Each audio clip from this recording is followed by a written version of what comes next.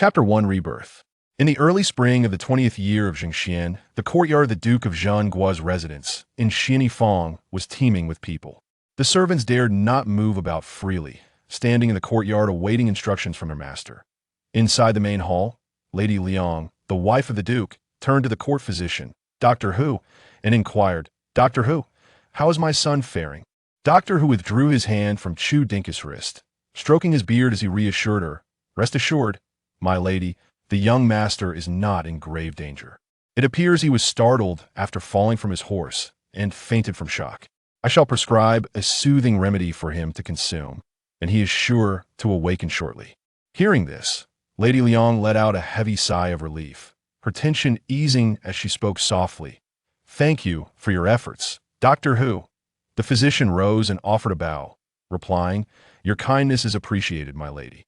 Afterward, Dr. Hu stepped aside to finalize the prescription, handing it to a waiting servant. "The emperor has been informed of the young master's accident and is greatly concerned. Now that we know he is safe, I must return to the palace to report to his majesty." Lady Liang felt embarrassed, saying, "I did not expect such a trivial matter to trouble the emperor." She turned to Aunt Shi and instructed, "Sire, have someone prepare a carriage. I wish to go to the palace to express my gratitude." Before Aunt Shi could respond, Dr. Hu interjected, "My lady, please wait." Before I left the palace, the emperor emphasized that everything must prioritize the young master. It would be best to wait until he awakens and is well again before you go to express your thanks. And she glanced at Lady Liang, who nodded in agreement. "Let us heed Dr. Hu's advice." The physician bowed once more to Lady Liang, stating, with the emperor's command, "I must take my leave." The steward, Chu Liang, stepped forward, escorting Dr. Hu out of Yuna Hall. Once Dr. Hu departed, the tranquility on Lady Liang's face faded, her eyes growing red as she gazed at the unconscious Chu Dingchi on the bed. How could Dingchi, who is trained in martial arts since childhood and is skilled in horsemanship, fall from his horse? The events had unfolded too abruptly from a moment the servants carried the fainted Chu Dingchi back to the Duke's residence to Dr. Hu's arrival for treatment. Not much time had passed. Upon seeing her son's pale face and his unconscious state, Lady Liang was struck with horror, her fears only now giving rise to questions. Chu Chang knelt before Lady Liang, saying, "I failed to protect the young master. Please punish me, my lady." Lady Liang frowned at him. What exactly transpired? Her only desire was to understand how Chu Dingchi had come to this predicament. Chu Chang explained, "Today, with the weather fair, the young master decided to ride out for hunting. Coincidentally, he encountered Princess Ping Lu, who was pursuing a white deer with her entourage. The young master intended to assist, but he was restrained by Commander Liao. He then tried to help the princess from the side to drive the deer towards her, but inadvertently stepped into a trap laid by the hunters and was thrown off by the startled creature. Fortunately, it was a trap designed for small game. Otherwise, the consequences would have been far graver than mere unconsciousness." Upon hearing this, Lady Liang cast a complex glance at Chu Dingchi and sighed. "Rise. This is not your fault." Ever since Chu Dingchi had fallen head over heels for Princess Ping Lu, he had become bewitched, losing all sense of reason whenever anything related to her arose. To speak frankly, Princess Pingle, with her illustrious identity and exceptional beauty and talent, would indeed be a dream come true for the Zhenghua Duke's household if they were to secure such a daughter-in-law. Unfortunately, while Prince Xiang harbors feelings, the divine maiden remains indifferent. The princess possesses not only a remarkable intellect and extraordinary capabilities, but also a beauty that could captivate nations, yet she deigns to look upon none of her numerous admirers. Chu Dingchi is merely one among those who yearn in vain. However, after hearing Chu Chang's words, Liang Shi finally comprehended why the esteemed physician who arrived with such alacrity. Surely, it was at Princess Pingle's behest that word was sent to the palace, prompting the skilled physician who to come forth and attend to Chu Dingchi's ailment. Contemplating this, Liang Shi sighed once more. The incident had transpired so unexpectedly, and physician who had arrived immediately upon Chu Dingchi's return home, demonstrating the prince's swift response. Alas, it seems fate has not favored the Duke's household. While Liang Shi lamented, Chu Dingchi lay ensnared in a nightmarish reverie. On that fateful day, the weather was splendid, the sun casting a warm glow upon all. In the elegant chamber of Tianranju, he had boldly declared, I am enamored with the princess and dare to request her hand in marriage. I vow to remain ever loyal and devoted, cherishing only her for the rest of my life, never to take another. Chu Dingchi still vividly recalled the sincerity and fervor in his tone, alongside the profound shame he endeavored to conceal. Mu Yingyan's expression remained composed. Unaffected by his overt declaration, she merely inquired, "Before me stands Chu Dingchi, or the heir of the Zhengguo Duke?" His countenance shifted slightly, suppressing the guilt within, yet he resolutely replied, "I am the heir of the Zhengguo Duke, but I am also Chu Dingchi." He understood that his approach was unseemly, yet his love for Mu Yingyan was boundless, and this was his sole opportunity to win her heart. He had to seize it. After a moment of quiet contemplation, Mu Yingyan answered, "Very well." Ecstatic, Chu Dingchi exclaimed, "Princess," but Mu Yingyan turned away, denying him further opportunity to speak. Lost in the thrill of soon marrying the woman he adored, he paid little heed to her departure. That moment. Chu Dingchi naively believed that by treating Mu Yingyan with utmost care and revealing the depth of his affection, she would inevitably be moved, and they would share a love more profound than that of any emperor and empress. Yet, he overlooked her pride born as the daughter of an empress. She was accustomed to adoration and lacked for nothing in love. How could she ever fall for a man who, taking advantage of her father's illness, sought to coerce her into marriage? Chu Dingchi failed to grasp this, and thus, despite their closeness over the decade, he could not thaw the icy heart of Mu Yingyan. Even though they had a child together, he remained oblivious to the truth.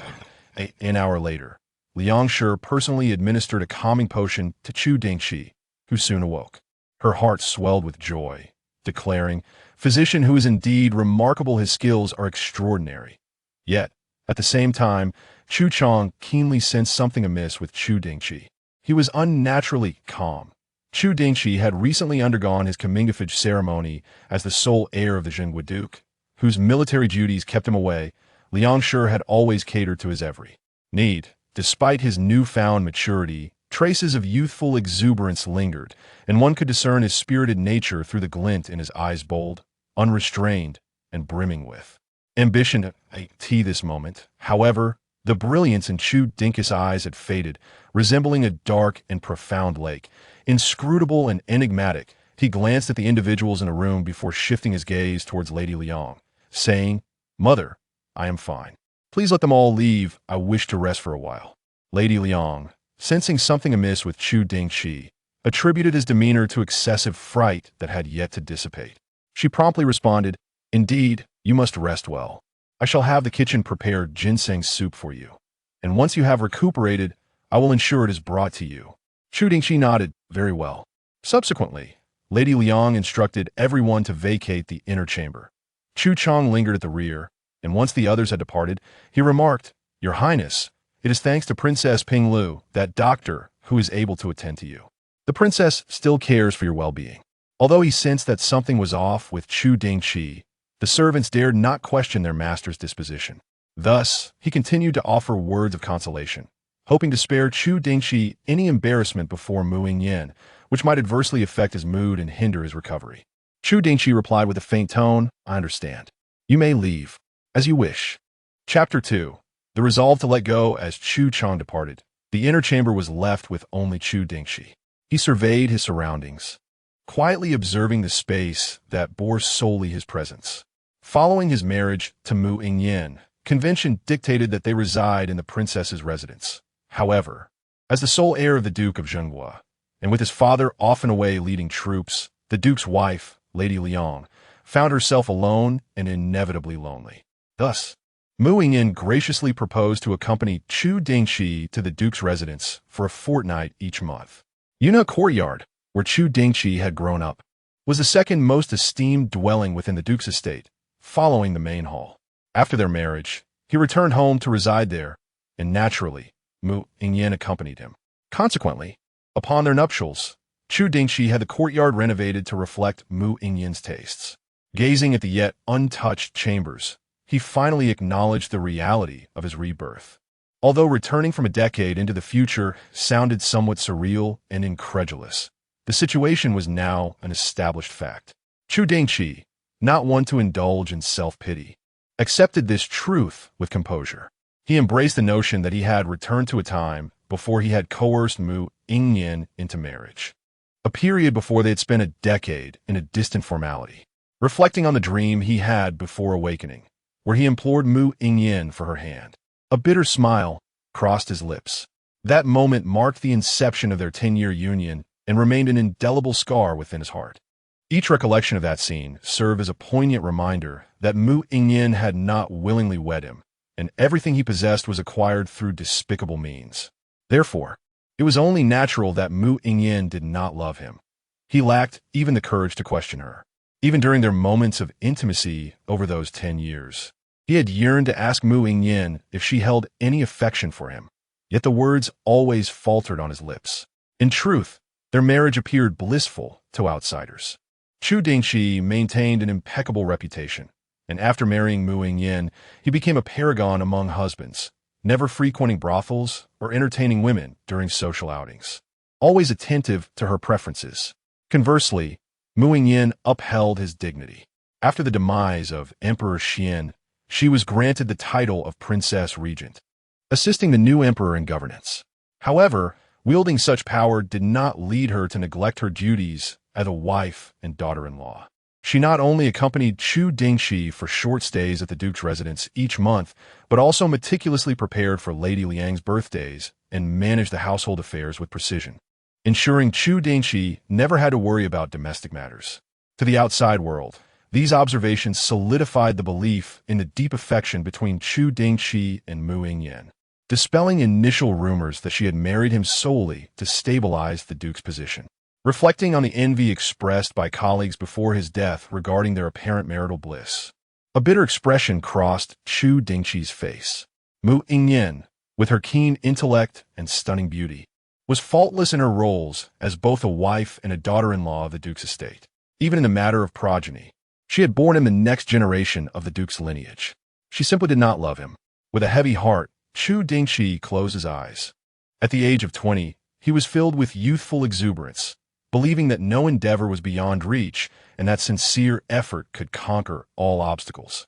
At the age of 30, Chu Dingchi was mature and composed, well aware that human emotions have their limits and that love cannot be forced. If one does not love, then they simply do not love, and time will not change that. In this lifetime, he chose to let go. Within the imperial palace in Fengyi Palace, Emperor Zhengxian was dining with the empress and their twin children. Dressed in a splendid yellow robe, his handsome visage, though past 40, still retained its elegance. Yet his pallid complexion added an air of fragility. As he set down his bowl, he was suddenly seized by a fit of coughing.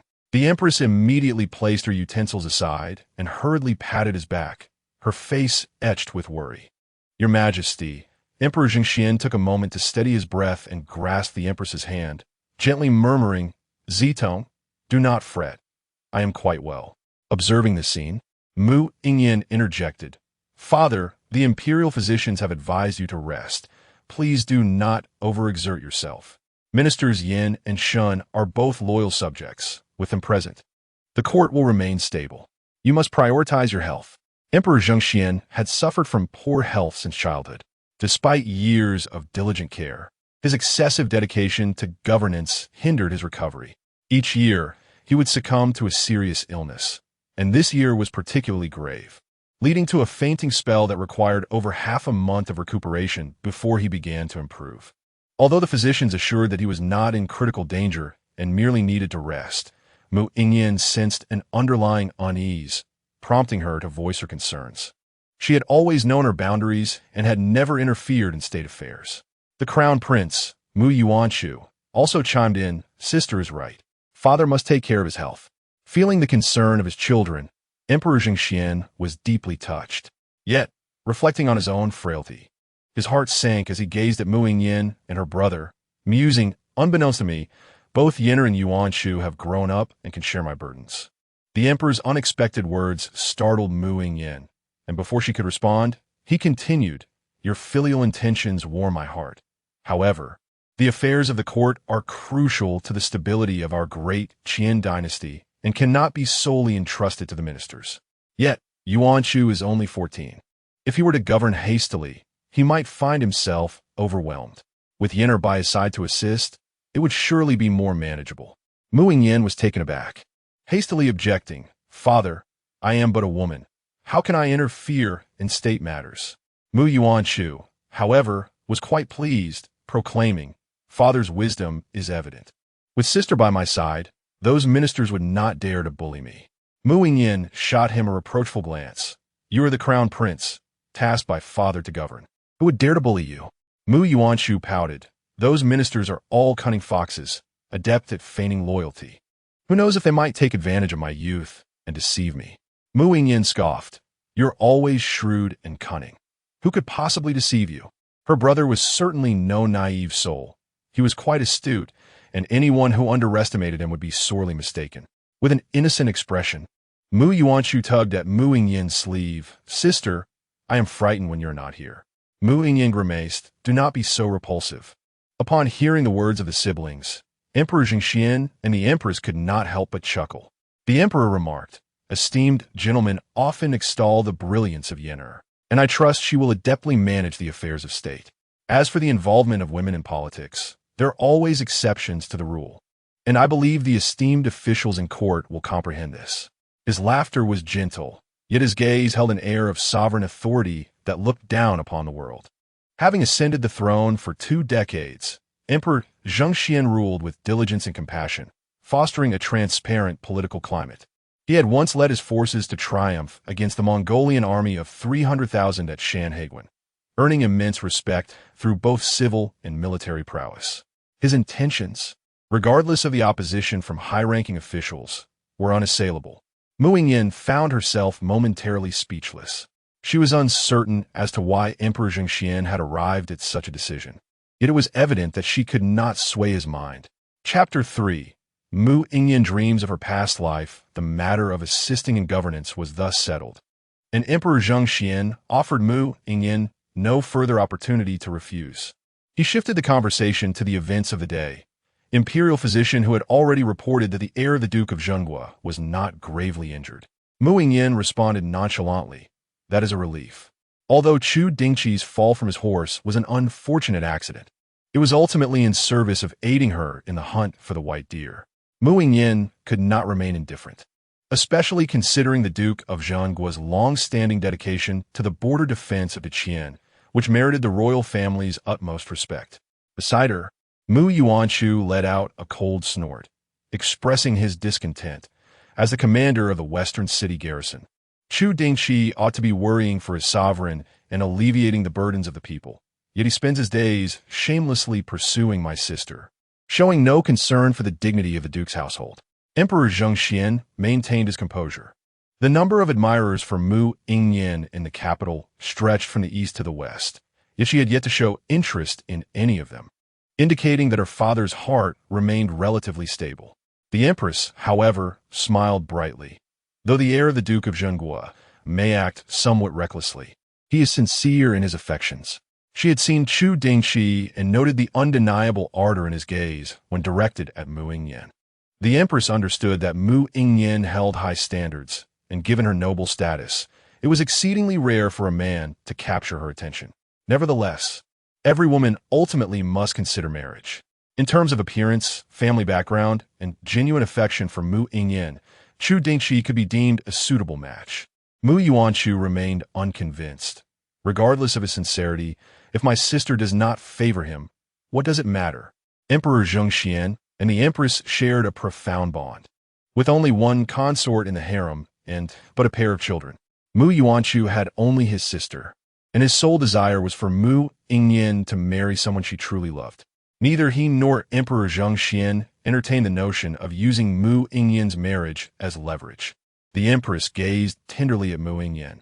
"My dear, have you ever contemplated what sort of ideal husband you might wish for in the future?" Upon hearing this, both Emperor Zhengxian and Mu Yuanchu turned their eyes toward Mu Yingyan. As the person in question, Mu Yingyan maintained a tranquil demeanor, devoid of any maidenly shyness, and replied, "As long as we fulfill our respective duties." Unlike the lofty expectations held by her parents and younger brother, Mu Yingyan herself harbored little anticipation for marriage. In her view, while her parents shared a profound love, Such a lifelong partnership was a rarity. Although Mu Yingyan, as the sole legitimate daughter of the emperor and empress, would see her future husband, regardless of background, inevitably subordinate to her, there was an understanding that he could neither take concubines nor dare to do so. However, the absence of daring did not equate to a lack of desire. The fickleness of men was a common occurrence, particularly in the capital, a hub for the powerful and affluent. Mu Yingyan had heard countless tales of favored concubines usurping wives or of unfaithful hearts. Naturally cool by disposition and accustomed to the myriad facets of the world, Mu Yingyan held no expectations for romantic entanglements. Fulfilling our respective duties was her outlook on the future of her marriage. The trio exchanged glances, bewildered by her response. Mu Yuanchu blinked. Sister, are you not setting your sights a bit too low?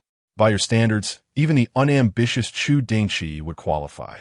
The esteemed emperor declared, Marriage is a matter of great significance, not to be taken lightly. Take your time to ponder.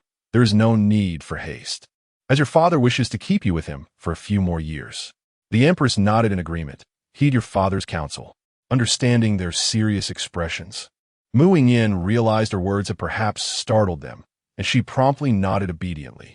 After partaking in lunch, Mu Yingyan accompanied the emperor and empress for a brief conversation before returning to the Zhaoyan Palace. Within the inner chamber of Zhaoyan Palace, Mu Yingyan, who was taking an afternoon nap, furrowed her brow tightly. In a moment of disorientation, she found herself in a spacious, luminous, and exquisitely elegant room filled with people. Although they were close, their faces remained obscured, as if veiled by a thin mist. A frail voice suddenly called out, Princess. Instinctively, Mu Yingyan turned toward the sound, catching sight of a man lying on a bed, his features indistinct, yet she could feel his gaze upon her. As Mu Yingyan was lost in thought, she suddenly heard herself speak. The one who revealed the imperial edict is on the way and will soon arrive in the capital. The duke's illness will be cured. This voice, Mu Yingyan froze, recognizing her own voice, albeit with a hint of maturity. What was this? Had she dreamed of the future? Could it be that today's discussion of marriage had prompted such thoughts, manifesting in her dreams? Yet it was not even evening. Realizing her circumstances, Mu Yingyan understood that she and the self within the dream shared the same body, but her consciousness was alone, powerless to act, merely a spectator. The man on the bed, hearing Mu Yingyan's comforting words, could only manage a bitter smile, saying, Princess, do not trouble yourself. I know my condition all too well, and now, no remedy can save me. Duke, the man interrupted Mu Yingyan, continuing, Little Su is still young. I must trouble the princess to care for him in the future. My inability to be there for him as a father is my failing, and I hope he will not harbor resentment towards me. That will not be the case. The woman's voice was calm, yet Mu Yingyan felt an undeniable wave of sorrow swell within her. That is good. The man smiled, gazing at Mu Yingyan. After a moment of silence, he spoke again, Princess, this marriage was forced upon me. Over the past decade, you have fulfilled your duties as a wife, nurturing and honoring your in-laws, while I have failed to be a proper husband, unable to bring you happiness. His voice grew increasingly frail, punctuated by a sense of resignation. I have spent 10 years proving that a forcibly arranged union bears no sweetness. If there's a next life, I do not wish to impose further. I will release you, as well as myself. With that, the man closed his eyes, his breath extinguished. Upon witnessing this, the servants in the room immediately fell to their knees, lamenting, Duke. Mu Yingyan continued to hold the man's hand, listening to the mournful cries around her, and calmly instructed, Everyone, please leave. At her words, none dared to question. They rose and exited the room. Mu Yingyan gently traced the contours of the man's face with her hand, from forehead to jawline. With each movement, her eyes gradually filled with tears, which fell drop by drop onto his face. You promised to cherish me for a lifetime, Prince. Yet you have broken your vow. A profound sorrow began to spread from her heart throughout her entire being. Although she existed solely as a consciousness, an indescribable pain mingled with regret enveloped her. Suddenly, a force of rejection surged forth, and in an instant, Mu Yingyan awakened, instinctively sitting up in bed. Seeing this, Miaoshu and who had been waiting nearby, hurriedly approached to inquire. "Your Highness." Mu Yingyan glanced at the two of them, confirming that she had indeed awakened from her dream. The heart-wrenching sadness seemed but an illusion. Perhaps it had always been merely that. Just as she was about to speak, she felt an unusual sensation on her cheek. Raising her hand to touch her face, she discovered dampness. Mu Yingyan stared blankly at her fingers. "Is this tears?" Miao Xue also noticed the traces of tears on Mu Yingyan's face. "Did your Highness have a nightmare?" Mu Yingyan shook her head. "I am perfectly fine. It was merely a dream, after all." Chapter 4. The West City Military Command as the esteemed physician who diagnosed, although Chu Dingchi had fallen from his horse. His robust physique, honed from years of martial training, had sustained no serious injury, merely a momentary shock. After consuming the tranquilizing potion prescribed by physician who, in partaking of his midday meal, Chu Dingchi had fully recovered. He reassured Lady Liang multiple times that he was well before departing the Duke's residence with Chu Chong. As they boarded the carriage, Chu Chong could not help but inquire, "Your Grace, are we truly heading to the West City Military Command? Would it not be prudent to rest for a few more days?" His doubts about Chu Dingchi's mental state were growing, suspecting that the fall may have affected his mind. Following the coronation ceremony, the reigning emperor had assigned Chu Dingchi to the position of commander at the West City Military Command. Nearly a month had elapsed since then, during which Chu Dingchi had only made a brief appearance at the command's office on the day he received the imperial decree. He had not returned since. The sudden intent to visit today was indeed puzzling to Chu Chong. Furthermore, since awakening, Chu Dingchi had adopted a more reticent demeanor, losing the exuberance and lightheartedness he once possessed, further fueling Chu Chang's concern regarding his mental faculties. Glancing at him with a steady gaze, Chu Dingchi replied, "I'm quite well." He was aware of the significant change within himself.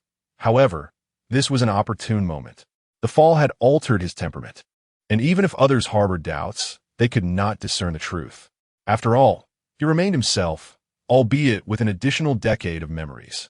In his previous life, he had also fallen from his horse while assisting Mu Yingyan in hunting white deer, yet he had similarly recovered that very day. This incident quickly spread throughout the capital, rendering him a subject of jest. Upon learning of it, Chu Dingchi felt a blow to his pride and retreated to the Duke's residence for several days, re-emerging only once the uproar had subsided. Now, however, he had resolutely decided to leave the estate that day, marking the first step in altering the trajectory of his life.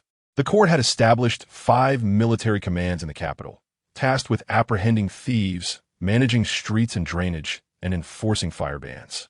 Due to the overlap in responsibilities concerning the pursuit of criminals, the duties of the 5 military commands were closely intertwined with the public security functions of the Shuntian Prefecture.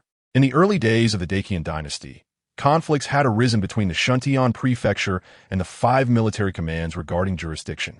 Once Emperor Zhengxian ascended the throne, to prevent further disputes, he entrusted the entirety of the capital's security to the 5 military commands.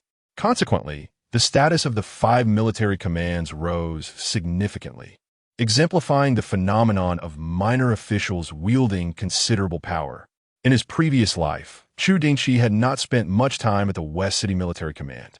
After marrying Mu Yingyan, Emperor Zhengxian had reassigned him to the 3,000 camps. In his youthful arrogance, he believed that although the 5 military commands were responsible for maintaining order in the capital, no one would dare to cause trouble beneath the emperor's gaze. Their challenges were merely trifling skirmishes, devoid of any real excitement. Moreover, his focus had been solely on Mu Yingyan, and by the time he departed the West City Military Command, the visits he had made there could be counted on one hand. It was only after experiencing a multitude of events and maturing in wisdom that he came to understand the grave responsibilities of the 5 military commands. Even beneath the emperor's watchful eye, the capital's vice was no less prevalent than in other regions, particularly within the East and West City military commands. In the capital, there exists a saying, "The East is affluent while the West holds wealth. The South is impoverished and the North is despised." This phrase reveals that the dignitaries and aristocrats of the capital predominantly reside in the eastern and western districts. Within this esteemed circle, Each individual boasts a lineage of greater distinction than the last. For the military governor tasked with maintaining order in the eastern and western districts, it is imperative to possess a commanding officer capable of exerting authority. Hence, an unwritten rule has emerged. The military governors of the eastern and western districts must be scions of noble families. In his previous life, Chu Dingchi failed to fulfill the responsibilities of a commanding officer. Thus, in this life, he resolved to instigate change beginning with the Western District's military office.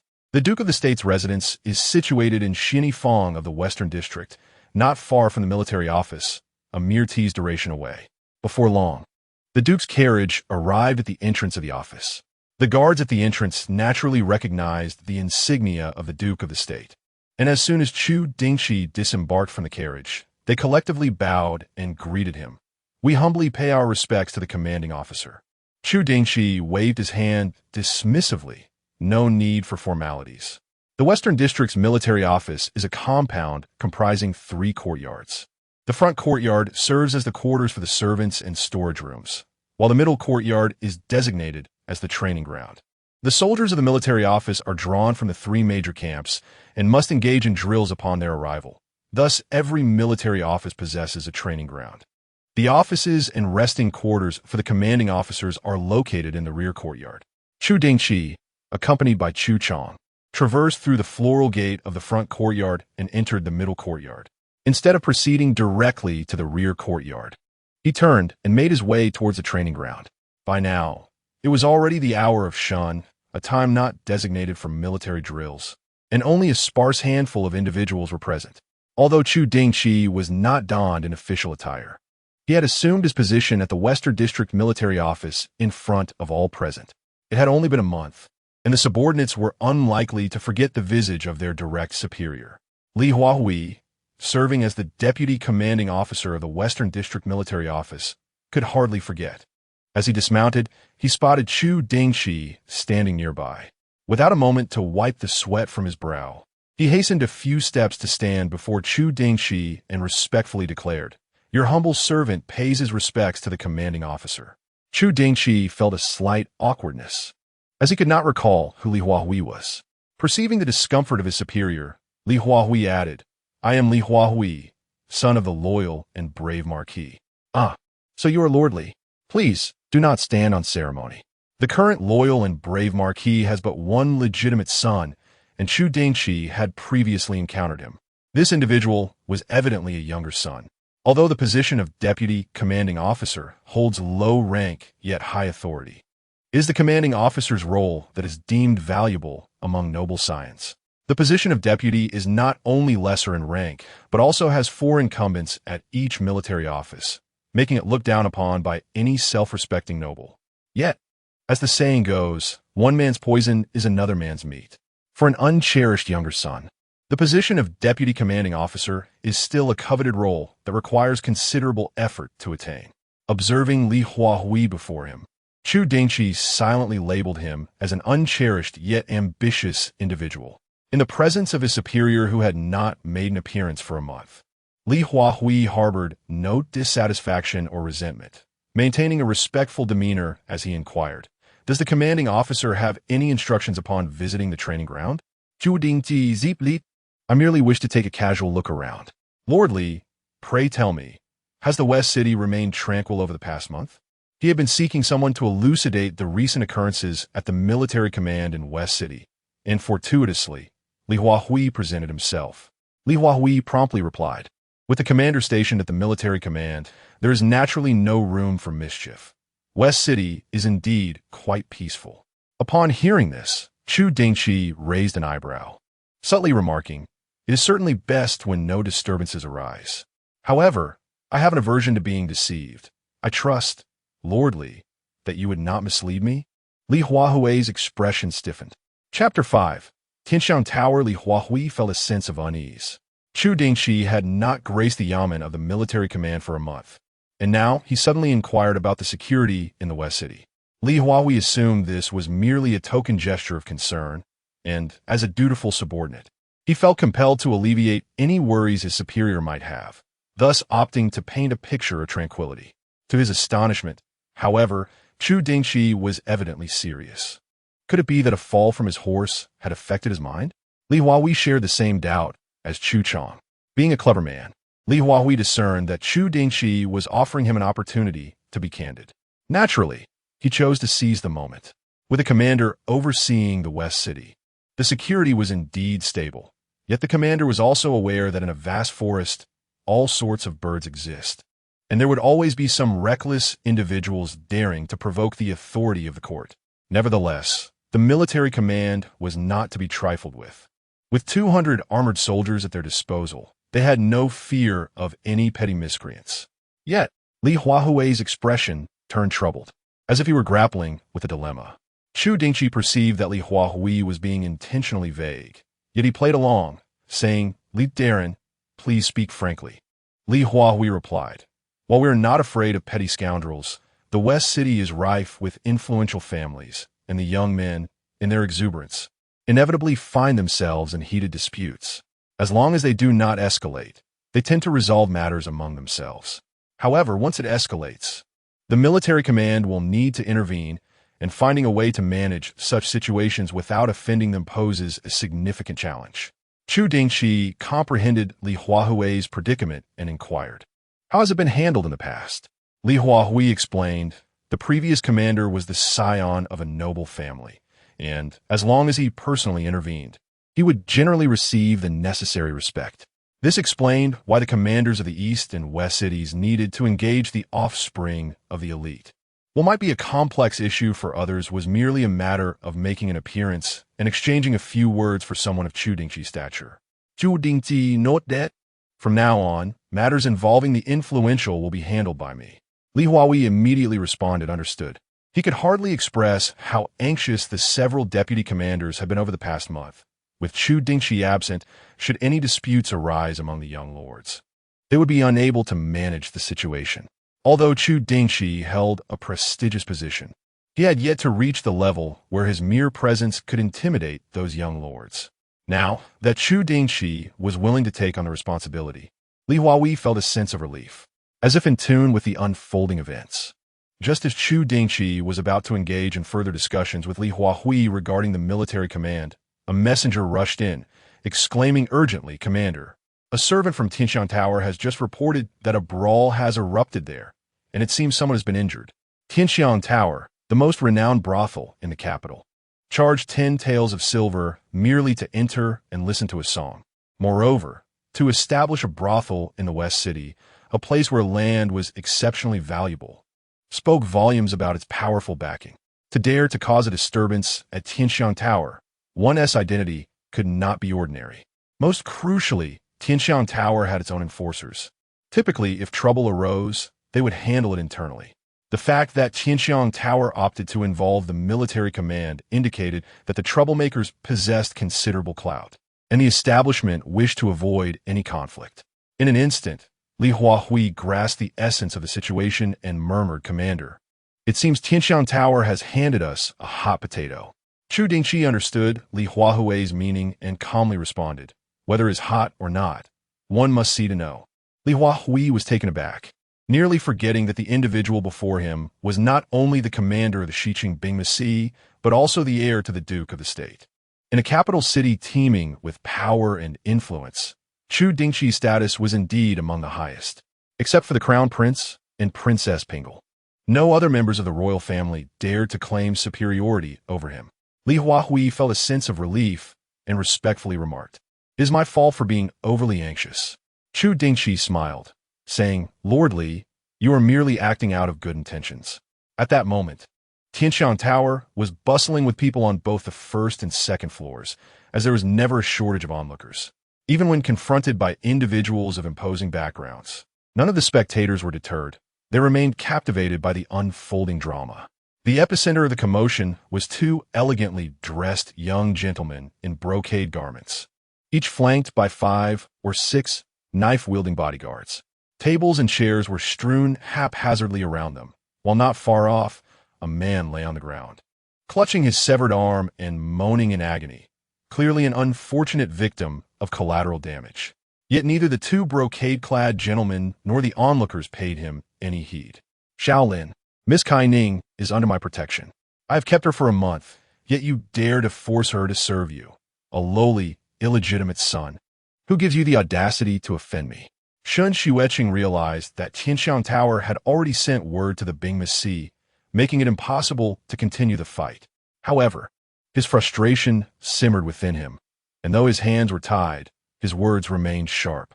Xiao Lin detested having his status used against him and retorted, Shun Xueqing, who does not know that the Prime Minister only values your elder brother. He has openly stated that he wishes you had never been born. What is there for you to be proud of? Although Xiao Lin was the illegitimate son of the Duke of Dingbei, rarity confers value. With only 2 sons and a daughter, his standing in the Duke's household was not insignificant.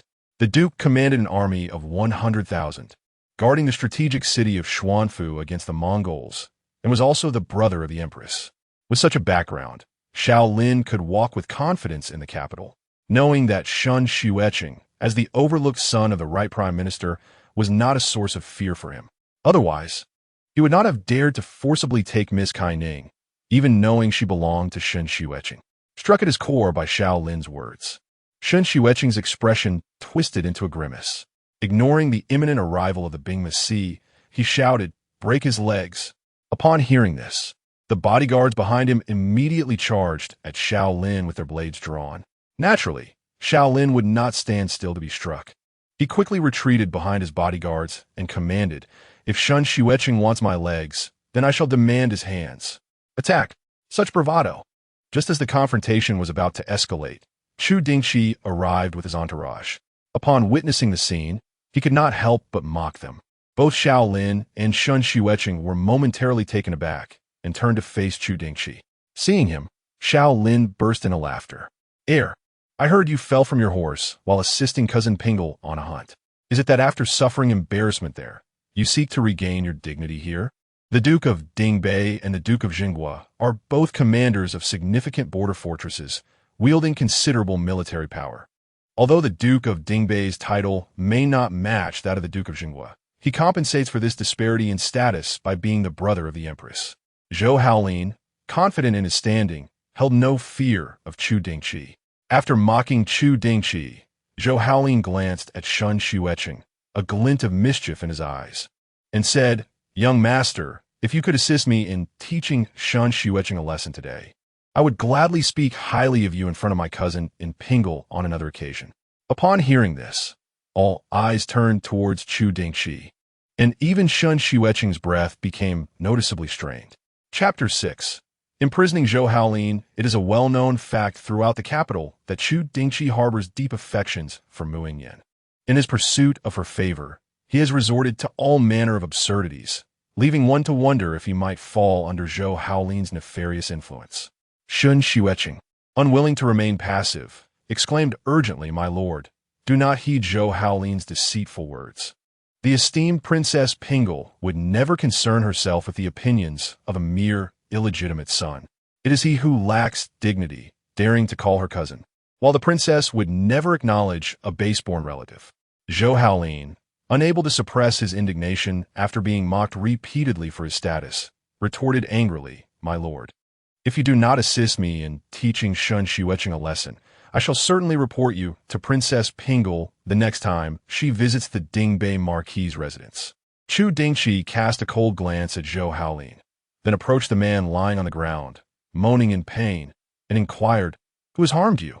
The man, drenched in sweat from his agony, hesitated to respond, seemingly unwilling to offend either Zhou Haolin or Shun Xueqing. Chu Dingchi chose not to press further. Instead, he turned to the matron of the Tianxiang Tower and commanded, "Send someone to take him to the medical clinic, with the expenses to be shared equally by Zhou Haolin and Shun Xueqing." After all, regardless of which guard inflicted the injury, it was their altercation that caused the misfortune, and thus both should bear the responsibility. Neither Zhou Haolin nor Shun Xueqing protested. It was merely a matter of medical expenses, and they were not without means.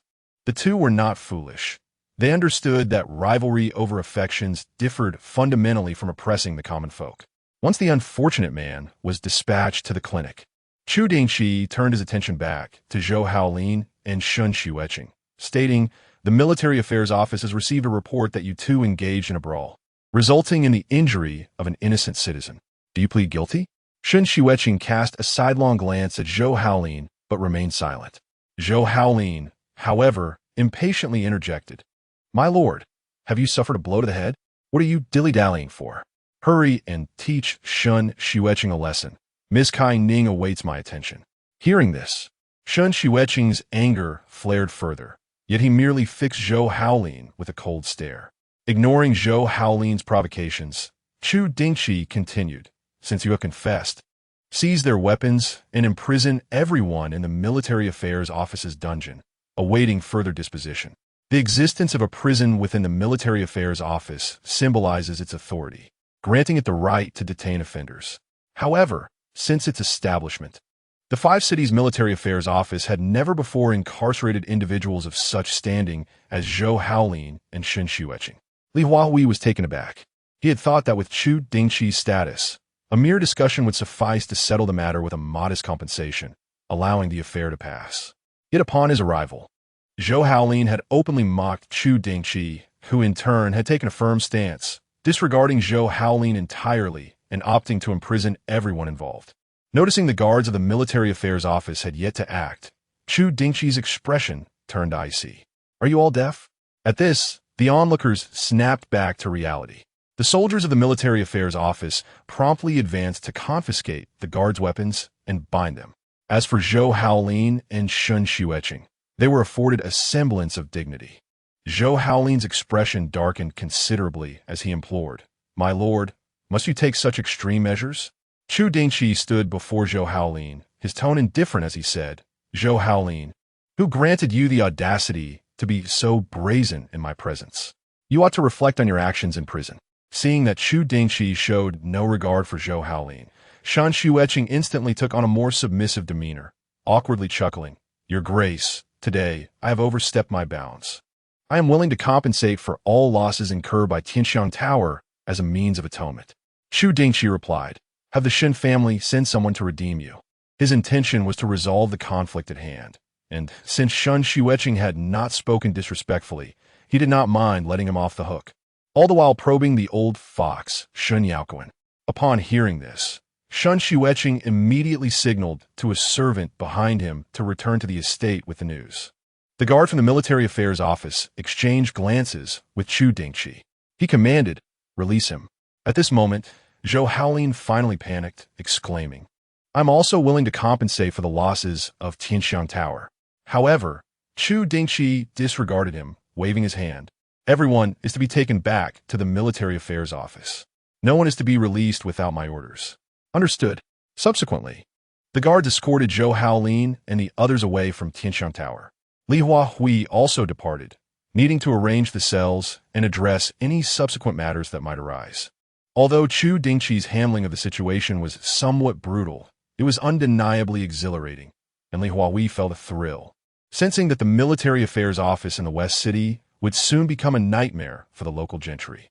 At this point, Chu Dingchi turned his attention to Tianxiang Tower, which lived up to its reputation as a renowned den of indulgence.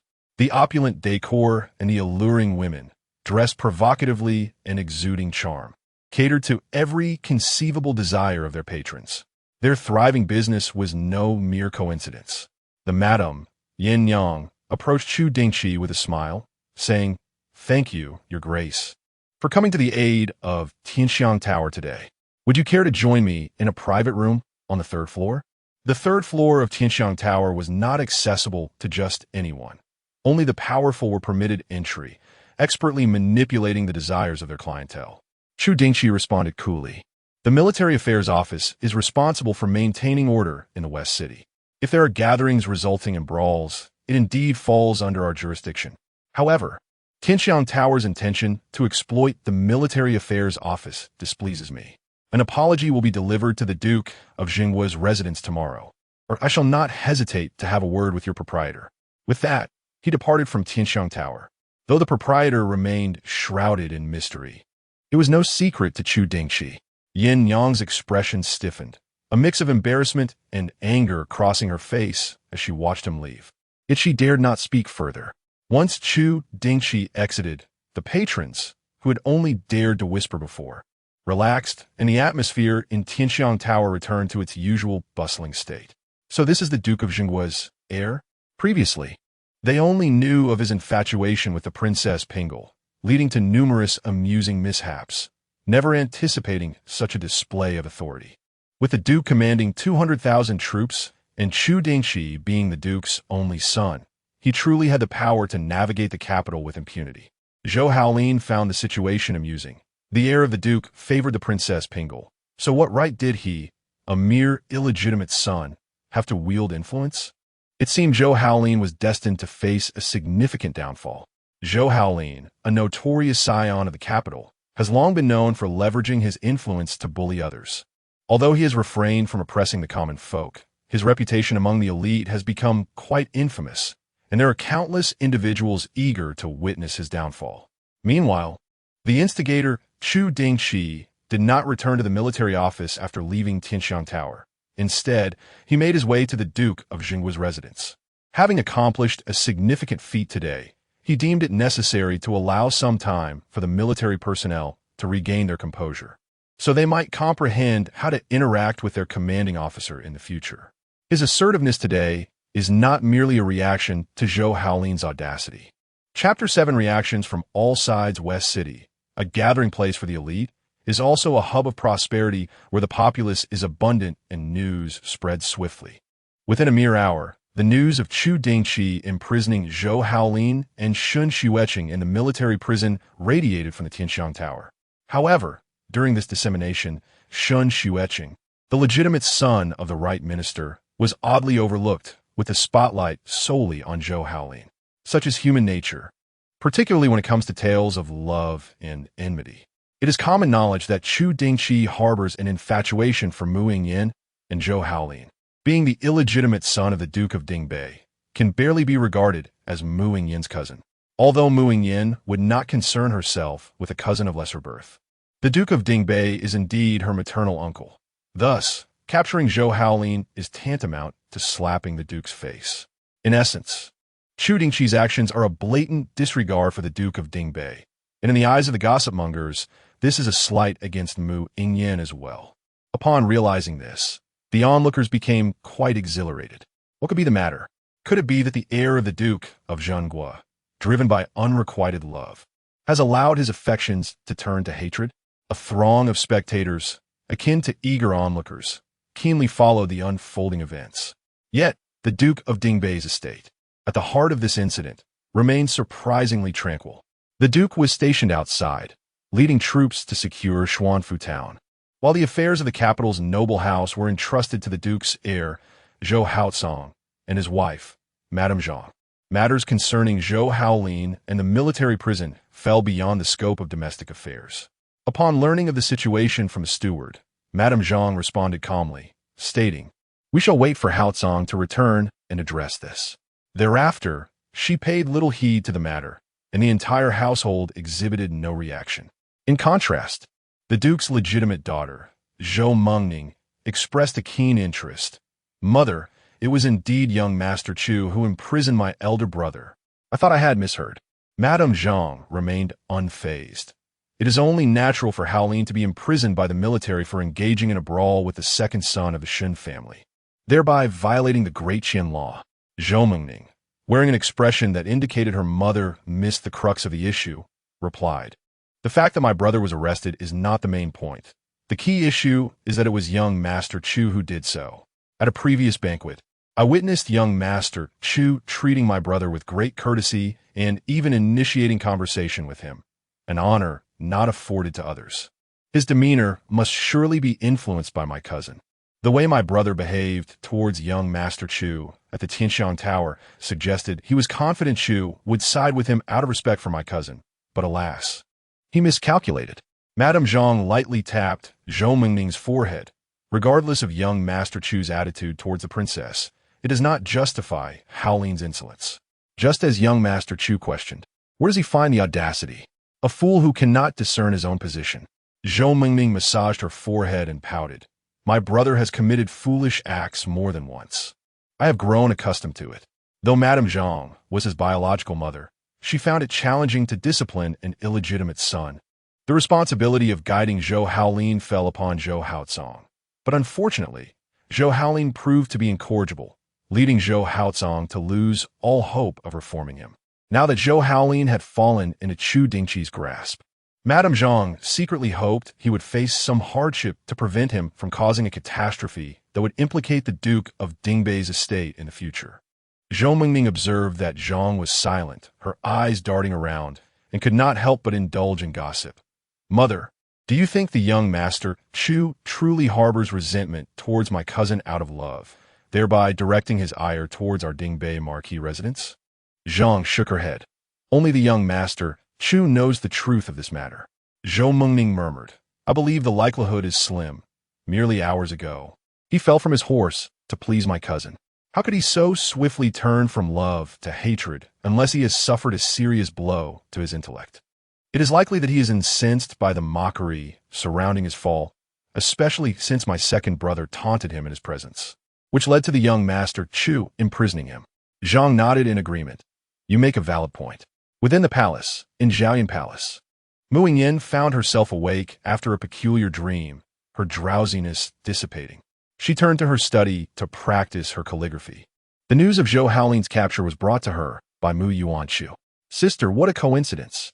Young Master Chu has not visited the military office for a month, and today he chose to go. How unfortunate for Zhou Haolin." Mu Yuanchu harbored no fondness for Zhou Haolin, the arrogant and inept illegitimate son of the Dingbei marquis. Mu Yingyan continued to focus on her calligraphy, replying coolly, "You are the crown prince, not a mere street vendor. Your concern should lie with matters of state rather than trivialities."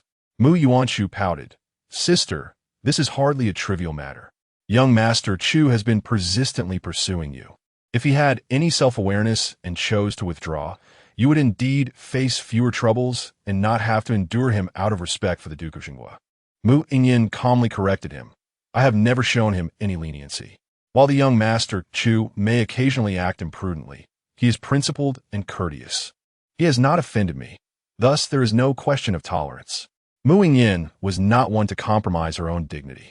Disregarding her words, Mu Yuanchu asserted, "As long as young Master Chu does not pursue you any further, that is all that matters." Upon finishing her final character, Mu Yingyan lifted her gaze to meet Mu Yuanchu's eyes. Her skin was as fair as snow, her willow-like brows gracefully arched, with a glow of brilliance in her gaze. Mu Yingyan possessed alluring peach blossom eyes that, at first glance, seemed to contain boundless affection, stirring the heart. However, with prolonged acquaintance, one would discover that these eyes held no emotion, akin to a tranquil lake, unruffled by even the gentlest touch. Yet, before her younger brother Mu Yuanchu, Mu Yingyan found it difficult to remain indifferent. With a hint of exasperation, she remarked, "Tomorrow at the morning court, father will announce your regency. It is one thing not to consult the grand tutor on matters of governance. Must you also waste time here?" Mu Yuanchu settled across from her at the desk, relaxed. "As long as I have you by my side, I have no fear. Besides, I am only 14. Making mistakes is quite normal. Wouldn't you agree?" As he spoke, a mischievous glimmer flickered across his youthful face.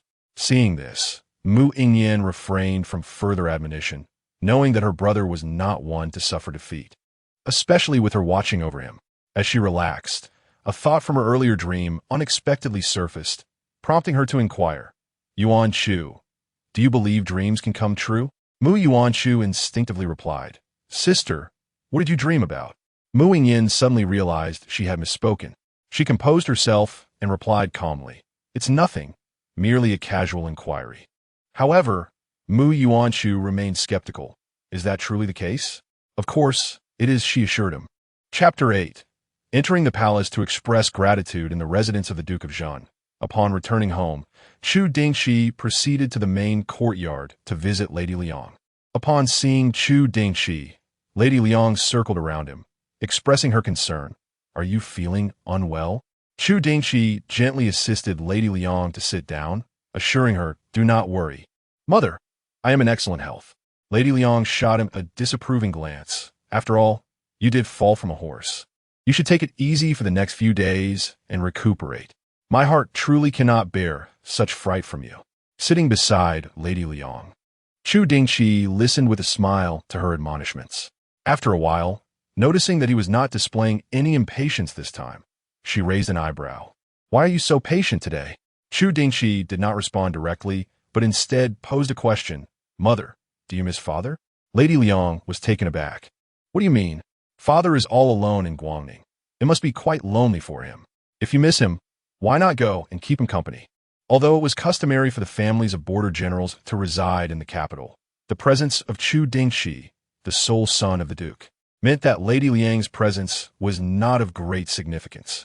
Lady Liang, suspicious, queried, "You're not trying to send me away so you can have your way, are you?" Given Chu Dingchi's past behaviors, her doubts were understandable. His expression darkened. "Mother, I am now of age and hold a position in the court. I am no longer the child in need of your guardianship." Lady Liang found this amusing. "Do I need to remind you why you fell from your horse today?" It was evident that Chu Dingchi's confidence in speaking this way before her was misplaced, and, as a mother, she knew precisely how to strike at the heart. Momentarily halted, Chu Dingchi abandoned the thought of persuading Lady Liang to visit Guangning. Having returned from a 10-year rebirth, he was no longer the naive and immature youth he once was. Yet others perceived him merely as having fainted for an hour, unaware of the events that had rendered him the subject of ridicule in the capital. Seeing that he had no retort, Lady Liang did not press him further and gently said, "Dingchi, I am pleased that you were able to visit the West City Military Commission today. Your position as the commander there is a favor bestowed by the emperor. Regardless of your feelings, it is imperative that you fulfill your duties." She had previously expressed similar sentiments, but at that time, Chu Dingchi had not taken them to heart. Now, however, he recognized Lady Liang's intentions and nodded. "Do not worry, mother. I will fulfill my responsibilities as commander. Furthermore, your recovery is greatly attributed to the emperor sending physician who, since you are now well, you should go to the palace to express your gratitude." Lady Liang initially intended to accompany Chu Dingchi, but realizing he felt grown up enough to go alone, she decided to let him venture forth independently. She could not protect him for a lifetime. Chu Dingchi remarked, "Thank you for the reminder. Mother, I shall head to the palace now." As he made his way toward the door, he suddenly halted, turned back, and said, "Mother, I was inconsiderate in the past and caused you worry." With that, he departed. Lady Liang felt a warmth in her heart. Dingchi has truly matured. Meanwhile, Chu Dingchi's emotions were rather complex. In a previous life, Lady Liang devoted her entire existence to worrying about Chu Dingchi. Despite his efforts to present a facade of affection towards Mu Yingyan in her presence. A mother knows her son best, and Lady Liang was acutely aware of the turmoil that resided within him. Even in her final moments, bedridden and nearing death, her thoughts were consumed with concern for Chu Dingchi. His recent words were, in essence, an apology to his former self in his previous life. He had been entirely captivated by Mu Yingyan, neglecting his parents. It was only upon receiving the news of the Duke of Zhengguo's death in battle that Chu Dingchi experienced a profound awakening. However, Lady Liang and the Duke shared a deep bond, and she never afforded Chu Dingchi the opportunity to fulfill his filial duties. Shortly after attending the Duke's funeral, she succumbed to illness and passed away. Within a matter of months, Chu Dingchi found himself bereft of both parents, consumed by remorse.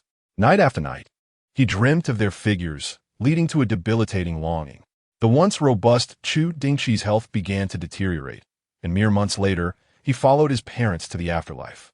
Now, having been granted a second chance at life, Chu Dingchi is determined to alter the fate of the Duke of Zhengguo in battle, and thereby change Lady Liang's destiny. Yet, he remains steadfast in his intention to honor his parents. He must allow Lady Liang to witness his transformation. The carriage halted outside the estate. Once Chu Dingchi boarded, the driver promptly set off towards the palace. Accompanying him was Chu Chong, who could no longer contain his curiosity. Since awakening, it seems the young lord has undergone a significant change. As his devoted attendant, Chu Chong was most attuned to the nuances of Chu Dingchi's transformation. Gazing through the carriage window at the scenery outside, Chu Dingchi felt the invigorating pulse of life, a sensation he had not experienced in a long while, having been bedridden during the final days of his former life. Responding to Chu Chong, he softly remarked, I have had a dream, a beautiful yet sorrowful dream. Chu Chang's expression was one of confusion. Chu Dingchi patted his shoulder and smiled. No matter how I change, I remain myself. Whether I am the 20-year-old Chu Dingchi or the 30-year-old version, to you, there is little difference. I am still the one deserving of your lifelong loyalty. Chu Chang nodded earnestly. The young lord will always be the young lord. Emperor Jingxian and the Duke of Zhenghua had forged a deep bond in their youth, having jointly triumphed over the Mongolian army.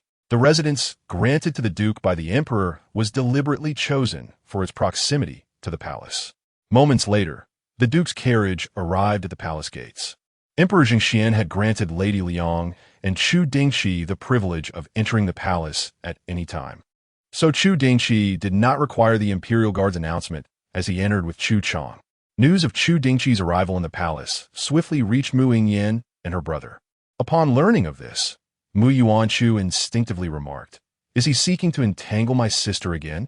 A young eunuch replied, "The duke's son appears to be here for an audience with the emperor. What could he possibly want with our father?" Mu Yuanchu questioned, perplexed. Mu Yingyan quickly deduced.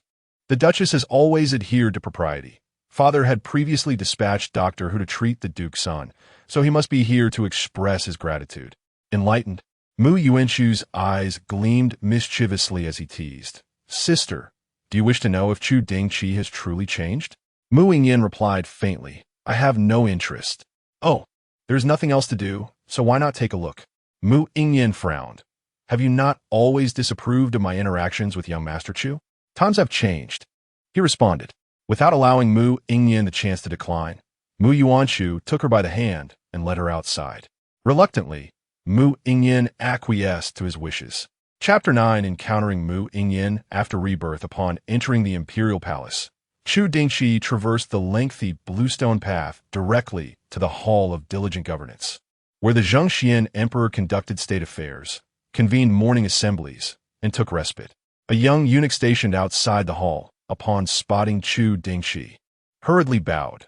This humble servant pays his respects to the young master. Chu Dingchi Zipli, I would be grateful if you could inform the emperor that Chu Dingchi has come to express his gratitude. Please wait a moment, young master, the eunuch said, as he entered the grand hall. Shortly thereafter, he emerged, clasping his hands in salute. Young master, the emperor summons you. Thank you, eunuch, Chu Dingchi nodded, motioning for Chu Chang to wait outside, before stepping into the Hall of Diligent Governance. Whether in his past or present life, Chu Dingchi had frequented this hall many times. Thus he required no guidance from the eunuch. Upon reaching the main hall, he beheld the Jingxian emperor seated behind the imperial desk, reviewing memorials. Kneeling, he greeted, "Your servant pays his respects to your majesty." "Please rise," the emperor responded. Upon hearing this, Chu Dingchi stood, raising his gaze to meet the emperor's, who regarded him with a warm smile. Seeing his former father-in-law, whose life was now dwindling to mere months, Chu Dingchi could not help but let out a silent sigh. A wise ruler, yet regrettably frail. Chu Dingchi clasped his hands and said, "Your servant, regrettably, had an unfortunate fall from a horse recently. I am immensely grateful to your majesty for dispatching imperial physician Hu to attend to me." The Zhengxian emperor observed Chu Dingchi's flushed complexion and smiled. "It is good to see you unharmed. Tianque is safeguarding Liaodong against the Mongol forces beyond the Shanhaiguan Pass. Naturally, I must look after his family. Chu Dingchi Zipli, to serve the country loyally, is the duty of a minister." The emperor's smile deepened at this. "I am aware that both you and your father are loyal subjects. Concerning the matter of Tianxiang Tower, I have been informed. I was previously concerned that you might struggle with moderation, but it appears I can trust you with the Western City Military Command." Rather than reveling in the emperor's praise, Chu Dingchi humbly confessed, "Your majesty places great expectations upon me, yet I have only now begun to fulfill my duties as the commander. I beseech your majesty to hold me accountable for my negligence." The Zhengxian emperor waved his hand dismissively. "You are still young. As long as you correct your course in a timely manner, that is sufficient. Your servant is grateful for your majesty's magnanimity," Chu Dingchi responded. The emperor picked up another memorial, stating, "As for the Tianxiang Tower affair, you may handle it according to protocol without concern for anything else." "Understood," Chu Dingchi acknowledged. and then, discerning the appropriate moment, took his leave. Your servant bids farewell. The emperor nodded. You may depart. Bowing, Chu Dingchi exited the main hall, inwardly sighing once more. The emperor's excessive toil had rendered him beyond the reach of medicine. Even if Chu Dingchi possessed foreknowledge of the future, he could not save the emperor. Hence, he refrained from advising the emperor to take rest, as there were numerous physicians in the imperial hospital who could not possibly be unaware of the emperor's condition. It seemed that the emperor was acutely aware of his own health, reflecting on the emperor's actions prior to his passing, all of which paved the way for the new sovereign. Chu Dingchi's suspicions were further solidified. After leaving the Hall of Diligent Governance, Chu Dingchi made his way outside the palace with Chu Chang. Yet after only a few steps, he encountered the approaching siblings, Mu Yingyan and her brother. Chu Dingchi was momentarily taken aback. He had anticipated meeting Mu Yingyan again, but never imagined it would occur on the very day of his rebirth. The 16-year-old Mu Yingyan, unmarried to her beloved Mu Yingyan, clad in a delicate blue palace gown, her silken hair cascades casually down her back, exuding an elegance intertwined with a hint of allure that stirs the heart of anyone who beholds her. Regardless of how many times they meet, Chu Dingchi remains captivated by Mu Yingyan. Yet, he is no longer the impetuous and reckless Chu Dingchi of yore. Memories of their 10 years together flood his mind, and he quickly regains his composure. As Mu Yingyan and her brother approach, he bows slightly and calmly states, "This humble official pays his respects to His Highness the Crown Prince and Princess Pingle." Mu Yuanchu's eyes flicker with surprise. What a transformation! As the object of Chu Dingchi's affections, no one perceives his change more acutely than Mu Yingyan. The once fervent gaze has turned placid, though his visage remains the same. It feels as if he has become a different person entirely. Stealing a glance at Mu Yingyan and noticing her unruffled demeanor, Mu Yuanchu clears his throat and inquires, "What brings the heir to the palace today?" Chu Dingchi replies, "This humble official has come to express gratitude." Mu Yuanchu nods in understanding. "How fares your health, heir?" "Thank you for your concern, Your Highness. I am quite well." That is reassuring. An awkward silence ensues, as Mu Yuanchu awkwardly makes small talk, struggling to find further topics. He cannot very well gossip about Chu Dingchi's transformation in his presence, no matter how overwhelming his curiosity. Sensing Mu Yuanchu's discomfort, Chu Dingchi graciously states, "This humble official takes his leave. Please travel safely." Mu Yuanchu responds promptly. As Chu Dingchi turns to depart, he does not cast a single glance at Mu Yingyan. Watching his retreating figure, Mu Yuanchu clicks his tongue in disbelief. It seems Chu Dingchi has truly lost his wits.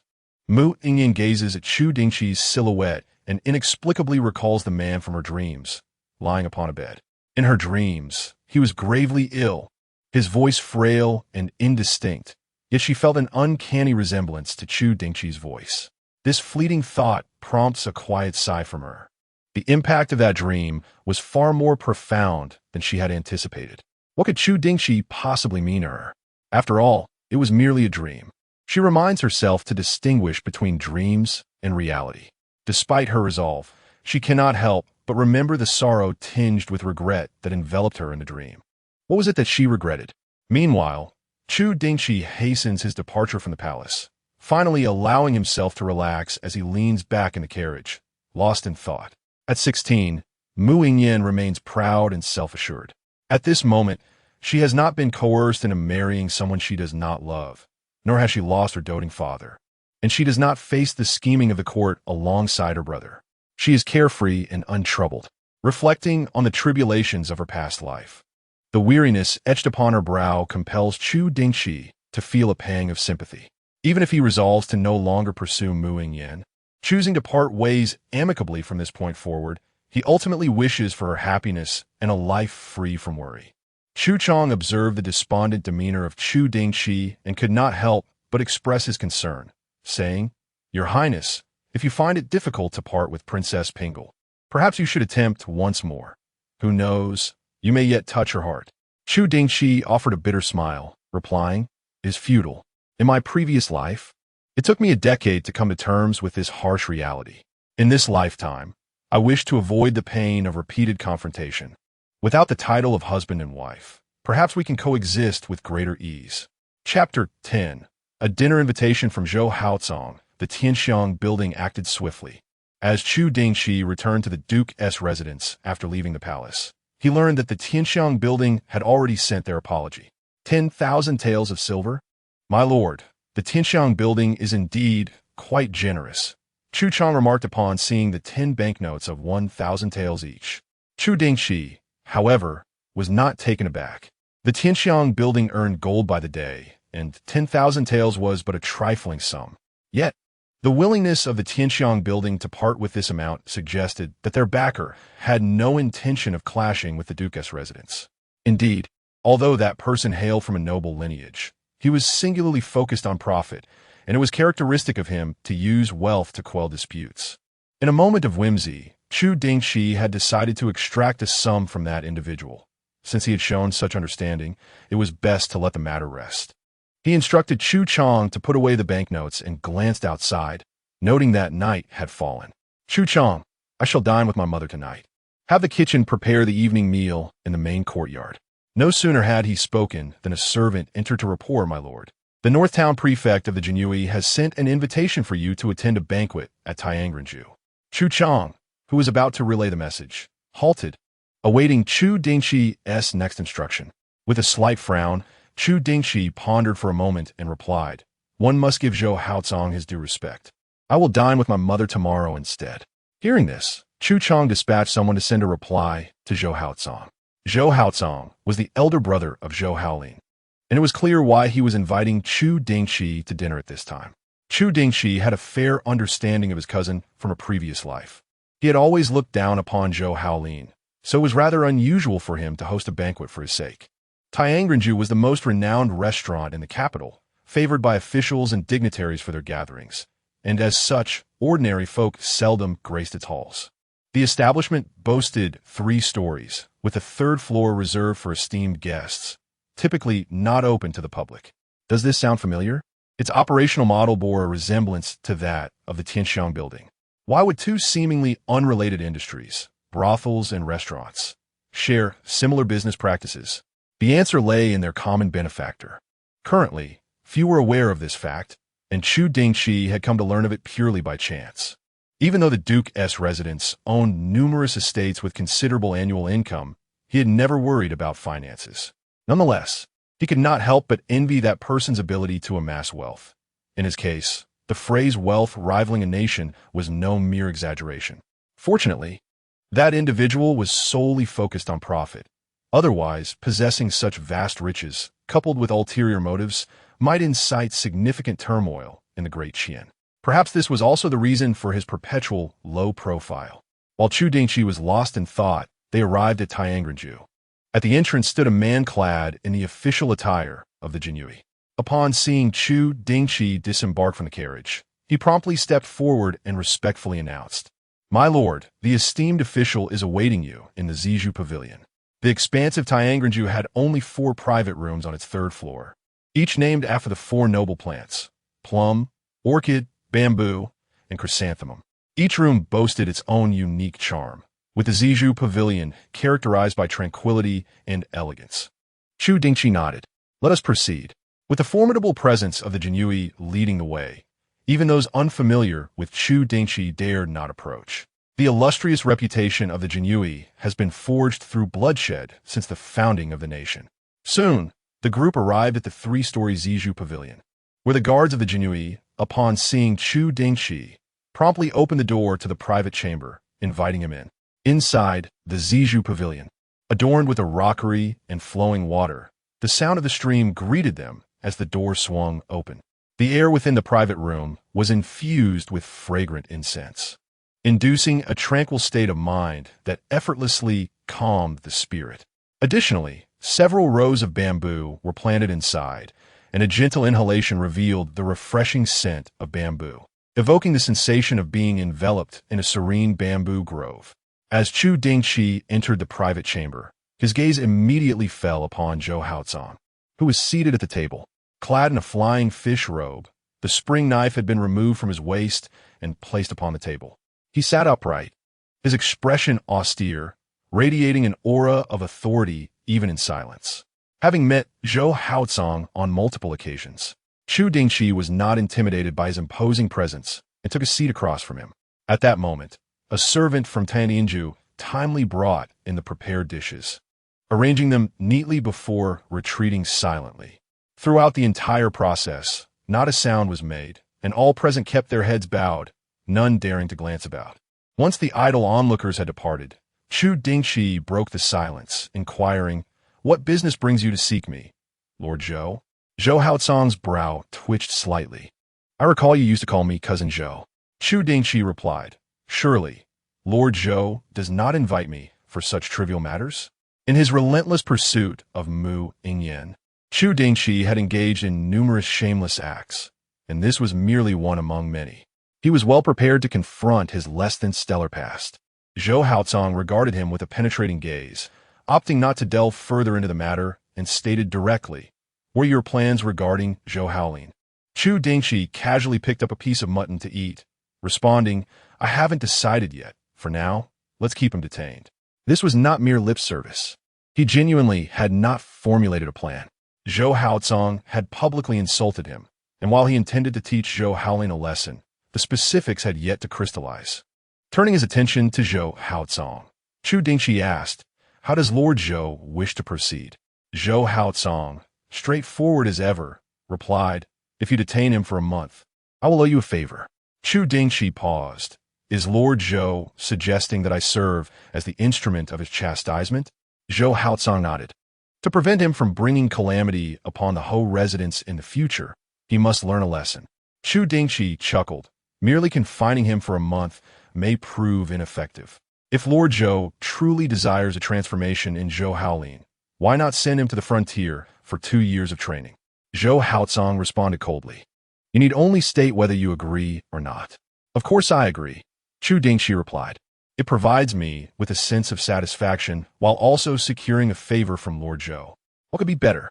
Upon hearing this, Zhou Haocang's expression softened, and he poured a cup of wine for Chu Dingchi, saying, "When you have determined how you wish me to repay this favor, do send word." Chu Dingchi waved his hand. "No need to wait. I have an immediate matter that requires your assistance." Zhou Haocang inquired, "What is it?" "I have not only apprehended Zhou Haolin, but also Shun Xueqing. I am concerned that Shun Yaoquan may seek retribution against me. Could you help me investigate him?" Zhou Haocang's gaze sharpened. "I am merely the Northern Pacification Envoy, not the commander of the Jinyue. Shun Yaoquan serves as the current chancellor, and with Zhou Haocang's rank, he scarcely possesses the authority to investigate Shun Yaoquan, at least not until the decree of Emperor Zhengxian is issued." Chu Dingchi maintained an impassive expression, remarking, "It is merely a private inquiry. I have no intention of taking any drastic actions."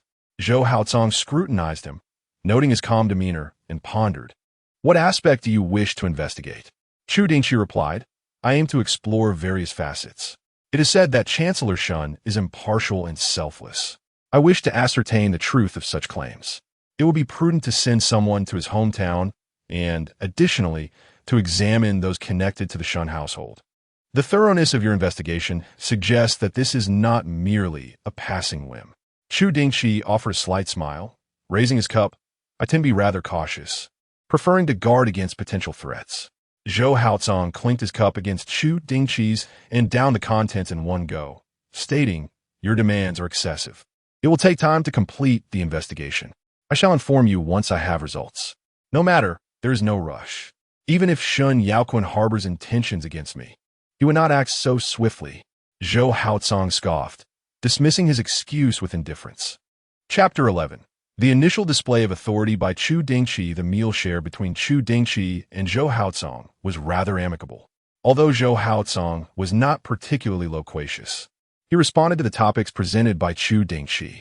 Chu Dingchi was well aware of his cousin's temperament and did not anticipate excessive enthusiasm. Thus he held no high expectations and, consequently, felt no disappointment. As the dinner progressed, Chu Dingchi was struck by the realization that, despite having been relatives for a decade in his past life, their interactions had never been as harmonious as they were that day. The reason for this was clear to him. In his previous life, during the critical illness of the Emperor Zhengxian, when the royal family prioritized the stability of the borders, He sought to wed Mu Yingyan, although Mu Yingyan had never disclosed this to anyone. Her prior indifference towards him made her sudden proposal to marry him puzzling, and easily deduced were the circumstances that led to such a change. Thus, after their marriage in his former life, the family of the Duke of Dingbei remained distant from Chu Dingchi. Additionally, there was the new emperor. While the new emperor appeared to be close to Chu Dingchi, promoting him several times over the decade, he never entrusted him with significant responsibilities, as though he were merely a decorative figure. Reflecting on his past life, Chu Dingchi perceived himself as a complete failure. He had failed to win the affections of his beloved and had accomplished nothing in the court. Nevertheless, he considered himself fortunate to have been granted a second chance.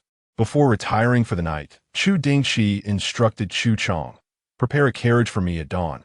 I shall be heading to the Yamen to take attendance." Given his muddled romantic endeavors, he resolved to concentrate on his political career. "Yes," Chu Chong acknowledged. The following morning, after partaking in breakfast, Chu Dingchi set off in a carriage towards the military affairs office. The steward of the Shun family was awaiting him at the entrance. As Chu Dingchi disembarked from the carriage, the steward respectfully addressed him. "Old servant Shunli pays his respects to the commander. Please, no formalities. Does Minister Shun have something to convey to me?" Chu Dingchi inquired. Shunli replied, "The second young master has erred and shall accept the punishment from the military affairs office. The Shin family harbors no grievances." Raising an eyebrow, Chu Dingchi remarked, "Young Master Shun has acknowledged his mistakes with commendable humility. I have already permitted him to atone for his transgressions. Did the messenger not convey this clearly?" Shenli responda. "The master insists that one must bear the consequences of their actions. The commander need not consider the master's sentiments." Upon hearing this, Chu Dingchi, with a knowing glint in his eyes, said, "Minister Shun exemplifies the model of integrity among officials. Such impartiality commands my respect." Shunli bowed his head in silence. Chu Dingchi gestured, "Please inform Minister Shun that I shall administer punishment according to the law. For the offense of inciting a brawl, the penalties may vary, particularly as young masters Zhou Haolin and Zhou Haotsong's altercation resulted in injuries to innocent parties. According to the law, strict measures must be enacted.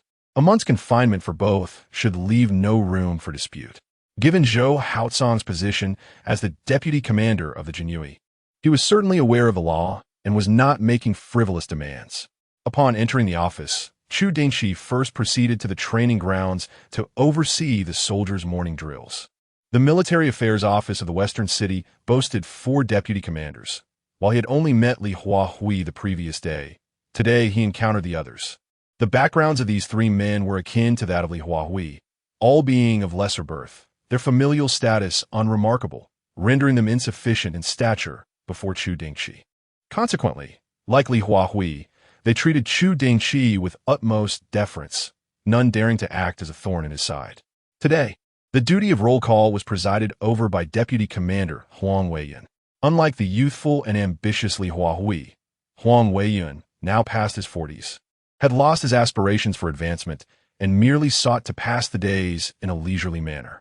After the roll call concluded, when Li Huahui and his companions noticed that Chu Dingchi had not departed and remained at the training grounds, Huang Weiyun took his leave from Chu Dingchi and retreated to his office to sip tea in idleness. The Duke of the State, Chu Tianqua, had bestowed nobility upon his son, Chu Dingchi, due to his military achievements.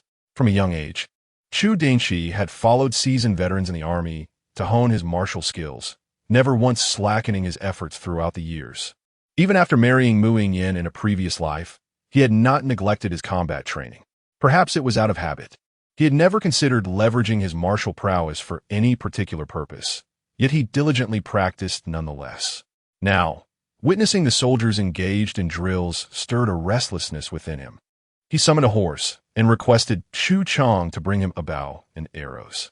After mounting the steed, he tightened his legs around its belly to accelerate. As he approached the target, he released the reins, retrieved an arrow from the pouch at his side, and knocked it onto the string. In the next instant, the arrow shot forth with remarkable speed, slicing through the air. Whoosh! The arrow struck the bullseye. "Excellent!" Li Huahui immediately applauded, exclaiming his approval. The other 2 deputy commanders slightly slower to react, muttered a word of disdain and hurriedly joined in the applause. Unperturbed by the surrounding commotion, Chu Dingchi deftly retrieved 3 arrows in one motion, maintaining his balance with his legs while urging the horse to gallop. His gaze was sharply fixed on the 3 targets ahead. Without hesitation, he drew back the bowstring, then released it, sending all 3 arrows flying simultaneously. Buzz! All 3 arrows struck the bullseye at once. The force was so great that the fletching wobbled for a considerable time before settling. The onlookers at the training grounds fell momentarily silent, only to then erupt into a thunderous cheer. "Commander is magnificent." The soldiers' sentiments were quite simple. "If you are stronger than I shall submit to you." With this display of skill, Chu Dingchi shattered any distance that had existed between himself and the soldiers of the garrison. Peng Zizhou murmured in astonishment, "Goodness, the commander is remarkably capable." The news of Chu Dingchi's fall from his horse had already spread throughout the capital, and Peng Zizhou had once thought his superior to be inept, only to discover that he was indeed a man of remarkable ability. Li Huahui, equally astonished, clapped Peng Zizhou on the shoulder and asked, "Can you do that, big fellow?" Peng Zizhou, tall and robust, with a physique that suggested great martial skill, would undoubtedly rank among the finest in the entire 5-city garrison. He shook his head, saying, "I practice the family's traditional spear technique. My knowledge of archery is merely superficial." Although Peng's father held the modest rank of a squad leader in the 5 armies camp, the Peng family spear technique was renowned and had circulated among the populace until the family's ancestors were granted military positions, at which point it ceased to be shared widely. After riding around the training ground and finishing his allotted arrows, Chu Dingchi concluded his practice, still yearning for more. The onlookers, having witnessed his perfect shots, transitioned from astonishment to admiration, ultimately becoming desensitized to his prowess. As Chu Dingchi led his horse back, the first to approach him was not Li Huahui, but rather Peng Zizhou. Peng Zizhou gazed eagerly at Chu Dingchi and implored, "Commander, might I engage in a friendly spar with you?" To this, Chu Dingchi responded with a chuckle, "Lord Peng, your extraordinary strength and the exquisite mastery of the Peng family spear techniques render me no match for you." Last night, Chu Chang had placed intelligence reports concerning several deputy commanders upon Chu Dingchi's desk. Aware of Peng Zizhou's formidable martial prowess, Chu Dingchi recognized that, despite his own exceptional archery skills, he would inevitably fall short in a contest of martial arts against Peng. Disappointment washed over Peng Zizhou in an instant. Li Huahui then pushed past Peng Zizhou, retorting with irritation, "Do you not consider the weight of your strikes? The commander is a figure of great worth, not someone to be trifled with by a brute like you." Internally, Peng Zizhou muttered a silent curse of sycophancy, awkwardly retreating with a forced smile. Chapter 12. The Order of Emperor Jingxian appointing Mu Yingyan as co-governor as Chu Dingchi made his way to the Military Affairs Office for the morning assembly. The early court session at the Hall of Diligent Governance commenced. The morning court in the Great Qian dynasty was divided into 2 segments, the small court and the grand court. The small court was attended solely by the 2 prime ministers, the heads of the 6 ministries, and other key officials, akin to an intimate meeting among the upper echelons. In contrast, the Grand Court required participation from all officials of the 5th rank and above in the capital, where significant matters would typically be announced. Grand Court sessions were infrequent due to Emperor Zhengshuan's frail health. After ascending the throne, he scheduled them to occur bi-monthly. The small court convened more frequently, though without a fixed timetable. It was usually called upon the discretion of the emperor or the 2 prime ministers when pressing matters arose. Today marked the occasion for a grand court session. The ministers arrived early at the Hall of Diligent Governance, eagerly awaiting the opening of the grand doors. As soon as they swung open, the officials entered in an orderly fashion. A short while later, a eunuch announced, "His Majesty has arrived." The ministers promptly knelt in reverence, exclaiming, "Long live our emperor!" With heads bowed, the civil and military officials sensed a figure passing by, followed by the voice of Emperor Jingxian, "You need not pay your respects." "Thank you, Your Majesty," the officials responded, rising in gratitude. However, as they lifted their heads, they were momentarily stunned. At the forefront of the steps, alongside the emperor on the dragon throne, stood Crown Prince Mu Yuanshu and Princess Mu Yingyan. This unprecedented occurrence at the morning court left the ministers exchanging bewildered glances, momentarily at a loss for words. Emperor Zhengxian, not allowing their confusion to linger, spoke. I have been unwell of late, and the imperial physicians have advised me to take more rest. I intend to appoint the crown prince as regent. However, given his youth, he may be somewhat lacking in capability. Princess Pingle has always been astute and has benefited from my guidance for many years. With her assistance to the crown prince in governance, I shall be able to recuperate in peace. The moment his words echoed through the assembly, it was as if a bomb had been detonated among the officials, leaving them in a daze. While the ministers were not surprised by the crown prince's regency, they were taken aback by the emperor's decision to allow Princess Pingle to assist in governance, a departure from the long-standing, unspoken agreement within the Great Qian dynasty to keep the imperial harem from political involvement. The chief censor of the censorate was the first to voice dissent. Since the establishment of the Great Qian, no woman has ever held a position in governance. I implore your majesty to reconsider this decree. Others quickly echoed his sentiments. Historically, when the harem has intervened in state affairs, chaos has ensued in the court. For the stability of the realm, we urge your majesty to deliberate carefully. A chorus of agreement arose, with nearly half the ministers standing in opposition.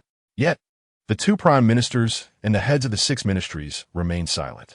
Crown Prince Mu Yuanshu cast a glance over those who opposed, silently committing their names to memory. Princess Mu Yingyan remained composed, confident that Emperor Zhengxian would manage the situation adeptly. Observing the swell of opposition, the emperor's expression remained unchanged as he turned to the left minister, Yin Dekang. What say you, Yin Aiqing? Yin Dekang, a veteran of 2 reigns, is now graced with silver hair.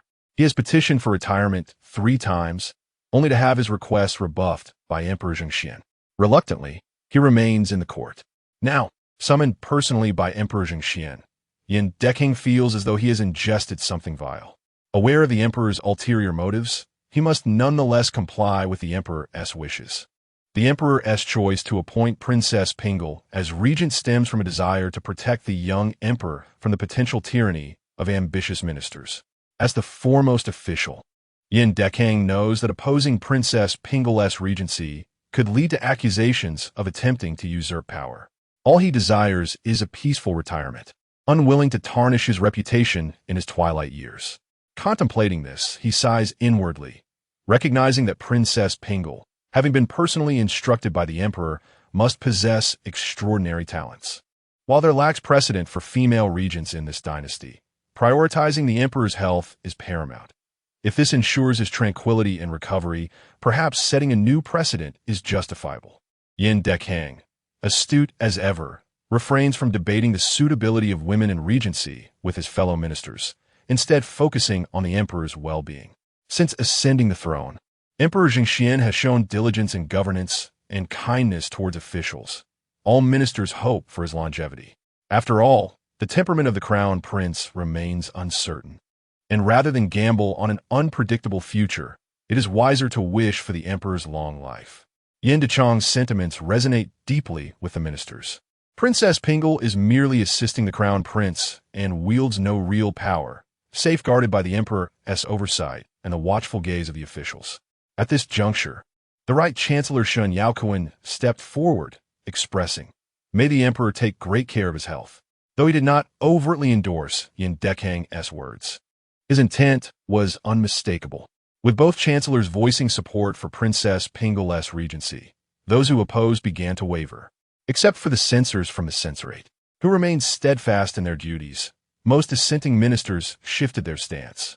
Subsequently, Emperor Zhengxian instructed the chief eunuch to draft an edict, which was sealed with the imperial jade seal, thus solidifying the decision. What should have sparked intense debate in the court, potentially dragging on for days or weeks, passed smoothly without the emperor needing to engage in discourse. Mu Yingyan experienced, for the first time, the emperor's formidable presence in the court. He need not elaborate. Yet the ministers were compelled to act according to his inclinations. It was also her first experience of a morning court session, listening to the officials report on affairs for various regions. Emperor Zhengxian did not always permit discussions. On occasion, he made decisions unilaterally.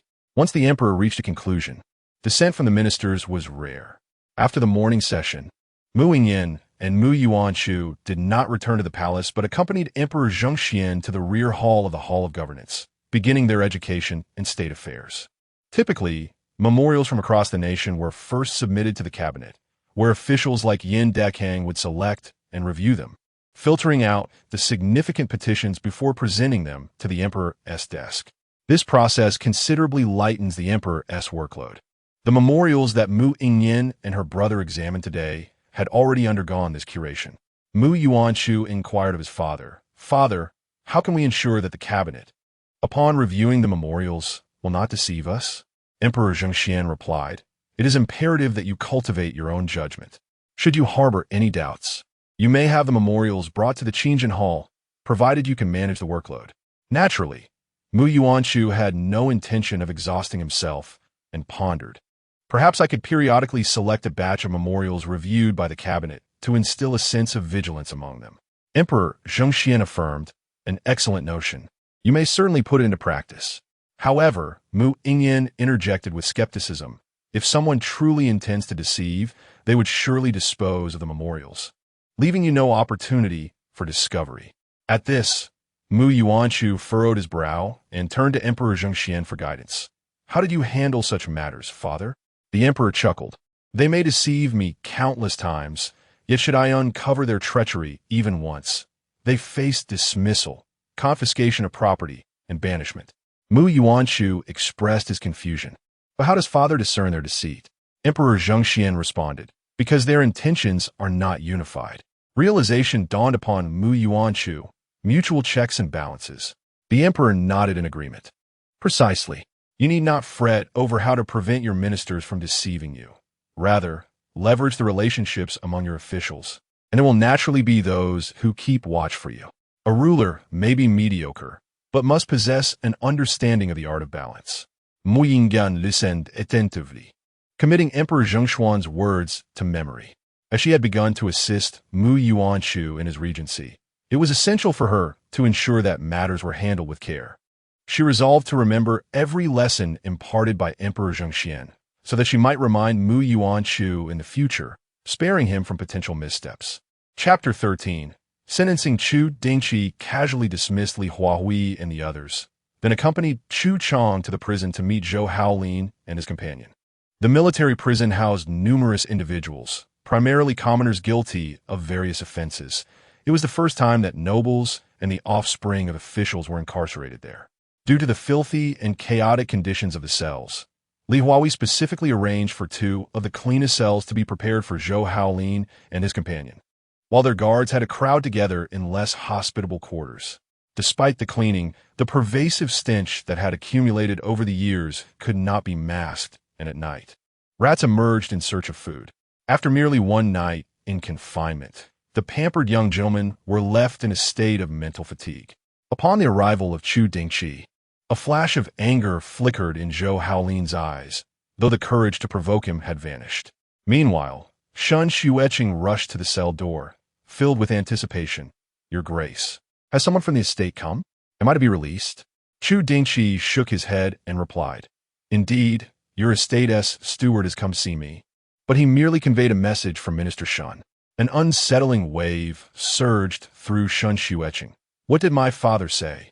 Chu Dingchi stated, "Minister Shun, of high moral caliber, has conveyed that although I have agreed to your plea for redemption, he insists that wrongdoing must be met with punishment.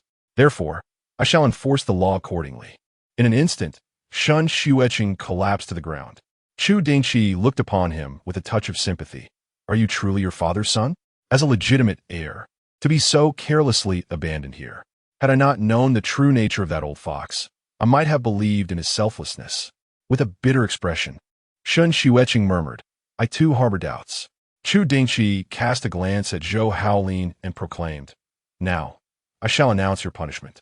At this declaration, both Zhou Haolin and his companion turned their attention to Chu Dingchi.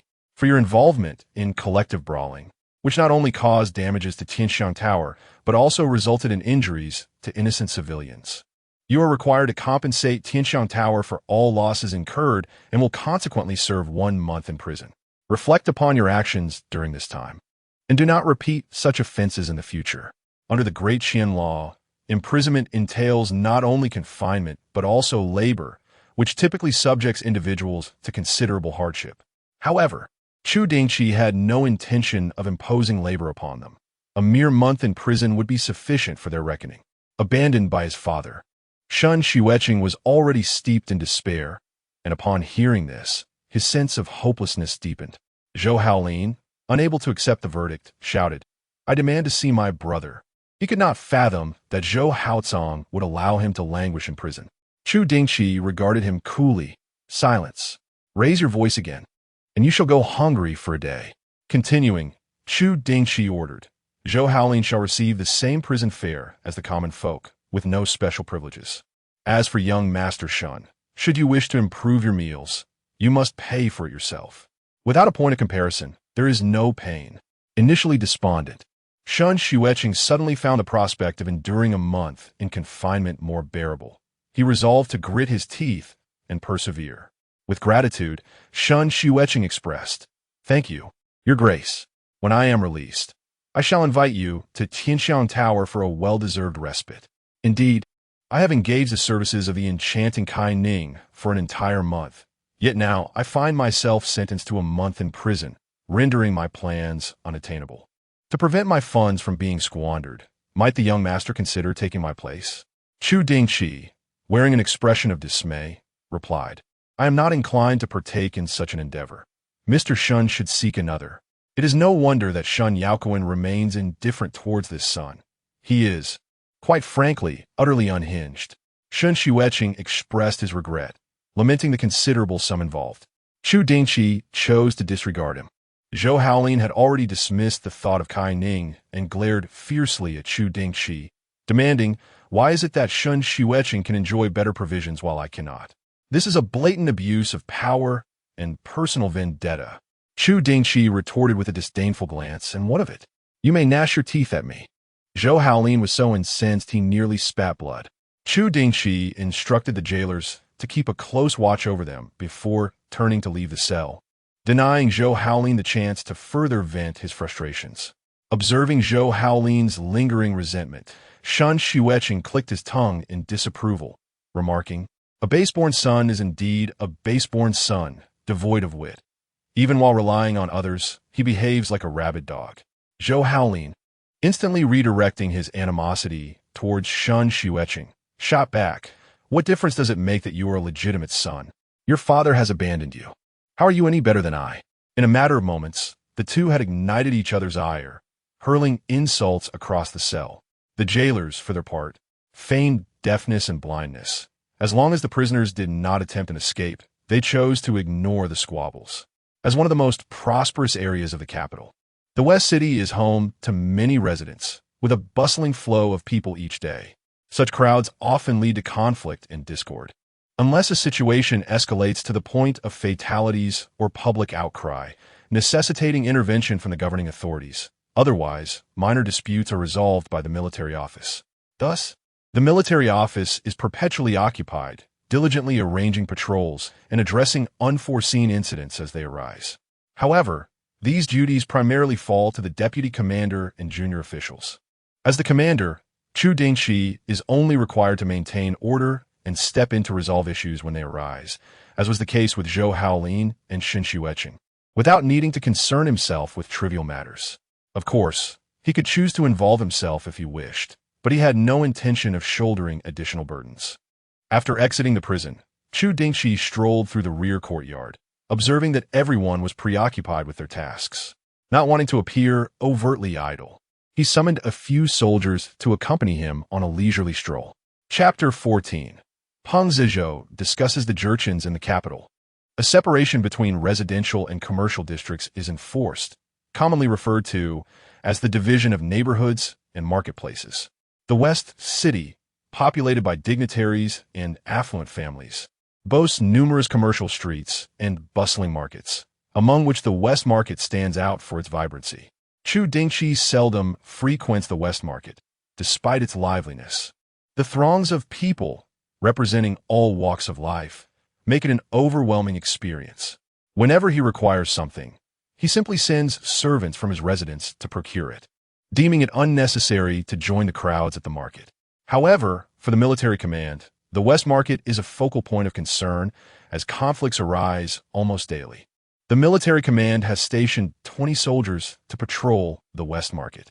As Chu Dingchi and his entourage entered, they observed 2 soldiers from the military command, armed and vigilant, scanning the faces of passers-by for any signs of impending discord. Upon noticing Chu Dingchi, the soldiers momentarily hesitated, then quickly composed themselves to offer their respects. Sensing their intent, Chu Dingchi waved them off, signaling them to continue their patrol. Peng Zizhou remarked, "The commander previously displayed remarkable prowess at the parade ground, impressing many." Chu Dingchi cast a sidelong glance at him. "What brings you here, if not to serve in the office?" Despite his intention to summon a few individuals for patrol, Peng Zizhou had insisted on accompanying him. "I find the official documents utterly unpalatable. I would rather patrol," Peng Zizhou stated. Chu Dingchi scoffed. "You have the audacity to say that. The current era is far removed from the founding days. Even the second generation of military families must be educated from a young age, with many noble offspring pursuing civil service. It is rare to encounter someone as physically imposing yet academically deficient as you. Moreover, the military command employs numerous clerks to assist the deputy commander with paperwork. The instances that truly require Peng Zizhou's personal involvement are quite limited, which only highlights his apparent aversion to scholarly pursuits." Peng Zizhou dismissed the notion. "I am a military man. Wielding a pen is the domain of scholars." Chu Dingchi retorted, "If that is the case, why not head to the frontier?" He believed that Peng Zizhou's temperament was well suited for battle, as he acted decisively without hesitation. With a sigh, Peng Zizhou replied, "I would certainly wish to go, but my father forbids it." Unlike Li Huahui and others, although he too is a son of a concubine, his natural strength and aptitude for martial arts have allowed him to master the Peng family spear techniques at such a young age, surpassing even his father. The Peng family has high hopes for him, as several generations have served in the 3 great camps, and their connections lie within those ranks.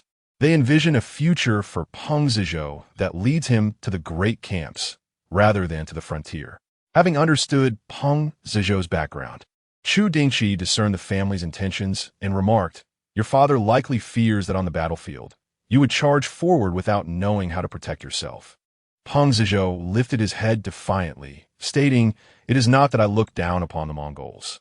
Even the fiercest warrior of the steppe would not be my match in a single encounter." Beside them, Chu Chang's lips twitched in disbelief. "If that is not disdain, then what is?"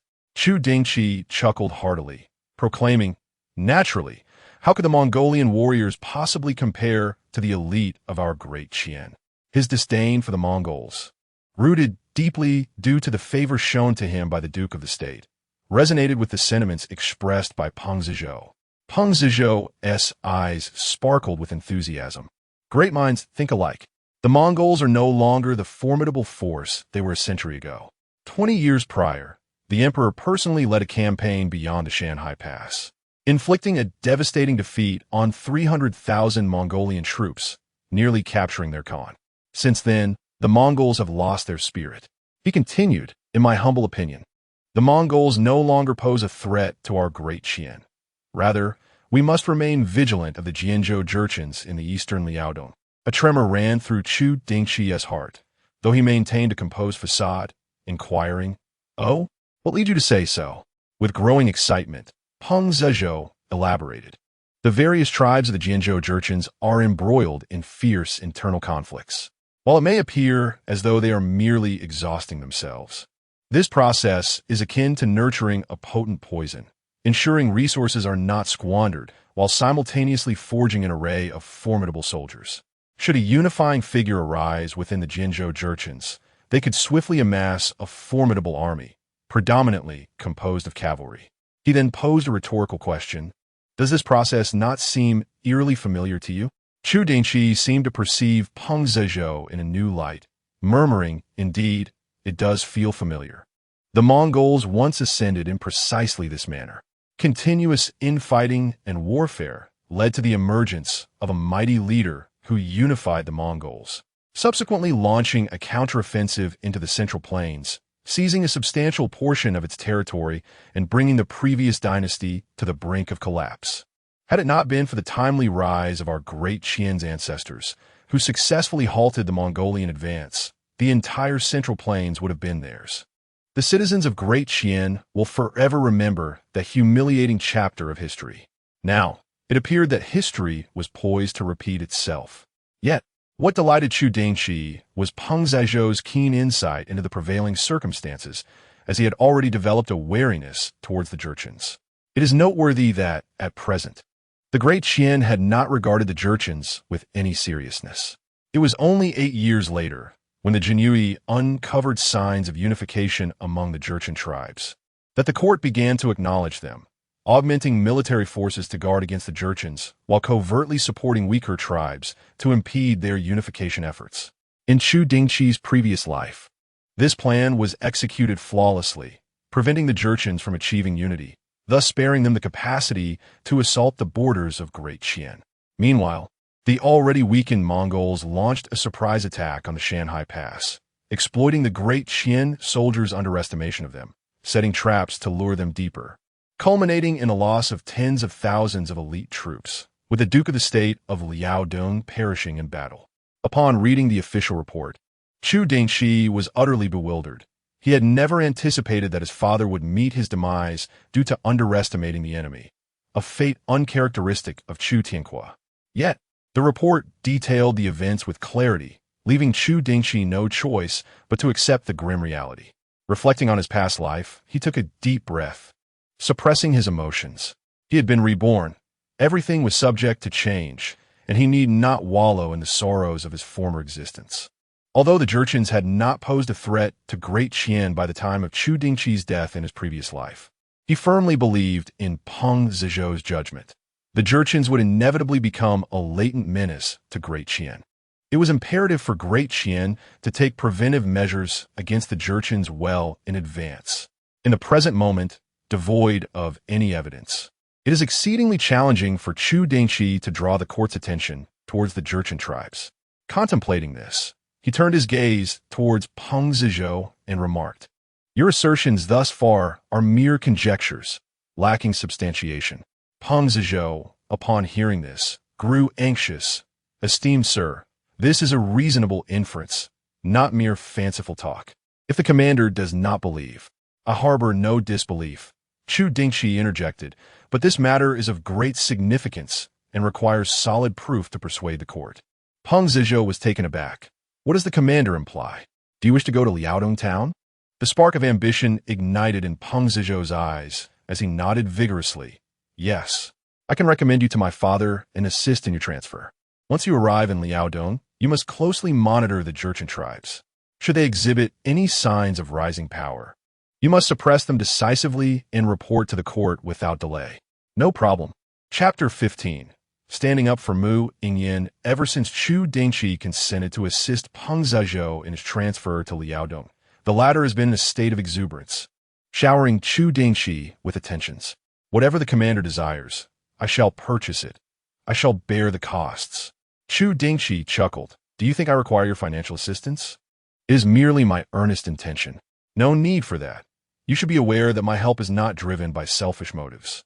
The best way you can repay me is through your loyalty and diligence." Peng Zizhou comprehended this well.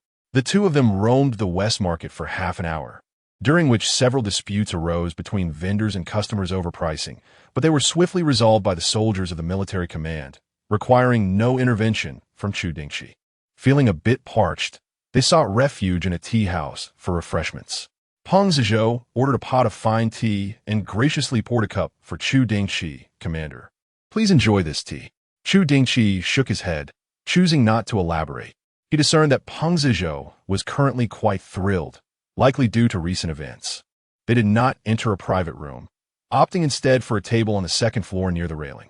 The first floor featured a platform where a storyteller regaled the audience with tales, and fortuitously, today's narrative recounted the exploits of the Zhengxian emperor during the early days of his reign, leading troops in battle. The storyteller possessed remarkable eloquence. vividly portraying the grand scenes of the two armies clashing, stirring the audience's blood. Peng Zizhou became even more animated, exclaiming, "In the future, I too shall achieve extraordinary feats and be ennobled for my military contributions." That monumental battle not only solidified the Zhengxian emperor's throne, but also facilitated the transition between old and new regimes, resulting in numerous individuals being ennobled for their military merits. The Duke of the State and the Marquis of Dingbei were among them. Notably, the Marquis of Dingbei, being the emperor's maternal brother, should have traditionally inherited the title of his father, the Marquis of Qingyan. However, he proved his worth and transformed the Zhou family from mere relatives into esteemed nobles. The newly conferred titles during the Zhengxian era were predominantly awarded to those who had rendered significant military service. The current commanding generals of the Nine Borders were also part of the cohort that followed the Zhengxian emperor into battle. Chu Dingchi, in his previous life, was able to compel Mu Yingyan to marry him precisely because the Nine Borders served as a vital defense line against northern nomadic tribes, a position of utmost importance. The Duke of the State commanded an army of 200,000, representing the most formidable force and holding the highest prestige among them. Even those generals who had wielded military power for many years, though lacking any treasonous intent, did not necessarily hold unwavering loyalty to the new emperor, especially during a time of imminent regime change. Thus, the Duke of the State's stance was of paramount significance. The emperor, once youthful and wise, has with age become somewhat muddled. As Chu Dingchi pondered these matters, the conversation at the neighboring table interrupted his thoughts. Turning to look, he observed a group of young men, likely students from the Imperial Academy, sitting nearby. Their discussion continued unabated. The emperor's sudden decree appointing Princess Pingle to assist the crown prince in governing took everyone by surprise. Even more astonishing was the fact that the officials in the court actually consented to this. It was rumored that it was the chancellor who first relented, while the censors from the censorate had continuously opposed the idea, but their influence was too weak to prevent it. Women are often perceived as possessing long hair but short wisdom, frequently losing their composure over trivial matters, engaging in frivolous disputes. It is suggested that they ought to remain at home, tending to their husbands and raising children. Princess Pingle, now 16, should hasten to select a husband, marry, and bear children, yet she seeks to meddle in state affairs, a notion deserving of condemnation. The students of the Imperial Academy often engage in discussions regarding governance, and Chu Dingchi, initially merely a listener, found himself unable to suppress his furrowed brow upon hearing the recent remarks made by an individual. With a disdainful snort, Chu Dingchi rose and approached the man, inquiring, "Who are you? Are you well acquainted with Princess Pingle?" The individual, who had been passionately expounding on the alleged misdeeds of the princess, was interrupted and felt a surge of annoyance, preparing to retort, only to notice the soldiers of the military command following Chu Dingchi. His expression stiffened, words caught in his throat, and he rose to clasp his hands in greeting, saying softly, "May I ask who you are, my lord?" Chu Dingchi regarded him coolly, replying, "You need not know my identity. Simply answer me. Are you familiar with Princess Pingle?" The smile faded from the man's lips, and he begrudgingly admitted, "I have never met the princess." "Then what nonsense do you speak here?" Chu Dingchi's countenance hardened. The princess's involvement in governance is by imperial decree, with the consent of the crown prince and all civil and military officials. As a student of the Imperial Academy, rather than focusing on your studies to alleviate the burdens of the state in the future, you indulge in malicious speculation about Princess Pingle, claiming women possess limited insight. How does your conduct differ from that which you criticize? The man, chastised by Chu Dingchi, turned various shades of blue and white, yet he refrained from retorting. Mindful of Chu Dingchi's stature, the others present lowered their heads, pretending to be invisible. Observing their silence, Chu Dingchi discerned that they were merely adept at verbal sparring, lacking the substance for meaningful debate, rendering them ineffectual. Remember to exercise caution in your words and actions, lest you invite calamity, he admonished once more before departing. Once Chu Dingchi exited the tea house, the students of the Imperial Academy finally relaxed. Who was that just now, with such an imposing presence? "I scarcely dare to look at him," one remarked. The man who had faced Chu Dingchi was eager to ascertain his identity, having been reprimanded and desiring to know the source of his chastisement. At that moment, a bystander, reveling in the drama, declared, "That was the heir of the Duke of Zhan, and to malign Princess Pingle in his presence without facing dire consequences is quite merciful." Upon hearing this, the man turned pale. Even those solely devoted to scholarly pursuits within the Imperial Academy were aware of Chu Dingchi's infatuation with Mu Yingyan. Having offended one of the capital's most powerful figures, would he still have a chance to excel in the next Imperial examination? The others shared a similar sentiment, relieved they had refrained from speaking out. Following this incident, they abandoned any thoughts of discussing state affairs, rising to leave the tea house. Resolved to retreat into their studies for a time, hoping Chu Dingchi would soon forget them. Meanwhile, Hong Zizhou was grappling with the startling news. How could the emperor permit Princess Pingle to assist the crown prince in governance? What could this entail? In her previous life, Mu Yingyan served as the regent princess for 2 years. It was only after Mu Yuanchu's grand wedding and his assumption of power that she ceased her involvement in state affairs. Yet her status within the court remained extraordinary. Chu Dingchi remarked nonchalantly, "The emperor has but one son and one daughter. Having the princess assist is surely more trustworthy than relying on ministers." Hong Zizhou thought this to be true, yet he could not refrain from expressing, "The princess of Pingle already holds an esteemed position, and now with her aiding the crown prince as regent, her future husband will likely find himself utterly overshadowed." As he spoke, his gaze wandered mischievously towards Chu Dingchi. Chu Dingchi forcefully turned his face away and retorted crossly, "Do not look at me. It will not be me. Having made one mistake already, I shall not err a second time." Chapter 16. The Crown Prince's quirks. Since the morning court session, Mu Yingyan had been diligently attending to memorials alongside Mu Yuanchu, while Emperor Zhengxian refrained from being a mere bystander, offering guidance to the two. Before they knew it, the hour for lunch had arrived. The emperor instructed that the empress dine alone in the Fengyi Palace, lest she feel lonely, and thus ordered the imperial kitchen to prepare a meal for her there. Mu Yingyan chuckled lightly. Father still cares for mother. With a hint of nostalgia, Emperor Zhengxian lamented, "These years, I have been preoccupied with state affairs, leaving little time to accompany your mother. You too must remember to spend more time with her. She is, in truth, quite fearful of solitude." The emperor and empress were youthful spouses, united by the late emperor's arrangement, yet their bond had flourished beautifully over the years. Zhengxian was not a man of indulgence, and due to his frail health, the empress had been the sole woman in the harem all these years. The depth of their affection was not mere rhetoric. Mu Yingyan teased, "I do spend ample time with mother, yet her heart is forever tethered to father. We cannot replace him." Mu Yuanchu feigned grievance. "During my last visit to enjoy the blossoms with mother, she fretted over father's meal and left me alone in the imperial garden to attend to his ginseng soup."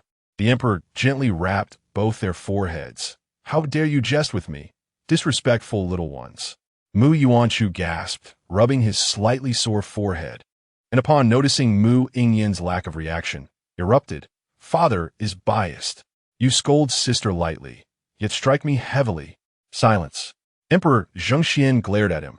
"You are tough-skinned. What's wrong with a little force? You're always so jumpy, lacking the steadiness you should cultivate. Learn from your sister." Mu Yuanchu widened his eyes, momentarily at a loss for words due to indignation. Mu Yingyan, with a playful smile, added fuel to the fire. "Yuanchu, from now on, refrain from indulging in baseless rumors. Do not let the ministers think of you as a frivolous crown prince, still immature." Hearing this, Emperor Zhengxian frowned. "Yingyan speaks wisely. Yuanchu must heed her words." Mu Yuanchu, incredulous, looked at Mu Yingyan, but under the stern gaze of Emperor Zhengxian, could only obediently reply, "I shall remember father's teachings." The emperor nodded in satisfaction. "Come now, let us not keep your mother waiting." The Qingjin Hall was situated in the outer court, while the Fengyi Palace belonged to the inner palace, the two not being in close proximity. Given the emperor's frail constitution, he could not walk there. As the chief eunuch Chengshi prepared for this journey, he arranged for a sedan chair at the emperor's behest. Once the trio departed from the Qingjin Hall, they found 3 sedan chairs waiting outside. The emperor took his seat in the foremost chair, followed sequentially by Mu Yingyan and Mu Yuanshu.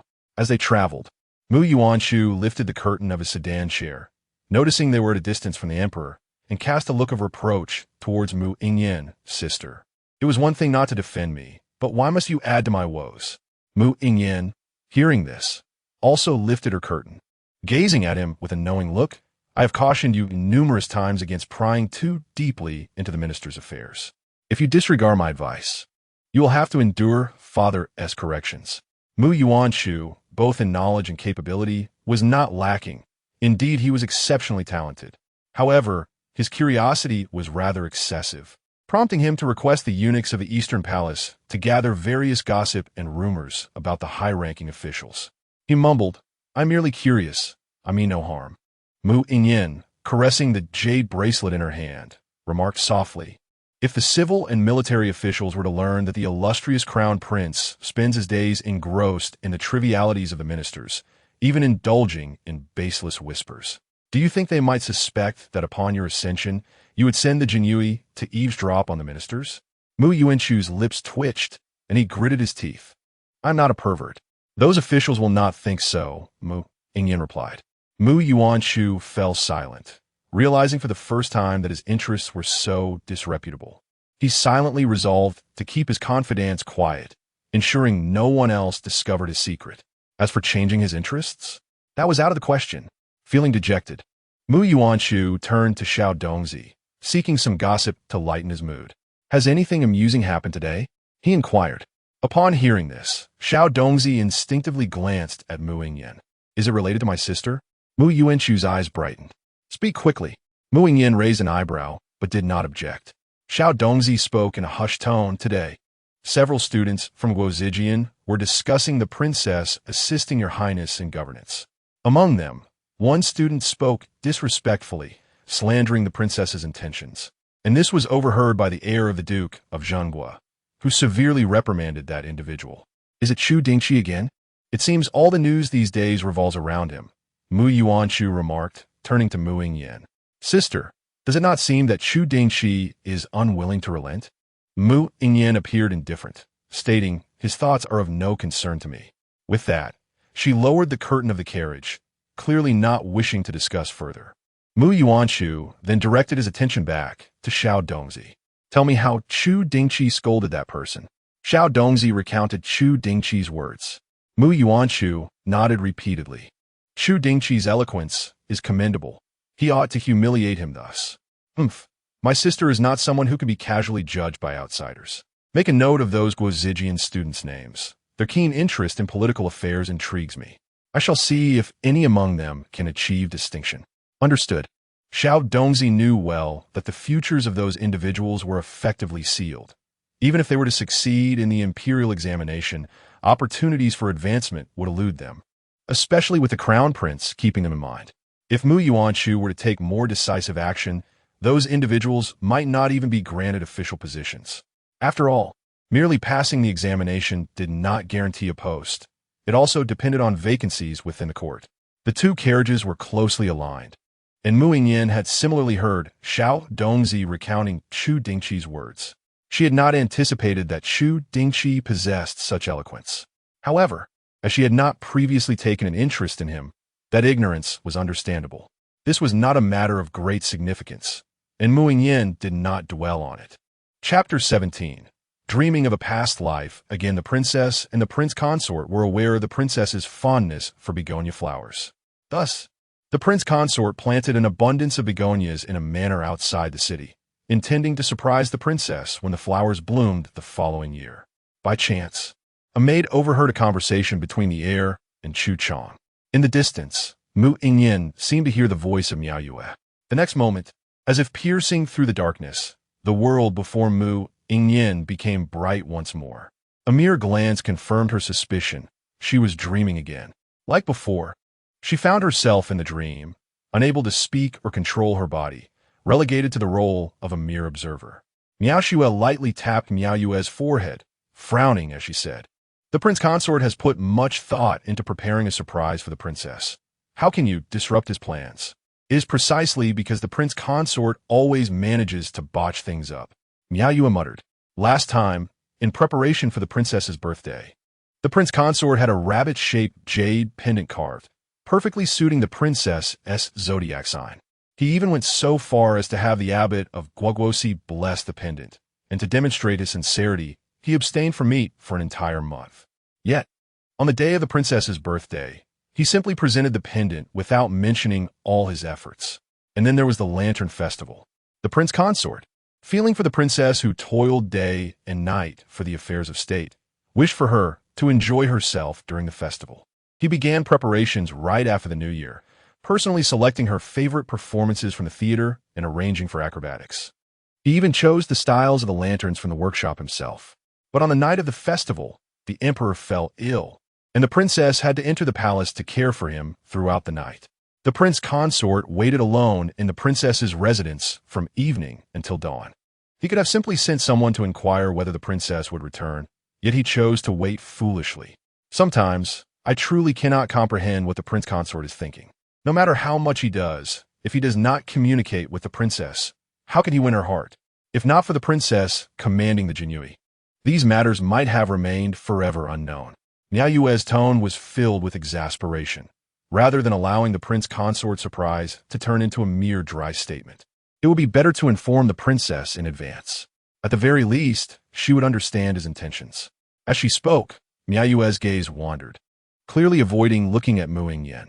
Mu Yingyan sat behind the writing desk, having just finished reviewing a memorial, and glanced faintly at Miao Yue. There is no need for you to concern yourself with matters between the prince consort and me. Miao Yue pursed her lips and lowered her head, saying, The princess has been married to the prince consort for over a year.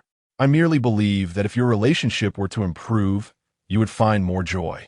Mu Yingyan replied, My displeasure stems from matters of the court and has nothing to do with the prince consort. But the books say that if one truly loves another, merely seeing that person brings happiness. If the princess has feelings for the prince consort, then no matter the troubles, seeing him would alleviate her worries. Mu Yingyan was amused by Miao Yue's naivety. Where did you read such tales? One cannot take such words to heart. I dare say there is some truth in it. A clear voice suddenly interjected, followed by the entrance of a young man clad in moon-white attire. Mu Yingyan was momentarily taken aback. Though the man's face remained obscured, she recognized the voice. Chu Dingchi. It was indeed him. Despite her previous vague suspicions, the confirmation of his identity stirred an inevitable turmoil within Mu Yingyan. Miao Yue and Miao Shiyue promptly bowed in greeting. We pay our respects to the prince. Chu Dingchi responded with a smile. No need for formalities. It is commendable how Miao Yue cares for both me and the princess. Mu Yingyan turned her gaze to Chu Dingchi, remarking, Eavesdropping is hardly the act of a gentleman. Chu Dingchi feigned innocence. I merely happened to overhear. It was not intentional. Besides, even Miao Yue cannot overlook this. Princess, do you not consider harboring some fondness for me? Initially, Mu Yingyan believed Chu Dingchi to be ineloquent, but it now appeared he was quite articulate. Chu Dingchi seemed not to expect a response from Mu Yingyan. After speaking, he turned to Miao Yue and said, Speak freely of any reward you desire. I shall certainly fulfill it. Miao Yue cast a furtive glance at Mu Yingyan and replied, I only wish for the princess to find some joy. Chu Dingchi chuckled at this. That is also my wish. Princess, could you not spare a moment of pity for us and smile? Mu Yingyan lifted her gaze. Do you take me for a jester, prince? The atmosphere in the study instantly became tense at her words. Chu Dingchi awkwardly replied, I was merely jesting. Mu Yingyan responded coolly. I have official matters to attend to and no time for your banter. Chu Dingchi furrowed his brow. I came to inquire if you would care to join me for lunch. You may proceed first. I am currently occupied, she replied. Oh. Chu Dingchi's voice fell into a tone of disappointment. What about our return to the Duke of Zhengguo's residence tomorrow? Mu Yingyan calmly assured him, Rest assured, since I have married you, I shall fulfill my duties as a wife and will not provide others an opportunity to criticize the princess's residence or the Duke of Zhengguo's household. Chu Dingchi ceased speaking, standing for a moment as if he were out of place in the study before turning to leave. Mu Yingyan gazed at Chu Dingchi's retreating figure through her dreamlike eyes, feeling a surge of complex emotions. But before she could decipher what these feelings were, Mu Yingyan suppressed them as if they had never existed. She withdrew her gaze and resumed her work on the official documents. The familiar sensation of reprimand washed over her, awakening Mu Yingyan from her reverie. She lay quietly in bed, staring at the canopy above, her mind replaying the scenes from a recent dream. She had dreamt twice in total, each during an afternoon nap. If arranged chronologically, the first dream occurred later, 10 years after her marriage, while the latter dream transpired 1 year post-marriage. Mu Yingyan had dreamt before, yet this was the first time she experienced such interconnected dreams and remembered them vividly upon waking. But why did she dream of Chu Dingchi as her future prince? Could it be that among her many admirers, Chu Dingchi was the most sincere? Having chosen him, one would expect her to foster a good relationship with him. Why did her dream self treat Chu Dingchi in such a manner? I am reminded of the first dream. Chu Dingchi once said that their marriage was a result of his insistence. Could it be that Chu Dingchi employed improper means? Which is why I have remained so indifferent towards him. The princess? Miao Xuan noticed the commotion and approached with inquiries. It was then that Mu Yingyan realized she was earnestly analyzing a mere dream, which was truly absurd. After all, it was just a dream. I have no matters at hand. Chapter 18. Chu Dingchi writes to the Duke of Jinghua. Chu Dingchi agreed to assist Peng Zhezhou in transferring to Liaodong. However, he was acutely aware that he lacked the authority to effectuate such a change given his current capabilities. Upon returning to his residence, he penned a letter to the Duke of Jinghua, wherein he expressed his admiration for Peng Zhezhou and shared the latter's speculations regarding the Jurchens at Jianzhou. He earnestly hoped that the Duke would facilitate Peng's relocation to Liaodong. In the concluding lines of his correspondence, Chu Dingchi mentioned that he had come of age, and that his father, Chu Tianhua, required care in Guaning, suggesting that his mother could accompany him there for companionship. In his previous life, after Chu Tianhua perished on the battlefield, Lady Liang soon followed, leaving a profound impact on Chu Dingchi. He had never fathomed the depth of his parents' bond. Over the years, Lady Liang had devoted herself to caring for Chu Dingchi, often spending little time with Chu Tianhua. Though he was determined to prevent his parents from repeating the tragic fate of their past, he nonetheless wished for them to share more moments together. He understood the essence of love and the sorrow of prolonged separation from one's beloved. After completing the letter, he instructed someone to deliver it to Guaning. The distance was over 1,000 miles from the capital, and even without urgency, the journey would not take less than half a month at a normal pace. Today marked the 1st of March, and thus, he anticipated receiving a reply from Chu Tianhua by the end of the month. Having attended to this matter, Chu Dingchi went to the back courtyard to share lunch with Lady Liang. He mentioned his letter to Chu Tianhua, but refrained from divulging its contents. Lady Liang did not pry further. Instead, she expressed her contentment, saying, "Though your father is stern, he harbors love for you. If you write to him more frequently, it will surely bring him joy." The Duke of Jinghua, stationed in Liaodong, would typically return to the capital annually for official duties, but during times of strife, he might be absent for several years. Growing up, Chu Dingchi had spent little time with Chu Tianhua, who, fearing that Chu Dingchi might become spoiled by Lady Liang, would impose strict discipline during his rare visits to the capital. Consequently, Chu Dingchi had previously held more trepidation than affection for his father.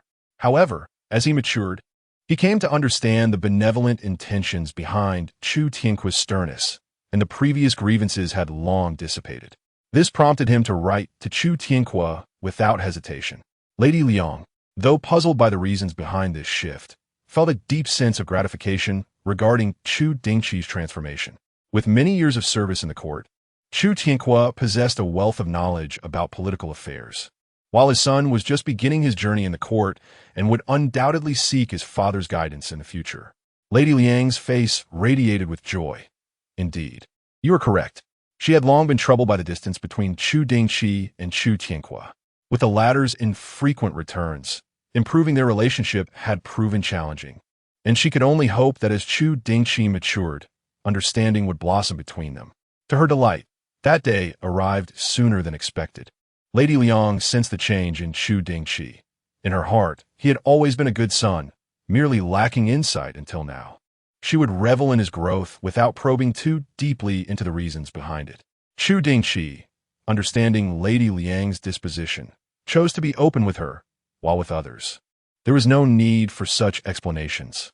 In the following days, Chu Dingchi diligently reported to the Bingsi at the appointed hour, engaging in drills alongside the soldiers. He would then wander the western city, occasionally encountering conflicts that arose when the Bingsi soldiers were not present to intervene. In such instances, he would also take charge. Overall, the Bingsi in the western city displayed a commendable sense of duty, and the public safety was evidently improved. After several days of patrolling, Chu Dingchi noted numerous minor skirmishes, yet no significant issues arose. Reflecting on his previous life as an idle manager for several months, he recognized that the western city had remained largely uneventful, indicating that his role as commander was not strictly necessary. Although the western city was frequented by the affluent and powerful, most disputes were typically resolved privately, requiring the Bingsi's involvement only on rare occasions, as no one wished to lose face in public, particularly after Zhou Haolin and Shun Xueqing were imprisoned by Chu Dingchi. There had been no reports filed at all. In a moment, Chu Dingchi found himself without a purpose in his position. Bored, he even considered instigating a brawl among some young ruffians. Just as he contemplated returning home for lunch, a soldier from the Bingsi rushed towards him, reporting, "Commander, there's been a report of an incident on Changma Street. One party involved is the heir of the Duke of Loyalty and Valor." Hearing this, Chu Dingchi's first reaction was one of excitement at having something to do, followed by a moment of surprise. Li Darren's elder brother? Li Huahui hailed from the Duke of Loyalty and Valor's household, being the sixth son of the Duke, while the heir was his elder brother. Indeed, let's go and see. Fortunately, their current location was not far from Changma Street, and Chu Dingchi quickly made his way there. Upon arrival, he observed that a section of Changma Street had been cleared, with onlookers and passers-by instinctively keeping their distance from the site of the conflict. In the cleared area stood two opposing groups. One side comprised a dozen guards surrounding a tall, slender young man with a red mark across his face. Some of the guards bore bruises, while others grimaced in pain. "My younger brother is the deputy commander of the Bingsi, and I shall not hold this against you. Quickly hand over the scoundrel who has harmed me." The voice of the young man, clearly identified as Li Huaya, rang out. However, what astonished Chu Dingchi was that the opposing group consisted of women. The Bingsi soldiers arrived ahead of Chu Dingchi, and upon seeing him, they released their grips on their weapons and respectfully greeted him. "Commander." The others turned their gazes towards him. Li Huaya's expression darkened considerably. He had not anticipated Chu Dingchi's swift arrival. Chu Dingchi nodded slightly and inquired, "What transpired here?" The soldier pointed to the woman in red. "I have received a report from this young lady, but I have yet to grasp the specifics of the matter." Chu Dingchi then turned his gaze toward the woman in red. She stepped forward from behind the soldier, gracefully saluting Chu Dingchi, and stated confidently, "I am the daughter of Zheng Jijia, an officer in the Ministry of War. It is an honor to meet the commanding officer." Chapter 19. Rescuing Zheng Qingman. Chu Dingchi inquired, "Why did Ms. Zheng report the incident?" Zheng Qingman replied, "My father, favored by the emperor, was appointed as a minister in the Ministry of War. Recently, he brought our family to the capital. As a newcomer, I was intrigued by the bustling West City and decided to explore. By chance, I encountered young Master Li, who initially inquired about my background. Upon learning that my father held a position in the Ministry of War, he invited me to accompany him on an outing. I declined, yet he persisted, relentlessly pursuing me. When I continued to refuse, he became enraged and commanded his guards to forcibly take me away. Fortunately, I had learned some self-defense from my father and brothers, which prevented him from succeeding. However, his anger only intensified. He not only restrained me, but summoned more guards to assist him. Outnumbered, I had no choice but to seek help from the commander's office, imploring the commander to advocate on my behalf." Zheng Qingman articulated her account with clarity, and throughout her narration, Chu Dingchi could sense her indignation and helplessness. It was disheartening to see someone so recently arrived in the capital ensnared by a debauched noble, unable to extricate herself due to his lineage. After listening to Zheng Qingman's account, Chu Dingchi turned to Li Huaya. "Is this true?" Li Huaya vehemently denied, "Absolutely not. Do not be deceived by this wretched girl, Chu young master. As the son of the loyal and valiant Duke, I have no shortage of women to choose from. Why would I lower myself to pursue her? It is she who, knowing my status, attempted to seduce me. When I ignored her, she and her maid assaulted me. He pointed to the red mark on his face. This is a result of her whipping me. Chu Dingchi glanced around, calmly stating, with so many witnesses on Changma Street, it is likely that several have observed what transpired. I shall dispatch someone to ascertain the truth. Li Huaye's expression stiffened. Commander, my younger brother is Li Huawei. We are of the same family. Must we be so contentious? Family? Chu Dingchi scoffed. You dare to claim such a connection. Chu Chang, standing behind Chu Dingchi, also chuckled. No one understood Chu Dingchi better than he. He had never been known for his patience, and, as the heir of the Duke of the State, he possessed an inherent rebellious spirit. This laughter struck Li Huaye like a slap to the face, and his gaze darkened. Chu young master, we are both of noble birth. Must we truly tear each other apart? Chu Dingchi dismissed him with indifference. It seems there is no need for further inquiry. Ms. Zheng's testimony is credible. Guards, arrest Li Huaye and his guards for their attempt to forcibly abduct a respectable woman and confine them in the commander's prison. Yes, the soldiers promptly stepped forward, swiftly disarming the guards and apprehending everyone involved. Li Huaye lowered his gaze, displaying a semblance of intelligence. He understood that Chu Dingchi would grant him no leniency. Rather than plead with Chu Dingchi, it was wiser to wait for the Duke's intervention. Before long, Li Huaye and his accomplices were taken away. Zhang Qingman exhaled in relief. Expressing her gratitude, I am deeply thankful to the commander. Chu Dingchi waved his hand dismissively as the head of the West City Commander's office. It is my duty to uphold justice. Do not fret, Miss Zhang.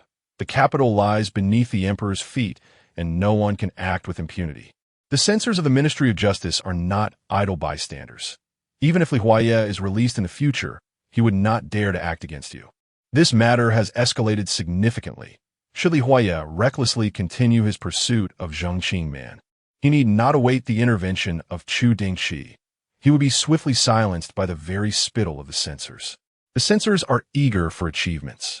And regardless of the sordid dealings that may transpire in the shadows, once a matter is brought to light, it must be handled according to the established protocols. Upon hearing this, Zhang Qingman smiled, her eyes curving in delight. I feel reassured now. The West City is bustling with life, brimming with delightful attractions.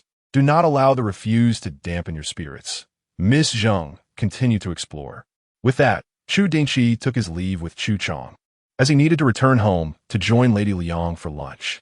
It was only after Chu Dingchi departed that the maid, Lan Shuang, sheathed her sword and remarked, Miss, this commander is quite imposing, showing no regard for the heir of the loyal and brave marquis. Zhang Qingman re-wrapped her whip around her waist and replied, he is the heir of the Duke of State, a man of great power and one who enjoys the emperor's favor. Naturally, a nearly obsolete house like the loyal and brave marquis would not command his respect. With a sigh, Zhang Qingman continued, what is deemed insignificant by the heir of the Chu family is, to us, the Zheng family, a formidable force. I cannot help but wonder if today events will bring trouble upon my father and elder brother. The Zheng family has previously held positions in local governance. Due to Zhang Jijia's distinguished achievements, he was promoted to the capital as a minister in the Ministry of War, seemingly paving the way for a bright future. Yet, the Zheng family lacks deep roots in the capital and has no backing, necessitating a cautious approach. The events of today have unfolded far beyond Zhang Qingman's desires. Lan Shuang offered comfort. Did not the heir of Chu state that the loyal and brave marquis, as household, poses no threat? Otherwise, the censors would not spare them. Alas, while they may refrain from overt actions, one must fear the subtle machinations that lurk in the shadows. Let us abandon our shopping for now and return home to inform father and third brother. Zhang Jijia has 3 sons and 1 daughter. His eldest and second sons are both occupied with duties, leaving only the youngest son and Zhang Qingman to accompany him to the capital. They had initially hoped for a joyful outing to experience the capital's prosperity, but instead encountered such distressing matters, leaving Zhang Qingman in a foul mood. devoid of any desire to continue their excursion. Meanwhile, Chu Chang remarked, "Your Grace, the guards of the loyal and brave Marquis are no ordinary folk. The duo of master and servant has already caused difficulties for young Master Li, indicating their martial prowess is commendable." Chu Dingchi concurred. "I noticed that Miss Zheng has calluses on her right hand, and her whip is smooth and unblemished, suggesting she is a master of the art. Should we investigate the Zheng family further?" Chu Dingchi nodded.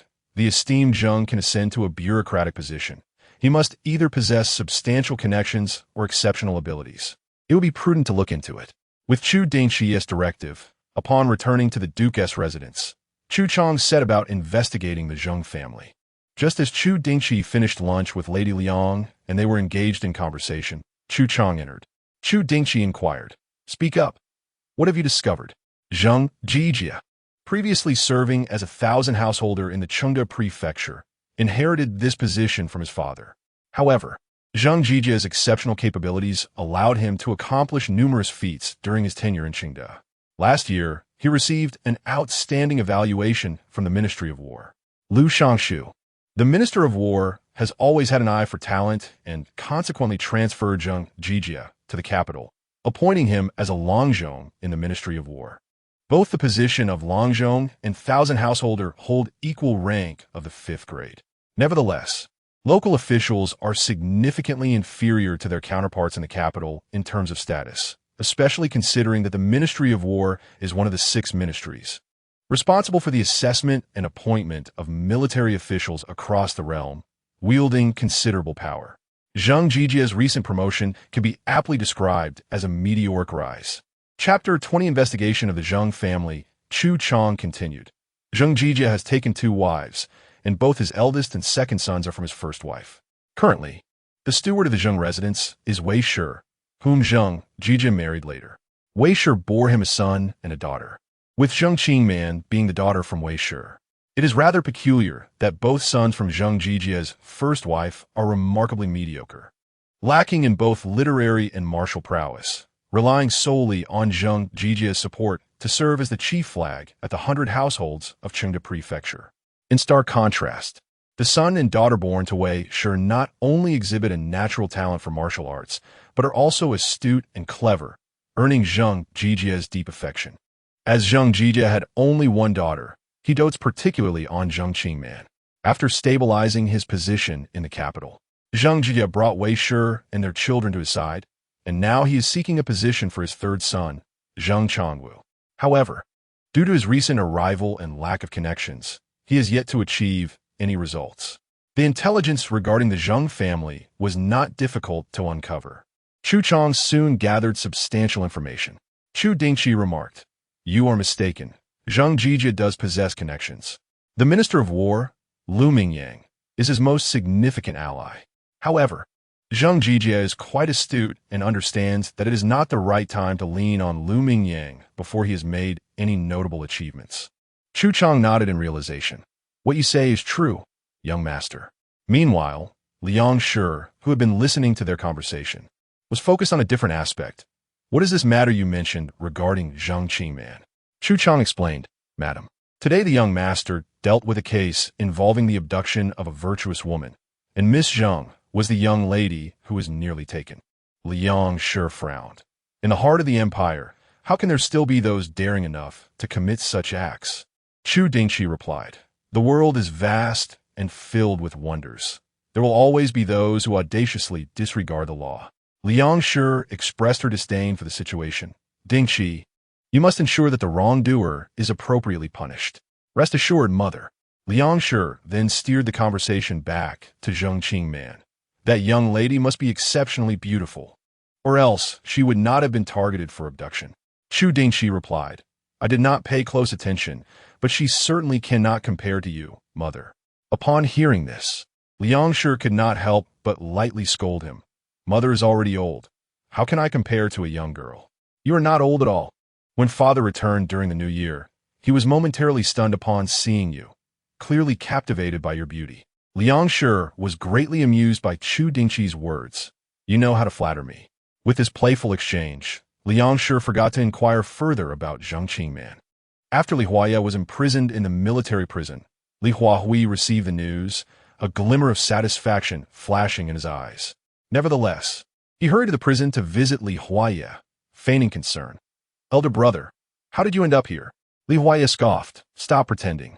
Quickly fetch our father to rescue me." As the only legitimate son of Duke Zhongyong, Li Huaye appeared to have a secure position as the heir, yet he was acutely aware that none of his younger brothers were dependable, and the relationships among the brothers had always been strained. Li Huayi, feeling helpless, replied, "Elder brother, you must tell me what happened so that I can inform father." Li Huaye's expression was one of impatience as he lamented, "I have taken a liking to a certain woman, but to my dismay, she possesses formidable skills, and I have suffered losses. I initially intended to have the guards teach her a lesson, but that wretched woman reported me directly to the military authority." Li Huayi responded, "Brother, have you not heard of the recent events? The commander showed no regard even for the Duke of Dingbei, let alone our loyal and brave Marquis family, with whom we have little connection." Li Huaye was humiliated and, in a fit of anger, exclaimed, "Quickly seek our father to rescue me." "Of course, I shall go at once," Li Huahui replied, promptly turning to leave the cell. However, once out of Li Huaye's view, he slowed his pace, unable to conceal the joy on his face. Having been overshadowed by his inept brother, Li Huahui had long felt discomfort. Today, he saw a glimmer of hope in the prospect of dethroning Li Huaye from his position as heir. Li Huahui arranged for a minor official to temporarily handle his paperwork while he returned to the Marquis residence by carriage. The loyal and brave Marquis, having surpassed 50, had long reconciled himself to his mediocrity, no longer aspiring for advancement, but dedicating his energies to his household. Upon Li Huahui's return, the Marquis had just finished a meal with yet another concubine, and, being advanced in years and weary from nightly revelries, was contemplating a midday nap when he learned that Li Huahui wished to see him. The portly Marquis yawned as he settled into his chair. "What brings you here?" "Xiao Lu." Li Huahui stood at a respectful distance and replied, "Father, today my brother attempted to forcibly abduct the daughter of the military official Zhang Jijia on Chanma Street, only to be caught by young Master Chu. He is now imprisoned in the military jail, and he has sent me to implore you for assistance." For a moment, the Marquis thought he had misheard. Yuera attempted to abduct a woman in public, and she is the daughter of an official? Li Huahui nodded in affirmation. Has he lost his senses? The Marquis found the situation so absurd it was laughable. Even I would not dare to do such a thing. Where does he find the audacity? The Marquis cherished his only legitimate son, and despite recognizing Li Huaye's inadequacies, he still held hopes for his improvement. Even if Li Huaye could not elevate their family further, he at least wished for him to maintain their ancestral legacy. Yet, instead of witnessing any change, the Marquis was met with the news of his son's imprisonment, which was indeed quite awkward. Li Huahui lowered his head, saying, "Brother was merely momentarily confused. Do not defend him." The Marquis retorted, though his anger was palpable. Nevertheless, he could not allow Li Huaye to languish in jail, asking, "Xiao Lu, has young Master Chu mentioned how he plans to deal with you, Ero?" Li Huahui shook his head. "The young master has only ordered that my brother be confined. He has not yet disclosed any further actions." Upon hearing this, the Marquis pondered, "Arrange for me to meet young Master Chu. Inform him that I wish to invite him for a drink at Tiantian residence." A twinge of disappointment coursed through Li Huahui's heart, for it seemed the Marquis had not yet considered relinquishing his son. After all, he was the one upon whom the Marquis had placed such high expectations. Li Huahui smirked inwardly, yet maintained a respectful demeanor as he said, "Understood, Father." The Marquis, now devoid of any desire for a midday nap, waved Li Huahui off and retreated to his study, contemplating how he might persuade young Master Chu to spare Li Huaye. After much contemplation, no viable solutions came to mind, leaving the only option to face challenges as they arise, with the hope that the esteemed Lord Chu would be somewhat accommodating. The Duke of Loyalty and Valor found himself increasingly troubled, unable to suppress his frustration towards Li Huaye. If it were not for Li Huaye's audacious folly, he would not be burdened with such distress. Nevertheless, he remained resolute in not contemplating a change in succession. The great Qian dynasty adhered strictly to the principle of primogeniture, and the Duke had but one legitimate son, Should he desire to bypass his heir in favor of an illegitimate offspring, without an appropriate justification, the court would never consent. Chapter 21. The Duke of Loyal Courage offers apologies to the Zheng family after his rebirth, although Chu Dingchi reported daily to the military command office. His focus was not solely on his duties there. As long as no incidents arose, he typically refrained from visiting the office. Li Huawei, serving under Chu Dingchi, had already discerned his habits and recognized that the likelihood of Chu Dingchi appearing at the office today was slim. However, he did not inform the Duke of Loyal Courage. Feigning patience, Li Huawei waited at the military command office until the hour of view, and upon realizing that Chu Dingchi had not made an appearance, he returned to the Duke's residence. "Father, I did not see young Master Chu at the office," he reported. The Duke of Loyal Courage was taken aback. "Is he truly neglecting Yi?" Li Huawei's expression turned awkward, and he bowed his head in silence. The Duke, feeling a twinge of irritation, understood that the capabilities of the Duke's residence were insufficient to influence Chu Dingchi. He waved his hand dismissively, then informed him at the next roll call tomorrow, "You may leave now." "Yes," Li Huawei replied obediently. "Wait." Li Huawei halted, responding respectfully. "What is your command, father?" The Duke inquired, "Which young lady has captured Yiner's interest?" Li Huawei replied, "She is the legitimate daughter of Zheng Jijia, an official in the Ministry of War." "Zheng Jijia? I do not recall hearing of this individual," the Duke remarked. Li Huawei, having conducted thorough investigations on Zheng Jijia, explained, he had previously served in the Chengde Prefecture and was later recognized by Minister Liu Shangshu, who personally promoted him to his current position. Indeed, he is affiliated with Mu Yingyan. The Duke of Loyal Courage could not suppress a pang of discomfort, immediately dispelling other thoughts. "Prepare a gift of apology. You shall deliver it personally to Miss Zheng on behalf of your elder brother." The Duke had just realized that in his attempt to plead for Li Huawei's sake before Chu Dingchi, he must first pacify the victim to prevent any disturbances. Understood. As long as the Duke of Loyal Courage did not entertain any foolish notions, a visit to the Zheng family would not pose a challenge.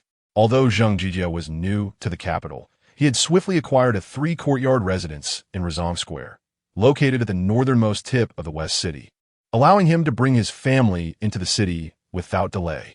Despite being near the city wall and relatively secluded within the West City, the property prices were considerably higher than in the North and South cities. With Zheng Jijia's salary, he could never afford such a residence in Reborn Square throughout his lifetime. His financial means were largely attributed to his wife, the Wei family, who had a long-standing commercial legacy.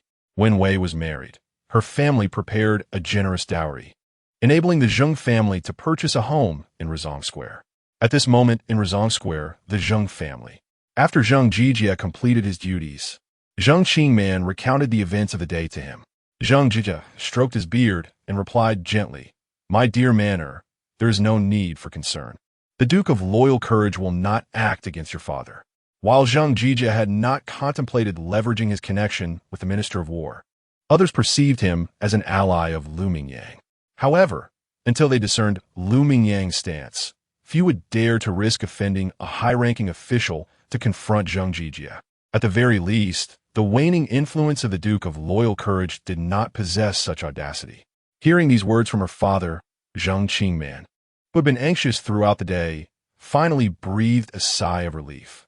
In her heart, her father was the most formidable person. If Zheng Jijia declared that all was well, then assuredly, all was well. Beside them, Zheng Changwu inquired, "Little sister, was it Lord Chu who rescued you?" Zheng Qingman nodded. "Indeed, Lord Chu is the commander of the Western City Military Division. After I reported the incident, he arrived promptly to save me. The Duke of the State has guarded Liaodong for 20 years, suppressing the Mongols with great strength. I wonder if Lord Chu possesses the same martial prowess as the Duke." Zheng Changwu held the Duke Chu Tianqua in high esteem and harbored considerable curiosity about Chu Dingchi. Zheng Qingman added, "I cannot ascertain his martial prowess, but Lord Chu is quite attentive. He recognized my fears of retaliation and offered me words of comfort." Zheng Changwu turned to Zheng Jijia, "Father, since Lord Chu has aided us, should we not express our gratitude?" Zheng Ji shot him a glance. "Do not presume I am unaware of your thoughts. Such a notion is impossible. Lord Chu's assistance to man is a matter of duty. If we were to visit him in thanks, it might be misconstrued as an attempt to curry favor with the Duke's household. What if we inadvertently offend Lord Chu? Zheng Changwu was compelled to abandon the idea. Zheng Jie continued, I have been preoccupied with matters of the Ministry of War lately. Your tasks will have to wait for a while. During this period, behave yourself and refrain from causing trouble. Zheng Changwu protested. Why can my sister leave the residence while I must remain here? Because your sister is more sensible than you. Zheng Jie replied. The capital is not like Qingde. Temper your chivalrous spirit. If you provoke the wrong person, your father cannot protect you. Consider your mother. Do you wish to see her weep for you? Zheng Changwu immediately wilted. I understand, father. Zheng Jie sighed, patting his shoulder, and softened his tone. Changwu, I'm not scolding you. I know you mean no harm. I merely fear you may be taken advantage of by the cunning in this world. If you wish to leave the residence, take your sister with you, and heed her guidance while you are outside. Zheng Changwu, upon hearing this, regained his spirits and nodded vigorously. I shall certainly listen to my sister. Zheng Qingman smiled brightly. Do not worry, father. If third brother disobeys me, I shall teach him a lesson with my whip. As she spoke, she even patted the whip at her waist. Zheng Changwu recoiled slightly, muttering under his breath about how a girl who is always fighting might never find a husband. What nonsense! Wei, who had been quietly listening, suddenly rebuked Zheng Changwu. Zheng Qingman, now 16, had reached the age for marriage discussions. However, the young men of Chengde had all been taught a lesson by her whip, and although some were attracted to her striking beauty, they were invariably deterred by her formidable nature. Consequently, Zheng Qingman had yet to secure a marriage proposal, which caused Wei much concern. Zheng Changwu's remark struck a nerve. With a stoic expression, Wei addressed him. Changwu, you have been practicing your marksmanship all day and have yet to practice your calligraphy. After dinner, go to the study and transcribe the art of war. Transcribe it? Zheng Changwu's lips twitched as he glanced at his hands and then extended them toward Wei. What are you doing? She asked. Since I must eventually waste my time, mother, why not just give me a beating to vent your frustrations? Get out. Wei felt that she would eventually be driven to her grave by Zheng Changwu's antics. They were both of age, yet he still behaved so recklessly. Zheng Qingman was amused by Zheng Changwu's humor, bursting into laughter. What are you laughing at? Wei's gaze swiftly shifted to her. Zheng Qingman seemed as if someone had seized her throat, unable to utter a sound. Wei sharply tapped her forehead several times, declaring, From tomorrow onward, you shall cast aside that whip and diligently learn needlework with your mother. Zheng Qingman immediately clutched the whip, exclaiming, I refuse. She quickly cast a pleading glance towards Zheng Jie. Zheng Jie cleared his throat, remarking, Madam, perhaps it is not so detrimental for manner to pursue her own interests. After all, there is no decree that women must excel in needlework, is there? It is concerning that no engagement has been arranged as of yet. Does the master find this acceptable? Wei's irritation intensified upon seeing Zheng Jie. Were it not for his constant hindrances, Zheng Qingman would not be so unruly. Zheng Jie responded, Manner is still young. A few years' delay is inconsequential. A woman's marriage is a significant event in life, not to be treated lightly. As her parents, we must carefully consider her future. Wei sighed. What more could she say? She could only inquire about suitable young men in the capital, burdened as she was with such a pair of children. Master, the vice commander of the western city, Li Huahui, has come to pay his respects. Upon hearing the servant's announcement, the atmosphere in the hall shifted dramatically. Zheng Jie's brow furrowed. What does he seek? The servant replied. He claims to apologize to the young lady for today's incident. Show him in. Yes. Zheng Jie turned to Zheng Qingman and said, Manner, please accompany your mother to the rear courtyard. Zheng Qingman nodded, rising to say, I shall take my leave for now. Shortly after the two departed, Li Huahui arrived in the hall, guided by the servant.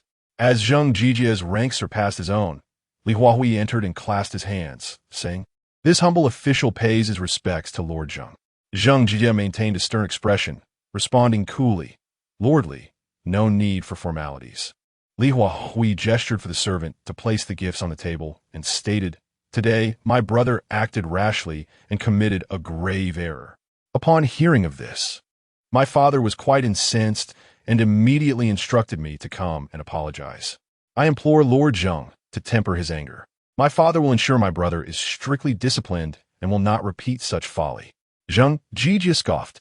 I have heard that the heir of Duke Zhongyong has 2 illegitimate sons already. Why has he not matured? Li Huahui appeared somewhat awkward.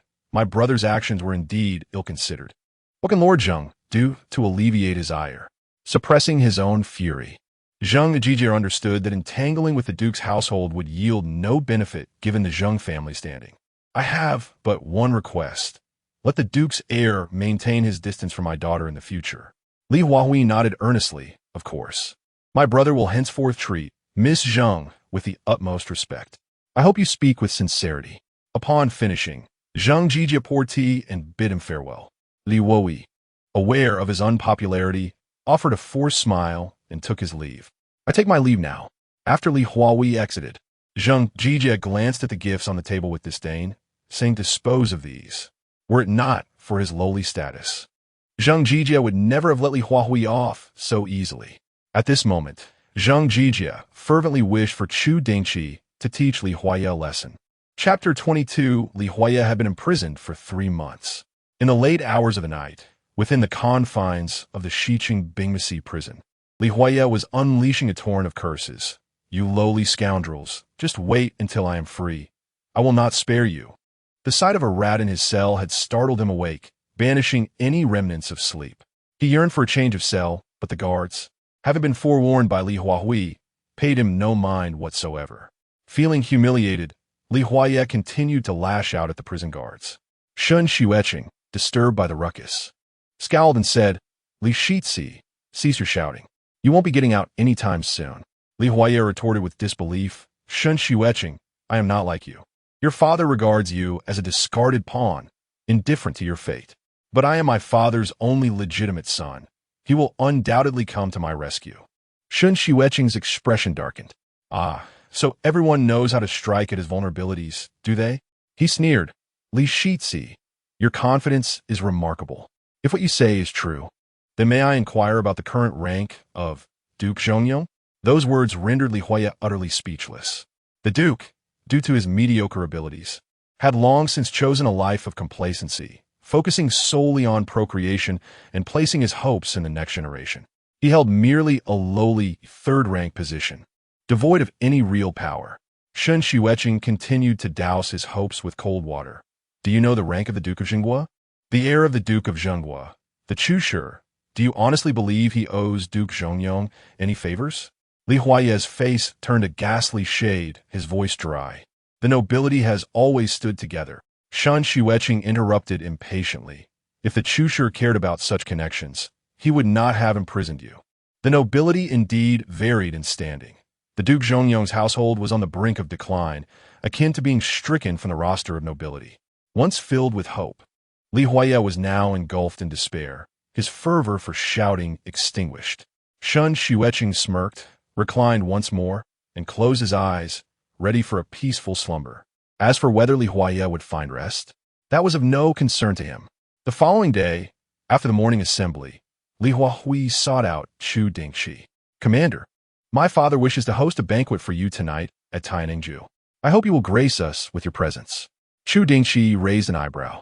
Is this regarding Li Huayi's situation? Indeed, Li Huahui confirmed. Chu Dingchi replied, there is no need for such trouble. Li Huayi has acted with impunity, attempting to abduct a respectable woman, a daughter of a noble family, showing utter disdain for the law. It is utterly arrogant. I have already decided to sentence him to 3 months in prison. You may convey my words to Duke Zhongyong, informing him that there is no need for any expenditure. Li Huahui felt a surge of joy within, though he feigned difficulty as he said, Commander, before leaving the manor, my father repeatedly instructed me to ensure your attendance at the banquet. This, Chu Dingchi patted his shoulder, a smirk dancing on his lips. Li Darren, some matters, if not pursued, will afford you not a single opportunity. It seems you should not squander your time on me. Li Huahui's heart raced, as if Chu Dingchi could see through him. He dared not meet his gaze again and refrained from mentioning the banquet any further. After the morning assembly, Li Huahui contemplated and ultimately decided against visiting Li Huaye in prison, returning directly to Duke Zhongyong's residence to relay Chu Dingchi's message. Lord Zhongyong, however, was not particularly angered. Over the years, he had been belittled on numerous occasions, rendering him somewhat numb to such affronts. In a low voice, he remarked, "Does young Master Chu truly show no regard for our dignity?" Li Huahui bowed his head and replied, "It is the fault of my ineptitude." Lord Zhongyong waved his hand dismissively, self-deprecatingly stating, "This is not your concern. It is I, as your father, who has failed. Since young Master Chu is unwilling to release you, let Year endure some discomfort for 3 months. It will serve to temper his disposition. Go to the treasury and collect 1,000 taels of silver. Hand it over to the jailer, ensuring they take good care of Year's meals during this period." Understood.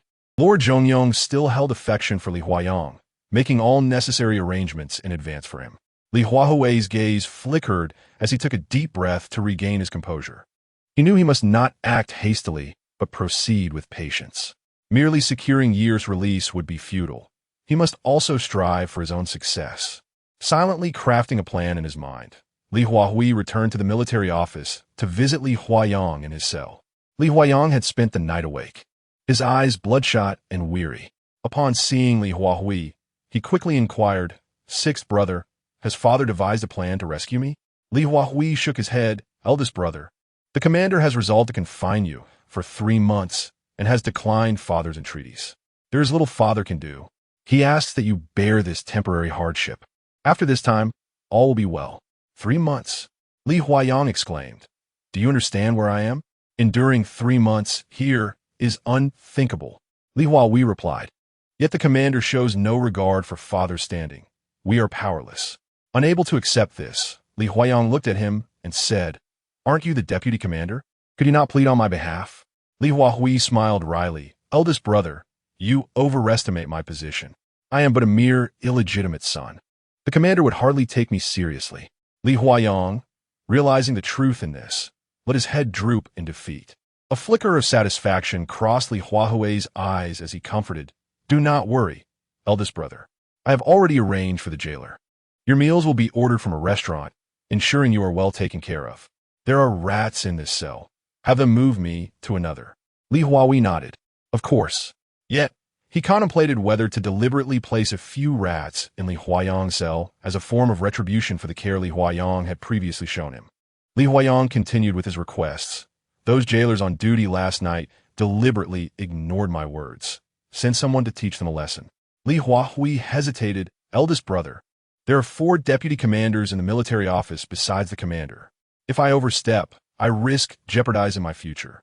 Naturally, Li Huayong was indifferent to Li Huahui's prospects, but he recognized that Li Huahui would not heed his words, leading him to concede, "Then let it be."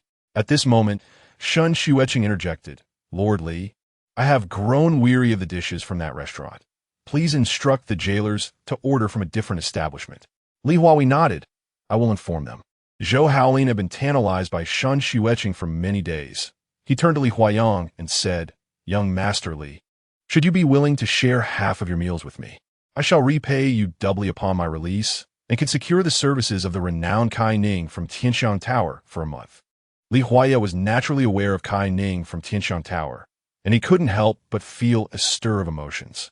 Shun Xueqing was so enraged that he was nearly jumping up and down. "Damn it, Zhou Haolin, you beast! With so many young ladies at Tianxiang Tower, why do you fixate solely on Miss Kai Ning?" Zhou Haolin replied with a cold snort, "Because I wish to." Li Huahui cleared his throat and interjected, "Elder brother, the commander has ordered not to improve the meals for young Master Zhou." Following this incident, Li Huaye felt a deep sense of trepidation towards Chu Dingchi, to the extent that he did not dare to entertain thoughts of revenge.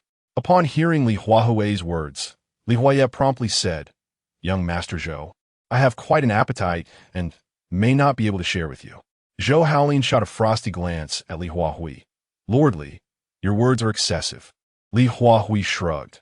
"I cannot simply turn a blind eye. If the commander learns of this, it would likely lead to dire consequences." Zhou Haolin scoffed and reclined back onto the straw, turning his back to everyone. After exchanging a few more words with Li Huaye, Li Huahui departed from the cell. Chapter 23. The Salt Merchants of Jiangnan. In recent days, Mu Yingyan had been diligently collaborating with Mu Yuanchu on the handling of memorials. While Emperor Jingxian provided guidance from the side, albeit without requiring excessive exertion, his complexion appeared more vibrant than usual.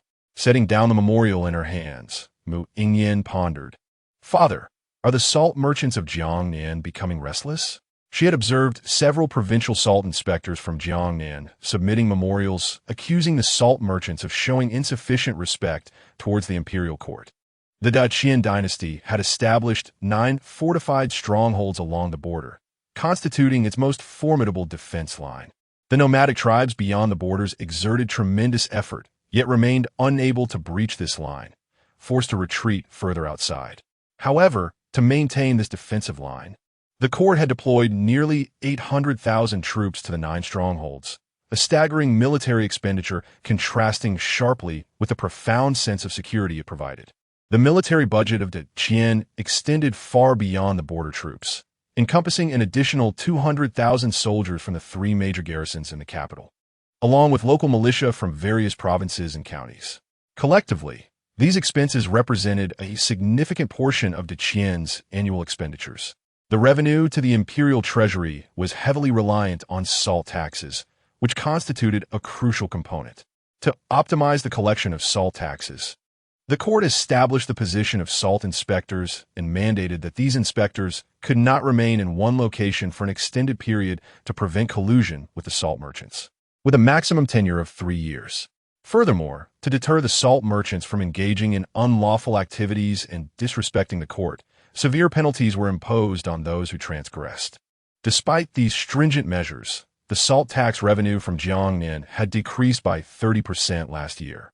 The salt merchants attributed this decline to severe droughts in Shandong, where they had cooperated with the court to deliver substantial amounts of grain for disaster relief, thus leading to a reduction in Jiangnan salt taxes. The rationale behind this reduction lay in Daqian's salt tax policy. Salt merchants were required to obtain a salt license to sell salt, and upon issuance of this license, they were obligated to pay taxes based on the quantity specified, regardless of whether the salt was sold. However, exceptions occasionally arose.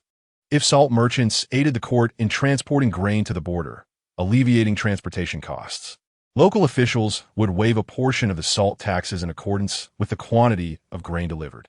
Additionally, during significant disasters, salt merchants who assist in disaster relief would also receive tax exemptions. Thus, it was not surprising that the salt merchants experienced a reduction in taxes for their relief efforts. Yet, Emperor Jingxian instinctively sensed something amiss. He promptly dispatched inquiries to the salt inspectors across Jiangnan, who confirmed that they had indeed exempted the salt taxes based on the documentation provided by the salt merchants regarding the relief grain. The emperor further sent emissaries to Shandong to verify the claims, confirming that the region had indeed received the grain support from Jiangnan salt merchants, matching the quantities reported by the salt inspectors. Nevertheless, the more he investigated, the more suspicious Emperor Jingxian became. At that moment, upon hearing Mu Yingyan raise the issue, he solemnly remarked, "It is not only the salt merchants who may be discontent. It appears that certain individuals may also be stirring unrest. If there truly is a problem, and it has been concealed so seamlessly, it is evident that someone is shielding the salt merchants." According to the court's regulations, the salt supervisor does not frequently serve in one location, making it difficult to collude with salt merchants. However, officials in various provinces and counties are not bound by such restrictions, rendering it challenging to guarantee their immunity against the corruption of monetary influences from these merchants. Mu Yingyan comprehended Emperor Zheng's words and remarked, "In that case, should the court dispatch an imperial envoy to investigate? Since the local officials can no longer be trusted, external forces must intervene." Emperor Zheng nodded. "Indeed, I have such intentions, but the choice of envoy remains uncertain." Mu Yingyan furrowed her brow. "Is your majesty concerned that the garrisons in Jiangnan may also be involved?" Emperor Zheng affirmed. "One must remain vigilant." Mu Yuanchu suggested, "If we consider the garrisons, should we transfer troops from the 3 great camps to accompany the envoy?" Mu Yingyan responded, If we specifically draw troops from the three great camps, it may provoke them, and we cannot ensure they will not act out of desperation, causing great chaos. Although they wish to resolve matters in Jiangnan, they do not desire to incite unrest. The siblings exchanged a glance and fell silent. It is no wonder Emperor Zheng had sensed something amiss with the salt merchants in Jiangnan, but had refrained from sending an envoy. It seems that selecting the right person for this task is indeed a daunting challenge. Observing the siblings' silence, Emperor Zheng smiled. There is no need for concern. The situation in Jiangnan has not yet reached an uncontrollable stage. After all, salt merchants are merely traders and cannot stir up significant turmoil. Mu Yingyan nodded, choosing not to dwell on the matter further, as she resumed reviewing official documents. At the Duke of Jinggua's residence, in the Yunhe Xian study, Chu Chang looked at Chu Dingchi with a perplexed expression.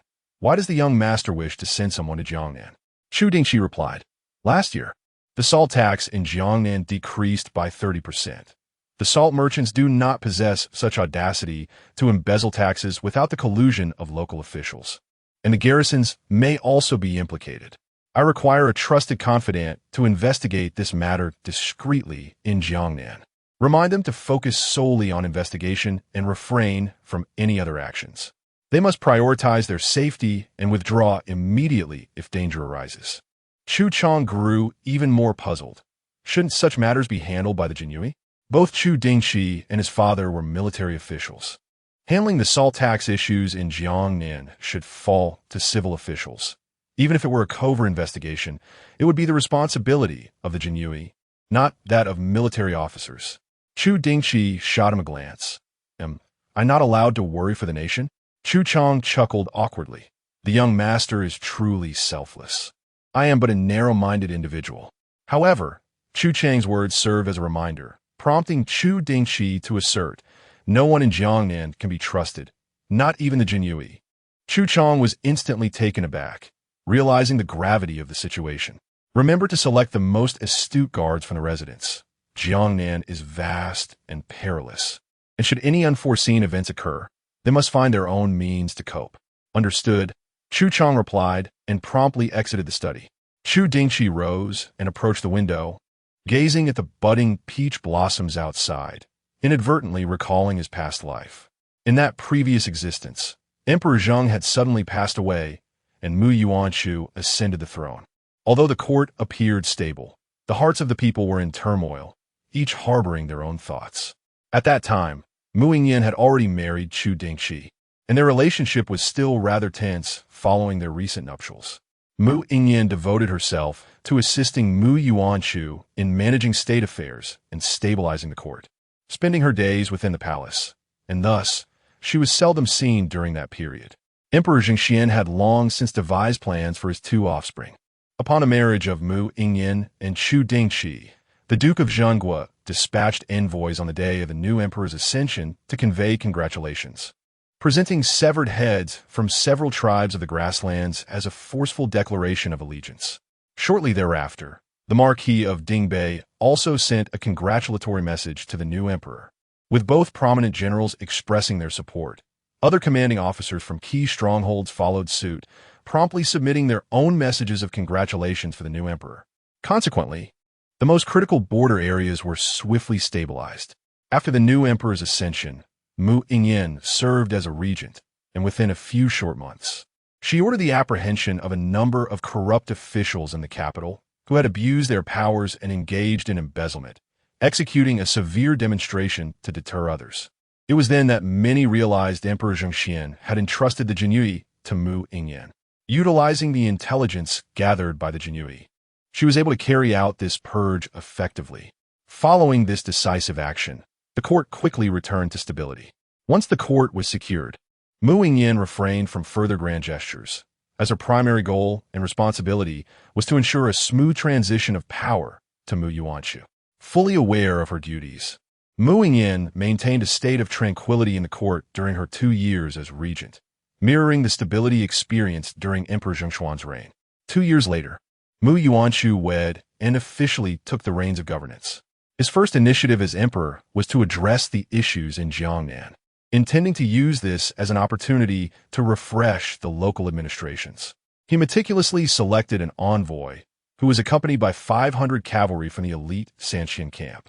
With such formidable forces, it was anticipated that resolving the Jiangnan situation would be a straightforward endeavor.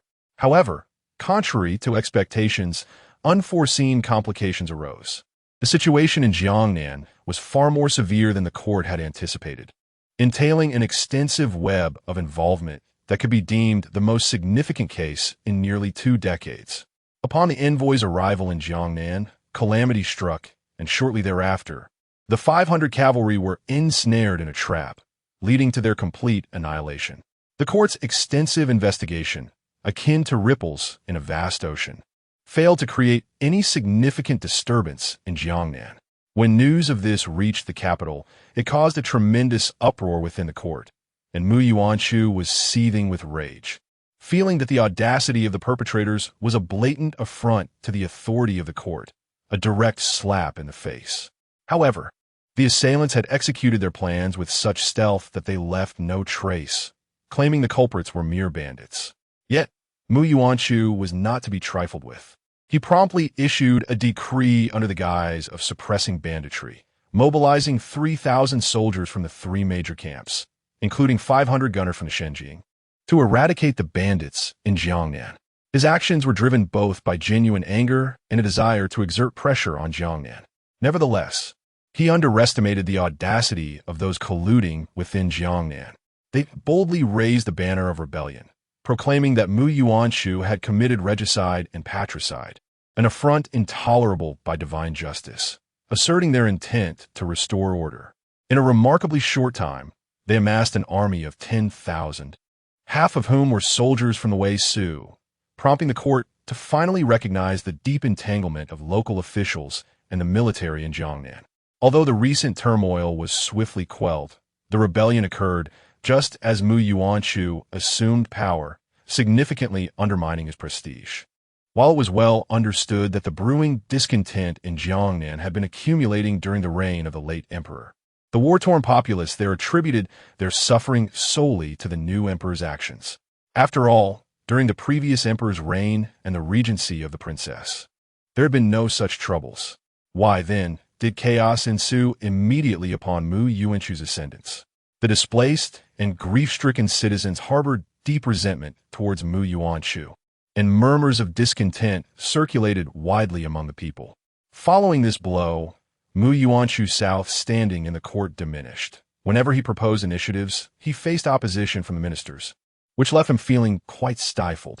This situation persisted until another event precipitated change. As the prince consort, Chu Dingchi was profoundly impacted by the Jiangnan rebellion. During those tumultuous days, Mu Yingyan toiled late into the night, her face devoid of joy, burdened with worries. Chu Dingchi wished to assist her, but found himself helpless. The court did not lack for martial generals to quell the unrest. Mu Yingyan's concern lay with the impact of the rebellion on Mu Yingyan's reputation, a matter that seemed irrevocable. However, an opportunity for change had now arisen.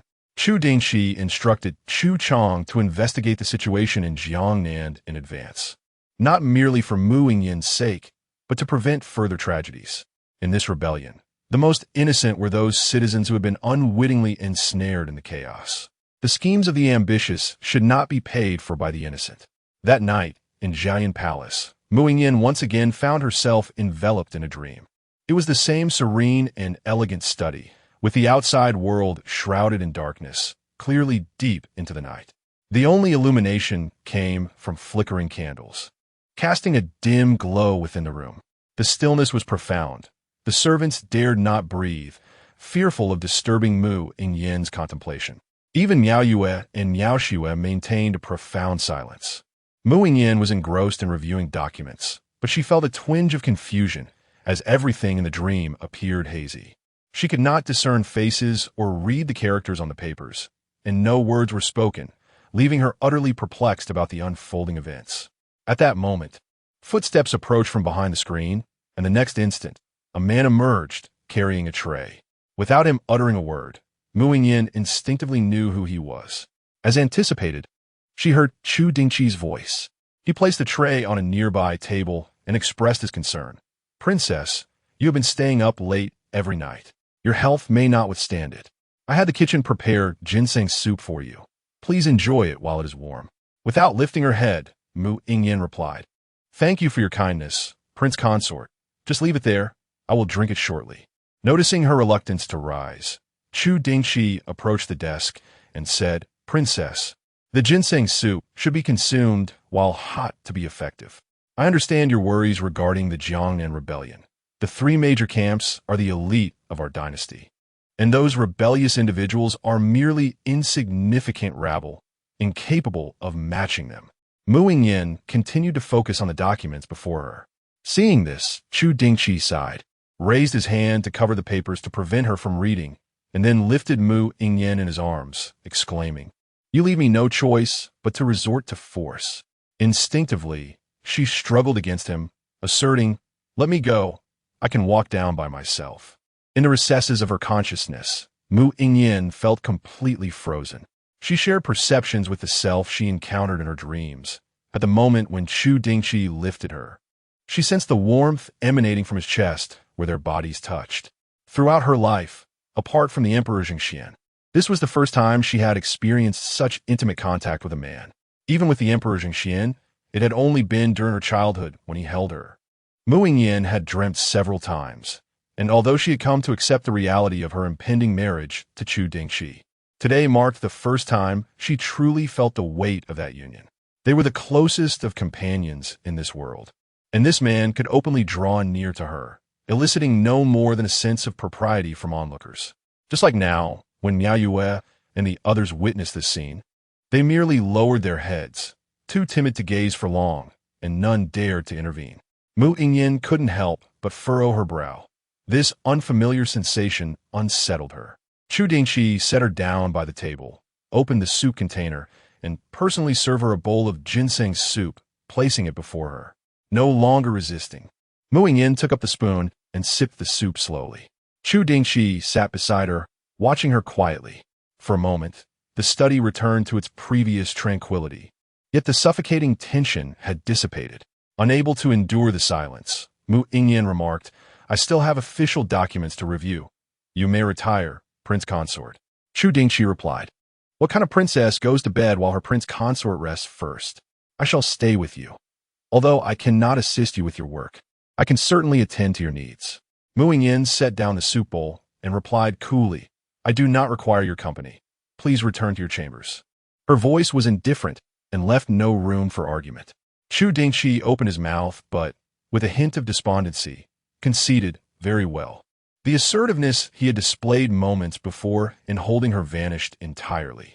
Though he acquiesced to her request, he remained until she finished her ginseng soup before lifting the tray to depart the study.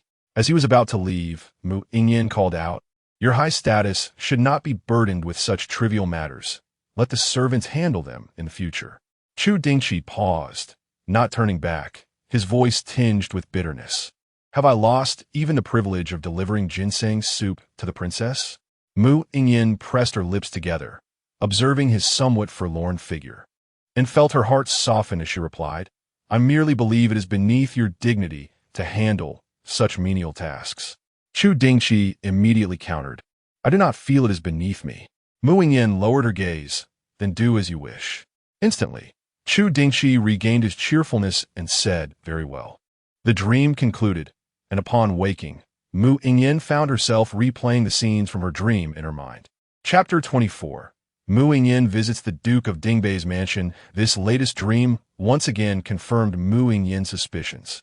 In the dream, her relationship with Chu Dingchi was far from harmonious. However, more than her connection with Chu Dingchi, it was their dialogue in the dream that preoccupied her thoughts. She vividly recalled Chu Dingchi mentioning the rebellion in Jiangnan. Although the details were not disclosed, she could not shake the feeling that there was a correlation between this and the recent memorials concerning the salt merchants of Jiangnan she had seen during the day. At that moment, Miao Xue approached the bedside and called through the curtain, "Princess, it is time to rise and change your attire." Only then did Mu Yingyan realize that dawn had broken. She sat up, drew back the curtain, and stepped out of bed. "It has been quite a while since I visited my aunt. Please inform Yuan Chu that I shall be going to the Duke of Dingbei's mansion today." Since the decree from Emperor Jingxian appointing the crown prince as regent, Mu Yingyan had been assisting Mu Yuan without respite. And today was a perfect opportunity for her to rest. Understood, Miao Xue replied, preparing the garments for Mu Yingyan to wear outside the palace. It was now March, with the sun shining brightly and the temperature rising. Miao Xue retrieved a light purple gauze dress delivered by the imperial household a couple of days prior. Concerned that Mu Yingyan might feel chilly in the gentle breeze outside, she also fetched a white cloak. After adorning herself, Mu Yingyan donned the attire prepared by Miao Xue, and by then, breakfast was ready. With only a son and a daughter beneath Emperor Jingxuan's command, small kitchens had been established in their residences for the convenience of their meals, eliminating the need to traverse to the imperial kitchen.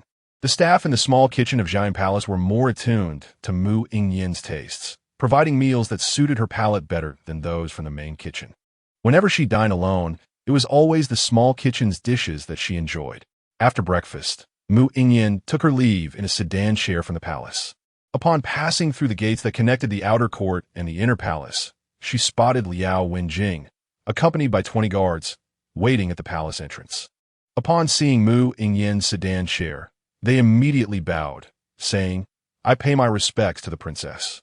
Mu Yingyan lifted the curtain of the sedan and replied, "No need for formalities. Proceed to the Duke of Dingbei's mansion." "Yes," Liao Wenjing responded, gesturing for the guards to position themselves on either side of Mu Yingyan. Henceforth, during her journey from the palace to the mansion, Liao Wenjing and his men would ensure her safety. Liao Wenjing had been appointed by Emperor Jingxian as the commander of the Jian Palace Guards, whose sole duty was to protect Mu Yingyan whenever she ventured outside the palace. Typically stationed in the outer court, Liao Wenjing and his men were always notified in advance before Mu Yingyan left the palace, ensuring they could promptly safeguard her. The Jian Palace Guards comprised 200 elite soldiers, all clad in armor and hailing from noble families, their positions far from ordinary. Commander Liao Wenjing, the second son of the Wenyuan Marquis, was astute and highly capable, specifically chosen by Emperor Jingxian for Mu Yingyan's protection. These 200 guards were entirely under Mu Yingyan's command. Even when she eventually married, they would accompany her to the princess's residence. While there might be changes in the personnel of the guards in the future, the overall composition of 200 would remain unchanged, with the possibility of an increase but never a decrease. Liao Wenjing cast a deep glance at Mu Yingyan's sedan, a flicker of admiration flashing his eyes, and solemnly declared, "Let us depart." As Liao Wenjing issued his decree, the guards escorted Mu Yingyan from the imperial palace to the residence of the Duke of Dingbei. This estate, located in the western city, was situated within the same vicinity as the Duke of Zhongguo's residence, both nestled in the vicinity of Xinifang. Xinifang is in close proximity to the palace, primarily comprising the residences granted by the Jingxian Emperor. The carriage of Mu Yingyan gradually entered Xinifang and ultimately came to a halt at the Duke of Dingbei's estate. A servant stationed at the entrance, upon spotting the carriage, promptly dispatched someone to inform Zhang and others, then hurried to the carriage and respectfully addressed her. "I pay my respects to your highness, the princess." The coachman lowered the long bench, and Miao Yue assisted Mu Yingyan as she alighted from the carriage. "No need for formalities," Mu Yingyan said, as she was quite familiar with the Duke of Dingbei's residence and needed no guidance. As the group progressed halfway, they encountered Zhang and Zhou Mengning, who had come to greet them. Zhang stepped forward, taking Mu Yingyan's hand with a smile. "Why did you not send word beforehand? Your aunt could have prepared your favorite dishes." "Cousin." Zhou Mengning affectionately linked arms with Mu Yingyan. Mu Yingyan smiled back at Zhou Mengning, turning to Zhang. "I'm not an outsider. Aunt need not trouble herself so." Zhou Mengning curiously inquired, "Cousin, have you been particularly busy lately? How are those memorials coming along?" "With Father Emperor's guidance, all is well," Mu Yingyan replied. Zhou Mengning looked on in admiration. "As expected of you, cousin. I once chanced upon my brother's official documents and found them quite dizzying." Zhang chuckled. "And you dare compare yourself to Pingle?" Zhang then urged Mu Yingyan, "Come, let us go to the back courtyard and have a good chat." Mu Yingyan hesitated. "Aunt, I need to find cousin." Upon hearing this, Zhang turned and instructed, "Go to the Northern Town Bureau and have the young master return to the residence." The steward complied and set off to carry out the task. Zhang continued, Then we shall wait for him in the main hall. Mu Yingyan nodded. After meeting cousin, I will join you for a conversation, aunt. Zhou Mingning could not help but act coy. Cousin, shall we go out to play afterwards? I have not left the estate in ages. As she spoke, she cast a furtive glance at Zhang. Understanding that Zhou Mingning was being restricted by Zhang, Mu Yingyan smiled and asked, where does Ninger wish to go? Although there was only a year between them, Mu Yingyan's maturity and the affection of her elders made Zhou Mingning often rely on her for assistance in her pursuits. This was no exception. Zhou Mingning, brimming with enthusiasm, exclaimed, I have heard that Tianbao Pavilion has acquired many new ornaments. Shall we go see? Mu Yingyan readily agreed. Certainly. Zhang, noticing Zhou Mingning's mischievous intent, shot her a disapproving glance. But since Mu Yingyan had already consented, she chose not to intervene. Soon, they arrived at the main hall, where the servants presented the prepared tea. Liao Wenjing stood guard outside, ensuring that the conversation among Mu Yingyan and the others remained undisturbed while remaining vigilant regarding her well-being. Even within the Duke of Dingbei's estate, Liao Wenjing and his men dared not let their guard down for a moment. Zhou Mingning, seated beside Mu Yingyan, glanced at Liao Wenjing outside and whispered, Cousin, I have heard that Commander Liao is already 30 yet remains unmarried. Mu Yingyan lifted the teacup and took a sip, saying, This is not something you should concern yourself with. Zhou Mingning paused, pouting, and remarked, I believe he is not averse to marriage. Rather, he is waiting for someone he cannot attain. Unfazed, Mu Yingyan replied, To wait for the unattainable, knowing it is futile, is sheer folly. Unable to contain her curiosity, Zhou Mingning asked, Cousin, what sort of person would you like? Regardless of the esteemed lineage and appearance of Chu Dingchi or the familiar disposition of Liao Wenjing, Mu Yingyan held no interest in either.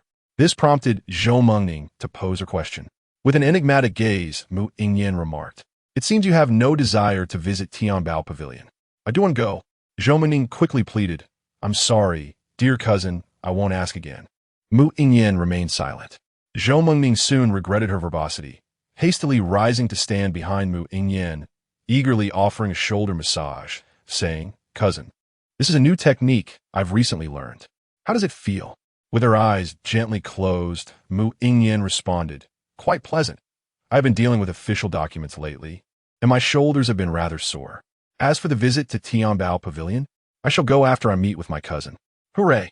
Zhou Mingning could not help but leap in celebration.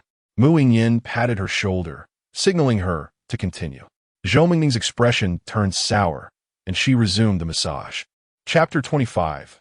Mu Yingyan decides to investigate. Jiang Ninzhou Haocong returned swiftly, still adorned in his flying fish attire, clearly having come back upon receiving the news. He glanced at Mu Yingyan and inquired, Shall we discuss this in my study? Mu Yingyan nodded in agreement, and the two proceeded to Zhou Haocong's study. Once they departed, Zhang Shi frowned and directed her gaze towards Zhou Mingning, saying, As an unmarried lady, you ought not to indulge in idle curiosities. Zhou Mingning rubbed her sore arms and replied, I understand. Alas, the cost of gossip is too steep. In Zhou Haocong's study, Mu Yingyan sat opposite him and stated, Cousin, I require you to select a trusted individual to journey to Jiangnan and meticulously investigate whether the salt merchants are colluding with officials. Additionally, ascertain if they have any connections with the way. Zhou Haocong furrowed his brow. Does the princess suspect that Jiangnan officials are sheltering the salt merchants? Mu Yingyan affirmed. Only through investigation can we find peace of mind. Pausing momentarily, her gaze grew complex as she continued. It is imperative that the person you send bears no ties to the Jiangnan Jinyui. They must not be acquainted with anyone there, and upon arrival, they should refrain from contacting the local Jinyui. Regardless of the findings, they must not seek assistance locally. Should a rebellion arise in Jiangnan, the Jinyui there would bear significant responsibility. Their duty is to supervise officials on behalf of the emperor, and if Jiangnan descends into rebellion, it either signifies their dereliction of duty or collusion with rebels, both of which denote failure on their part. Thus, Mu Yingyan insisted that Zhou Haocong remain cautious of the local Jinyui. Zhou Haocong's expression turned serious. I shall advise them accordingly. However, given Jiangnan's distance from the capital and the need for clandestine inquiries, it may take several months to yield results. Mu Yingyan replied, "No matter, this matter is not urgent." Zhou Haocong declared, "I shall select personnel immediately. The sooner they depart, the sooner they shall return." Just as he stood, a thought struck him. "Ah, I owe young Master Chu a favor."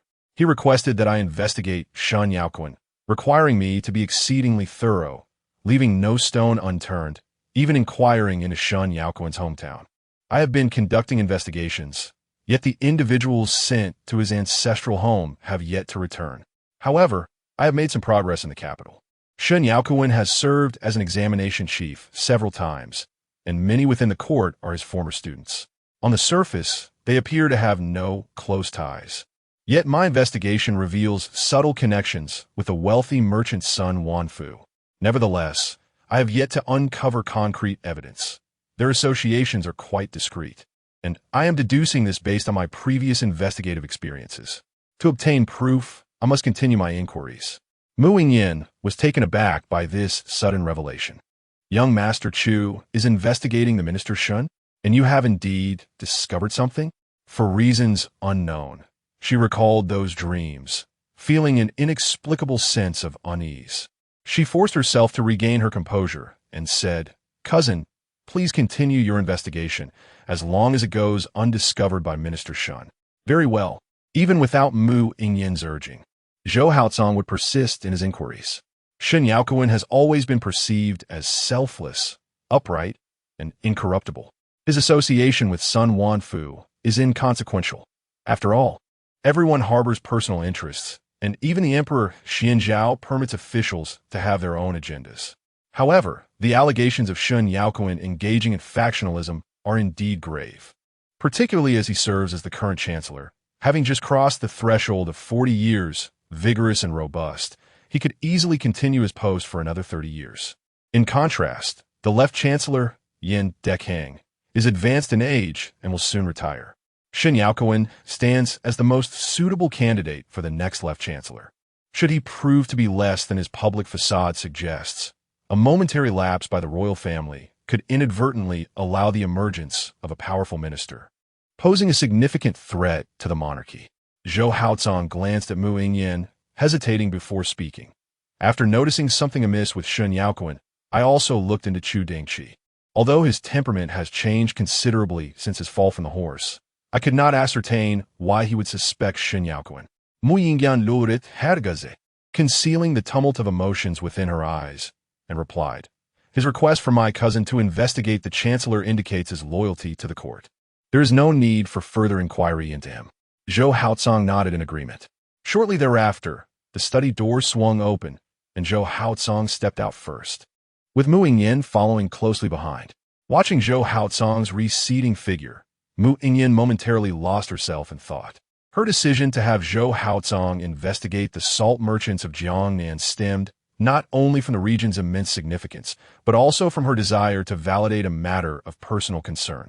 The dreams she had been experiencing frequently, were they mere figments of her imagination or omens of the future? All would be revealed when Zhou Haocong's men returned. How would she confront Chu Dingchi then? Typically composed and resolute, Mu Yingyan found herself in an unusual state of confusion. Liao Wenjing, observing her distraction as she gazed at Zhou Haocong, could not help but feel a twinge of jealousy and spoke up. "Your Highness."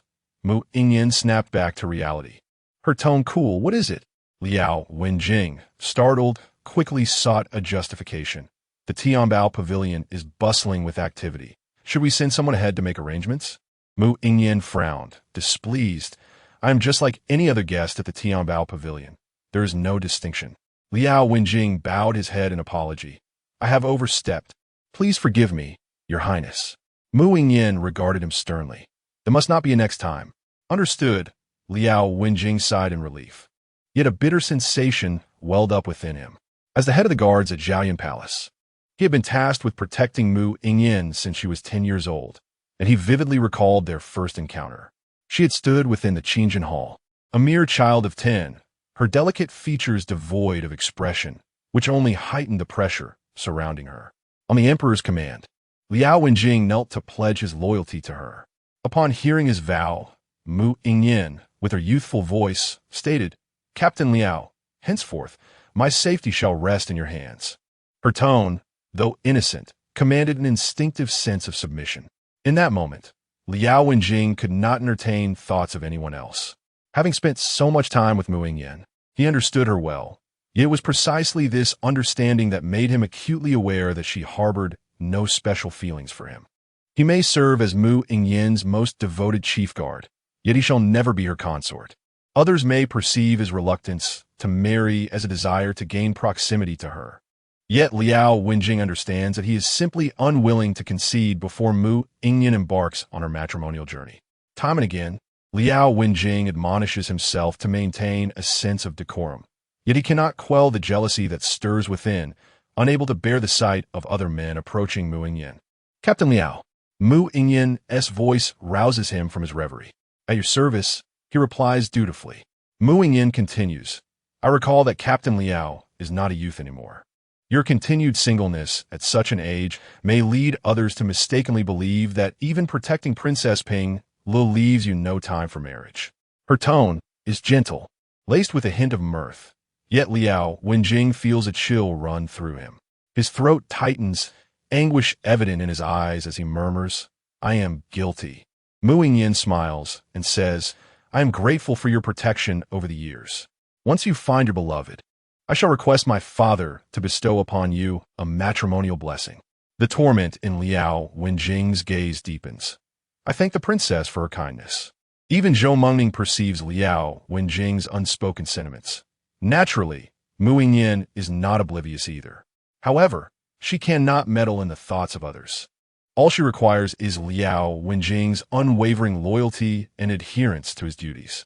Yet of late, Liao Wenjing's actions have left her discontented, be it his sudden outburst moments ago or his earlier unilateral decision to obstruct Chu Dingchi's approach, which indirectly led to the latter's fall from his horse. None of these are the behaviors expected of a chief guard. What she needs is a steadfast protector, not one swayed by personal emotions like Liao Wenjing.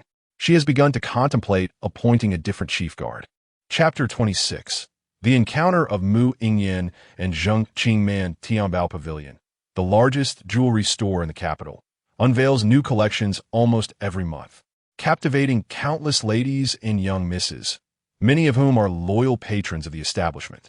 Feeling stifled within her home, Liang wished to escape and suggested a visit to Tianbao Pavilion. For women, there is always a garment lacking in their wardrobe and an accessory missing from their adornments. Despite being married and having children, Liang's passion for jewelry and clothing remained undiminished.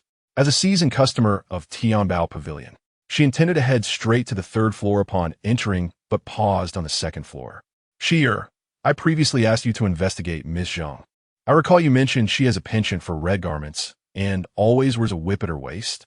Following Liang's gaze, Xiani spotted a woman in a flowing red dress, a whip elegantly coiled at her waist.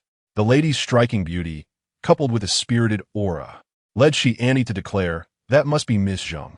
Chu Dingchi believed he had successfully diverted the conversation, yet he underestimated Liang's concern regarding his marital prospects. Any woman associated with him, even if only briefly, could not escape Liang's scrutiny. Once she learned of Zheng Qingman's existence, Liang instructed Xiani to investigate her. To her surprise, upon seeing Zheng in person, Liang could not help but smile. Unlike other ladies, Liang was influenced by her husband, a military general, and her son, who had trained in martial arts from a young age. Thus, she held a preference for spirited women. Zheng Qingman epitomized Liang's aesthetic. Approaching Zheng, Liang greeted her with warmth. "Miss Zheng, is it?" Zheng Qingman, absorbed in contemplating a white jade hairpin, not for herself, but as a gift for Wei, was momentarily interrupted by Liang's voice. Turning to face the elegantly adorned lady, she hesitated before responding. "May I inquire who the madam is?" Having recently arrived in the capital, Zheng could not recall having met Liang before. With a smile, Liang replied, "My son is Chu Dingchi." Upon hearing this, Zheng immediately set the pen down and offered her respects. "I have had the honor of being rescued by the young master recently, for which I am immensely grateful." Liang reassured her, "There is no need for such formality, Miss Zheng. It is merely Dingchi fulfilling his duties." "Do you fancy this hairpin?" Zheng replied, "I wish to select a gift for my mother." Hearing this, Liang's smile deepened. For a dutiful child could only possess commendable character. What treasures could possibly be found on the second floor? Miss Zheng, why not accompany me to the third floor for a better selection? Zheng hesitated. I wouldn't want to trouble you, madam. She had also intended to visit the third floor. Yet, as Zheng Jijia, she felt unworthy of ascending to that level. Liang grasped her hand, not allowing her to decline. What trouble could there be? I, too, am in need of some purchases. Thus, Zheng was led up to the third floor by Liang, who did not forget to instruct Xianti, send word to Dingchi, asking him to meet me here at Tianbao Pavilion shortly. Xianti understood Liang's intentions and replied, I shall remember this. As Mu Yingyan consented to take Zhou Mengning out of the residence, she concluded her conversation with Zhou Haotsong and led Zhou Mengning out of the Marquis's estate. Seated in the carriage, Zhou Mengning gazed at the bustling street outside and complained to Mu Yingyan, Cousin, you have no idea how unreasonable my mother is. She confines me within the estate all day, insisting that I learn to manage the household. Mu Yingyan gently patted her head, responding, Your mother only wishes the best for you. One must learn household management before marriage. Zhou Mengning retorted, But cousin, I am still so young. Mu Yingyan chuckled. It is an inevitable matter, whether sooner or later. There is still ample time. Zhou Mengning became animated when gossiping about others' romances, yet grew bashful when the focus turned to herself. Mu Yingyan, however, did not press her. The Tianbao Pavilion was located in the western city, and before long, the carriage came to a halt at its entrance. As Mu Yingyan and Zhou Mengning descended, they immediately attracted numerous glances from the crowd. Both young women were strikingly beautiful. One exuded an elegant charm, while the other radiated a vivacious cuteness, drawing many eyes upon them. However, with Liao Wenjing's guards standing nearby, onlookers dared not approach, content to admire from a distance. Upon entering the Tianbao Pavilion, the two women did not linger on the first floor, but ascended directly to the third. The absence of the crowd rendered the space remarkably spacious.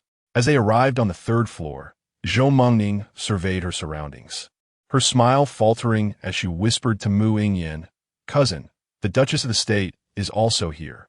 Following her gaze, Mu Yingyan indeed spotted Lady Liang, along with Zheng Qingman by her side. Mu Yingyan's expression momentarily shifted, but she maintained her composure, stating, Since we have encountered her, let us greet the Duchess. With that, she made her way towards Lady Liang. Zhou Mengning followed in a daze, feeling an inexplicable thrill, sensing that something significant was about to unfold. Lady Liang noticed Mu Yingyan approaching. Though she initially intended to feign ignorance, it became impossible as Mu Yingyan drew nearer. I have met the princess, Lady Liang acknowledged. Zheng Qingman quickly grasped Mu Yingyan's identity and exclaimed, This humble girl pays her respects to the princess. Mu Yingyan replied, Madam, please dispense with the formalities.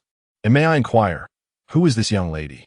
Lady Liang introduced, This is the legitimate daughter of the newly appointed Minister of War, Lord Zheng Jijia, who has recently arrived in the capital. Mu Yingyan understood instantly. No wonder this young lady appeared unfamiliar. Zheng Qingman remarked, I have long heard of the princess's esteemed name. It is indeed a privilege to meet you today, particularly after her acquaintance with Chu Dingchi. She could not possibly be unaware of Mu Yingyan.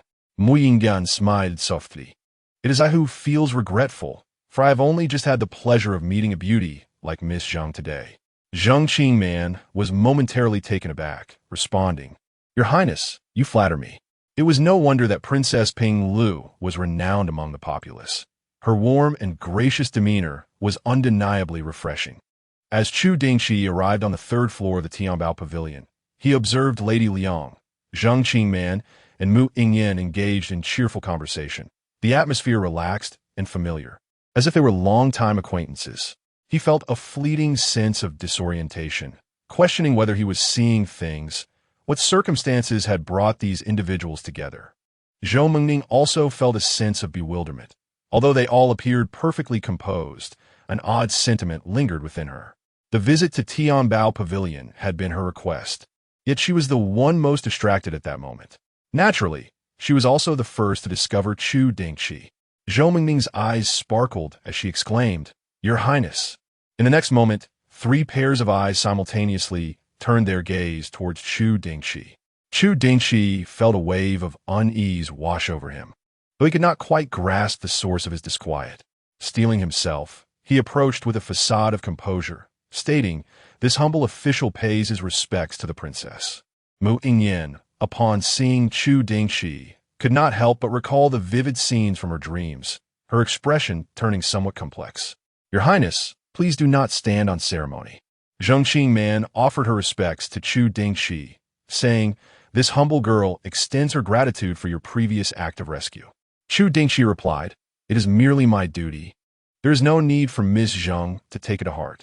Liang Shi observed the interaction between the two with a smile, suggesting, "Dingchi, your mother and Miss Zheng seem to have much in common. I intend to invite her to our residence as a guest. What do you think?" Chu Dingchi was momentarily taken aback by the suggestion, but quickly regained his composure. If mother wishes it, then so be it. It would be good for Liang Shi to have some company in the house. Zheng Qingman glanced at Chu Dingchi and, lowering her gaze, agreed. Mu Yingyan watched this exchange with an expression of tranquility, concealing the thoughts swirling within her mind. Zhou Mengning's eyes gleamed with excitement, an inexplicable thrill coursing through her, the reason for which was known only to her. Chapter 27. Mu Yingyan's taste. It is often said that three women create a drama, and the atmosphere among Mu Yingyan and the Liang family was particularly harmonious. At Liang's suggestion, Zheng Qingman purchased a new headpiece from Tianbeige that had just been released this month for her mother. Mu Yingyan, on the other hand, gifted Zhou Mengning a jade bracelet, intricately carved with exquisite patterns, which Zhou Mengning immediately adored. As for Mu Yingyan, she did not purchase anything for herself, as all her essentials were provided by the Internal Affairs Department, and she seldom shopped for clothes or accessories. Chu Dingchi also did not come in vain. Liang had her eyes on quite a few items, all of which were paid for by him. Once everyone had completed their shopping, they left Tianbeige together. Upon exiting, Chu Dingchi noticed two carriages from the Duke of Zhengguo's residence parked side by side, and, feeling somewhat helpless, remarked, "Mother, does your desire for me to pick you up imply that we each take a carriage back home? If we have carriages, what is the purpose of my coming to fetch you?" Liang raised an eyebrow. "What is it? Does Mother wish for you to come and pick me up pose any issue?" "Very well, whatever Mother desires," Chu Dingchi acquiesced. What more could he say? Liang then brightened, pulling Zheng Qingman closer with a smile. "Qingman, you shall sit with your aunt." Zheng Qingman obediently followed Liang's lead. "All right." Liang then turned to Mu Yingyan. "Your Highness, I must take my leave now." Having expressed this, she worried that Chu Dingchi might linger with Mu Yingyan and advised, "Dingchi, follow behind us." Chu Dingchi nodded. Mu Yingyan replied, "Madam, safe travels." Once Liang boarded the carriage, Chu Dingchi also bid farewell to Mu Yingyan. "I take my leave." Mu Yingyan inclined her head. "Young master, travel safely." Subsequently, the two carriages from the Duke of Zhengguo's residence departed Tianbeige, one after the other. At this moment, only Mu Yingyan and Zhou Mengning remained at the entrance. After holding back for quite some time, Zhou Mengning finally found her voice, excitedly pulling at Mu Yingyan. "Cousin, I dare wager that the Duchess of Zhengguo has taken a liking to that Miss Zheng and wishes to facilitate a match between her and young Master Chu." By this time, Mu Yingyan's carriage had arrived before them, and, as the coachman prepared the long bench, the two ascended the carriage one after the other. Zhou Mengning continued, "I did not anticipate the Duchess of Zhengguo to be so eager. Young Master Chu has only recently completed his coming-of-age ceremony, yet she is already arranging for him to take a wife. That Miss Zheng's father is merely a fifth-rank official. Should a union with the Duke of Zhengguo's family come to fruition, it would indeed be a meteoric rise."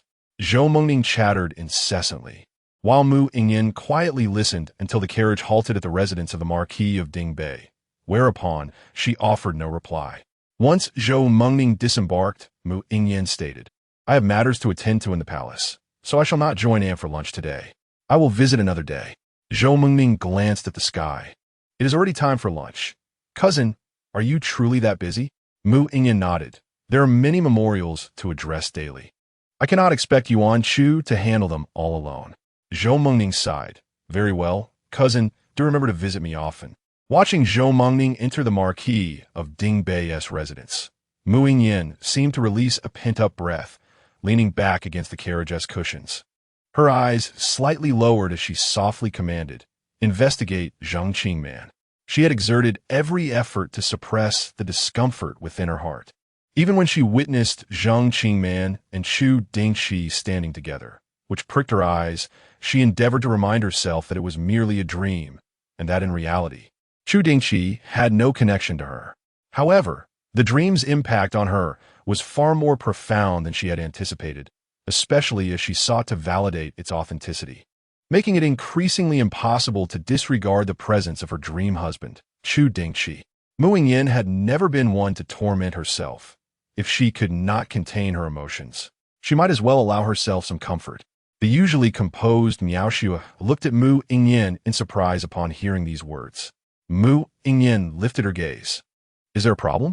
Miaoxua quickly lowered her head. "This servant obeys."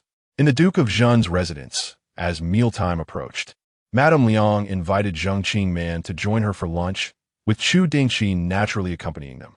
After the meal, Chu Dingchi excused himself, citing urgent matters, and Madame Liang did not press Zhang Qingman to stay, instead engaging her in conversation until the sky darkened, at which point she sent someone to escort Zhang Qingman back home, also arranging to meet again on another day. It was not until nearly the end of dinner that Chu Dingchi returned home. In the main courtyard, after dinner, Chu Dingchi conversed with Madame Liang. "Mother, I have just come of age. There is no rush to marry." Chu Dingchi, not one to be oblivious, could certainly discern what even Zhou Mengning had noticed. Madame Liang scoffed. "Have you forgotten when you begged your father to approach the emperor on your behalf for a marriage proposal, in his desire to wed Mu Yingyan?" Chu Dingchi had contemplated numerous strategies, with seeking the Duke of Zhen's assistance seeming the most promising.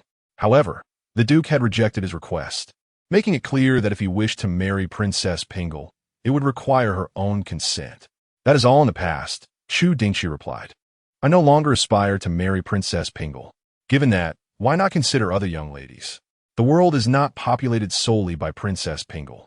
Chu Dingchi resisted, stating, "I do not wish to marry at this moment." Madame Liang, feeling exasperated, recognized that Chu Dingchi left no room for negotiation, and thus conceded, "Very well. However, I must say, I truly admire Qingman. Even if it were not for you, I would frequently invite her to our residence for casual discourse." Chu Dingchi frowned. "Mother, Miss Zheng is not yet married. If she were to visit often, it could lead to misunderstandings and tarnish her reputation. It seems my thoughts have not escaped your consideration." Madame Liang chuckled lightly. Chu Dingchi merely smiled in silence, choosing not to ponder whether Madame Liang had genuinely overlooked this aspect. Noticing his demeanor, Madame Liang sighed inwardly. Very well. She temporarily abandoned her plans to matchmake Chu Dingchi with Zhang Qingman, understanding that having just relinquished Mu Yingyan, he could not immediately develop an interest in another woman. It required time. Meanwhile, at the Zheng residence, Wei Shi was astounded to learn that Zhang Qingman had returned in the Duke of Zhen's carriage, immediately setting aside her tasks to inquire, "What is the meaning of this?" Zhang Qingman proceeded to recount the events of the day to Wei Shi. Upon hearing this, Wei's expression became intricate as she remarked, "Qingman, it is evident that the wife of the Duke of Zhenghua has taken a liking to you, aspiring for you to become the future daughter-in-law. However, on the very first day of our arrival in the capital, we heard tales of the crown prince's infatuation with Princess Pinglu. Although the Duke's household is esteemed, marrying a husband whose heart lies elsewhere would be a profound source of anguish."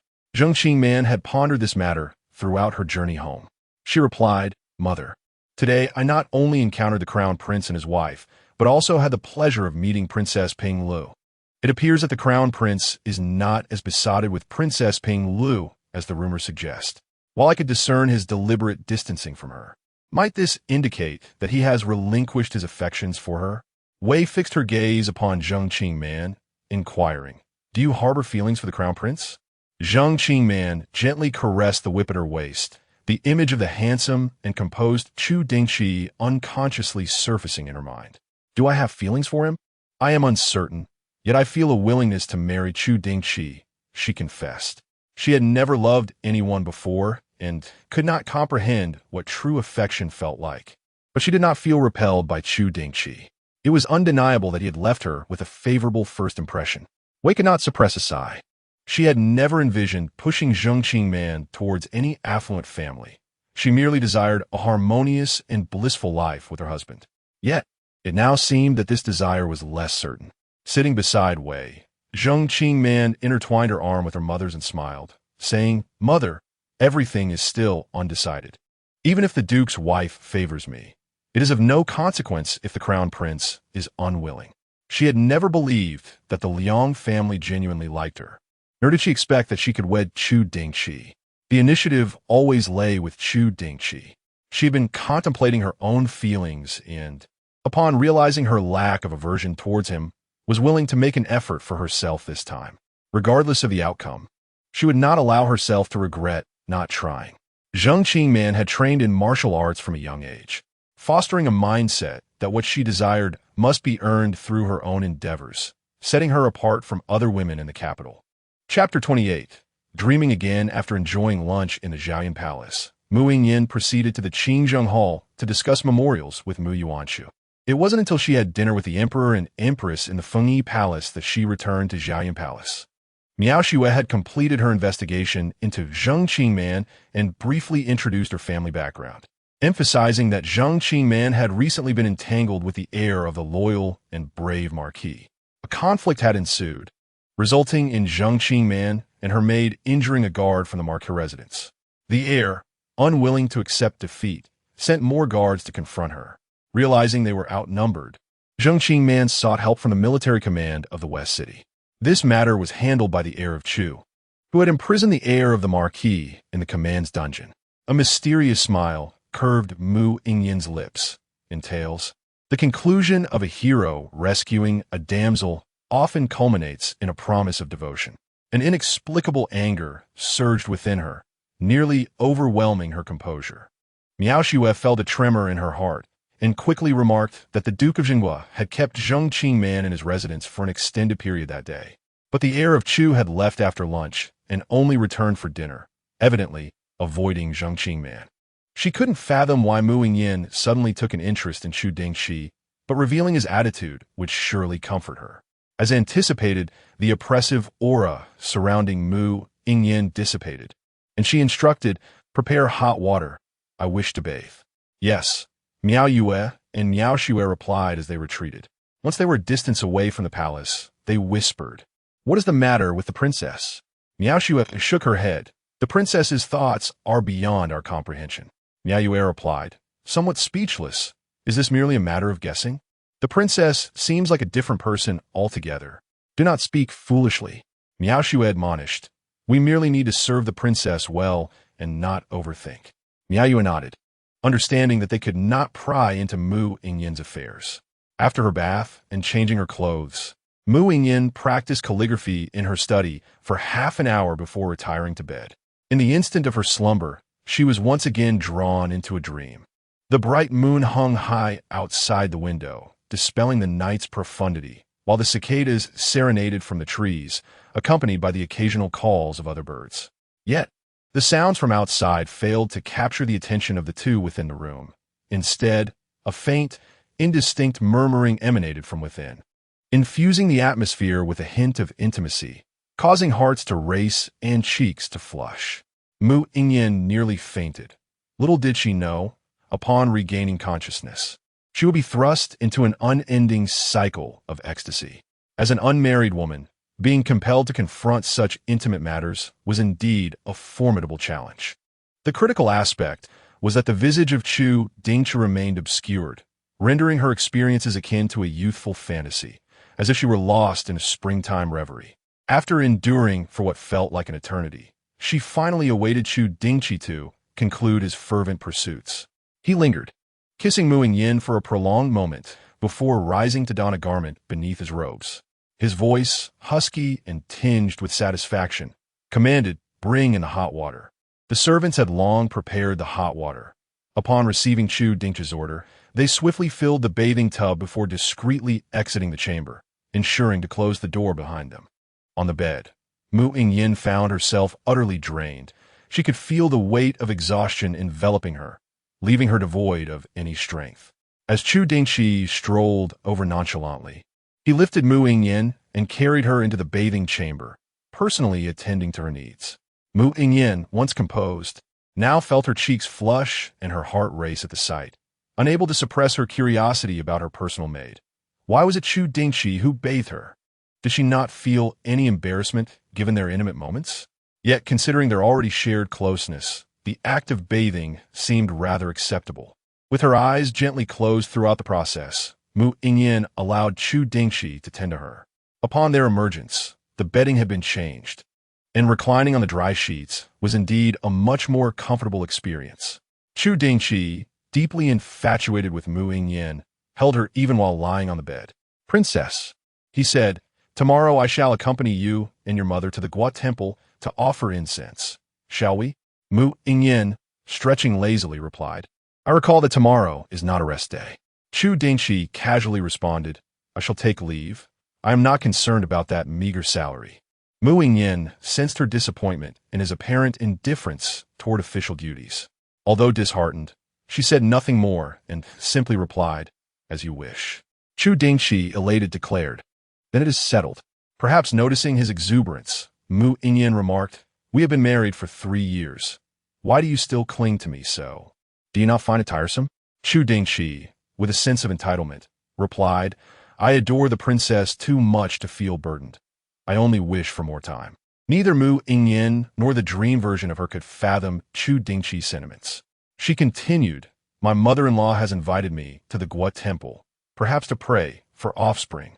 It has been 3 years since our marriage, and we have yet to bear children. She must be anxious." Chu Dingchi appeared indifferent, stating, "We are not unfit. Perhaps it is simply not our time. We are still young. Children will surely come." Mu Yingyan inquired, "Do you wish for children?" Chu Dingchi replied, "I desire a daughter who resembles the princess. I would cherish her just as the late emperor cherished you. And if it were a son?" After a moment's reflection, Chu Dingchi said, "Then I would teach him martial arts. Should I not be able to stay by the princess's side, he could protect her." Touched, Mu Yingyan felt that no matter what, he always held her in his heart. She softly responded, "Very well." They exchanged further words before both drifted into slumber. Mu Yingyan comfortably nestled in Chu Dingchi's embrace, clearly accustomed to it. Mu Yingyan patiently awaited her expulsion from the dream, yet as dawn broke, she found herself still within its grasp. When morning arrived, Miao Xue came to rouse them. Chu Dingchi rose first, changing his attire before stepping out. Miao Xue entered with a group of maidservants to assist Mu Yingyan in her dressing. At that moment, Miao Xue brought in a bowl of soup, saying, "Princess." Mu Yingyan glanced at it and waved her hand, saying, "There is no need to prepare contraceptive soup from now on."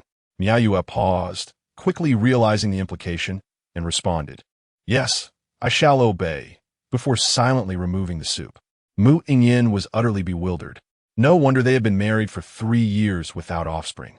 It was all by her own design. Miao Xue styled Mu Yingyan's hair, remarking, "If the princess were to conceive, the prince would surely be overjoyed." Mu Yingyan gently caressed her abdomen, envisioning the future with a child, a smile gracing her lips. Perhaps so. A wave of joy washed over her heart. In that moment, she realized that the dream version of herself truly yearned for a child with Chu Dingchi.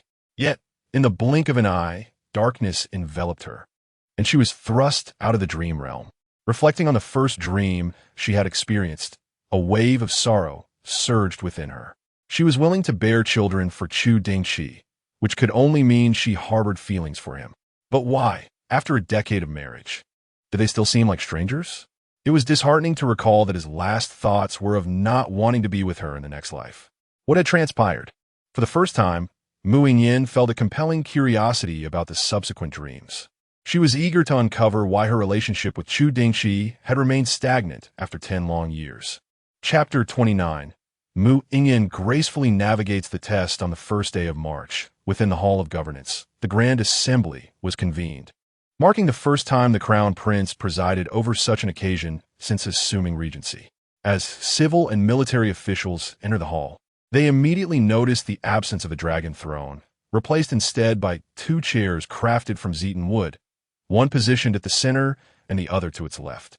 This arrangement prompted hushed whispers among the officials, while they were aware of the Princess Pingle's role in assisting the Crown Prince. The setup suggested she would not merely be a decorative presence, as they had hoped. Are we to heed the commands of a woman in the court from now on? One official could not help but complain to Shen Yaoquan before the morning assembly commenced. As for Yin Dekang, it was apparent to all that he wished to retire peacefully, preferring to abstain from matters of state whenever possible. Shen Yaoquan, gazing at the two chairs on the dais, replied, "Do not speak foolishly. The emperor has merely ordered Princess Pingle to assist the crown prince. We shall heed the commands of the crown prince." Upon hearing this, the officials stifled their urge to roll their eyes. Such remarks were reminiscent of soothing a child, while it was true that the edicts were issued by the crown prince. The question remained, who had influenced the crown prince to issue those commands? Having navigated the political landscape for many years, they were not naive enough to deceive themselves. Observing Shen Yaoquan feigning ignorance, the other officials abandoned any further inclination to engage in conversation with him. The hall soon fell into a profound silence. "Moments latte," a eunuch announced, "His Royal Highness the Crown Prince has arrived. Princess Pingle has arrived." As the words echoed, all civil and military officials knelt in unison, exclaiming, "We pay our respects to His Royal Highness the Crown Prince and to Princess Pingle." Mu Yuanshu and Mu Yingyan traversed the path among the officials, and once seated, Mu Yuanshu addressed them, "You may rise." "Thank you, Your Royal Highness." After the officials stood, the chief eunuch of the Eastern Palace, Xiao Dongzi, stepped forward and declared, "If there are matters to discuss, present them now. If not, the assembly is dismissed." The officials were eager to observe how the Crown Prince and Princess Pingle would govern, and it was unlikely they would allow the assembly to conclude so swiftly. Guohanwan, the left deputy minister of revenue, stepped forward and stated, "Your Highness, last year, Shandong and other regions suffered from severe drought. The emperor not only organized relief efforts, but also decreed a 3-year tax exemption for the affected provinces. However, to assist the disaster-stricken populace, the granaries in Shandong have been entirely depleted. Given that Shandong has been unable to collect taxes for 3 years due to the calamity, from where shall we source grain to replenish their granaries? Deqian comprises 2 capitals and 13 provinces, each with its own granaries aside from the 4 major granaries for emergencies. In the wake of the drought, Shandong Province, as the afflicted region, saw its reserves swiftly emptied for relief efforts. Now, as the drought has subsided, the populace is gradually returning home to resume their lives. Yet, the granaries in Shandong remain empty. Relying solely on the scant tax revenues from a few unaffected counties this year would be insufficient to replenish them. To mitigate potential future disasters, the court could not allow Shandong to rely solely on its own tax revenues to gradually restock its granaries, as that would take too long. Thus, transporting grain to Shandong became a necessary course of action for the court. The question now was, from which region should the grain be sourced? Guohanwen lowered his head slightly, awaiting the responses from the 2 seated above him. Mu Yuanshu's expression darkened slightly as he became aware of Guohanwen's ill intentions. Shandong lies between the southern provinces and the capital, both of which boast substantial granaries, allowing for the easy transfer of grain from either location. However, the granaries of the 2 capitals are primarily reserved for emergencies and wartime, rarely to be disturbed. During Emperor Zheng's 20-year reign, aside from the initial period when he personally governed the Mongols and accessed the granaries, they had never been utilized since. The granaries are typically opened only twice a year, solely for the purpose of replacing old grain with new, ensuring that the stocks consist of food from the most recent 3 years. If the crown prince were to access the granaries at the onset of his regency, regardless of his motives, it would evoke an impression of extravagance and irresponsibility. Furrowing his brow, Mu Yuanshu began to contemplate alternatives outside the 2 capitals for sourcing grain to Shandong, seeking a willing cooperation from the selected provinces. Suddenly, Mu Yingyan recalled an important matter. "I remember that last year, the salt tax in Jiangnan was reduced by 30% due to the various provinces transporting a batch of grain to Shandong for disaster relief." Guohanwan was puzzled by Mu Yingyan's mention of this, yet acknowledged, indeed, the princess has a remarkable memory. That event did occur. Seated gracefully in her purple palace attire, which accentuated her slender form while lending an air of authority. Mu Yingyan offered a slight smile. The salt merchants of Jiang and could transport grain to Shandong only with the support of the local officials. These officials, eager to assist the victims during the disaster, are undoubtedly compassionate towards the common people. Hence, it stands to reason that the provinces of Jiangnan would be quite willing to allocate grain to Shandong. Her words momentarily silenced the court, prompting Guo Hanwen to look up and regard Mu Yingyan with newfound respect, responding earnestly, "What the princess says is indeed true. Jiangnan has long been known for its abundant produce, and its taxes have consistently constituted a significant source of revenue for the court. The granaries in Jiangnan are traditionally well-stocked, and several provinces could easily gather the reserves required for Shandong. Even with grain dispatched to Shandong, the local granaries would remain unaffected, as the harvest this year would replenish their stocks. Thus, it would naturally be a mutually beneficial arrangement." Crucially, Mu Yingyan's reasoning was both logical and compelling, leaving the local officials with no grounds for refusal. In that moment, the entire court re-evaluated their perception of Mu Yingyan. Previously, they regarded the princess of Pingle as a paragon of beauty, possessing enchanting allure that could elevate any family for decades if she were to marry into it. Yet now, they recognized that her attributes extended beyond mere physical beauty. She also possessed a keen intellect and the ability to swiftly extract relevant information from known data for practical application. Most importantly, her astuteness regarding state affairs was remarkable. While sourcing grain is not inherently difficult, the key lies in preventing local officials from exploiting the situation to delay action. Although Jiangnan is affluent, it cannot be seen as an easy target. It is unreasonable to continuously draw supplies from there whenever another region faces shortages. By leveraging last year's reduction in salt tax, Mu Yingyan effectively silenced any potential objections from Jiangnan's officials with a sense of righteous purpose, showcasing her remarkable acuity regarding matters of state. Mu Yuanshu observed the subtle changes among the officials, a satisfied smile gracing his lips. "Since Deputy Minister Guo has no objections, we shall proceed as my sister suggests, sourcing grain from various prefectures in Jiangnan. As for the specifics of distribution, let the officials of Jiangnan deliberate amongst themselves. I have but one stipulation. The granaries of Shandong must be replenished within 3 months." Subsequently, the officials presented various reports, yet none dared to approach the matter with the same probing demeanor as Guo Hanwen. After all, a single test was permissible, but a second would be tantamount to provoking the imperial authority. No one could bear the wrath of Emperor Zhengxian. Soon, the morning court session concluded in an atmosphere that was both peculiar and harmonious. After the court, Mu Yingyan and Mu Yuanshu returned to the inner hall, where Emperor Zhengxian awaited them. Observing the pair, the emperor expressed his relief. "It seems I can entrust the governance of the state to you both." Mu Yuanshu scoffed. "That Guo Hanwen is audacious. I shall remember him." Mu Yingyan remained composed. "Our initial foray into state affairs has naturally raised concerns among the ministers." Emperor Zhengxian shot a glance at Mu Yuanshu. "Do you see? You should learn more from your sister." Mu Yuanshu, though astute and quick to learn, was still young, with a disposition easily swayed by emotion. It was precisely because of his understanding of Mu Yuanshu that Emperor Zhengxian entrusted Mu Yingyan with the responsibility of governance. After offering a warning to Mu Yuanshu, the emperor turned to Mu Yingyan, speaking gently. "Did you meet with Hao Tsang yesterday?" Mu Yingyan nodded. "I asked my cousin to attend to a matter." The emperor pondered. "Hao Tsang has served as the Northern Pacification Envoy for a year now, accomplishing much. It is time for a change. Cheng Shi draft an edict to promote Zhou Hao Tsang to the position of Deputy Commander, overseeing the Jinyui affairs. The Northern Pacification Envoy holds a 4th-rank position, while the Deputy Commander is of 3rd rank, marking a significant advancement for Zhou Hao Tsang. Importantly, the current commander of the Jinyui is a nominal role, receiving only salary without actual power. By appointing Zhou Hao Tsang as Deputy Commander, he effectively becomes the authority within the Jinyui. Thus, the imperial decree would reference his oversight of the Jinyui affairs.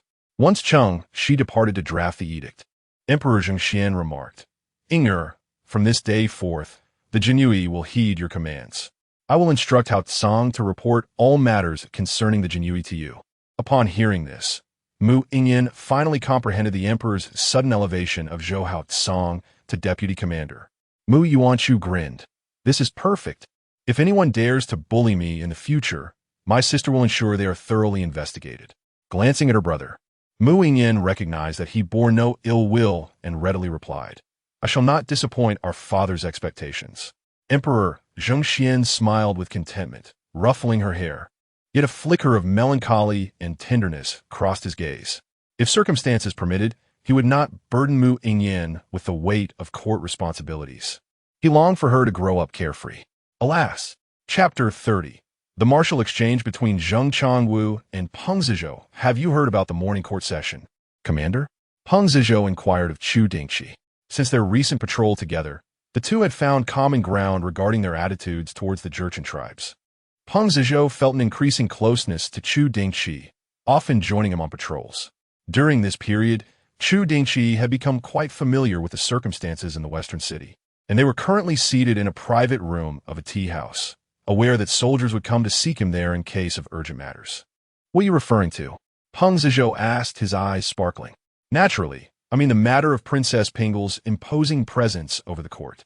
Chu Dingchi Chuka Lai Di. It is not as exaggerated as you suggest. Those ministers in the court are all seasoned foxes, not easily intimidated. Regardless, at the very least, Princess Pingle has not diminished the royal family's prestige, proving that the emperor has not made a poor choice, Peng Zizhou replied. Noticing his excitement, Chu Dingchi humorously remarked, Weren't you previously concerned about the princess's regency? How has your stance shifted so swiftly? With a proud demeanor, Peng Zizhou declared, Princess Pingle has demonstrated her capability to govern. As a loyal subject of the great Qian, I naturally rejoice. Chu Dingchi responded, Your unwavering loyalty to the great Qian, Master Peng, would surely bring comfort to Princess Pingle. Peng Zizhou's eyes brightened at the prospect. Are you going to take me to meet the princess, Commander? Chu Dingchi's lips twitched, and he retorted, If I cannot even meet the princess myself, how could I possibly take you? Peng Zizhou's expression dimmed once more, and he pouted, If you are unwilling, just say so. How could it be that you cannot meet the princess?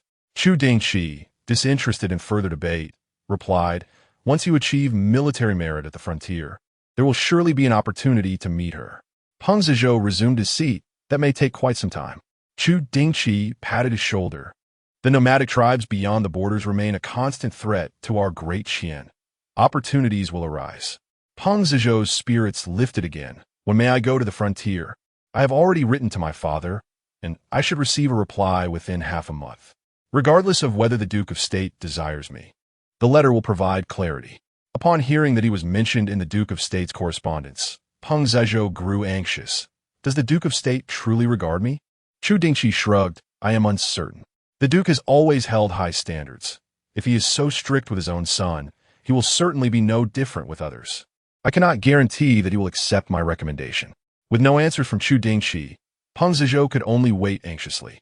At that moment, Chu Chang entered and announced, Young master, Miss Zheng and the third son of the Zheng family have come to pay their respects upon hearing you are here. Chu Dingchi furrowed his brow, recalling Liang's admiration for Zheng Qingman, but ultimately decided not to refuse. Let them in.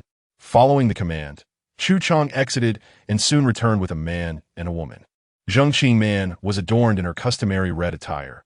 It was uncertain whether her wardrobe consisted entirely of red garments. Unlike before, she did not have a whip coiled at her waist. As Chu Dingchi cast a glance at the imposing figure beside her, he contemplated that perhaps it was the presence of a reliable companion that allowed Zheng Qingman to forego her whip. Zheng Qingman greeted, This humble girl has met the heir, and this is my elder brother, Zheng Changwu. Zheng Changwu clasped his fists and replied, The commoner has paid his respects to the heir. Whether it was an instinct shared among warriors, Peng Zizhou's eyes brightened upon seeing Zheng Changwu. Zheng Gongzi, would you care to spar with me? Caught off guard by the sudden invitation for a duel, Zheng Changwu momentarily hesitated. Chu Dingchi, slightly raising his forehead, interjected, Do not take offense, Zheng Gongzi. He is merely simple-minded and enjoys sparring. He had previously challenged me as well, and he means no harm. Unable to suppress her curiosity, Zheng Qingman inquired, "Were you victorious?" Peng Zizhou muttered. The commander did not agree at all. Chu Dingchi shot him a sidelong glance. "Look at our physiques. How much water would need to fill my head for me to consent to spar with you?" Zheng Qingman stifled a laugh, her gaze shimmering as it fell upon Chu Dingchi, surprised to find a humorous side to him. It seemed that each encounter unveiled a different facet of Chu Dingchi, yet each was equally captivating. Zheng Changwu, brimming with youthful vigor, was undeterred upon realizing it was merely a simple challenge. "Very well. Where shall we duel?" Peng Zizhou inquired. "What weapon do you excel in?" "The spear." "How fortunate, for I do as well. I see you have no weapon on you. Come, accompany me to the armory. I shall not take advantage of you. We will use the long spears from the training ground." "Excellent." Zheng Changwu readily agreed. In a matter of moments, Peng Zizhou had led Zheng Changwu away. Zheng Qingman couldn't help but feel a pang of anxiety, despite her fondness for Chu Dingchi. Leaving her and him behind like this was rather audacious of Zheng Changwu. Chu Dingchi, however, unwilling to confront the impending awkwardness, rose and declared, "Let's go see who prevails." With that, he departed the elegant chamber first. Zheng Qingman followed, letting out a silent sigh. Though she had anticipated such a scenario, witnessing Chu Dingchi's avoidance of intimacy still left her feeling bittersweet. Winning the heart of a man who belonged to another seemed a daunting endeavor. Her only solace lay in the fact that Princess Pingle had no interest in Chu Dingchi. Otherwise, she would have had no choice but to surrender, sparing herself the humiliation. At the armory, within the training ground, word of Peng Zizhou's impending duel spread, drawing the idling soldiers from the office to gather, eager to witness if anyone could defeat him. Li Huahui also joined the fray. The two combatants had already engaged, and their distinctive styles were apparent in their maneuvers. Peng Zizhou, possessing innate strength, showcased a spear technique that, while rooted in the Peng family's style, also bore his unique flair, bold and forceful, capable of breaking through any defense. In contrast, Zheng Changwu's technique was agile. Though he lacked the brute force of Peng Zizhou, he compensated with swift movements, managing to entangle Peng Zizhou in a spirited exchange. However, as time wore on, Zheng Changwu's endurance waned, and after a few more rounds of strenuous effort, he ultimately succumbed to defeat. Li Huahui smiled and said, "Commander, this individual possesses commendable martial skills. Within the entire 5 cities garrison, few can engage Lord Peng in 100 rounds of combat. What manner of person is he? Perhaps we should recruit him for the garrison." Li Huahui discerned that Zheng Changwu was still quite young and likely uninitiated. Chu Dingchi, however, was not surprised. If Zheng Qingman was adept in martial arts, it stood to reason that her brother Zheng Changwu would be no less capable. Their father, the newly appointed Minister of War, Zheng Jijia, could be approached for an invitation to see if he would consent. Li Huahui nodded and approached Zheng Changwu, who had just finished sparring, saying, "Young Master Zheng, would you be interested in joining the garrison?" Zheng Qingman's heart sank, and she was about to interject to dissuade him. Yet, Zheng Changwu readily acquiesced, saying, "I am grateful for your recognition, my lord." Zheng Qingman, resigned, lowered her head, her expression filled with despair. "Chu Dingchi, Pu Dao, In Quit? Does your father have other plans for young Master Zheng?" Zheng Qingman shook her head. "No." "What is the matter, Miss Zheng?" he pressed. She sighed. "My brother, in his youth, indulged in tales of chivalry and justice, often espousing the notion of drawing the sword to aid the wronged." Chu Dingchi paused, then laughed heartily. "How fortuitous! No one is more suited for the garrison than young Master Zheng." With concern, Zheng Qingman replied, "I only fear that my brother may lack discretion in his actions. The capital is rife with powerful aristocrats, and I do not naively believe that the law treats everyone equally." With one hand casually resting behind his back, Chu Dingchi replied nonchalantly, "As long as young Master Zheng acts according to the law, I will ensure his safety." Although his tone was calm, it exuded an undeniable authority. Zheng Qingman felt a tremor in her heart, her gaze towards Chu Dingchi imbued with a hint of affection. Chapter 31. The confrontation between Mu Yingyan and Chu Dingchi after taking a brief excursion, Zheng Jijia found himself at a crossroads. uncertain whether to feel elated or troubled by the resolution of the matter at hand. The Wei family had received the news rather early and had come to terms with it. Although Zhang Wu acted impulsively, he bore no ill intentions. And securing a minor position in the military commission was indeed a commendable opportunity. After all, having showcased his martial prowess in the training grounds, coupled with the admiration of Peng Zizhou, Zheng Changwu was appointed as a minor officer without starting from the lowest rung. The military commission, though low in rank, wielded considerable authority. For someone of humble status, even the smallest official position was not easily attainable. Zheng Jiji sighed, expressing his concern that his son's unyielding nature might lead to unforeseen troubles. Wei remarked, "Manor has mentioned that young Master Chu will look after Changwu. With his presence, there's likely no need for excessive worry." Zheng Jijia furrowed his brow, inquiring about the relationship between Manor and young Master Chu. Upon hearing this, a shadow of melancholy crossed Wei's face. Manor harbors feelings for young Master Chu, and it seems the Duchess of the State has taken an interest in her. Yet, given young Master Chu's circumstances, he may not reciprocate. Zheng Ji tightened his brows further, pondering, Manor is usually sensible. She would not be so reckless.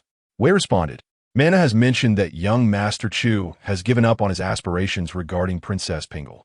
Zheng Jijia was momentarily at a loss for words. It would be inappropriate to suggest that their family was too humble to aspire to the Duke's household. He understood that Zheng Qingman was not one to seek the favor of the powerful. Rather, it was unfortunate that the person she admired held such a lofty status. In that moment, Zheng Jijia found himself equally distressed about both his children's situations. Wei, fully aware of Zheng Jijia's sentiments, remarked, "Children are indeed a source of concern. We must take each step as it comes." Zheng Jijia nodded, relinquishing further contemplation.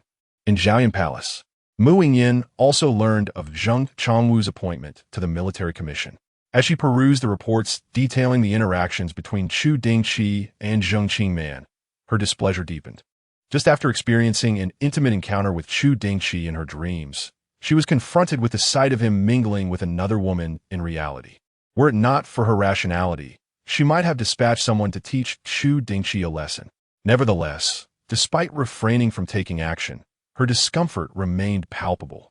Fortunately, the reports clearly indicated that Zheng Qingman had taken the initiative, while Chu Dingchi had offered no response. Otherwise, it was uncertain whether she could maintain such composure. Miao Xue commented, "Your Highness, it seems that since his fall from the horse, young Master Chu has undergone a significant transformation." Mu Yingyan casually replied, "Indeed. He once displayed little concern for the military commission and was not as diligent." Miao Xue noticed that Mu Yingyan had not grasped her underlying message and hesitated before stating plainly. Young Master Chu's demeanor towards the princess appears rather indifferent. Upon realizing that Mu Yingyan had begun to care for Chu Dingchi, Miao Xue discerned the crux of their dilemma. It was not Zheng Qingman, but rather Chu Dingchi's attitude towards Mu Yingyan that posed the greatest challenge. This revelation struck Mu Yingyan like a thunderclap, causing her countenance to change abruptly as she instinctively rose to her feet. Miao Xue was taken aback. "Your Highness?" Mu Yingyan raised her hand, declaring, "I require a moment of solitude." Miao Xue promptly led everyone out of the study, leaving Mu Yingyan alone within its confines. She settled back in her seat, her gaze vacant as it drifted towards the window, her mind a tumult of thoughts. For a long time, she had harbored a conflicting perception of Chu Dingchi due to her dreams. She was certain that she did not harbor feelings for him. Yet an inexplicable sense of possessiveness arose from those very dreams. Lost in her own perplexities, she had overlooked the changes in Chu Dingchi, or rather, failed to grasp the crux of his transformation. Just moments ago, Miao Xue had pointed out that Chu Dingchi's demeanor towards her had grown notably indifferent, as if he were an entirely different person. Indeed, it was as if he had been replaced. When she had ordered an investigation into Zheng Qingman, had not Miao Xue also remarked that she seemed like a different person? Mu Yingyan could not help but wonder if Chu Dingchi had experienced dreams during his time of unconsciousness after the fall. What might he have dreamed of? She recalled the first dream she had. Chu Dingchi's final words echoed in her mind. "I have spent a decade proving that a forced fruit is not sweet." If there's a next life, I do not wish to impose. Let the princess go, and let me free myself. The thought of these words made her frown deeply. Was it indeed this dream that prompted such a significant change in him? Could a mere dream instigate such a transformation? Or had he dreamt of something more? Yet, what troubled Mu Yingyan even more was the possibility that if Chu Dingchi had dreamt of the same events, could those dreams truly be mere figments of imagination? A sense of confusion enveloped her. At the Duke of Zhan's residence, Chu Dingchi gazed at the invitation before him, momentarily lost in silence. The invitation was from Mu Yingyan, inviting him to meet at Tiangongju. In this life and the last, it was the first time he had received an invitation from her, yet he felt no astonishment. Rather, he was filled with bewilderment. Mu Yingyan was currently at the peak of her busyness. What could she possibly want from him? After pondering for a considerable time, Chu Dingchi found himself without a clue and eventually shook his head with a wry smile. He had never been able to decipher Mu Yingyan's emotions. He had failed to do so over the span of 10 years in his previous life, and now, naturally, he could not. Chu Chang watched Chu Dingchi with caution. "Young master, will you be going?" Chu Dingchi rose to his feet, adjusting his attire as he replied, "Since the princess has extended an invitation, how could I refuse? Let's go." After having been married for a decade, although he could not fathom Mu Yingyan's intentions, he understood her purpose in sending the invitation. Such formality left him no room for refusal. At Tiangongju, in the Zizhu Pavilion, Mu Yingyan awaited his arrival, adorned in a delicate blue gauze dress. Her flowing hair cascading down her back, and a subtle touch of makeup gracing her features. Her enchanting peach blossom eyes seemed to brim with profound emotion. The moment Chu Dingchi entered, their gazes met, and he felt himself nearly ensnared by the depth of her eyes. He quickly averted his gaze, clasping his hands in greeting. "I pay my respects to the princess." Mu Yingyan gestured for him to rise. "Young master, please take a seat." It was not mealtime, and she had not ordered any dishes, merely requesting a pot of fine tea. Once the waiter had poured the tea for both of them and departed, Mu Yingyan turned to Chu Dingchi and said, "This is the Junshan silver needle tea that you enjoy." Chu Dingchi lifted the teacup and took a sip, savoring the sweet and refreshing flavor of the tea. "The princess is indeed thoughtful," he remarked. However, Mu Yingyan's eyes flickered as she softly responded, "It is rather peculiar. I've been dreaming frequently of late, encountering many events that I initially deemed mere figments of imagination. Yet, it seems that not everything within those dreams is devoid of truth. For instance, I was unaware of the young master's fondness for Junshan Yinjin. With a sudden intensity, Chu Dingchi's gaze sharpened, and he felt as if he had been struck by a thunderbolt. Could it be that he was not the sole individual reborn? "You." Mu Yingyan maintained her gaze upon Chu Dingchi, observing his astonishment without a hint of doubt. A smile graced her lips as she continued. "It appears that the young master and I share similar experiences. Would you care to divulge what you have dreamt?" Seeing Mu Yingyan's demeanor, as if she held all the cards, Chu Dingchi's racing heart unexpectedly found tranquility. This was certainly not the Mu Yingyan of a decade hence. Regaining his composure, he replied, "As the princess has mentioned, I indeed had a dream.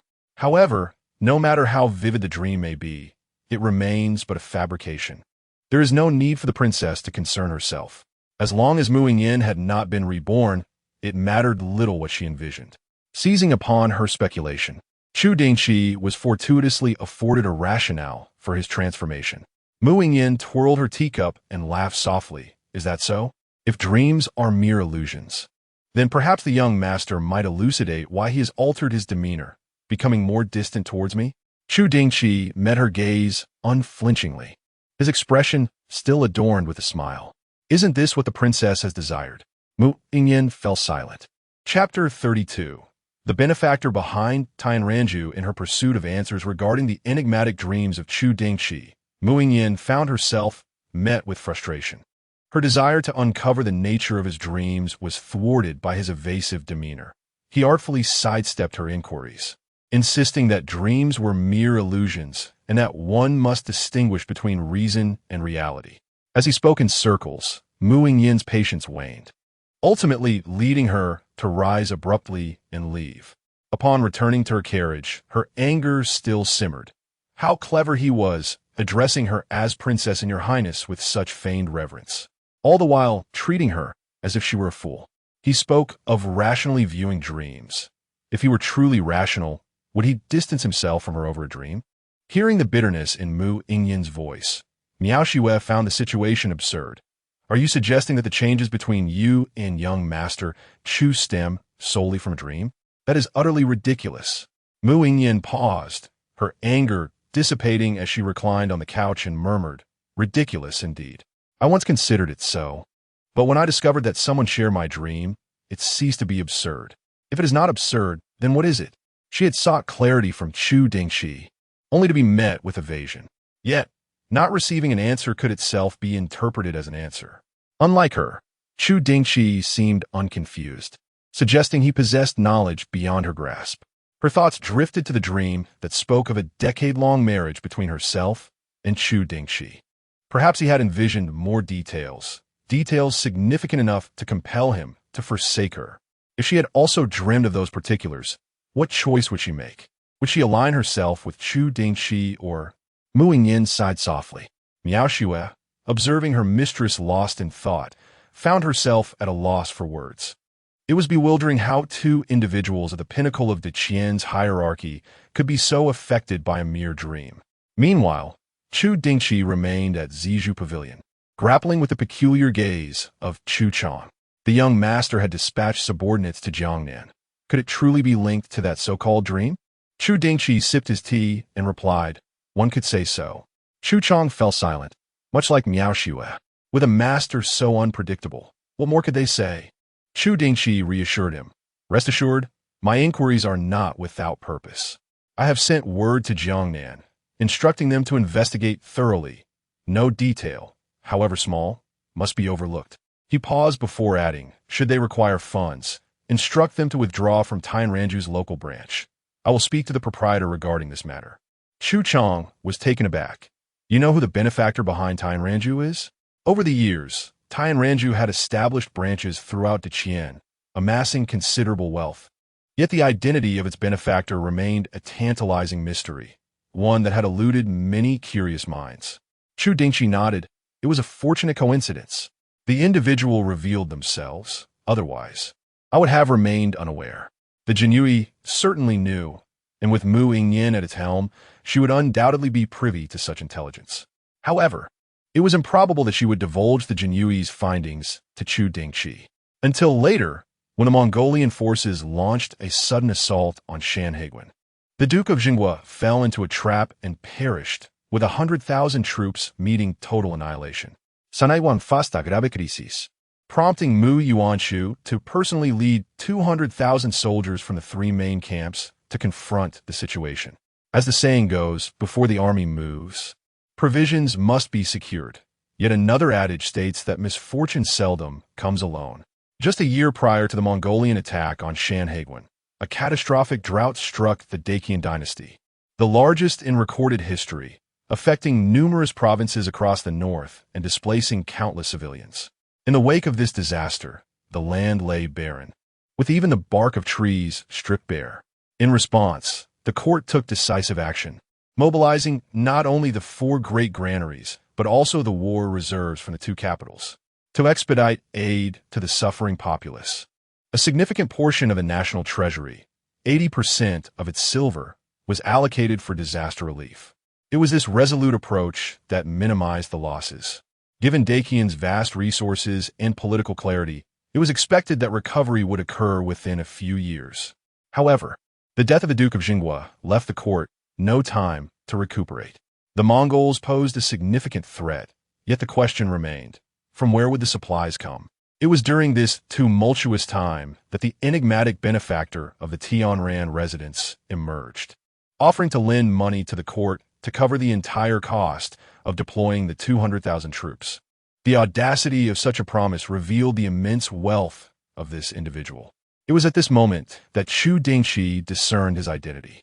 He realized that this person's enterprises spanned the entirety of Dacian, particularly in the affluent Jiangnan region, where he undoubtedly possessed considerable assets. As the Duke's household was relatively unfamiliar with Jiangnan, They were at a disadvantage in gathering intelligence compared to the locals. He summoned the steward and promptly decided to meet this mysterious benefactor. Soon, the steward entered Zizhu Pavilion and respectfully inquired about the young lord's wishes. Without beating around the bush, Chu Dingchi stated, "I have matters to discuss with young master's son, and I shall wait for him here." The steward's pupils widened, and he forced a smile, replying, "What do you mean, young lord? I do not know any young master Sunday. Just convey my message to him. He will come to see me," Chu Dingchi insisted. Recognizing the futility of further denial in the face of Chu Dingchi's certainty, the steward reluctantly replied, "I take my leave." Once the steward departed, Chu Chong immediately asked, "Young lord, is he the Sun family that you know of?" Chu Dingchi sighed. In all of Dakian, only the Sun family can cause so many ill-intentioned individuals to retreat in defeat while remaining elusive in identity. Nowadays, when one mentions the imperial in-laws, the first name that comes to mind is certainly the Duke of Dingbei, who, through his military achievements, has significantly altered the public perception of the imperial relatives. However, many have forgotten that during the Zhengxian era, there was another prominent family of in-laws, the Sun family, maternal kin of Emperor Zhengxian. The Sun family played a crucial role in the ascension of Emperor Zhengxian, as its then head was the emperor's uncle and served as the minister of personnel.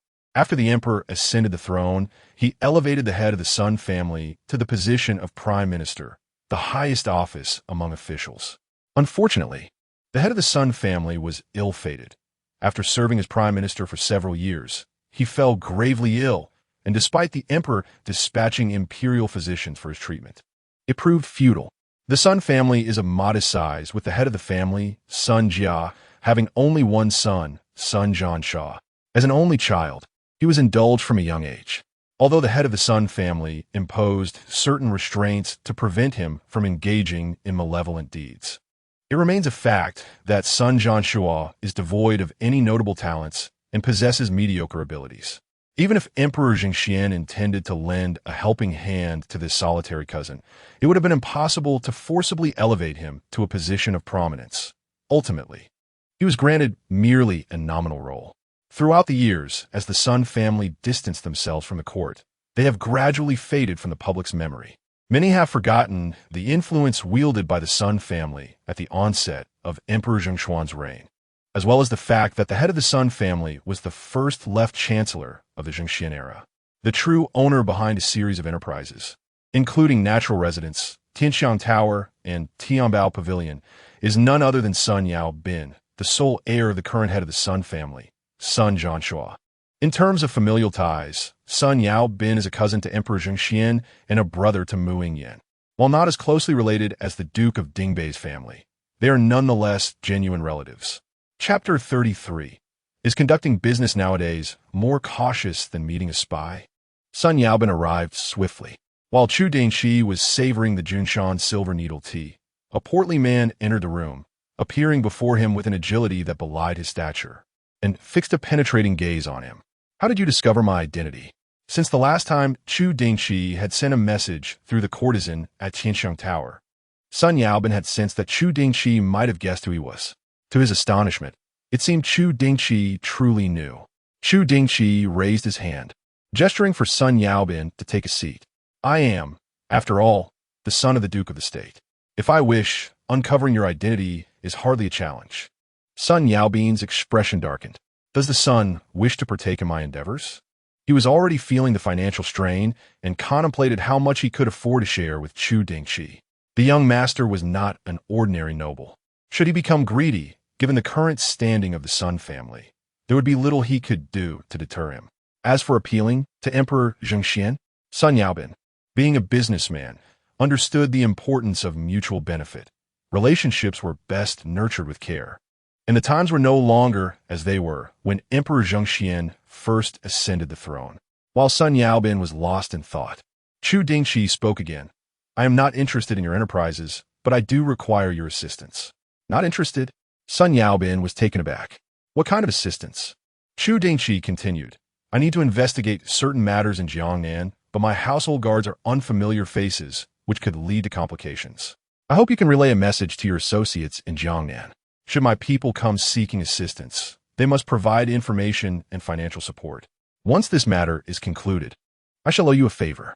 Initially, Sun Yaobin furrowed his brow, but upon hearing the last sentence, his expression relaxed. A favor from Chu Dingchi was not something to be taken lightly. His reluctance began to wane, yet he still inquired, what exactly does the Sun wish to investigate? As a businessman, it would be unwise for me to become entangled in matters beyond my realm.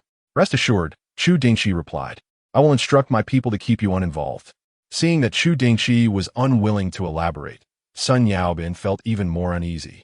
He proposed, how about this? We select a specific location.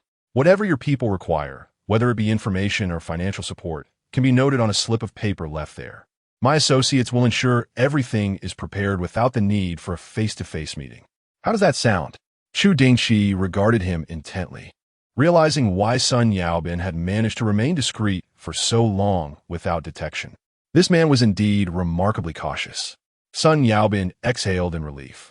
Chu Dingchi's agreement to this arrangement indicated he had no intention of betraying him after using him. I possess a courtyard in Yangzhou, on the right side of the main gate's wall, if you count the 10th row from the bottom and the 5th brick from the left. It is loose and can be removed. After your people place their items inside, they can mark the opposite wall with a cross. I will dispatch someone daily to check that street, and upon seeing the mark, they will promptly prepare what is needed without delay. Chu Dingchi couldn't help but furrow his brow. Son, is business conducted with such trepidation these days? Even the Jinyui do not exercise such caution. Sun Yaobin's round face broke into a hearty smile. There's no choice. It is the demand of life. Chu Dingchi, rendered speechless, retorted, if you are compelled by life, then what of me? Is there anyone wealthier than you in the entire Great Qian? Sun Yaobin chuckled, relieved to sense that Chu Dingchi bore no ill intentions. He jestingly remarked, young master, when the day comes that you call me brother, I shall lend you some support. I wouldn't let you struggle. Though immensely wealthy, Sun Yaobin was acutely aware of the adage that an innocent man may suffer for possessing something precious. He knew that Emperor Jingxian could not protect him indefinitely, and he lived in constant fear of attracting the attention of the capital's elite. Little did he know that when he learned of Chu Dingchi's desire to meet him, his anxiety peaked. Now that his worries had been alleviated and he had earned a favor from Chu Dingchi, he found himself in the most relaxed state since arriving in this world, allowing his natural affability to surface. Chu Dingchi, having interacted with Sun Yaobin in a previous life, had some understanding of his character. Hearing his words, he feigned confusion. Does brother Sun have a sister? How was I unaware of this? Sun Yaobin cast him a peculiar glance, recalling the rumors surrounding Chu Dingchi after his fall from a horse. With a glint in his eye, he suggested, Tianxiang Tower is currently training a new courtesan. Would you care to sample their offerings? Sun Yaobin understood well the male proclivity for novelty. Thus the selection of courtesans at Tianxiang Tower occurred every 3 years, with the former courtesans also competing. Should the old courtesan possess a certain charm that captivates the patrons, she might retain her position for another 3 years. Naturally, new courtesans could not simply appear out of thin air. Ever since Tianxiang Tower rose to prominence in the capital, they had taken it upon themselves to cultivate new talents, ensuring a continuous supply of courtesans. When Sun Yaobin mentioned the new courtesans under training, the implication was that these individuals were still untouched. Chu Dingchi, unfamiliar with the intricacies of Tianxiang Tower, failed to grasp Sun Yaobin's insinuation and curtly replied, let those patrons of Tianxiang Tower enjoy them. I have no interest. Sun Yaobin raised an eyebrow.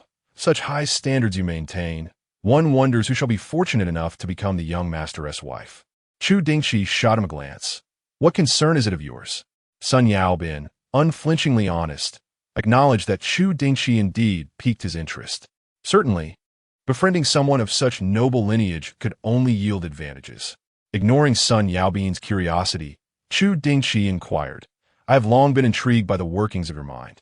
How do you conceive so many ideas? Sun Yaobin smiled mysteriously.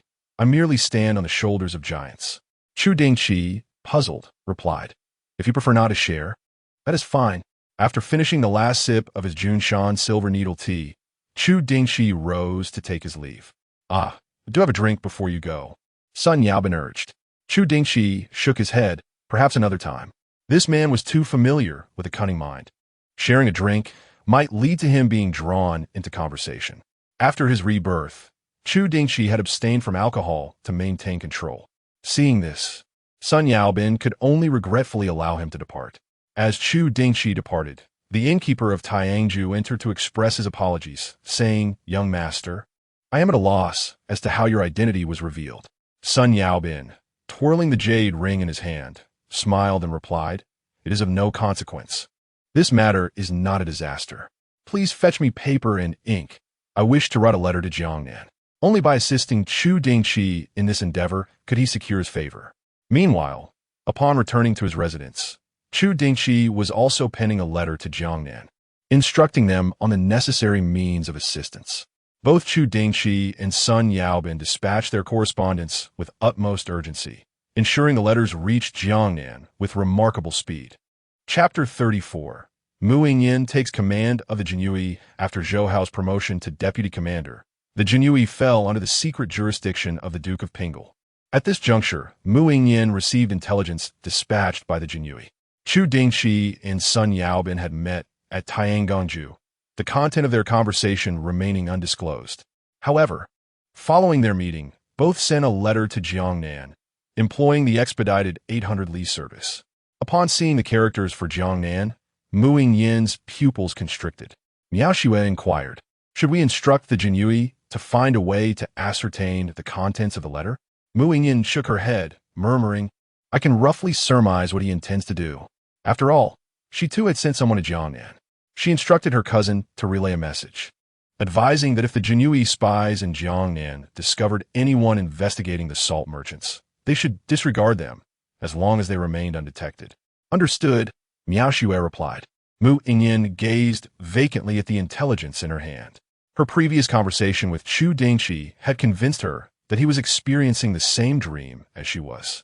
Yet, upon learning that he had also sent someone to Jiangnan due to a dream, she could not help but ponder, if her dreams were not mere figments of fancy, then what might they signify? Were they glimpses of the future they were to encounter?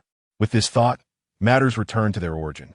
She needed to validate the authenticity of her dreams to ascertain whether they truly foretold the future. As for how to address Chu Dingchi once confirmed, that was a consideration for another time. At the end of March, Chu Dingchi received a reply from the Duke of Jinghua, consisting of 2 letters, one addressed to the Liang family. When the letters arrived, Chu Dingchi was outside the manor. He received them from Liang Shi while accompanying her for lunch. Upon learning that Liang Shi had also received a letter, he feigned indignation. "Father is truly biased, never writing to me first." Liang Shi shot him a glare. "Your father wrote to you previously, yet you did not respond, and you complain about him overseeing you from Liaodong. Have you forgotten?" Embarrassed, Chu Dingchi realized that the time lapse had caused him to forget. "Mother, I shall return to my room to read the letter." Unable to argue further, he decided to slip away. Just before he reached the door, Liang Shi remarked, "I have arranged for Qingman to accompany me to Huwood Temple tomorrow for incense offerings. You shall escort us." Chu Dingchi frowned. "Mother," Liang Shi replied nonchalantly, "you are merely required to escort us. I am not compelling you to participate in anything else." Reluctantly, Chu Dingchi acquiesced, "Very well," as he departed, and she expressed her concern, "Madam, could this approach cause the young master to harbor greater resistance towards Miss Zheng?" Liang Shi asserted, "He must marry eventually. As long as she is not the princess of Pingle, it matters little to him whom he weds." Understanding her son well, Liang Shi saw through Chu Dingchi's thoughts. "I shall give him time to forget the princess of Pingle. For now, I merely wish for him to spend more time with Qingman. In the future, when Qingman enters our home, they shall not be strangers." After all, this was an era that emphasized parental arrangements and matchmaking, with instances of blind marriages or unions after only a brief acquaintance being commonplace. Liang Shi, having only one son, sought to ensure that he found someone he truly cherished. Who knew that Chu Dingchi, with lofty aspirations, had set his sights on Princess Pingle? Observing the unreliability of his own choices, Liang could only take it upon herself to find a suitable match for him. And she remarked, "What the Duke's request for the lady to go to Guangning?" Liang sighed. How can I leave when Dingchi has yet to settle down? We must wait a little longer. She longed to accompany Chu Tianqua, but her concern for Chu Dingchi held her back. Aunt Shi, hearing this, offered comfort. The young master will surely understand your good intentions. Upon returning to his study, Chu Dingchi opened the letter from Duke Jinghua. As always, the Duke encouraged him to diligently fulfill his duties and to maintain his martial training. After imparting his advice, the Duke broached the subject of Peng Zizhou, stating that while it was acceptable for him to start as a lowly soldier at the border, should he aspire to command troops, he must earn the soldiers' respect. This indicated that the Duke would not grant any favors to Peng Zizhou simply due to Chu Dingchi's influence. The position he could hold would be contingent upon his capabilities. Chu Dingchi frowned slightly upon reading this, having expected that the Duke would at least secure Peng Zizhou a position, even if it were merely that of a standard-bearer. The letter also mentioned the Jurchens, confirming that the court had indeed been lax in its vigilance against them, and the Duke promised to station someone to monitor the various Jurchen tribes. Finally, he addressed the matter of Liang's journey to Guangning, entrusting the decision to her so that Chu Dingchi might worry less. With a smirk, Chu Dingchi thought to himself that he was merely trying to assist, yet his father seemed ungrateful. As for Peng Zizhou's situation, it appeared to be resolved according to the Duke's thoughts. As a low-ranking soldier, he did not require a military order from the Ministry of War and could directly enlist in Guangning, provided he passed the necessary evaluations. The only question remained whether Peng Zizhou would be willing to forsake his position as deputy commander to serve as a mere foot soldier. After all, if he only intended to be a lowly soldier, he could manage that on his own without needing Chu Dingchi's assistance. With a quiet sigh, Chu Dingchi contemplated the matter and ultimately decided to discuss it directly with Peng Zizhou. I am willing to enlist in Guangning, Peng Zizhou replied with unwavering conviction. He had already informed his family of Chu Dingchi's intention to transfer him to Liaodong, to which his father had promptly agreed. Their initial desire for him to join the three major camps stemmed from their connections there, but with the Duke's backing, the border seemed the more favorable option. For a military officer to rise through the ranks, one must achieve merit, and there is no place more conducive to this than the frontier. Although the Duke suggested that Peng Zizhou start as a lowly soldier, a soldier with the Duke's name attached was not to be underestimated. Eager to go to the border, Peng Zizhou felt a renewed urgency now that he had his family's blessing. Chu Dingchi provided him with a handwritten letter to be delivered to the Duke, granting him an opportunity for an audience. Thank you, young master, Peng Zizhou acknowledged, understanding the goodwill behind Chu Dingchi's gesture. The following day, Chu Dingchi did not attend the military roll call, but instead waited outside the Duke's residence on horseback. Shortly thereafter, Liang emerged, assisted by Aunt Shi into the carriage. We shall head directly to Hugua Temple, where I have arranged to meet Qingman, she announced. Chu Dingchi raised an eyebrow. I thought you were going to the Zheng residence to fetch Miss Zheng. Liang remarked, I would have liked to do so, but Qingman declined, stating it was not worth the detour, and I did not wish to press the matter. Upon hearing this, Chu Dingchi was not particularly surprised. He had long recognized that Zheng Qingman was not merely one to seek favor with the powerful. However, her close association with Liang did indeed cause him some concern. Soon, Chu Dingchi and his party departed from Xinifang. Although Hugua Temple was situated in the northern part of the city, it lay within the confines of Faxiangfang and was merely separated from Xinifang by Mingyufang, making the distance quite manageable. The Zheng residence in Rizhongfang was even closer, adjacent to Faxiangfang. Zheng Qingman's mention of taking a detour was not merely a polite rejection. After a short incense sticks time, the carriage of the Duke of Zhenghua came to a halt outside Hugua Temple. Zheng Qingman had already arrived and, upon seeing the mounted Chu Dingchi, made her way towards them. She had often heard her elder brother speak of the heir's prowess in horseback riding. Today, she finally beheld him in action. Zheng Qingman's gaze sparkled as she looked at Chu Dingchi, as the daughter of a military general.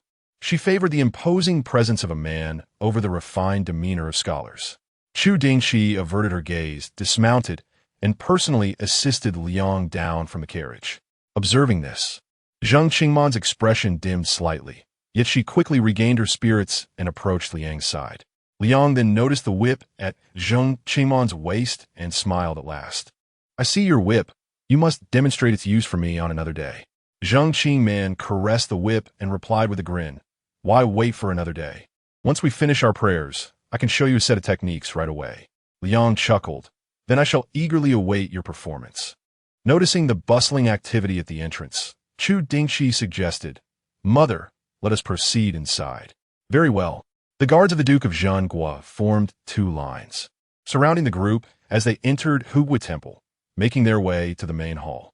Inside, a grand bronze incense burner emitted wisps of fragrant smoke, with numerous individuals standing before it, making wishes. As the largest temple in the capital, Hugui Temple boasted several Buddha halls, the most prominent being the Mahavira Hall before them, which housed the statue of Shakyamuni Buddha. Accompanying Liang and Zhang Qingman into the Mahavira Hall, Chu Dingchi received incense from a young acolyte, lit it, and knelt before the statue to pay his respects. Throughout this ritual, Chu Dingchi displayed genuine sincerity. Previously, he had not held any belief in Buddhism, but having been reborn, he felt a newfound reverence towards these deities. While he did not consider himself a devotee, he believed that exhibiting sincerity within a temple could only be beneficial. Chapter 35. The final resolution between Chu Dingchi and Mu Yingyan. First, they offered a stick of incense in the Grand Hall, and then the Liang family made their way directly to the Guanyin Hall. Upon seeing their destination, Chu Dingchi could not help but roll his eyes inwardly, thinking, Mother, I must attend to nature's call first. Without giving Liang the chance to detain him, he turned and left, with Chu Chong hastily following behind. Liang had no expectation of Chu Dingchi accompanying them. She grasped Zhang Qingman's hand and smiled. No need to mind him. Let's enter and consult the master for a divination. In such a place dedicated to seeking marital bliss, there were masters on hand to interpret the fortunes, catering fully to the needs of the worshippers. Chu Dingchi distanced himself from the main hall and arrived at the back courtyard of the Hugui Temple, where the crowd was sparse. Aside from the few devotees residing there, almost no one was present. Although he sought solitude, he was surprised to find Mu Yingyan emerging from a small courtyard. Caught off guard, he thought, what is this? A fateful entanglement? Mu Yingyan was equally astonished. She had not anticipated encountering Chu Dingchi here. Recalling their previous conversation, he felt a headache coming on and greeted her. Your Highness, this humble official pays his respects. Mu Yingyan nodded. What brings the heir to Hugui Temple? I accompany my mother to offer incense, he replied. Raising an eyebrow, Mu Yingyan inquired. Only the wife of the Duke of Zhangguo? With her understanding of him, she knew he would not leave Liang alone. The thought of Mu Yingyan's dream about their past lives made Chu Dingchi feel inexplicably uneasy, and he awkwardly added, there is also Miss Zhang. Just as he expected, Mu Yingyan smiled slightly. It seems the Duchess is quite concerned about your marriage. A sense of danger emanated from Mu Yingyan, yet given their current status, he remained composed, replying, most parents in this world are alike. I am certain that the Emperor and Empress are equally concerned about the princess's marriage. Mu Yingyan scoffed. My father and mother would not hastily arrange for my marriage. Chu Dingchi countered, my mother has not pressured me either. I have come of age, and marriage is merely a matter of time. Though he had not planned to marry so soon, he felt compelled to defend Liang in front of Mu Yingyan. Mu Yingyan's expression turned cold. We have yet to resolve our matters, and you are already contemplating marriage? Chu Dingchi turned his gaze toward her, Your Highness. There is nothing unresolved between us. The dream, Your Highness, Chu Dingchi interrupted. Regardless of what that dream signifies, it does not alter our relationship. You are a princess, and I am but a humble official. That distinction remains unchanged. His demeanor was calm, and his eyes held no hint of turmoil as he regarded Mu Yingyan. Something akin to a sharp pain pierced through her heart, and she blurted out, Prince Consort, are you blaming me? His expression shifted, and he glanced at the guards, including Liao Wenjing, fortunate that they stood far enough away to not overhear her words. He stepped back, saying, Your Highness, tread carefully, should outsiders hear. It would inevitably tarnish your reputation. My mother awaits my return. I must take my leave. Watching Chu Dingchi depart without attempting to stop him, Mu Yingyan fell once more into a state of confusion. Ever since her dreams began, she felt adrift, uncertain of how to confront the visions of the past or how to engage with Chu Dingchi. It appears that she is no longer entangled in her dilemma, as Chu Dingchi has made a choice for her. Yet, is this choice truly what she desires? Mu Yingyan finds herself unable to ascertain the answer. Perhaps she ought to heed Chu Dingchi's counsel, regardless of what that dream signifies, even if it does indeed represent their future. It remains merely a potential future yet to unfold. Their present selves are still who they are. There are no stipulations mandating that one must adhere to a preordained path. Mu Yingyan clutched her aching chest, her gaze deepening with resolve. She does not particularly favor the sensation of uncontrolled emotions and attempts to shield herself from Chu Dingchi's influence. Perhaps this is her initial step toward regaining emotional control. Her demeanor shifted back to one of indifference. From this moment forward, there is no need to investigate Zhang Qingman, nor to gather intelligence on Chu Dingchi. Miao Shui observed as Mu Yingyan seemingly reverted to her former composed and decisive self, nodding in agreement. However, Miao Yu stood in confusion. What had transpired during this time? As Mu Yingyan's personal maid, well-versed in medicine and primarily responsible for her dietary safety, Miao Yu had recently sought guidance from the imperial physicians at the Tai hospital, spending little time in Zhaoyun Palace, and had not been by Mu Yingyan's side. Now, as she re-entered the palace with Mu Yingyan, witnessing the recent events, it felt as if she had been absent for years rather than just a few days. Miao Shui, however, had no time to enlighten Miao Yu, inquiring instead, "Princess, shall we proceed to the main hall to offer prayers?" Mu Yingyan had taken residence in the Hugua Temple the previous day, intending to pray for the emperor and empress, while also seeking solace through the transcription of Buddhist scriptures to calm her troubled heart. Upon emerging from her small courtyard, she intended to head to the Great Buddha Hall to offer her prayers and incense. Mu Yingyan replied calmly, "Of course, we must go." Despite the possibility of encountering Chu Dingchi and others, she harbored no thoughts of evasion. That was simply not her character. As Mu Yingyan knelt on the mat to pray for the emperor and empress, Miao Yu finally had the opportunity to inquire with Miao Shui about the events that had unfolded during this time. Yet, Miao Shui refrained from providing clarity, simply stating, "You need only know that all is behind us. The princess remains the princess." Miao Shui felt that Mu Yingyan's newfound concern for Chu Dingchi, stemming from a mere dream, was somewhat absurd. Now that she had returned to her original path, all was well. Miao Yu, however, gazed at her with a hint of melancholy, finding the lack of satisfaction for her curiosity exceedingly difficult to bear. Regrettably, Miao Shui was tight-lipped, and no amount of Miao Yu's coaxing would suffice. After bidding farewell to Mu Yingyan, Chu Dingchi did not seek out Lady Liang. Instead, he wandered around the Hugua Temple, sensing that the time was approaching, before heading to the Guanyin Hall in search of Lady Liang and Zhang Qingman. At that moment, Lady Liang and Zhang Qingman were engaged in deciphering an oracle, as the signatures at Hugua Temple were reputed to be remarkably accurate. Consequently, the queue for interpretation was particularly long, and Lady Liang, not wishing to delegate the task, stood in line with Zhang Qingman. And she was the first to notice Chu Dingchi's arrival. Approaching him, she whispered, "Young master, are you aware of what the Duke has written to the lady in his letter?" Chu Dingchi shook his head. "I do not know." His mind was not in the mood for riddles, and she did not keep them in suspense, stating that the Duke wished to take his wife to Guangning. But the lady was reluctant to leave the heir behind. She felt assured that she could depart only once the heir had established a family of his own. Chu Dingchi was momentarily taken aback. He believed he had changed significantly and thought his mother should perceive this transformation. And she continued, explaining that as a mother, one cannot help but worry. The lady was concerned that after leaving the capital, the heir might not take adequate care of himself. Chu Dingchi fell silent. He had first-hand experience of how much concern Lady Liang had for him in his previous life. He then turned his gaze towards Zhang Qingman, who was currently engaged in conversation with Lady Liang, their arms intertwined, exuding a harmonious relationship. To be fair, aside from her modest family background, Zhang Qingman was commendable in every aspect. Her personality was cheerful and generous, far from being timid, making her quite suitable to be the Duke's son's wife.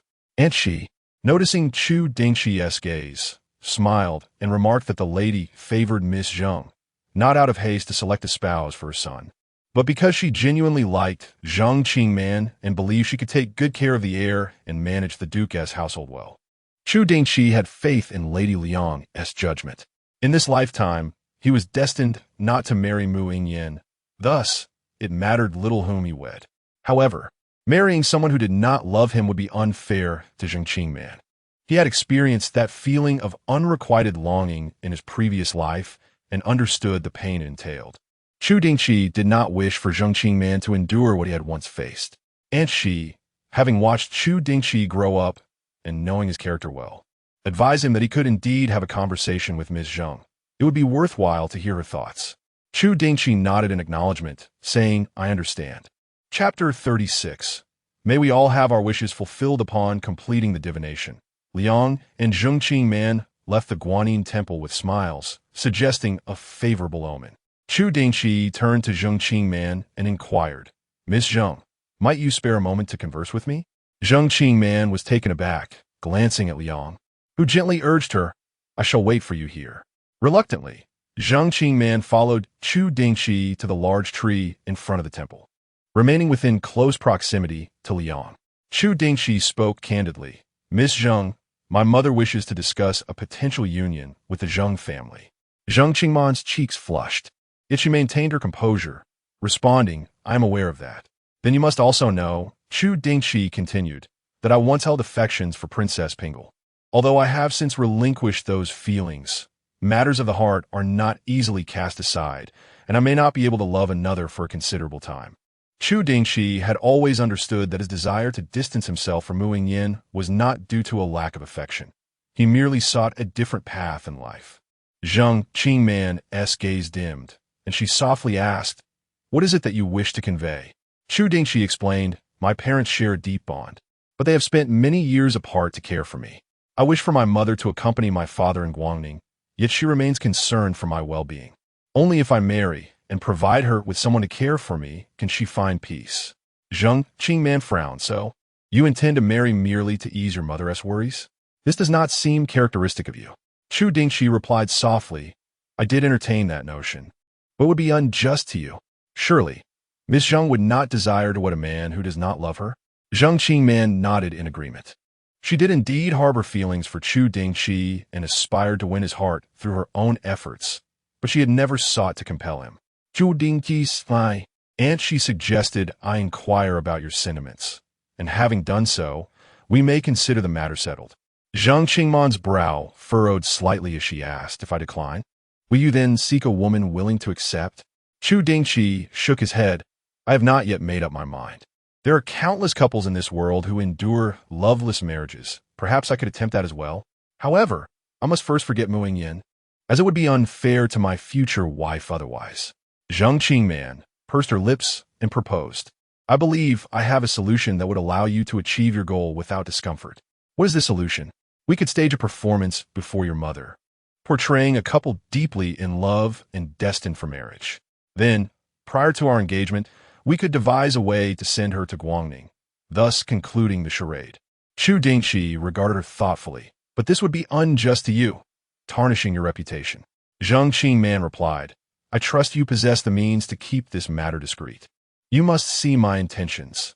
This performance serves to facilitate your desires while also granting me an opportunity. Surely, you would not refuse?" Unlike ordinary women, her aspirations outweighed her concerns for reputation. She yearned for a chance with Chu Dingchi, regardless of the outcome. Chu Dingchi pondered, "In that case, consider this a debt of gratitude owed to you, Miss Zheng. I shall repay it in due time." Thus, the matter was resolved. There was one matter that perplexed Zhang Qingman. Why did the heir insist on sending his aunt to Guangning? Chu Dingchi cast a gentle glance at Liang Shi, his eyes reflecting a barely perceptible guilt. "It is because I wish to see my mother happier. Is my aunt not happy now? How could one find joy when separated from their beloved?" The essence of feelings is starkly defined. Familial affection can never supplant romantic love. In a previous life, Liang Shi departed soon after the death of the Duke of Jinghua, which serves as the clearest evidence. Despite Liang Shi's deep regard for Chu Dingchi, the passing of the Duke still sapped her spirit, and no amount of effort from Chu Dingchi could rekindle her will to live. Witnessing Liang Shi's emotions towards the Duke, Chu Dingchi, upon his rebirth, became fixated on his resolve. He did not wish to be an impediment to Liang Shi's reunion with the Duke. After listening, Zheng Qingman gazed into his eyes, her face alight with a radiant smile, and said cheerfully, "Then let us both achieve our desires." That smile was dazzling and all too familiar. It seemed to reflect a past self that Chu Dingchi had long forgotten. A pang of sorrow struck him as memories of his previous life resurfaced, and he whispered softly, "I once felt the same." Zheng Qingman, unable to catch his words, inquired, "What did you say?" Chu Dingchi shook his head. "It's nothing." As Mu Yingyan emerged from the Great Buddha Hall, she chanced upon Chu Dingchi and Zheng Qingman conversing beneath a tree, with no servants nearby, only the two of them. A flicker of displeasure surged within her. It was swiftly quelled by her rationality. Retracting her gaze, she maintained a calm demeanor as she departed with Miao Xue and the others. After leaving the Hugua Temple, Liang Shi and Zheng Qingman went shopping together, enjoying lunch at Tianganju before parting ways. Upon returning to the Duke of Zhengguo's residence, Liang Shi immediately inquired of Chu Dingchi, "What did you discuss with Qingman?" Chu Dingchi, with a look of exasperation, replied, "Mother, this is my private matter." Liang Shi teased, "Have you finally recognized Qingman's merits?" "Not at all. I have other matters to attend to," he replied, hastily excusing himself. In the plans laid out by Chu Dingchi and Zheng Qingman, he could not immediately alter his demeanor towards her. A transition was necessary. Liang Shi felt a hint of disappointment. I had hoped he had come to a realization. And she comforted, "The heir does not reject Miss Zheng. I believe they will eventually achieve a happy outcome." Liang Shi reflected, "Perhaps I have been too impatient. I should be pleased that Dingchi can relinquish his thoughts of Princess Pingle. Heaven knows how worried she had been about him clinging to his singular obsession." Today, Chu Dingchi accompanied Liang Shi to Hugua Temple instead of attending his duties at the Bingma Division. After escorting Liang Shi back to the Duke's residence, he made his way to the Bingma Division, only to hear the news of Peng Zizhou's resignation. He had not anticipated that Peng Zizhou would act so swiftly, resigning from his position as deputy commander of the West City Bingma Division shortly after receiving the letter penned by Chu Dingchi, and he had even set a date to leave the capital. On the day of Peng Zizhou's departure, Chu Dingchi made a point to see him off and unexpectedly encountered Zheng Changwu. The two had evidently developed a bond through their daily sparring sessions.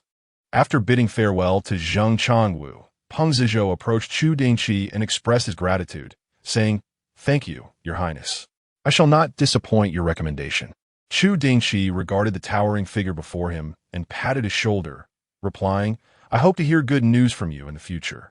Peng Zizhou tightened his grip on the spear in his hand, assuring, "I certainly will." He then cast a glance at Zheng Changwu and continued, "Your Highness must have noticed Changwu's diligent performance during this period. There is no one more dedicated in the military affairs office than he. Upon my departure, I hope you will promote him to the position of deputy commander." Zheng Changwu was indeed conscientious, patrolling with unwavering diligence every day and handling matters with fairness and impartiality, showing no regard for his own background. To others, Zheng Changwu's straightforward nature might seem overly blunt, making it difficult for him to advance in his career. However, Chu Dingchi, having been the consort of the princess of the state, was accustomed to viewing matters from a higher perspective. He believed that the military affairs office required a deputy commander with Zheng Changwu's character. With Peng Zizhou's recommendation, Chu Dingchi readily agreed, stating, "I trust your judgment."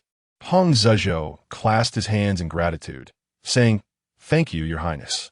Chapter 37. Upon learning that Chu Dingchi was to become engaged, the deputy commander of the Bingma Division held a rank equivalent to a 7th-grade official, comparable to that of a county magistrate.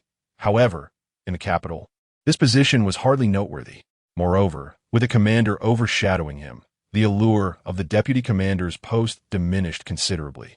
Logically, despite the insignificance of the deputy commander's rank, he was still a legitimate official appointed by the Ministry of War, although the commander possessed the authority to recommend candidates. After Chu Dingchi submitted his recommendation of Zheng Changwu for the deputy commander position to the Ministry of War, the ministry promptly approved it and dispatched personnel to announce Zheng Changwu's appointment. Thus, the new deputy commander of the Western City Bingma Division was officially inaugurated. Just as this newly appointed deputy commander was about to embark on his illustrious career, he fortuitously encountered his superior at the entrance to the residence the following day while on duty. Zheng Changwu was taken aback and inquired, "Does the commander have any instructions for me?" He instinctively believed that Chu Dingchi was there to see him. Chu Dingchi replied, "My lord Zheng, please proceed with your duties. I am here to see your younger sister." Zheng Changwu's expression abruptly shifted to one of complexity. He pressed his lips together and asked, "Is the commander promoting me due to my abilities or because of my sister?" Chu Dingchi chuckled. "Do you believe yourself unworthy of your position, my lord Zheng?" Zheng Changwu shook his head. "I have confidence in my ability to fulfill the role of deputy commander. If that is the case, why concern yourself?" Chu Dingchi mused, glancing down at himself with feigned perplexity. "Do I appear to be someone who would engage in favoritism?" Hearing this, Zheng Changwu let out a subtle sigh of relief. He truly did not wish to ascend through the connections of his sister. Realizing that Chu Dingchi's focus was not on him, Zheng Changwu clasped his hands in a gesture of respect and departed. Just as he left, Zhang Qingman emerged from the residence, inquiring, "What were you discussing with the young master?" Several days had passed since the events at Hugua Temple, and Chu Dingchi had begun to cultivate a closer rapport with Zhang Qingman as agreed. Chu Dingchi invited Zhang Qingman into the carriage, remarking, "He believes I promoted him because of you." Zhang Qingman leaned into the carriage, gazing at Chu Dingchi with a glimmer in her eyes. "Is that not the case?" Chu Dingchi was momentarily taken aback, then chuckled, "Certainly not. Your brother possesses commendable abilities and displays great diligence in his duties. The public holds him in high esteem, and his promotion to deputy commander is well-deserved." Zhang Qingman softly replied, "Yet, the most challenging aspect in this world is true merit. Were it not for the young master, it would be difficult for him to ascend so swiftly from standard-bearer to a 7th-grade deputy commander." Chu Dingchi, with a serious demeanor, asserted, "However, the crux of the matter remains that your brother is indeed capable, is he not?" Zhang Qingman, upon hearing this, stared blankly at Chu Dingchi, and suddenly a radiant smile illuminated her face. "The young master is correct. I have lost sight of the essentials." Once Zhang Qingman settled back into the carriage, Chu Dingchi mounted his horse and rode alongside the carriage, stating, "Indeed, there exists a great deal of injustice in this world, and it is natural for Miss Zheng to feel this way." Zhang Qingman lifted the curtain of the carriage, resting her chin on her hand as she regarded him. "Is the young master always this considerate towards women?" "What?" Chu Dingchi was momentarily puzzled by her meaning. Zhang Qingman clarified, "I meant to ask if the young master often comforts other women in this manner." Chu Dingchi shook his head. "I have had limited interactions with women." Hearing this, Zhang Qingman felt a twinge of jealousy. It seems she has learned this from Princess Pinglu. Chu Dingchi was taken aback and offered no rebuttal. Indeed, this was not an incorrect observation. As the sole heir of the Duke of the State, there was an inherent pride within him. His rebellious nature was a fundamental aspect of his character. Though he would not treat women rudely, he possessed little patience, and comforting others was beyond his capabilities. However, after marrying Mu Yingyan, he changed considerably in order to please her. His sharp edges softened, his temperament grew more patient, and he became more attuned to the needs of women. Regrettably, despite his numerous transformations, he had yet to win Mu Yingyan's heart. The changes he underwent in his past life had left an indelible mark on him. He was not the same Chu Dingchi of 20 years prior. Observing his silence, Zhang Qingman pursed her lips and deliberately adopted a look of advantage. "I must express my gratitude to Princess Pinglu." Chu Dingchi turned to look at her. Zhang Qingman smiled and added, "She has made you a better man, and now I benefit from it." Chu Dingchi couldn't help but chuckle. Chu Chang, walking beside him, suddenly thought that having such a daughter-in-law in their residence wouldn't be so bad after all. After Mu Yingyan returned to the palace from the National Protection Temple, where she had prayed for the emperor and empress for half a month, Mu Yuanchu sought her out immediately. Sister, Chu Dingchi is discussing marriage. Mu Yingyan's body trembled slightly, but she forced herself to remain composed. How do you know? Mu Yuanchu grinned with pride. Although the Duke's residence has sealed off the news, how could they possibly conceal it from me? My gossip squad in the Eastern Palace is not merely for show. Mu Yingyan focused on the crux of the matter. The Duke's residence is deliberately keeping this a secret? Mu Yuanchu nodded. In recent days, Chu Dingchi has been out and about with that Zheng family girl. Yet there hasn't been a whisper in the capital. It is certainly the Duke's doing. TSK. Who would have thought Chu Dingchi would take a liking to the daughter of a minister of war? However, Mu Yingyan's expression grew cold. Having progressed to the stage of discussing marriage, an engagement must surely be imminent. Yet, when they last met at the National Protection Temple, Chu Dingchi had been deliberately avoiding Zheng Qingman. It seemed far too hasty to settle on a betrothal merely half a month later. The fact that the Duke's residence was intentionally keeping things under wraps made it difficult for Mu Yingyan not to suspect that Chu Dingchi was wary of her. Her gaze turned increasingly frigid. What did he take her for? Did he truly believe that she, a legitimate princess, would resort to vying for a man on the verge of engagement? Was she so undesirable that she could not find a match? The more she pondered, the angrier she became. Mu Yuanchu continued to chatter incessantly. Growing weary of his prattle, Mu Yingyan shot him a glare. Have you finished processing the memorials? Mu Yuanchu instantly lowered his head. With you away these past half-month, I alone have been handling the memorials. How could I possibly complete them all? And yet, you still have the time to be curious about others' affairs. It seems you are not busy enough. In the future, dedicate an extra hour to the memorials and do not always leave today as tasked for tomorrow. Mu Yuanchu stared in disbelief, shaking his head vigorously. I refuse. An extra hour on the memorials? I might as well be put to death. However, Mu Yingyan's warm lips uttered words that were decidedly frigid. I am the one who decides. Mu Yuanchu left Zhaoyan Palace with a troubled expression, devoid of the enthusiasm he had upon arrival. He turned to Ziyadongzi and asked, What have I done to upset my sister? It was evident to him that Mu Yingyan was in a foul mood. Ziyadongzi shook his head, replying, Your Highness, if you are unaware, how could a mere servant like me comprehend it? Mu Yuanchu glared at him, exclaiming, What use are you? Chapter 38. Once again entrapped in a dream despite directing her ire towards Mu Yuanchu, Mu Yingyan's fury remained largely unabated. She commanded, Burn all the information regarding Chu Dingchi in this room. From now on, I wish to hear nothing of him. Yes, Miao Shui inwardly sighed. The princess had indeed changed. Ever since Mu Yingyan had reached maturity, she had adeptly managed her emotions, rarely displaying such volatility. In the dead of night, perhaps due to her day's musings, Mu Yingyan, who had not dreamt for several days, found herself once more in that dreamscape. This time, the setting was altered, no longer confined to the study or inner chambers, but rather within a garden. As she surveyed her surroundings, she beheld numerous pavilions and towers. Recognizing the scene, Mu Yingyan understood she was in the princess's residence.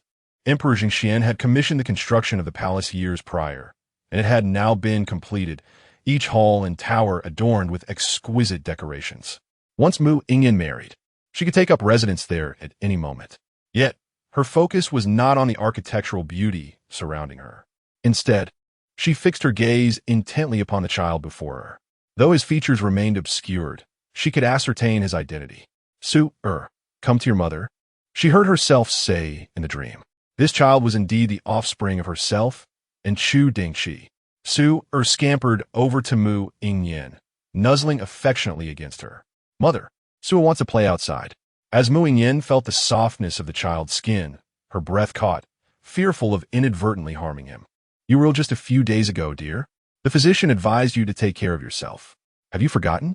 Su buried his head in Mu Yingyan's embrace, murmuring, But Su is all better now. Mu Yingyan replied gently, Whether you are well or not is not for you to decide, but rather the physician. Su shook his head vigorously, his childish voice declaring, Su 1T see the physician, Su 1T take medicine. Evidently, in Su's mind, taking medicine and consulting the physician were synonymous, both equally dreadful. Miaoyu could not suppress her laughter. Shall I take a look at young master for you? Su turned to Miao Yu, asking, will Aunt Miao Yu make Su take medicine? Miao Yu replied, if the young master is not well, then he must continue to take his medicine. Su immediately huffed, turning away and presenting his backside to Miao Yu. The surrounding maidens erupted in laughter. What is so amusing? Chu Dingchi approached at that moment. Upon seeing Chu Dingchi, Su promptly leapt from Mu Yingyan's embrace, his little legs pattering as he rushed towards him, arms outstretched, seeking to be held. Chu Dingchi bent down and lifted Su into his arms. With his tiny hands wrapped around Chu Dingchi's neck, Su lamented, Father, Aunt Miao Yu is mean. She wants me to take medicine. Chu Dingchi playfully responded, if she is so mean, we shall punish her by not letting her have lunch, shall we? Su nodded eagerly. Let us not allow Aunt Miao Yu to eat. Miao Yu, with a pitiful demeanor, implored, young master, please spare me. If I do not eat, I shall grow hungry, and hunger is most unpleasant. Upon hearing this, Su hesitated and quietly inquired of Chu Dingchi, Father, is being hungry truly distressing? Chu Dingchi nodded. It is akin to the discomfort one feels when ill. Immediately, Su altered his stance, declaring, I do not wish for Aunt Miao Yu to suffer. Miao Yu smiled. Expressing her gratitude, I thank the young master for his kindness. Miao Shui interjected, you must be more cautious in the future. Do not take advantage of the young master's compassion to speak thoughtlessly. Miao Yu lowered her head, feigning remorse. Chu Dingchi, holding Su moved to sit beside Mu Yingyan and remarked, Princess, I intend to begin teaching Su martial arts starting tomorrow. Mu Yingyan furuit herbrok questing. But Su is merely 3 years old. Is it not too early to start training? She recalled that she had ceased taking contraceptive measures in the 3rd year of their marriage, and if all had proceeded smoothly, Su should have been born the following year. Thus, they were now in their 7th year of marriage. Only 3 years remained. Instinctively, she glanced at Chu Dingchi, noting that he appeared unchanged, his voice robust and devoid of any weakness. Why then would he become so frail in 3 years? Chu Dingchi replied, Princess, I began my martial training at the age of 3, and I persevered. Surely Su can do the same. However, Mu Yingyan remained unconvinced, stating, the purpose of martial training is merely to strengthen the body. There is no need to start so early. It would suffice for the Duke to instruct him when he turns 6. A pang of anxiety struck Mu Yingyan. Despite knowing that the self in her dreams harbored no ulterior motives, she could not help but contemplate the events of 3 years hence. She found herself wondering if, as she had requested, Chu Dingchi would never have the chance to personally teach their son martial arts before his passing. Would that regret linger in his heart? Chu Dingchi, however, was unwilling to yield, asserting, Princess, it is the custom of the Duke of the State to begin martial training at 3 years of age. I will watch over Su closely and ensure he comes to no harm. Yet, Mu Yingyan could not bear the thought of Su enduring hardship at such a tender age, coldly retorting, this is the princess's residence. Implicitly, she indicated that the Duke's customs held no sway here. Chu Dingchi froze momentarily. The instant Mu Yingyan spoke, she regretted her words, opening her mouth but failing to articulate any further explanation. Instead, she said, let us discuss this again when Su is 6. The emperor also began his martial training at that age. Chu Dingchi remained silent. Children are particularly sensitive to emotional shifts. Su leaned in and affectionately kissed Chu Dingchi, asking, is father unhappy? Chu Dingchi embraced him tightly, shaking his head. No, father is not unhappy. Shall we take Su out to play? Su immediately clapped his hands in delight, exclaiming, yes, I want to go out and play. Thus, Chu Dingchi carried Su away, not casting a glance at Mu Yingyan.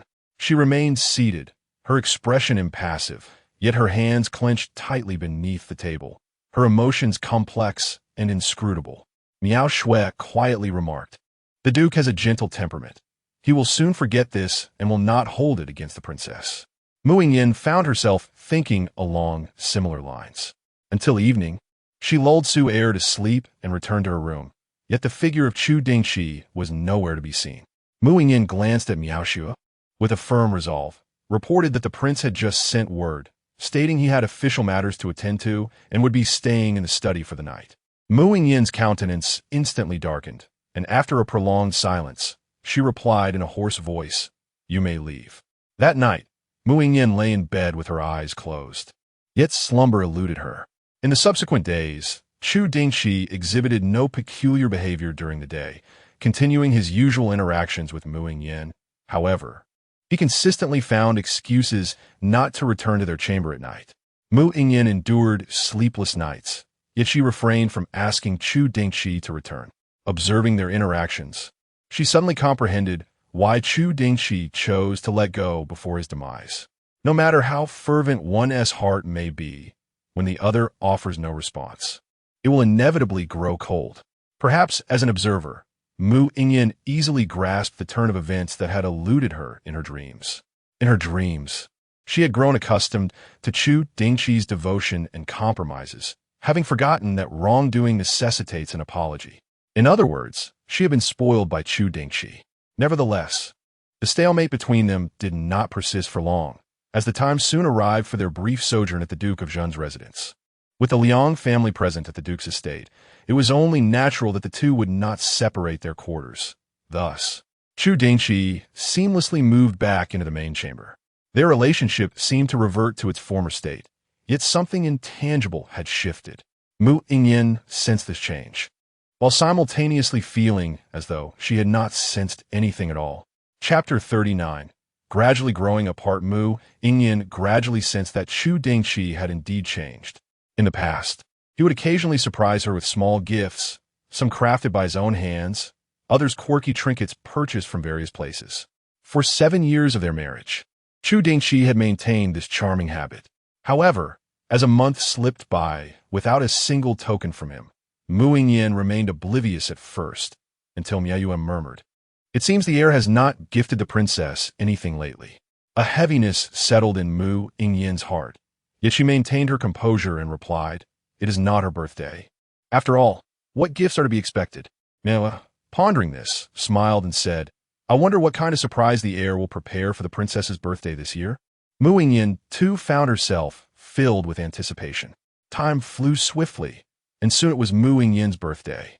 Mu Yuanshu had organized a splendid feast in the palace for her, with Chu Dingchi and Su'er in attendance, and, of course, Lady Liang was also present. During the celebration, Mu Yuanshu, the Empress Dowager, and the Queen presented meticulously chosen gifts to Mu Yingyan. Finally, it was Chu Dingchi's turn. He retrieved a wooden box from his pocket and opened it, revealing a hairpin adorned with a rabbit at its tip, perfectly symbolizing Mu Yingyan's zodiac sign. The gift was certainly thoughtful, yet upon seeing it, a shadow crossed Mu Yingyan's eyes. Although the gesture was sincere, it did not bear the hallmark of Chu Dingchi's previous gifts. Over their 7 years of marriage, his birthday presents had always reflected deep consideration, often of considerable value. This hairpin, however, appeared to be a mere purchase from Tianbao Pavilion and not an expression of his artistry. Despite the disappointment swelling within her, Mu Yingyan suppressed her feelings and smiled gently, saying, "I truly like it." The banquet continued thereafter. Once the festivities concluded, Mu Yingyan declined Mu Yuanshu's invitation to stay at the palace and returned to the princess's residence with Chu Dingchi. En route, they shared a carriage, with Su'er having fallen asleep in Chu Dingchi's arms after the day's excitement. Mu Yingyan quietly inquired, "Why did you choose that hairpin?" Chu Dingchi zipped, "I thought it would suit the princess well." "Does the princess not find it beautiful?" Turning to face him, Mu Yingyan felt a wave of helplessness and unease wash over her. In that moment, she realized that whenever Chu Dingchi feigned ignorance, she was powerless to counter it. After a prolonged silence, she mustered the courage to have an earnest conversation with him. Upon arriving at the princess's residence, Chu Dingchi carried Su'er out of the carriage. Words caught in Mu Yingyan's throat remained unspoken. For the first time, she felt an emotion akin to frustration with herself for not expressing her feelings. Missing the opportunity for heartfelt communication, the nature of their relationship shifted into a mannerly routine. They treated each other with respect and courtesy, appearing harmonious. Yet the distance between their hearts grew ever wider. With a sharp crack, Mu Yingyan hurled her teacup to the ground, casting a scornful glance at Chu Dingchi. "Has the prince grown weary of me, wishing to invite a new lady into the residence?" Do I not exist in your eyes? Chu Dingchi lowered his gaze. I merely assisted that young lady by chance. If the princess does not believe me, I can have the Jin Yi investigate. Mu Yingyan scoffed coldly. To have the Jin Yi look into such matters, do you think I wish to be further shamed? Chu Dingchi sighed. If the princess is determined not to believe, my explanations would be futile. You should find a way to convince me. You know, I've always been rather dull-witted, he added. Observing his demeanor, Mu Yingyan's anger intensified. Chu Dingchi, must you always adopt this attitude toward me? Chu Dingchi replied calmly. Please, make your intentions clear. Enraged, Mu Yingyan waved her hand dismissively. Leave. I do not wish to see you. Chu Dingchi bowed respectfully.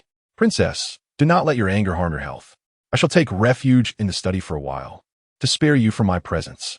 With that, he exited the room. Mu Yingyan watched his retreating figure, murmuring to herself. He knows I merely wish for him to comfort me. He is fully aware.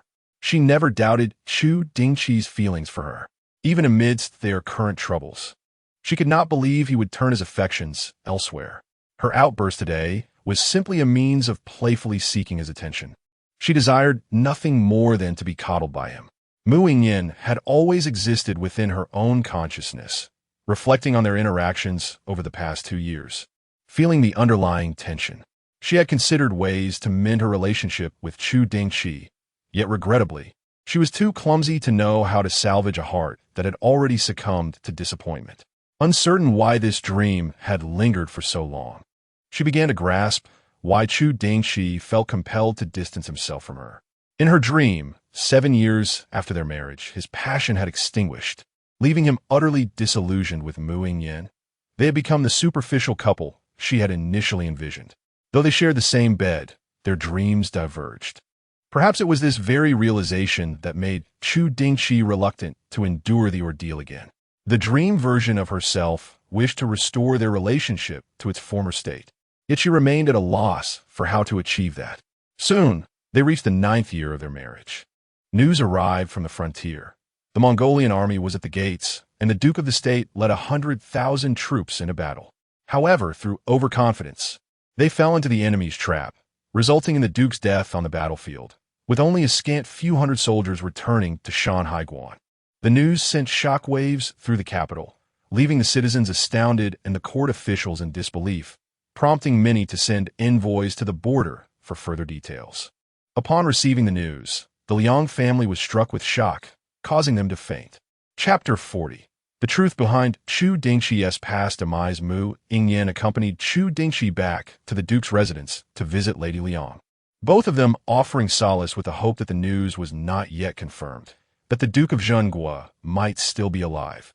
However, mere days later, the court issued an edict bestowing the title of Duke of Zhenghua upon Chu Dingchi, while also naming Su as the heir apparent. The proclamation inadvertently confirmed the devastating news of the Duke's demise on the battlefield. In an instant, the flicker of hope in Lady Liang's eyes extinguished, and her health deteriorated significantly within a few short days.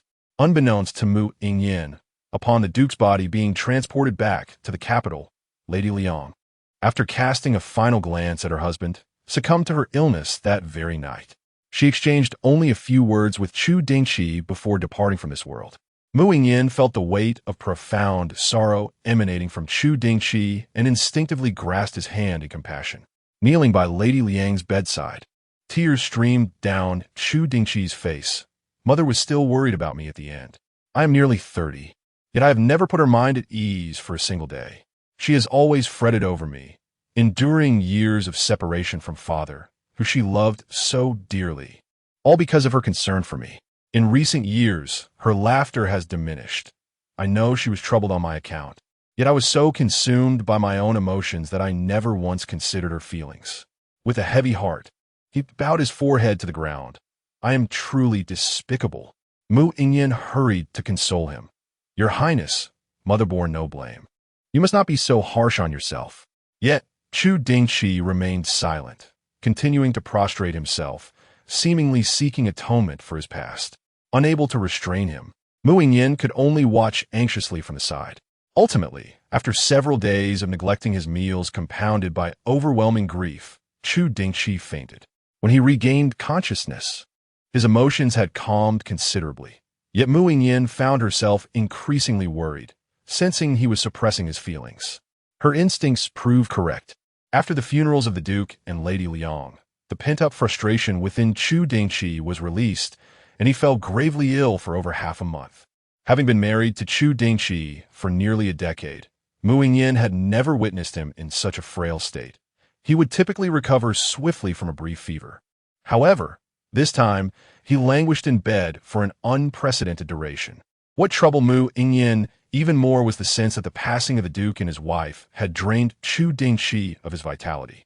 Even after his recovery, his spirit remained diminished, and he began to fall ill frequently, often bedridden for several days each month. Su'er had just celebrated his 6th birthday, and according to their previous agreement, Chu Dingchi was to begin teaching him martial arts. Mu Yingyan broached the subject. "Your Highness, Su'er is now 6. You should start his training tomorrow." Chu Dingchi coughed lightly and shook his head. "How can I teach him in my current state? Perhaps the princess should engage a tutor for Su'er." "But Su'er wishes for you to instruct him," Mu Yingyan replied, concerned that Chu Dingchi's increasing frailty was due to his incessant worries. She believed that keeping him occupied might alleviate some of his burdensome thoughts. Chu Dingchi shook his head once more, lamenting, "In my current state, I fear I might transmit my ill fortune to Shuer." Mu Yingyan bit her lip, gazing at him. "Prince Consort, do you desire to abandon us, mother and child?" Ever since the demise of the Duke of Zhen's couple, Chu Dingchi had remained in this despondent state, utterly devoid of interest in anything. Even Shuer could not rouse his spirits. Coughing violently, Chu Dingchi intensified his fits, prompting Chu Chong to hastily pat his back. Once he regained his breath, he apologized. "I beg your pardon, Princess. I did not anticipate my health would deteriorate so grievously." Mu Yingyan averted her gaze, concealing her reddened eyes. The palace physicians had attended to Chu Dingchi, advising him to relax and refrain from excessive worry. Yet none could restore him to health. Witnessing the physicians' helplessness filled Mu Yingyan with urgency.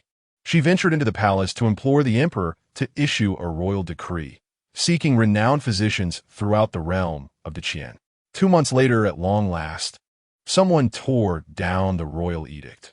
Mu Yingyan promptly arranged for accommodations along the route to expedite their arrival in the capital.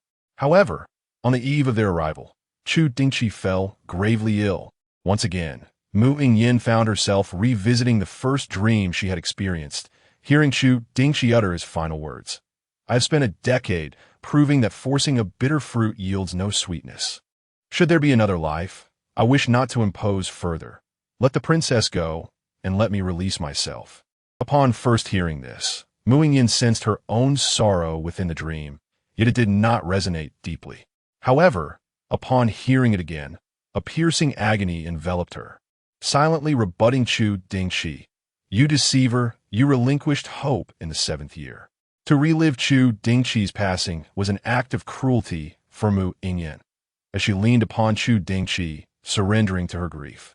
A voice from outside called, "Princess, the one who answered the royal decree has arrived." The anguish within Mu Yingyan deepened. They had arrived a day early, yet still arrived too late. Rising, she wiped away her tears and, her voice hoarse, commanded, "Let them enter." Soon, the chief eunuch, Gong Dong, accompanied by a middle-aged man, entered. Dressed in a simple gray robe, with a kind countenance and a medicine box slung over his shoulder, he bowed to Mu Yingyan, introducing himself. A humble villager, Hua Yunjin, pays his respects to Her Highness, the Long Princess. Mu Yingyan's expression regained its composure, though her swollen eyes betrayed her sorrow. She had no intention to conceal her emotions from outsiders. Stating, "I apologize for the inconvenience, sir. The Prince Consort has passed away." Mu Yingyan struggled to suppress her choking emotions.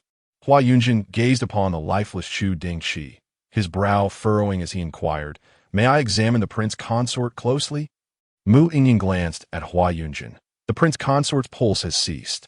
Even with Hua Yunjin's exceptional medical skills, he could diagnose nothing without a pulse to assess. Hua Yunjin remarked, "The commoner has observed something amiss. I beg the princess to permit me to examine the body of the Prince Consort."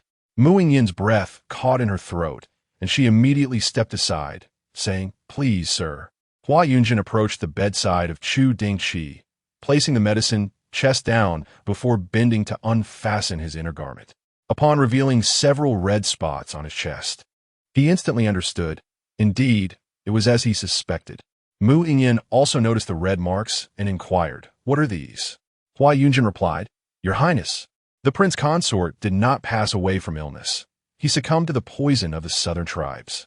Thunderous silence enveloped the room, as if a bolt of lightning had struck the hearts of those present, leaving them in stunned disbelief.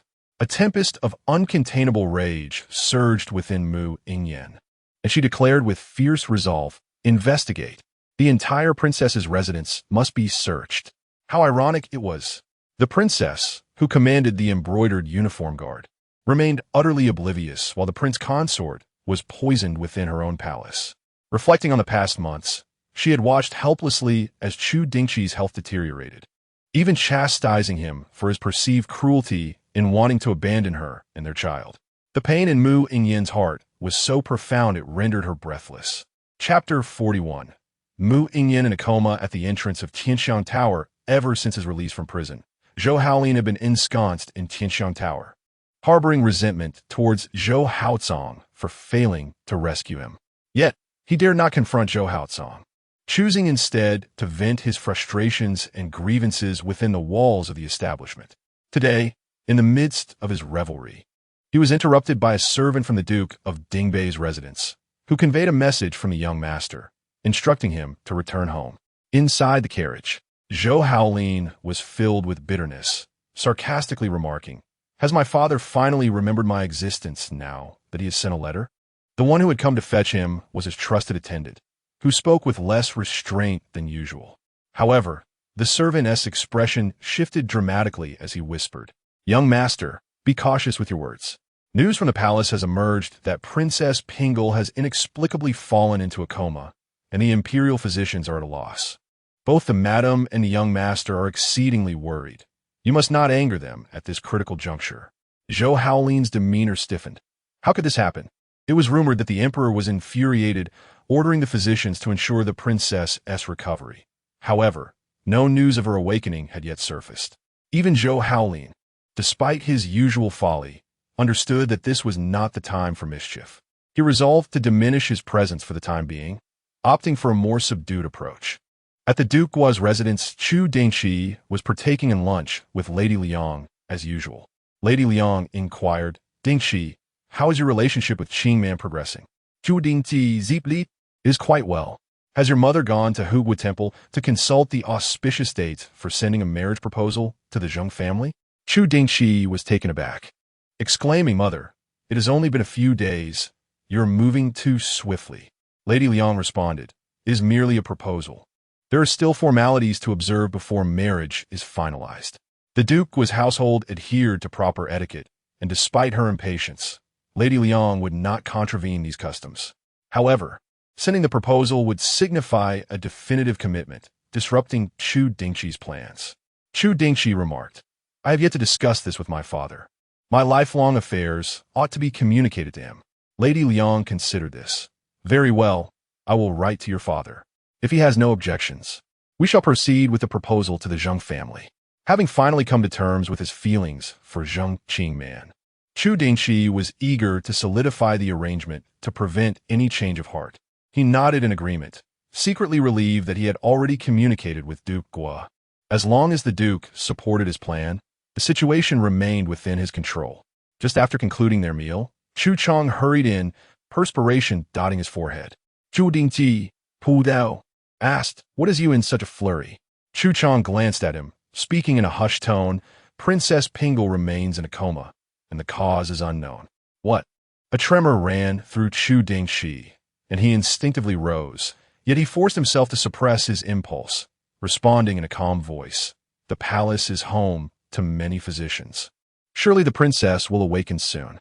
Having resolved to part ways amicably, he deemed it best to avoid excessive entanglements. Chu Dingchi continued conversing with Lady Liang, feigning indifference, though she discerned his distracted state. Once he departed, Lady Liang's expression grew complex as she remarked. It seems we must delay the proposal, allowing Dingchi more time. All along, it was she who played matchmaker between Zheng Qingman and Chu Dingchi. Zheng Qingman's affection for Chu Dingchi was evident to her. Initially, when she observed that Chu Dingchi was gradually accepting Zheng Qingman, Liang felt a sense of joy at the prospect of mutual happiness. However, it has now become apparent that in Chu Dingchi's heart, Mu Yingyan remains paramount. Regardless of his reasons for forsaking Mu Yingyan, her presence continues to linger in his thoughts. A wave of helplessness washed over Liang, and she sighed softly. The fortunes of descendants lie in their own hands. Please arrange for Qingman to visit Hugwa Temple for incense offerings tomorrow. Understood. Acknowledging her sentiments, and she also expressed her own reflections. At this moment, the Jiayan Palace was teeming with people. Emperor Zhengxian sat by the bedside, his complexion pale, having previously fainted from worry for Mu Yingyan.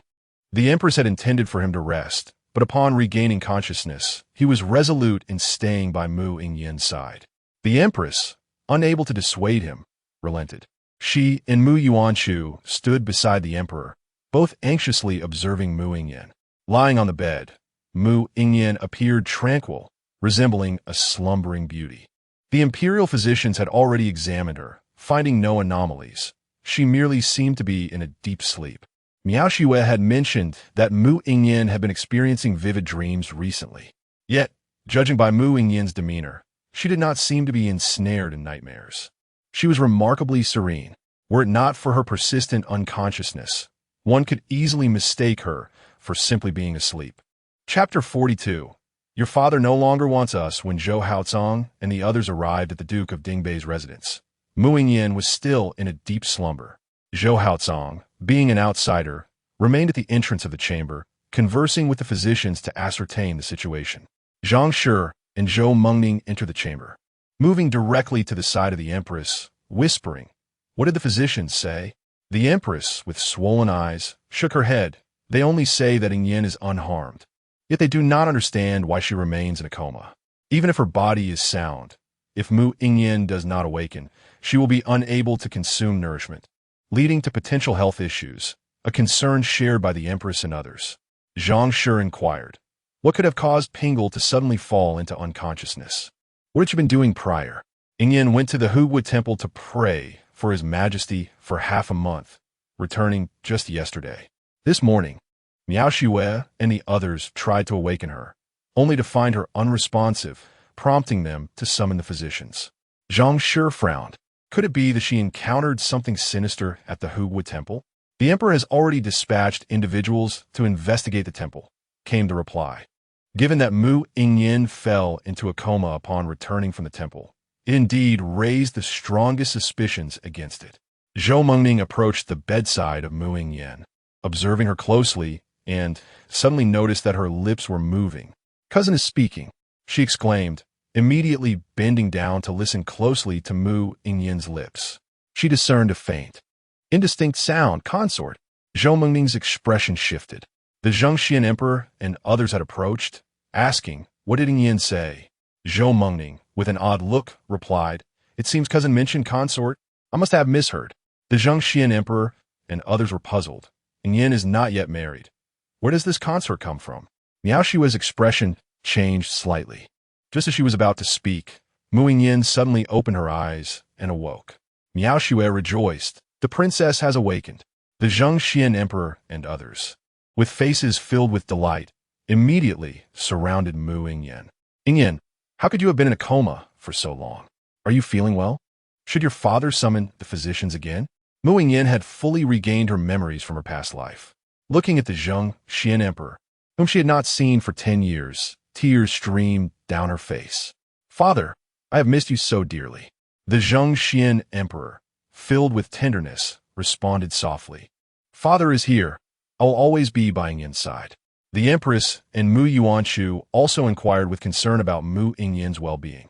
She responded to their worries one by one, then turned to Zhang Shi, asking, how long have I been unconscious, and why is my aunt also here? Miao Xue clarified, Princess, I do not know when you fell into a coma.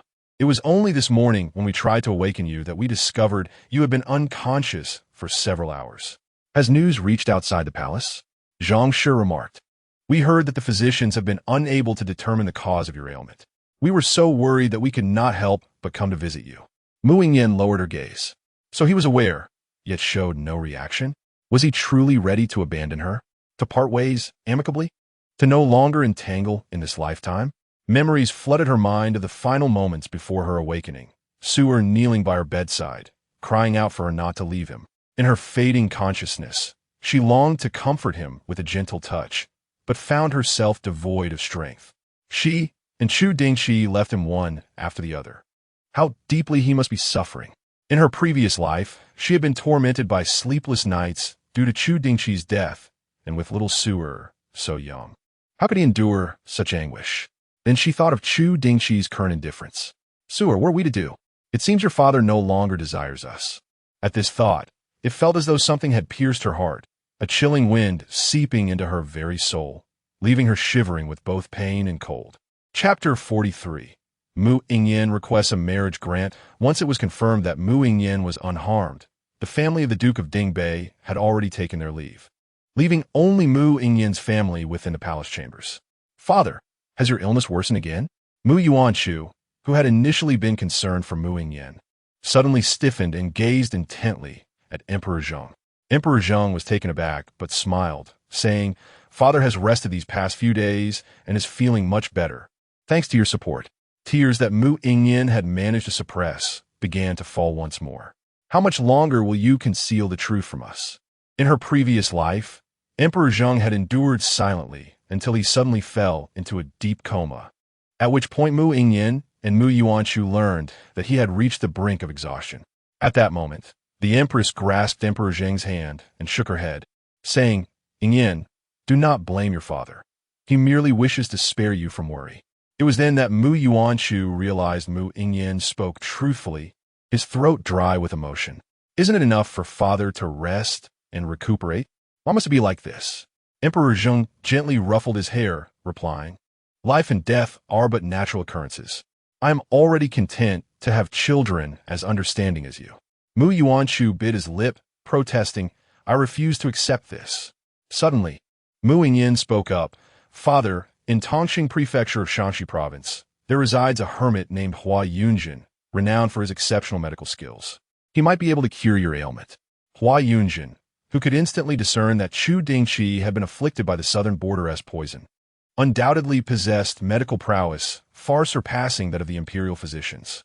With only a few months remaining before Emperor Zheng's demise, Mu Yingyan was determined to prevent her father from meeting the same fate as Chu Dingchi, and it was imperative to summon Hua Yunjin without delay. Emperor Zheng, puzzled, asked, Where did you hear of this person, Yingyan? He feared that her eagerness might lead her to be deceived. Mu Yingyan replied, Father, simply bring him here, and you shall see if he possesses true skill. Mu Yuanshu added, Sister's right. Father, please send someone to find him. Emperor Zheng nodded. I shall issue the order at once. He held little hope for his own recovery, wishing only to alleviate the worries of Mu Yingyan and her brother.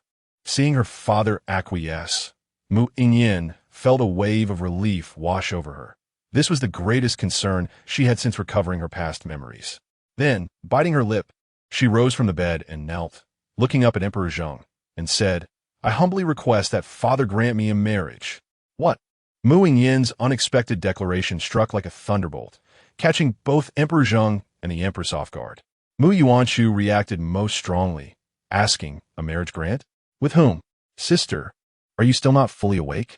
With a serious expression, Mu Yingyan replied, I ask Father to grant me marriage to the heir of the Duke of Jinghua, Chu Dingchi. Before regaining her memories, she had contemplated how she would choose if she learned the truth behind Chu Dingchi's estrangement. Now, recalling the events of her past life, she clearly understood that she could not let go of Chu Dingchi's hand, nor could she bear to witness him marry another woman. The thought would be more painful than death itself. Regrettably, she had regained her memories too late. Chu Dingchi was already engaged to Zheng Qingman. Today, he had not even bothered to visit her, let alone forsake his betrothal for her sake. Thus, Mu Yingyan had no choice but to seek assistance from Emperor Zheng. Mu Yuanshu was taken aback. Chu Dingchi, sister, have you just awakened? Is your mind still clouded? Mu Yingyan paid no heed to Mu Yuanchu's words. Her gaze fixed intently on Emperor Zheng. I implore father to grant his approval. Emperor Zheng furrowed his brow slightly. Have you truly considered this? The empress echoed his concern. Perhaps you should ponder this further? Mu Yingyan shook her head resolutely. There is no need for contemplation. I am enamored with young Master Chu. Aside from him, I shall marry no one. Mu Yuanchu could hardly fathom the situation. Just a few days prior, Mu Yingyan had shown indifference towards Chu Dingchi, yet now she professed her affection with utmost sincerity. The shock of witnessing this transformation left him astounded. Typically a skeptic of the supernatural, Mu Yuanchu could not help but inquire. Sister, has Chu Dingchi sought the counsel of Master to bewitch you? Should we find someone to exorcise you? Mu Yingyan cast him a fleeting glance, her expression indifferent. Mu Yuanchu instinctively recoiled, realizing further discourse would be unwise. Emperor Zheng's emotions were equally tumultuous. The joy of his daughter's awakening was swiftly overshadowed by the realization that his prize cabbage might soon be claimed by another. Dingchi is the only son of Tianque. I trust he possesses commendable qualities. However, this is a matter of great significance. Should we perhaps summon the lady of the Duke of the State to discuss this further before we contemplate a marriage decree? Mu Yingyan pressed her lips together. The lady of the Duke is currently arranging a courtship for young Master Chu. Emperor Zheng's expression stiffened, struggling to comprehend the implications of her words. Mu Yuanchu exclaimed, Sister, are you intending to snatch Chu Dingchi away from another? Mu Yingyan remained silent. Emperor Zheng's brow twitched. Tianque has served Daqian diligently in Liaodong for 20 years, earning great merit. If I were to unilaterally bestow a marriage upon his only son, would that not seem rather ungrateful? Mu Yingyan lowered her gaze. I will persuade him to agree. As for his willingness, that can be considered later. Emperor Zheng felt a surge of concern. There are countless men in the world. Mu Yingyan lifted her eyes to meet his, her gaze unwavering and resolute. I desire only him. Emperor Zheng had never witnessed Mu Yingyan in such a manner, and his heart softened, then employ a more gentle approach. Mu Yuanchu silently mourned for Chu Dingchi for a moment, having survived under Mu Yingyan's influence for years. He understood all too well the lengths she would go to obtain what she wanted. Could it be that he believed she would suffer a loss? Indeed, he must have gone mad. The Empress, sensing Emperor Zheng's disquiet, spoke soothingly. Dingchi is a fine young man, devoted to her. Although I am uncertain why the lady of the Duke is arranging a courtship for him so swiftly, his past kindness towards assures me he will treat her well in the future. Mu Yuanchu added, Father, no one has yet been born who can bully my sister. Upon realizing that Mu Yingyan was intent on claiming Chu Dingchi from another, Mu Yuanchu found himself curiously supportive, eager to witness how events would unfold. Were it not for the fear of incurring Mu Yingyan's wrath, he would have gladly accompanied her to meet Chu Dingchi. The heart of a father is not easily soothed. However, upon witnessing the intense gaze of Mu Yingyan, Emperor Zheng could not help but maintain a facade of amusement and commanded, Chengshi, draft the decree. Shortly, you shall personally convey it to the Duke of State's residence. Mu Yingyan added, please arrange for the heir of the Chu family to meet in the Zizhu Pavilion of Tianganju at the hour of you tomorrow. Chengshi glanced at Emperor Zheng, noting his impassive expression, and promptly replied, your humble servant shall comply. With that, he departed. The drafting of the decree required him to go to the Hall of Governance, for the imperial seal was not located in the Zhaoyan Palace. Emperor Zheng cast a glance at Mu Yingyan and remarked with a hint of acidity in his tone, I have already acquiesced to your request. Why do you still kneel? Are you unaware that you have just awakened? At your age, you should not have knelt for this long. Mu Yingyan approached Emperor Zheng, gently linking her arm with his, and sweetly said, Father, if you do not personally inscribe the imperial edict for my betrothal, does it mean you hold no regard for me in your heart? Emperor Zheng glared at her, retorting, is it not a cause for remorse to utter such words? The mere fact that I have consented is already a considerable concession. Chapter 44. The imperial marriage decree arrives at the Duke's residence, Gongfu. Chu Dingchi descended to join Lady Liang for their evening repast. Lady Liang remarked, I have arranged to accompany Qingman to Huwood Temple tomorrow to offer incense. Chu Dingchi instinctively replied, I shall accompany you, mother. Lady Liang shook her head. No need. I am to discuss the postponement of the betrothal with Qingman. Chu Dingchi's expression stiffened. Why has mother suddenly changed her mind? Lady Liang shot him a displeased glance. Only you know your own thoughts. It would be unfair to proceed with the betrothal to the Zheng family at this time. We cannot mistreat others. Let us wait until you have forgotten about Princess Pingle. Chu Dingchi lowered his gaze. Knowing he could not reveal to Lady Liang that he had no intention of marrying Zheng Qingman, it was better that his mother made the decisions. Although Lady Liang had tried to console herself, she could not help but sigh. Dingchi, do you truly have such affection for Princess Pingle? You seem quite distracted upon hearing of her misfortune. Chu Dingchi pressed his lips together. Mother, I have not lied. I have genuinely let go of Princess Pingle. Lady Liang responded. Then treat Qingman kindly. You must know she is a fine young lady. Just as she finished speaking, the steward, Chu Liang, hurried in, announcing, Madam, young master, the imperial decree has arrived. Lady Liang exchanged a glance with Chu Dingchi and promptly instructed the servants to prepare the incense table, while they both changed their attire. Once everything was in order, Lady Liang and Chu Dingchi knelt in the grand hall, awaiting the decree. Chengshi opened the decree and proclaimed, By the grace of heaven and the emperor's command, we decree, my beloved daughter, Princess Pingle, is dignified and wise, gentle and elegant. Raised within the palace, receiving my and the empress's guidance in learning and propriety, I wish to select a worthy suitor for her, desiring her future happiness and well-being. Presently, the heir of the Duke of Zhenghua, Chu Dingchi, is gentle in disposition, accomplished in both literature and martial arts, a perfect match for Princess Pingle, a union ordained by heaven. Thus, we issue this decree to bestow marriage upon Chu Dingchi and Princess Pingle, to select an auspicious date for their grand wedding ceremony. Thus decreed, both mother and son were taken aback by the decree. Lady Liang had just advised Chu Dingchi to foster a good relationship with Zheng Qingman, only to turn around and find she had gained a daughter-in-law. Chu Dingchi was even more bewildered. He had already relinquished his hopes, and without any coercion towards Mu Yingyan, how was there an imperial marriage decree? After receiving the decree, Chu Dingchi instinctively inquired, Has the princess consented to this marriage? Chengshi, suppressing his inner thoughts, maintained a cheerful demeanor. Of course, it is her proposal. How could she refuse? The princess has requested to meet you tomorrow at the hour of the rooster at the Zizhu Pavilion of Tiantianju. Chu Dingchi was equally curious about the unfolding events. Thank you, Master Cheng. Lady Liang gestured for Chu Liang to escort Chengshi, then turned to Chu Dingchi, pointing to the decree. What is the meaning of this? Chu Dingchi shook his head. I do not know, mother. He gazed at the decree in a daze. In his previous life, he too had received an imperial marriage decree, worded similarly to this one, yet his emotions were vastly different. The news of the marriage decree spread rapidly throughout the capital shortly after its arrival at the Duke's residence, shocking countless individuals. Everyone knew of Chu Dingchi's affection for Mu Yingyan, yet had never heard of any reciprocation from her. How had the marriage been arranged so swiftly? Upon receiving the news, Zhang Jijie returned home from the Ministry of War with a grim expression, questioning the intentions of the Duke of Zhengguo's household.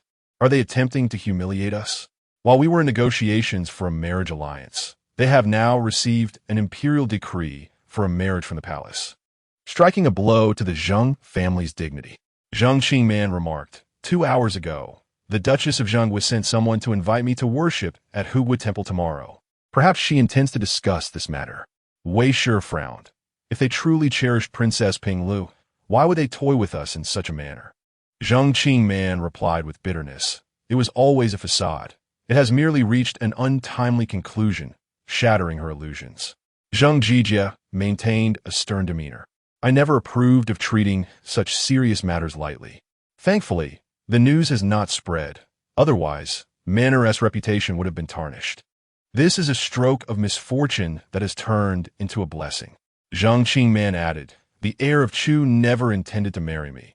Naturally, he would keep the news under wraps. All along, it was merely my own hopes. Seeing this, Wei Shi's anger dissipated.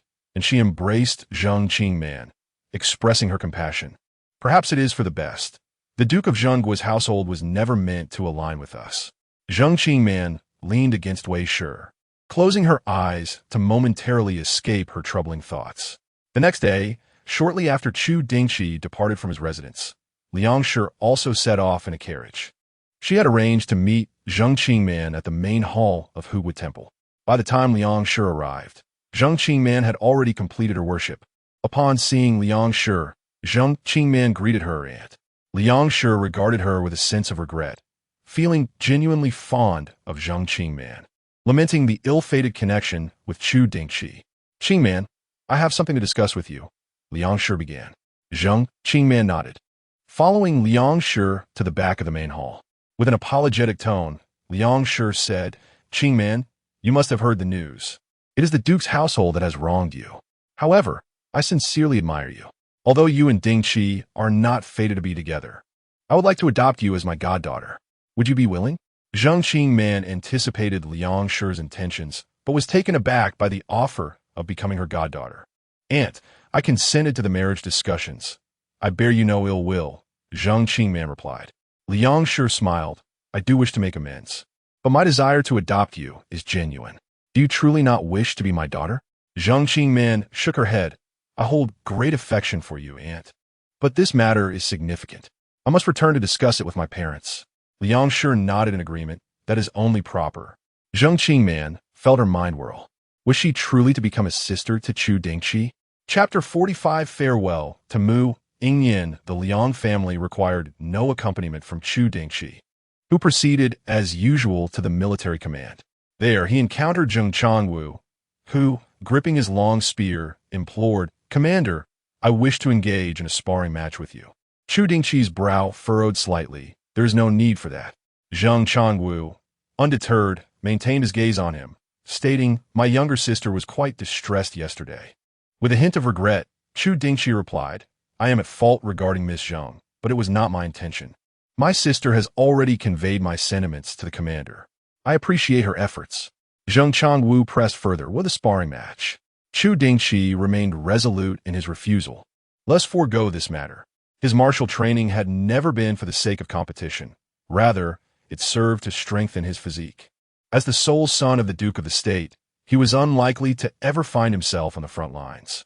Regardless of the strong rapport between Emperor Zhengxian and Chu Tianque, the opportunity for the Liaodong army to transform into the Chu family army would never arise.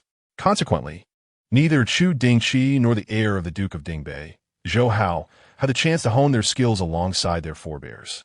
Of course, when it came time for the next generation, should they desire to achieve military merit on the battlefield, the opportunity would be theirs, for by then the Liaodong army would have undergone a significant transformation in leadership, leading to a profound reshuffling of power.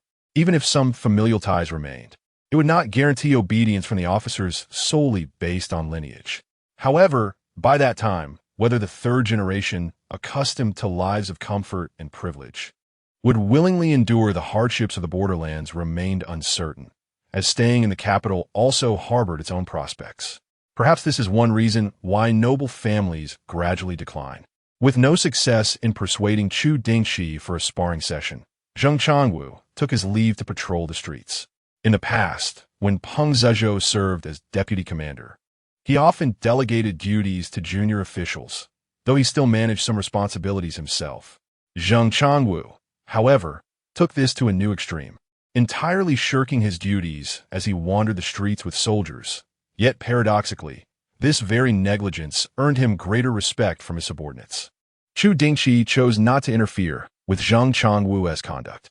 Shortly after his departure, Li Huahui approached, clasping his hands in salute. Congratulations, Commander, on the fulfillment of your wishes. Li Huahui was evidently referring to the imperial decree of marriage. The impression Mu Yingyan had left on Chu Dingchi was indelible. Despite his recent changes, this perception lingered. Chu Dingchi, unfazed, replied, You flatter me, Lord Li. What brings you here? Li Huahui's demeanor shifted to one of solemnity as he respectfully stated, I understand the commander's future is boundless, and promotion will soon be yours. Though I am but humble, I am confident in my ability to serve as the commander of the Western Military Command. Chu Dingchi was not surprised by this assertion, responding, with your background, it seems insufficient to command the respect of the Western City's elite. There has yet to be a case of a son of a fallen noble serving as a commander in the Five Cities Military Command. Li Huahui retorted, as long as I conduct my duties with fairness and adhere to the law, I believe the commander will grant me justice.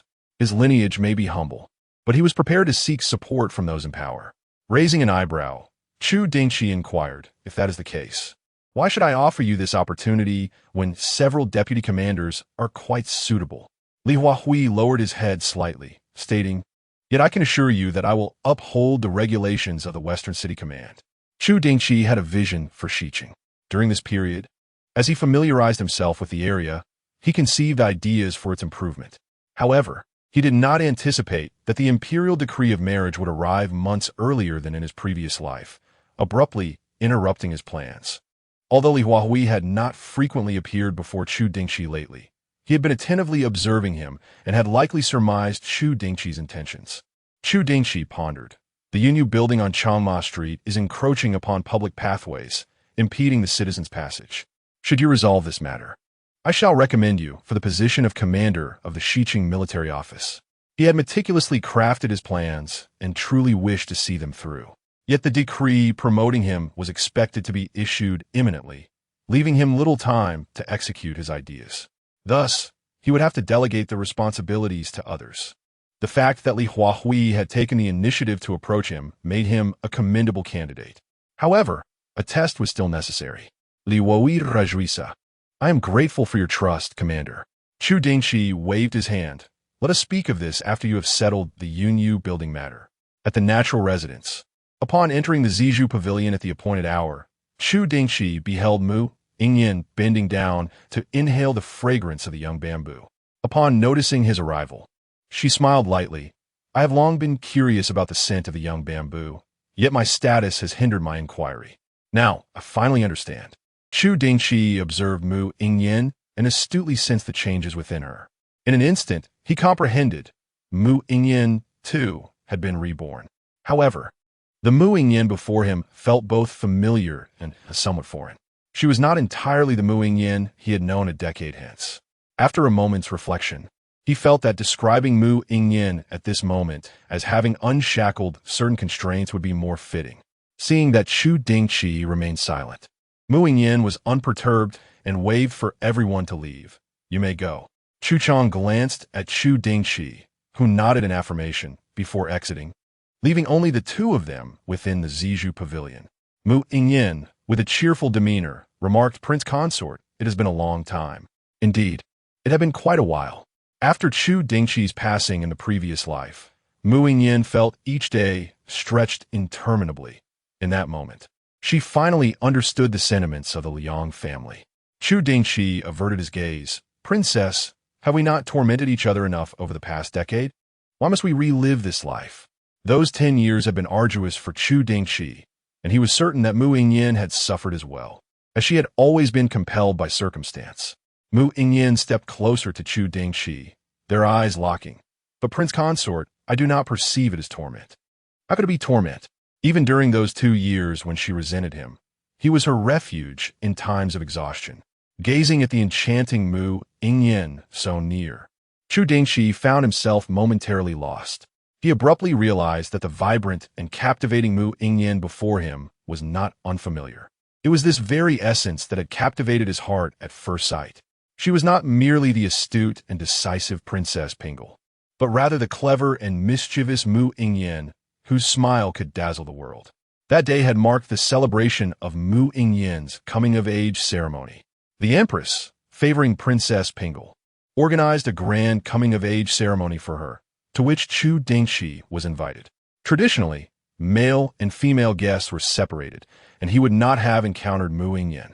However, unwilling to engage in rivalry with others, he chose to depart early, opting to wander alone in the imperial garden. Suddenly, he heard a flurry of sounds and, driven by curiosity, peered through the blossoms, catching sight of Mu Yingyan. Her birthday fell in November, and just the previous day, A snowfall had blanketed the world in white. She was joyfully crafting snowmen alongside her maidens. She had fashioned a slightly smaller snowman herself, laughing heartily as she exclaimed, "Look, doesn't this resemble Yuan Chu?" The maidens, upon glancing at it, exchanged bemused looks. How to describe it?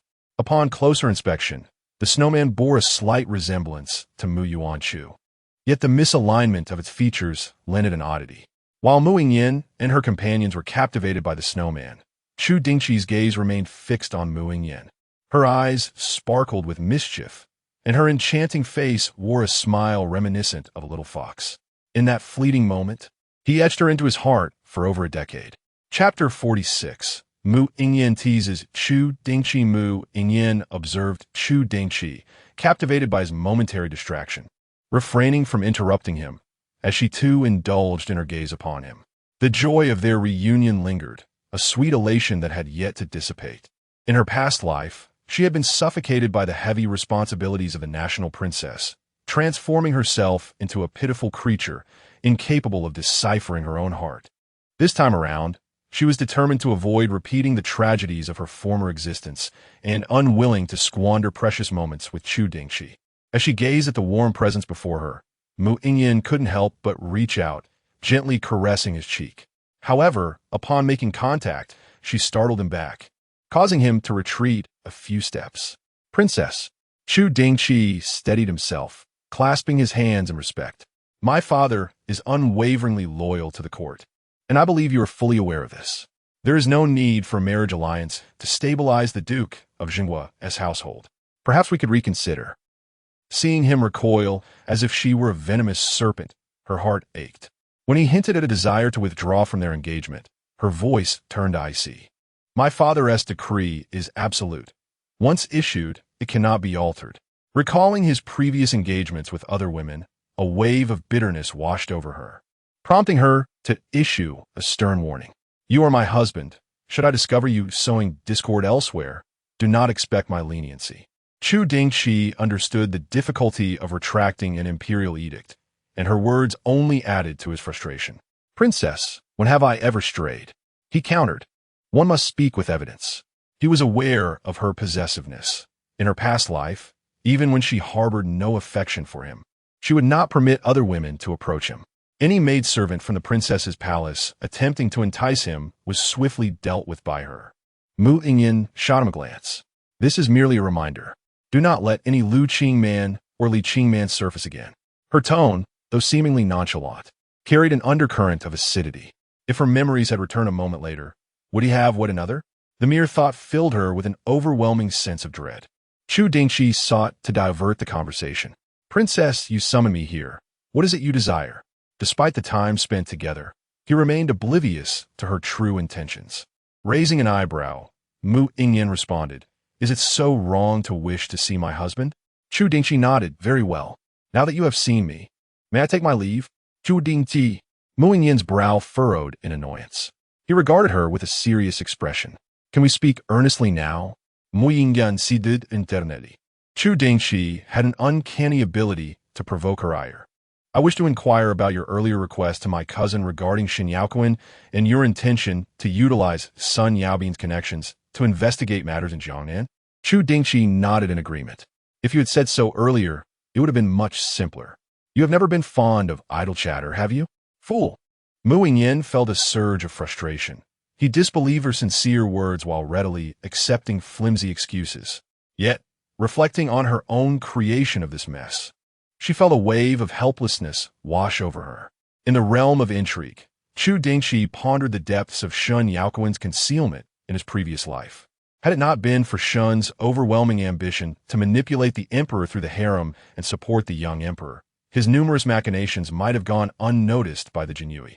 It was prudent to have Lord Zhou investigate Sun Yaoquan ahead of time, for his ambitions surely did not arise suddenly. Mu Yingyan remarked, "You are indeed correct. He has clandestine connections with many officials. Moreover, you may be surprised to learn that the affluent Sun Wanfu was nurtured by him. It is through Sun Wanfu that he has managed to win over so many officials, extending his influence even into the three major camps." A solemn expression crossed Chu Dingchi's face. In his previous life, Sun Wanfu had already perished by the time Shen Yaoquan was exposed. It seemed likely that he had been silenced for knowing too many of Shun's secrets. Mu Yingyan nodded in agreement, sharing his sentiment. Chu Dingchi inquired about the princess's intentions regarding Shen Yaoquan. However, Mu Yingyan chose not to respond and instead moved to the table, sitting down. I have ordered many of your favored dishes. Do not let them go to waste. The abrupt change of topic caught Chu Dingchi off guard. Unable to counter Mu Yingyan's diversion, he sat across from her and noticed the spread of dishes before them, his gaze flickering. Indeed, these were among his favorites. Having lived together for a decade, their understanding of one another surpassed that of others. As he sampled a piece of fish, he nodded appreciatively. The chef at Tiantianju truly excels. This braised fish is exceptionally flavorful. Mu Yingyan smiled, her eyes sparkling, as she deftly used her chopsticks to serve him a piece of tofu. This signature tofu dish is renowned at Tiantianju. I wonder how Cousin Yaobin managed to procure such a skilled chef. His culinary prowess rivals that of the palace chefs. Noticing that she did not use communal chopsticks, Chu Dingchi hestita momentia. Mu Yingyan, perceiving his reluctance, chuckled softly. Your Highness, you never minded when I shared my saliva with you before. Why the hesitation now? Coughing slightly, Chu Dingchi was taken aback by her boldness, his face flushing as he glanced at her. Princess, Mu Yingyan rested her chin on her hand, gazing at him. What have I said that is incorrect? Nothing at all. Yet, as thoughts of their past pleasures invaded his mind, Chu Dingchi found himself at a loss for words. Although their relationship had been fraught with discord, they were remarkably attuned to each other in intimate moments. The desire to witness Mu Yingyan's unguarded allure made him dry-mouthed, hastily lowering his head to eat the tofu before him, feigning it is delicious. A glint of mischief sparkled in Mu Yingyan's eyes. She recalled the awkwardness of dreaming about their intimate encounters before her memories were fully restored and felt compelled to make Chu Dingchi experience it as well. However, with the realization of their connection in such matters, warmth surged within her.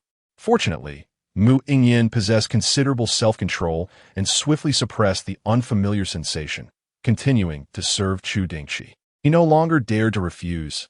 Whatever she offered, he accepted. As he approached his limit, he exclaimed, Princess, do not focus solely on me. You have yet to eat. Indeed, she had not taken a single bite. Mu Yingyan had been awaiting his words. Given how attentively I cared for the prince, shouldn't he reciprocate in kind? Chu Dingchi felt a sense of exasperation. Princess, this is not like your usual demeanor. From the moment he entered the Zizhu pavilion, he sensed something was amiss with Mu Yingyan. Everything about her seemed out of sorts. The formidable and dignified grand princess should not exhibit such behavior. Mu Yingyan fixed her gaze upon him. I have always been this way, Prince. Surely, you are aware of this? Chu Dingchi's expression faltered. What do you mean, Princess? Mu Yingyan replied. Our first encounter was not at the palace banquet 2 years ago, but rather on the day of my coming-of-age ceremony, was it not? On the day she had fainted, not only did she recall memories of her past life, but she also relived certain moments. It was during that time that she realized she had indeed met Chu Dingchi before, in the Imperial Garden on the day of her coming-of-age ceremony. She had never been fond of elaborate rituals, and while partaking in her ceremony, she took her companions to the garden to build a snowman. In a moment of whimsy, she crafted a figure resembling Mu Yuanshu, deliberately misaligning its features, quite pleased with her creation, and proudly displayed it to the maids. The next instant, she felt a gaze upon her and instinctively turned to find herself locking eyes with Chu Dingchi. Panic flickered in his eyes, and before Mu Yingyan could react, he turned and departed. At the time, she merely caught a glimpse and soon dismissed the incident from her mind. However, Chu Dingchi would never forget that day. He lowered his gaze. The princess actually remembers. He had thought that memory was solely his to bear. Chapter 47. Chu Dingchi learns the truth of his past death. Mu Yingyan, in recalling their initial encounter, intended to elicit the tender emotions nestled deep within Chu Dingchi's heart, hoping to dismantle the barrier he had erected since his rebirth. However, Chu Dingchi's resolve was far more unyielding than she had anticipated. After a fleeting moment of distraction, he inquired, Princess, you have yet to disclose how you intend to deal with Shen Yaoquan. Mu Yingyan's smile faltered. I have served you dishes on numerous occasions. Have you refused to partake even once? Chu Dingchi feigned to rise, responding, if the princess is unwilling to speak, we may defer this discussion for another time. Wait. Mu Yingyan shot him a glance, then took a piece of tofu and bit into it vehemently, as if it were something extraordinarily tough. Under Father Emperor's governance, the politics are transparent, and the people live in harmony. Shen Yaokuan was able to stir such tumult in his past life because he lurked like a rat, hidden from the public eye. Yet now, we are aware of his true nature. I have already instructed the Jinyui to keep watch over him. He will not be able to incite further chaos. After all, Shen Yaokuan is the current prime minister, and with Yuan Shu just beginning his regency, it would be unwise to act against him, especially with the emperor still alive. There is no need to utilize Shen Yaokuan as an example to intimidate others.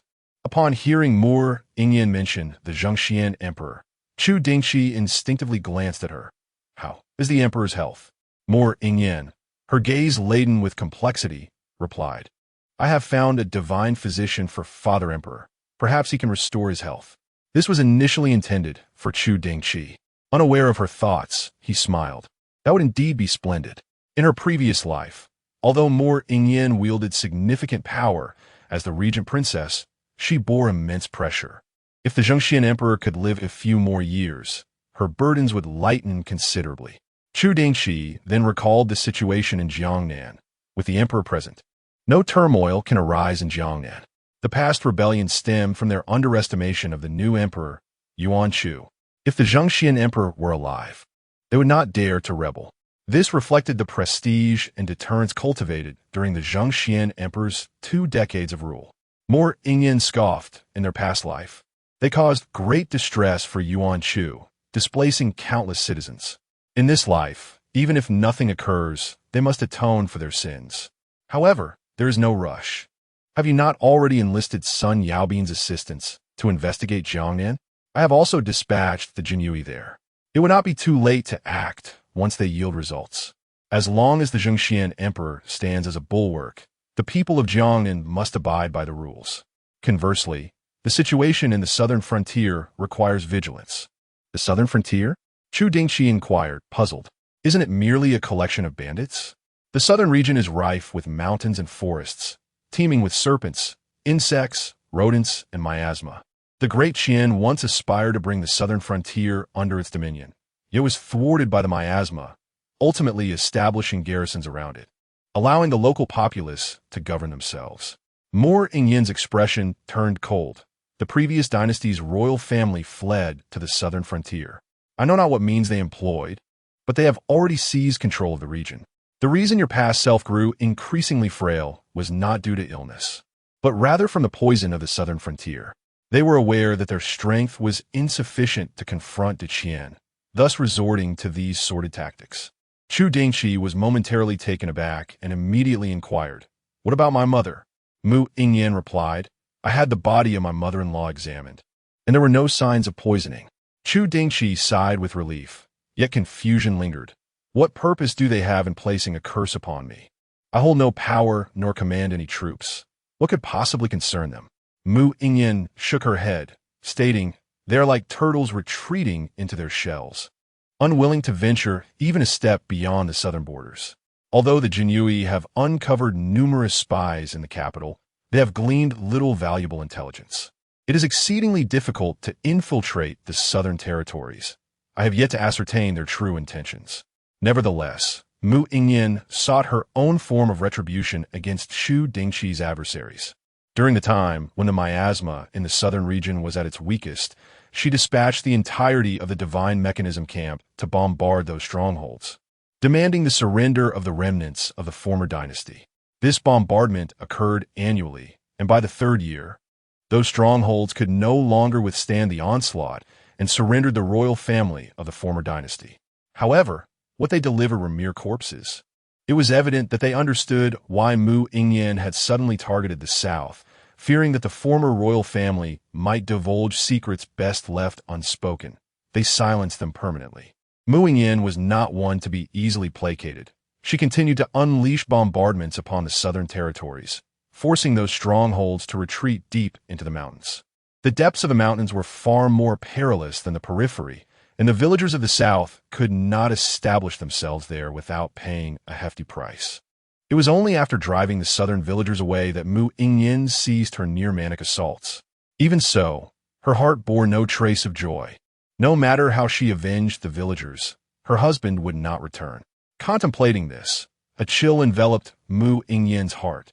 This time, they are in the open while we remain in the shadows. I must settle the score with them. Chu Dingchi resonated deeply with her sentiments. For the southern region had been the architect of his demise in a past life, and he could not afford to overlook them. The princess had mentioned a divine physician. Could it be the one who unveiled the imperial edict? The imperial physicians of the Tai hospital had failed to detect the poison afflicting Chu Dingchi. Only that renowned folk doctor, who had revealed the imperial edict, could uncover such matters. Mu Yingyan nodded, saying, "He arrived shortly after your death." Mr. Hua came. Chu Dingchi was momentarily stunned, then managed a wry smile. It seems my fate was sealed. However, as the saying goes, a misfortune may be a blessing in disguise. I am quite content with the present circumstances. Mr. Hua possessed remarkable medical skills. The emperor's health was severely compromised, rendering him increasingly frail. Mr. Hua was adept at replenishing a patient's vitality and would undoubtedly find a way to restore the emperor's health. Mu Yingyan spoke with conviction, yet her eyes betrayed a hint of unease. Chu Dingchi reassured her, if even the obscure poison of the southern region has reached Mr. Hua's knowledge, his medical expertise must surely be extraordinary. The emperor is a person of destiny. He will surely be fine. Mu Yingyan's heart found a modicum of solace. Chapter 48. The heart of Chu Dingchi grows cold as the two conversed. A series of knocks echoed from outside the door, accompanied by Miao Xue's voice. "Your Highness, young Master Sun requests an audience." A flicker of displeasure crossed Mu Yingyan's eyes. She was irked that Sun Yaobin had the audacity to disturb her and Chu Dingchi at such a moment. Stealing a glance at Chu Dingchi, she suppressed her annoyance and instructed, "Let him in." No sooner had she spoken than the door to the elegant chamber swung open, revealing Sun Yaobin, who entered with a jug of wine in hand, his round face beaming with a smile that rendered his eyes nearly invisible. "I have heard that your Highness and the young master are gracing us with your presence today, a day of joyous betrothal for both of you. I have come bearing a gift," he announced, presenting the exquisite drunken jade spring. "Please indulge." Sun Yaobin placed the wine jug upon the table and, with great enthusiasm, poured a cup for both Chu Dingchi and Mu Yingyan. Chu Dingchi, unable to intervene in time, frowned and declared, "I do not drink." Mu Yingyan lifted her cup, inhaling the aromatic fragrance of the wine, finding it no less exquisite than the royal brews. She turned her gaze toward Chu Dingchi, questioning, "What did you take to abstaining from alcohol?" Chu Dingchi replied, "I have been abstaining for a month, to avoid uttering things best left unsaid while intoxicated." Mu Yingyan, poised to savor the drunken jade spring, hesitated, fully grasping the subtle implication in Chu Dingchi's words. Their hearts indeed harbored many secrets. Sun Yaobin, taken aback, stammered, "But it's merely a taste. One cannot easily become intoxicated." Chu Dingchi remained resolute in his refusal, stating, "I possess a poor tolerance for alcohol." Mu Yingyan, with a playful smirk, interjected, "Cousin Yaobin, spare him. Our young master becomes rather clingy when inebriated." Chu Dingchi's expression stiffened. That instance was an exception. An exception? Mu Yingyan feigned realization. "So, you deliberately pretended to be drunk?" "That is not the case." Chu Dingchi protested vehemently. Mu Yingyan was alluding to the 4th year of their marriage, on the day of Chu Dingchi's birthday, when she had hosted a grand celebration in his honor. He had been in high spirits that day and, in a moment of indulgence, had imbibed too much. As the saying goes, alcohol emboldens the timid. Indeed, under the influence, Chu Dingchi had been far more audacious than usual. After bidding farewell to the guests, he had insisted on engaging Mu Yingyan in lengthy conversation, demanding her responses to every utterance. If she failed to reply even once, he would not relent. At that time, Mu Yingyan had been with child, perhaps overwhelmed by maternal instincts or simply feeling indulgent towards her inebriated husband, treating him as one would a child. The following day, upon regaining his sobriety. Chu Dingchi wished only to vanish into the ground in embarrassment. As he reminisced about that event, the sense of mortification felt as fresh as if it had occurred yesterday. Mu Yingyan continued to tease, "Had I known you were feigning, I would have played along more." Chu Dingchi could not help but grit his teeth. "I said it is not so." Sun Yaobin, observing the exchange between them, could sense the impenetrable wall of intimacy, remarked with a smirk, "Dear friends, is it truly necessary to be so ruthless?" Chu Dingchi turned to him. "Ruthless? What do you mean?" Sun Yaobin gestured himself. "Why, of course. I am but a solitary dog." "A solitary dog?" Chu Dingchi raised an eyebrow. "Did you coin that term?" "Indeed. Is it not fitting?" Sun Yaobin quipped. Mu Yingyan chuckled. "A man who has frequented brothels since the age of 13 dares to call himself a solitary dog?" Sun Yaobin, with an audacious demeanor, chuckled. "I am still unmarried. Naturally a solitary dog. As for the others, they're merely my younger sisters." Mu Yingyan, disinterested in Sun Yaobin's private affairs, issued a stern warning. "Keep your distance from him. If you dare to lead him astray, do not blame me for my lack of mercy." Observing Mu Yingyan's protective stance, Sun Yaobin couldn't help but inwardly lament the unreliability of rumors. His cousin certainly did not appear to harbor any aversion towards Chu Dingchi. The heir apparent was known for his virtuous conduct, and among the noble youths of the capital, few could rival his integrity, so the princess could rest assured. Mu Yingyan retorted, "I trust him, but I do not trust you." Sun Yaobin's lips twitched. "Even with all the audacity I possess, I would not dare to corrupt the future son-in-law." Chu Dingchi's expression darkened. "Can you both not show me a modicum of respect? Am I so easily led astray?" He then glanced at the two, his tone inexplicably dry. If outsiders were to learn of the familiarity between the son of the Sun family, who has distanced himself from court, and the Princess of Pingle, they would surely be taken aback. He chuckled softly and murmured, "I was utterly unaware." Sun Yaobin explained with a smile, "The emperor, cherishing old ties, often brought me to the palace for short visits during my childhood. However, I feared causing trouble and did not wish for others to know. But now that the heir is to be wed to the princess, he is no longer an outsider." Mu Yingyan's heart sank as she looked up at Chu Dingchi. He forced a bitter smile and drained his cup. "You are mistaken, Mr. Sun. I have always been an outsider. 10 years. He had been married to Mu Yingyan for a decade and remained oblivious to her close relationship with Sun Yaobin, believing that it was only after Sun Yaobin had helped her that she had come to value this relative. He had even thought that Sun Yaobin's overly familiar nature had hastened their brother-sister-like bond. Indeed, he was the fool. Having finished his drink, he expressed gratitude for Mr. Sun's congratulations and stood to take his leave. Mu Yingyan immediately grasped his wrist, urgently explaining, "It's not as you think. I simply didn't consider this important enough to tell you. I truly did not intend to keep it from you." Chu Dingchi forcefully shook off her hand, regarding her with indifference. "Princess, please conduct yourself with dignity and refrain from any disrespectful actions." With that, he stepped away from the Zijou pavilion. Sun Yaobin wished he could vanish in a thin air, knowing full well he had caused trouble. However, seeing Mu Yingyan frozen in place, he reluctantly approached her. Forcing a stiff smile, "Surely the heir is not feeling jealous? Who would have thought this hefty figure could provoke such feelings, huh?" "Ha!" As he observed Mu Yingyan's increasingly frigid gaze, he found himself at a loss for words. Crouching down with his head in his hands, "Please, do not strike me." Mu Yingyan's voice was icily resolute. "Get out." "Alas, I shall take my leave." Sun Yaobin hastily exited the Zijou pavilion, fearing that lingering even a moment longer would result in his own frostbite. Mu Yingyan settled into the spot once occupied by Chu Dingchi, gazing at the array of dishes he loved, tears slipping down her cheeks. "Ultimately, I have only myself to blame." She was acutely aware that Chu Dingchi was not envious of her relationship with Sun Yaobin.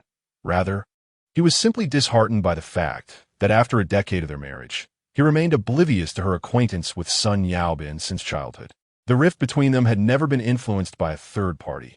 However, this very truth rendered her attempts to win back Chu Dingchi's heart exceedingly arduous. There existed no misunderstandings between them, only the weariness in Chu Dingchi's heart, leading him to forsake love. "Miao Xue, and Miao Yue stood silently beside Mu Yingyan, observing her shed tears. Yet they were at a loss for words of comfort. They had only witnessed Chu Dingchi leave the Zizhu pavilion with a cold expression, unaware of the events that had transpired. Chapter 49. Mu Yingyan's revenge on Sun Yaobin. After departing from Zizhu pavilion, Chu Dingchi found himself in a state of utter despondency. Instinctively, he considered riding out of the city to indulge in reckless abandon, but a glance at the sky reminded him that Lady Liang awaited his return at the estate. Abandoning the notion of galloping away, he coldly commanded, "Return to the manor." The coachman cracked the whip, directing the carriage towards the Duke of Zhangguo's residence. Upon returning home, Chu Dingchi proceeded to the main courtyard to pay his respects to Lady Liang. She, perceptive as ever, sensed his discontent, but refrained from inquiring about the events involving Mu Yingyan. Instead, she announced, "Dingchi, I intend to adopt Qingman as my goddaughter." Chu Dingchi held no particular opinion on the matter, merely responding, "As you wish, mother." Observing his weary demeanor, Lady Liang sighed. "Dingchi, the marriage has been arranged. You and Princess Pingyi are to coexist for a lifetime. Regardless of any unresolved tensions between you, it would be prudent to address them sooner rather than later, for the benefit of both parties." At her words, Chu Dingchi lowered his gaze and softly replied, "Mother, there is no tension between us. We are merely to play the roles of husband and wife once more." In this lifetime, he had relinquished his untimely fantasies, and surely, this time will be less burdensome than the last. Lady Liang fell silent. In the Zheng residence, Zheng Jijia had spent the previous day lamenting the arranged marriage, fearing that Zheng Qingman might be left despondent. Today, however, he learned that the Duchess of Zhengguo intended to adopt Zheng Qingman as her goddaughter. He turned to Zheng Qingman and asked, "My dear, do you wish to accept this?" Zheng Qingman nodded. "Auntie has cared for me greatly. I would not wish to distance myself from her for the sake of appearances." Lady Wei remarked, "The Duchess truly is considerate." During this time, Zheng Qingman has been in frequent contact with the Duke's household. Even if news of her engagement to Chu Dingchi has not been disclosed, their closeness is evident, leading to inevitable speculation. However, if Zheng Qingman were to become Lady Liang's goddaughter, it would provide a satisfactory explanation. Suddenly, Zheng Changwu interjected, "I plan to seek out the commander for a spar today." Zheng Jijia's brow furrowed. "Did I not advise you against acting impulsively?" Zheng Changwu replied sullenly, "I am merely concerned for my sister, and the commander has not agreed to anything." Zheng Qingman interjected, "I consented to play this role alongside the young master of the house. Having done so, I must be prepared for any unfortunate outcomes. Fortunately, things are not too dire at present, are they?" Zheng Changwu observed her intently. "But you are still troubled." Zheng Qingman paused, then smiled with candor. "It pains me to know that the one I cherish will marry another, but such sorrows are fleeting. I cannot allow myself to be consumed by despair. That is simply not my character." Lady Wei embraced her. "You speak wisely. All things shall pass. Tomorrow, I shall take you out to ease your mind." Zheng Qingman nestled against Lady Wei, blinking her eyes. Perhaps there were some advantages to this situation, not the least of which was that Lady Wei would no longer pressure her to engage in needlework. In Zhaoyan Palace, upon her return to the palace, Mu Yingyan was promptly approached by Mu Yuanchu. "Sister, has the young Master Chu accepted the marriage proposal?" Leaning against the couch, Mu Yingyan was lost in her own emotions. Ignoring her brother's inquiry, Mu Yuanchu turned to Miao Xue, who shook her head. Understanding the implication, Mu Yuanchu realized the negotiation had collapsed. He approached Mu Yingyan and said, "Sister, shall I find someone to teach him a lesson?" Mu Yingyan frowned. "Why would you hit him?" Mu Yuanchu replied, "Who provoked my sister and made her unhappy?" Mu Yingyan gently ruffled his hair and then playfully pushed him aside, smiling. "Be more sensible. If you act on your own accord, I won't spare you." Mu Yuanchu seemed to recall the fear of being reprimanded by Mu Yingyan and murmured, "I was clearly trying to help you. It's unnecessary. He is your brother-in-law. Treat him with more kindness." Reflecting on how her past self had influenced him, Mu Yingyan cautioned Mu Yuanchu about his disdain for Chu Dingchi. Mu Yuanchu pouted, "Not yet. Though, Mu Yingyan turned to him. He quickly corrected himself, "I'll remember." After some playful banter, Mu Yuanchu once again asked, "Sister, Lord Chu hasn't mentioned anything about resisting marriage, has he? Recalling the events of the evening, Mu Yingyan felt a pang of frustration, her eyes glinting coldly. I remember the physician mentioning that being overweight is detrimental to one's health. You should find someone to train Sun Yaobin. Their father had always been concerned for the Sun family, and as the sole heir, Sun Yaobin could not afford any mishaps. Had it not been for Sun Yaobin's interference, her evening with Chu Dingchi would not have ended on such a sour note, wasting her meticulous preparations. Upon hearing this, Mu Yuanshu immediately understood that Sun Yaobin had offended Mu Yingyan and assured her, "Sister, rest assured, I will handle it properly." Thus, early the next morning, the slumbering Sun Yaobin was abruptly yanked from his bed by a burly man. "Young master's son, it's time to train." Sun Yaobin, bewildered, asked, "Who are you? Where am I?" The man grinned at him. "I am here on the Crown Prince's orders, concerned for your health, and I must ensure you lose 50 pounds. 50 pounds? You might as well kill me," he exclaimed, incredulous. After all, the flesh on his body had been earned bite by bite. Why should he lose weight? That is not up to you. The 200-pound Sun Yaobin was lifted effortlessly by the man as if he were a mere chick, and he was carried to the courtyard. The man declared in a deep voice, "Let us start with a warm-up." Without waiting for Sun Yaobin's consent, he forcibly began jogging with him. The attendants and guards nearby kept their heads down, too intimidated to intervene. Soon, the courtyard echoed with Sun Yaobin's cries, "Let me go. I don't want to lose weight." Curse be it. Why couldn't he escape the nightmare of dieting even in this era? He was already wealthy beyond measure. He didn't need to maintain a figure to find a wife. So why must he endure the agonies of losing weight?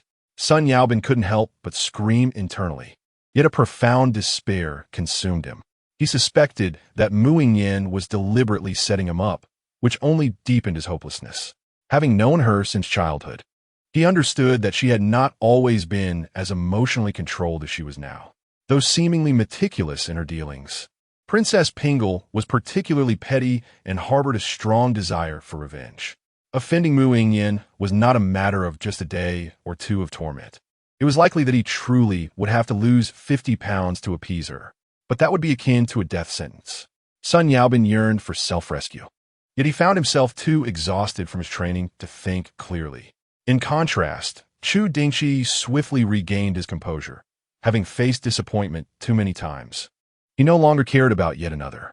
He had already formulated a mode of interaction with Mu Yingyan, devoid of expectations, thus shielding himself from disappointment. The following day, he attended roll call at the military office as usual, and Zheng Changwu no longer pursued him for sparring. A soldier approached and said, "Commander, Lordly has requested your presence on Changma Street, claiming there is an intriguing spectacle to behold." Chu Dingchi immediately recalled the trial he had set for Li Huahui. Very well, he thought. He was eager to see how Li Huahui would address the matter concerning Yunyu Tower. Chapter 50, Chu Dingchi. So what? The Yunyu building is a two-story tavern on Changma Street. Its business, of course, cannot be compared to that of a natural residence, yet it is not without merit. With the constant flow of people on Changma Street, many choose to dine at the Yunyu building. At times of bustling trade, space becomes scarce, prompting the tavern's proprietor to construct an additional room outside the establishment. This extension has narrowed the street, and whenever two carriages attempt to pass, congestion is inevitable. The common folk dare not voice their grievances, for the Yunyu building is owned by the family of Deng, the Minister of Rights. Not even the affluent would dare to provoke the Deng family, leaving the surrounding merchants to silently endure their losses. The West City Military Command, responsible for maintaining order in the area, turns a blind eye to this transgression. During his patrol, Chu Dingchi observed numerous shops encroaching upon the street, and upon further investigation, he discerned that the Yunyu building had the most significant backing. Thus he resolved to take action against it. At that moment, on Changma Street, the Yunyu building was surrounded by Li Huahui and his men. He proclaimed loudly, "There have been reports of the Yunyu building illegally occupying the public thoroughfare. The military command has verified these claims, and thus, I hereby order the immediate demolition of the encroaching structures and a fine of 100 taels of silver." The proprietor, Wang, emerged with a grim expression.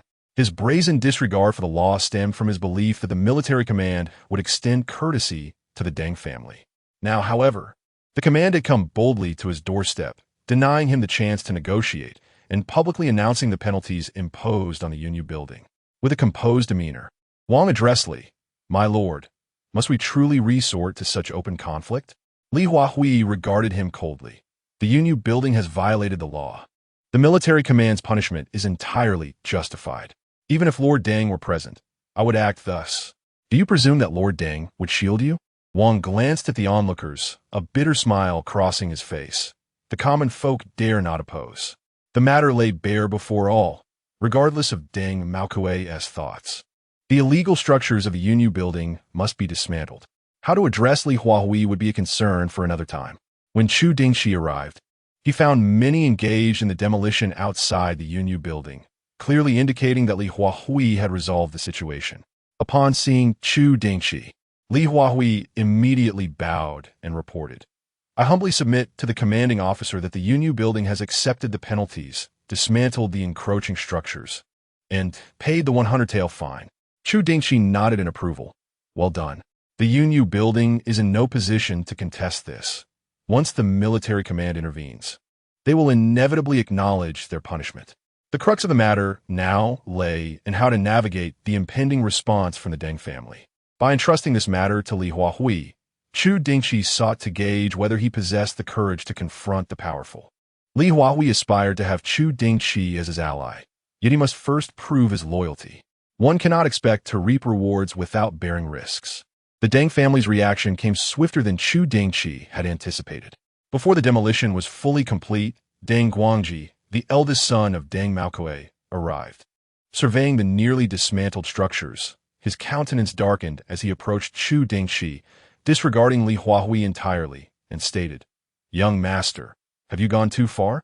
Chu Dingchi gan li zima? "Everything is conducted in accordance with the law. Where is the excess?" Deng Guangji gritted his teeth. "You have merely occupied some roadway. Why must the heir trample upon the dignity of the Deng family? If one wishes to avoid shame, one should refrain from unlawful acts. Since this has transpired, one must be prepared for disgrace. Lord Deng is no child. Does he not comprehend such principles? The heir merely seeks to establish his authority through the Deng family. Why must he disguise it in such grandiloquent terms?" Chu Dingchi cast a sidelong glance at him, and what of it? Deng Guangji was so enraged he nearly coughed up blood, yet found himself powerless against Chu Dingchi, resorting instead to sarcasm. The heir, relying on his connection to Princess Pingyi, views our Deng residence with disdain. Chu Dingchi's gaze turned icy. "Does Lord Deng know you abandoned your duties at the Tong Shengxi for the matter concerning Yunyu Tower?" Deng Guangji's expression stiffened. As a court official, neglecting national service for personal matters would surely draw the ire of the inspectors from the Daziyuan. TSK. The upbringing of the Deng family is indeed concerning. A lethal blow. Deng Guangji lost the will to spar with Chu Dingchi. Seeing no inclination from him to show respect to the Deng residents, he deemed it futile to remain and decided it wiser to return to the Tong Shengxi, lest he attract the attention of the inspectors. Li Huahui, witnessing how a mere few words from Chu Dingchi compelled Deng Guangji to depart, could not help but express admiration. "Commander, you are formidable." Chu Dingchi instructed, "Since Yunyu Tower has commenced its rectification, let no other place be overlooked. In 3 days, I do not wish to see any illegal occupation of roads in the West City." "Understood." Li Huahui, filled with vigor now, felt emboldened by the backing of Chu Dingchi, daring even to touch the whiskers of Tiger. With Li Huahui's actions, the entire West City was soon in a frenzy. Shops named by the military command dared not resist. They complied and paid fines, dismantled buildings. And some even took the initiative to rectify matters before being summoned by the military command. Though they still faced fines, at least they would not be under scrutiny from the military command, thereby safeguarding their businesses. 3 days later, a thorough cleansing enveloped the entire West City. At this juncture, Chu Dingchi initiated his second phase of the plan. The military command issued an announcement. Henceforth, all merchants in the West City must pay a security fee, varying according to the size of their establishments. Merchants who paid the security fee would be under the protection of the military command, should they face oppression. The military command would seek justice and appropriate compensation, while also meting out punishment to wrongdoers. This was Chu Dingchi's second revelation during his patrol. He discovered that the prosperity or decline of businesses in the West City was not significantly influenced by the merchants themselves, but rather by the backgrounds of their establishments. In the West City, those without a strong backing were easily oppressed. Even if one conducted business with integrity, they could still suffer sabotage that would adversely affect their trade. Moreover, those who perpetrated such sabotage operated covertly.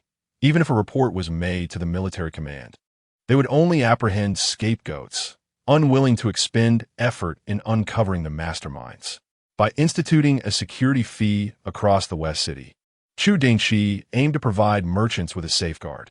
As long as they faced unfair treatment, the military command would pursue the matter to its conclusion. As for why he did not simply command the military command to handle matters impartially instead of collecting a fee, nature indeed serves to soothe the human spirit. To urge a horse to run, one must first ensure it is well fed. Moreover, that which is received without effort is often taken for granted, and may even be met with skepticism and fear. Only through the expenditure of silver do merchants begin to harbor hope in the authority of the military commission, rather than enduring their plight in silence, as they have in the past. This proclamation regarding the collection of security fees soon spread throughout the Western City, thanks to the diligent efforts of the soldiers of the military commission. Concerned for their future earnings, the soldiers promoted it fervently, presenting Chu Dingchi as a steadfast anchor, asserting that any merchant willing to report a grievance would find the military commission willing to investigate. The prominent merchants of the Western City, having undergone 3 days of scrutiny, no longer perceived Chu Dingchi's intentions as merely a means to enrich himself. Chapter 51. United efforts to assist Chu Dingchi in securing promotion in contrast to the elegance of the Zizhu Pavilion and the natural residence. The Mu Pavilion was adorned with opulence. Even the embroidered plum blossoms on the screen were embellished with golden threads. However, the individuals present in the Mu Pavilion were not inclined to admire its lavish decor. "What does the proprietor of the natural residence say?" inquired Zhao Shiming, the owner of the Rue Feng silk store, dressed in a gray long robe with graying hair. The tall, slender, middle-aged man beside him replied. The proprietor of the natural residence stated that they are merely ordinary citizens, and they will act according to the court's directives. This man was Chun Pingshan, the proprietor of the largest pawn shop in the West City, Longxing Pawn Shop. Additionally, there was another person in the Mu Pavilion, Wang Yulin, the proprietor of the Yunyu building, who had previously faced public reprimand from Li Huawei. With a somber expression, Wang Yulin remarked, "The natural residence has chosen to remain uninvolved, and the proprietor of the Huitong Bank, who has connections with the Duke of State, is unwilling to intervene. How can we, a mere few, contend with young Master Chu?" Despite the humiliation he suffered at the hands of Li Huawei, Wang Yulin was not a fool eager to regain his lost honor. If not for the recent proclamation from the Military Affairs Office affecting the interests of the Deng family, he would have preferred not to confront Chu Dingchi at all. The most lucrative enterprises in the capital were undoubtedly banks, pawn shops, silk stores, and taverns, with the natural residents opting out and the Huitong Bank also refraining from involvement. Their combined strength was halved. Although the Yunyu building was not substantial enough to stand on its own, it was part of the estate belonging to Deng Maokui, the Minister of Personnel, which was what Zhao Shiming and Chun Pingshan sought to leverage. Chun Pingshan chuckled, "Proprietor Wang, we are not foolish. Young Master Chu represents the righteousness of the court. How can we confront him head-on?" Wang Yulin inquired, perplexed. "What do you mean?" Zhao Shiming twirled the prayer beads in his hand and explained, "Myself and Proprietor Chun intend to seek assistance from our benefactor to aid young Master Chu in his promotion." Aid young Master Chu in his promotion? Wang Yulin's eyes lit up. Indeed, the emperor has decreed a marriage between young Master Chu and Princess Pingy. How could he remain merely a lowly commander of the Military Affairs Office? He added, "Once young Master Chu departs, we shall naturally find a way to render the public security fees ineffective." Chun Pingshan clasped his hands together and said, "This matter requires the effort of Proprietor Wang." Although the orders regarding Chu Dingchi were to be issued by the Ministry of War, Deng Maokui, as Minister of Personnel, could certainly exert influence over the situation. Wang Yulin smiled, of course. As for the recent conflict with Chu Dingchi, if I turn around and assist in his promotion, will Deng Guangji be displeased? I trust that the eldest son will know where to draw the line. Having resolved their intentions, the group departed from the Mo May Pavilion to leverage their respective connections. The following day, Mu Yingyan and her brother presided over a small court meeting in the Qingjin Hall. After discussing state affairs, Deng Maokui, the Minister of Personnel, spoke. Your Highness, Princess, since taking office, Commander Chu Dingchi of the West City Military Affairs Office has been diligent in his duties. Just a few days ago, he penalized several law-breaking merchants, purging the local atmosphere. Since the Emperor's ascension, it has always been customary to reward those who have rendered service. Thus, Commander Chu deserves recognition. Mu Yuanchu instinctively glanced at Mu Yingyan, cleared his throat, and asked, what does Minister Deng propose as a reward? Deng Maokui remarked, it is only natural that he should be promoted. However, I am not well-versed in military matters and thus hesitant to speak too freely. Mu Yuanchu then turned to the Minister of War, Lu Mingyang, and inquired, what do you believe is the appropriate course for promoting Chu Dingchi? Lu Mingyang recalled the visit from the heir of the Marquis of Ningyuan, Wu Yaocheng, who had mentioned Chu Dingchi in glowing terms during their casual conversation, expressing a desire to become colleagues with him. Wu Yaocheng currently held the rank of a 6th-grade officer in the Five Armies camp, and his intentions were unmistakable. Initially, Lu Mingyang was perplexed by Wu Yaocheng's interest, as he was unaware of any connection between the Marquis of Ningyuan's household and the Duke of Jingguo's. However, it soon became clear to him.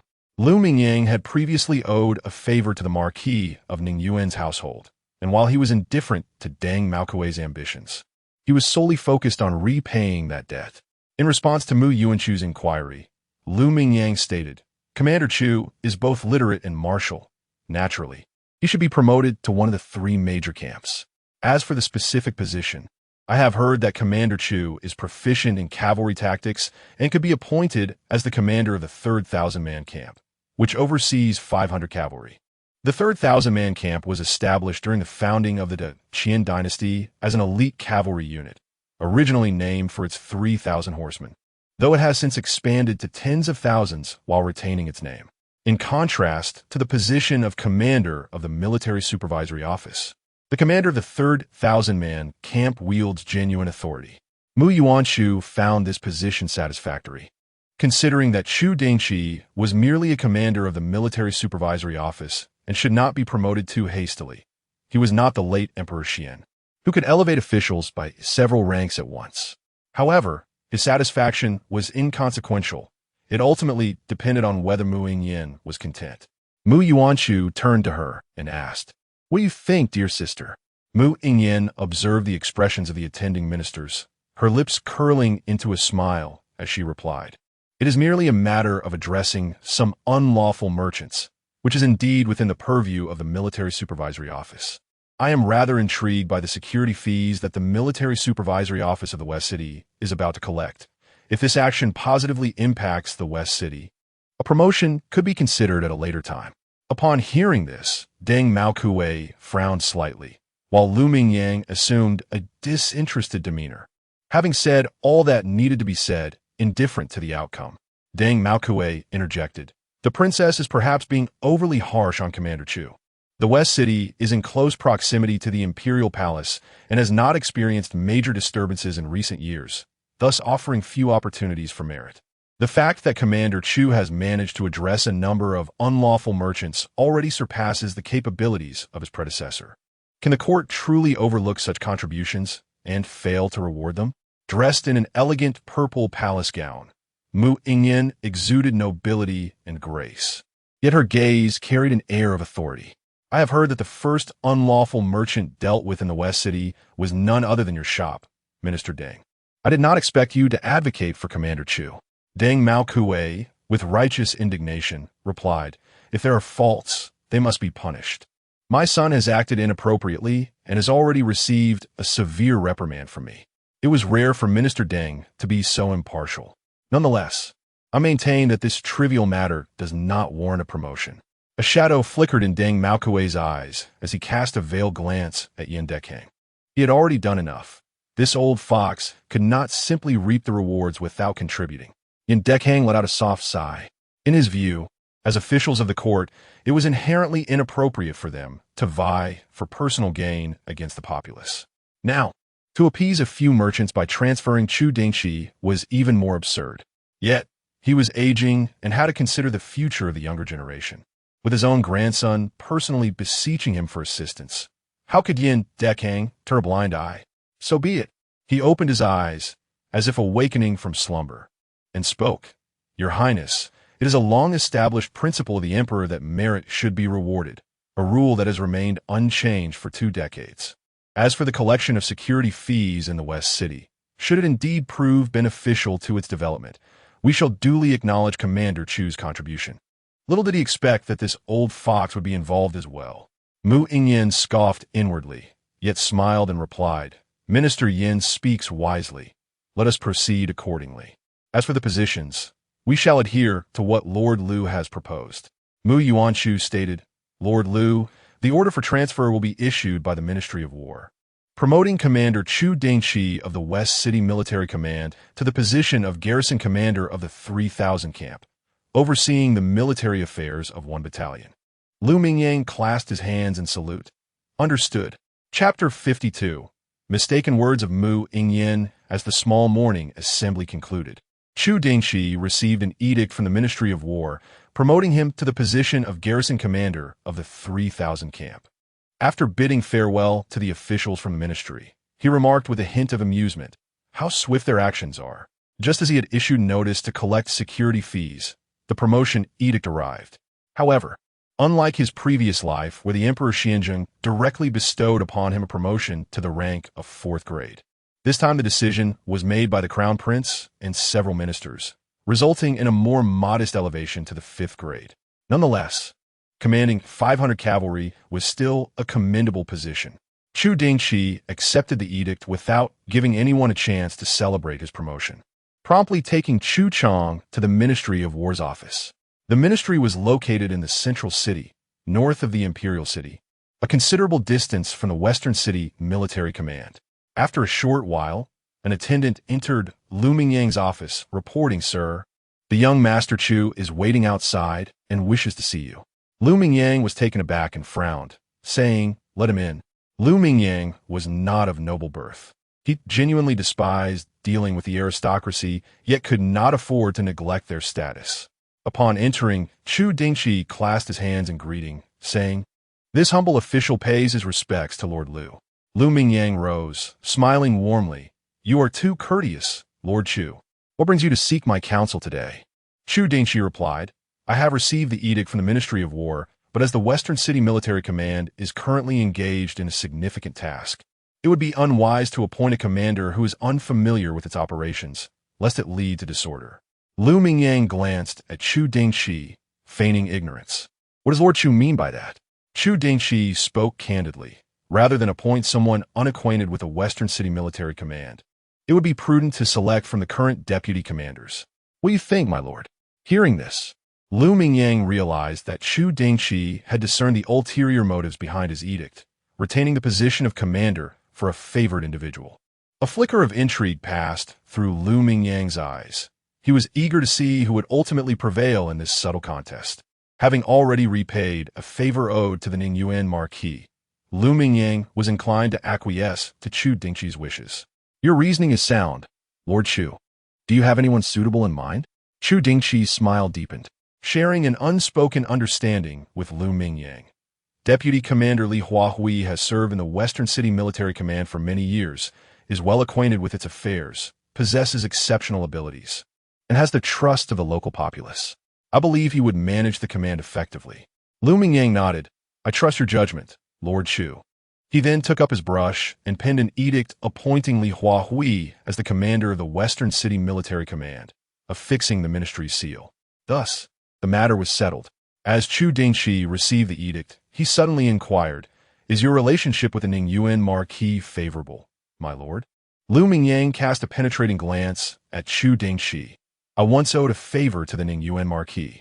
Chu Dingchi understood at once. I see. It appears Lord Chu is quite well informed. With a slight smile, Chu Dingchi replied, It is merely a coincidence. In truth, after the small morning assembly, Mu Yingyan had sent a message to Chu Dingchi, enabling him to learn swiftly of Lu Mingyang's connection with the Ningyuan Marquis. Chu Dingchi returned to the Xiqing Military Commission with the appointment order, publicly announcing the appointment.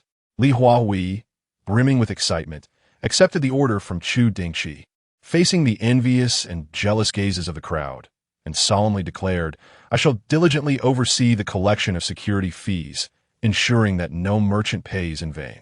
Chu Dingchi nodded in satisfaction, encouraging him to do well. Subsequently, he relinquished his position to Li Huahui and departed from the military commission. Chu Chang inquired, "Young master, shall we head to the 3,000 camp?" The 3,000 camp, part of the 3 major camps, housed a total of 200,000 soldiers, making it impossible for the capital to accommodate such a multitude. Thus, the camps were stationed outside the city. The 3,000 camp, being an elite cavalry unit, required ample space for horse rearing, hence its establishment near the Bama River just outside the North City. Chu Dingchi shook his head. "First, we shall go to Tianganju." Mu Yingyan was not one to send messages for nothing. She had requested that Chu Dingchi meet her there after completing his business. At the Zizhu Pavilion, Mu Yingyan awaited his arrival, the private room still occupied solely by her, as Chu Chang wisely refrained from entering. Once Chu Dingchi sat down, she pushed a cup of tea toward him, saying, "Your favorite, Junshan Silver Needle." "Thank you, princess," he replied. Mu Yingyan reminisced. "I recall that due to your fondness for Junshan Silver Needle, the majority of what the palace presented each year was bestowed upon you by Her Majesty." Chu Dingchi lowered his gaze. "The Empress indeed loves what is dear to you. Just like the Liang family, they both hoped for a harmonious union between Chu Dingchi and Mu Yingyan, yet their expectations were destined to be disappointed." Mu Yingyan pursed her lips. "It was I who ruined everything. Prince Consort, this time I will not falter. We can start anew." Chu Dingchi sighed deeply. "Princess, is this for Sua?" "What?" Mu Yingyan was puzzled by the sudden shift to the topic of Su'er. Chu Dingchi explained, "I pondered for a long time, unable to understand why you would tread the same path until I thought of Su'er. If there is anything related to me that you still cherish, it must be Su'er. You wish to have Su'er again, do you not?" In their past life, upon Su'er's birth, he garnered most of Mu Yingyan's attention. She was exceedingly fond of him, and even the slightest discomfort in Su'er would cause her great distress. Now that both the emperor and empress were alive, and with the possibility of a different outcome for this year's untimely demise of the emperor, the only thing Mu Yingyan yearned to possess once more was Su'er. When Mu Yingyan thought of Su'er, her expression momentarily became distant, and she said, "Naturally, I wish for Su'er to once again be our son. But this does not conflict with my desire to marry you, Prince Consort. This time, I genuinely wish to marry you, without resentment or reluctance." Chu Dingchi softly remarked, "In our previous marriage, you were indeed unwilling, which is why you never regarded yourself as the daughter-in-law of the Jingguo Duke's residence." Mu Yingyan. At that moment, she suddenly wished to slap herself, questioning why she had to add that last remark. The Prince Consort, Chu Dingchi, was reluctant to dwell on his past emotions. Steeling himself, he recalled the purpose of his visit to meet Mu Yingyan and inquired, "Did Yin Dekang make an appearance at today's court meeting?" Mu Yingyan, eager to divert the conversation, replied, "Indeed, it was only after I refused to promote you that Yin Dekang chose to step forward." Chu Dingchi pondered. "I recall that Chun Pingshun, the eldest son of the proprietor of the Longxing pawn shop in the West City, married one of Yin Dekang's granddaughters, albeit a concubine. The Chun family is merely a merchant clan. For the Yin family to elevate a concubine into their fold is indeed a commendable act." Mu Yingyan responded. This union was orchestrated by Yin Dekang's legitimate grandson, Yin Liangzhao. The Longxing pawn shop has already aligned itself with Yin Liangzhao, so it is reasonable to assume that Yin Dekang was approached at his behest. Chu Dingchi lamented, "Yin Xiang has served diligently for many years, exhibiting loyalty and dedication to the state, truly a worthy minister. It is regrettable, however, that none of his descendants can uphold the family name. Even the most distinguished among them, Yin Liangzhao, is merely a chief officer in the Ministry of Revenue at nearly 30 years of age. With a grandfather who has served as a left chancellor, To find oneself at such a lowly position at this age underscores a lack of capability. It is no wonder that Yan Liangzhao seeks to take advantage of the Longxing pawnshop. In the face of career setbacks, one can only hope to amass wealth while Yin Dekang still holds office. Mu Yingyan concurred. It is a matter of timing and fate. Chapter 53. Mu Yingyan. For I have lost my prince consort. The discussion regarding the minor court assembly continued at the Zizhu Pavilion. Mu Yingyan remarked, "It is not surprising that Deng Maokue, being inherently greedy, would raise his voice. However, the fact that the Ningyuan Marquis could summon Lu Mingyang is rather unexpected." Chu Dingchi responded, "I inquired with Lu Mingyang. He owed a favor to the Ningyuan Marquis. Earlier, I sought the position of commandant for Li Huahui, which Lu Mingyang agreed to. His prior actions were likely motivated by the desire to repay that favor." Mu Yingyan scoffed. "The Ningyuan Marquis? Oof." In just a few words, she expressed her dissatisfaction with the Ningyuan Marquis. Chu Dingchi, understanding her thoughts, said, "Take your time. In the past, they never stirred up much trouble, and it is unlikely they will do so in this lifetime. Simply put, the Qian is currently flourishing, able to withstand upheavals." Mu Yingyan's voice turned frosty. "Yet it is nauseating." Chu Dingchi nodded, "Indeed. However, the Ningyuan Marquis differs from Shen Yaoquan. As long as there is solid evidence, Shen Yaoquan can be managed without difficulty. The Ningyuan Marquis, being the commander of Datong with an army of 100,000, will not sit idly if the court mishandles matters." Mu Yingyan stated, "He lacks the courage to rebel. He merely seeks to use this as a means to plot for the Ningyuan Marquis. He once petitioned for his legitimate second son to go to Datong, which was dismissed by the emperor. Shortly after the ascension of Yuan Chu, he petitioned again, only to be rebuffed on the grounds that he had not yet taken on governance. Later, during the rebellion in Jiangnan, he remained restless in Datong and submitted a petition requesting the court to allow the heir of the Ningyuan Marquis to lead troops to quell the unrest, infuriating Yuan Chu to the point of nearly revoking the Ningyuan Marquis' command. Mu Yingyan coldly remarked, "An unrefined warrior. Were it not for the emperor's sentimentality, he would not have held the position of commander of Datong for so long." Chu Dingchi concurred. The 9 border strongholds of the Qian, aside from 2 who passed away due to old injuries and 2 others who voluntarily resigned due to age, have had the remaining 5 in their positions for over 20 years. Such a duration is excessive. Upon hearing this, Mu Yingyan raised an eyebrow at him. "This includes your father, the Duke of the State." Chu Dingchi replied calmly, "My father has long yearned to retire and reunite with my mother. Yet the court has yet to find a suitable successor." This was indeed the truth.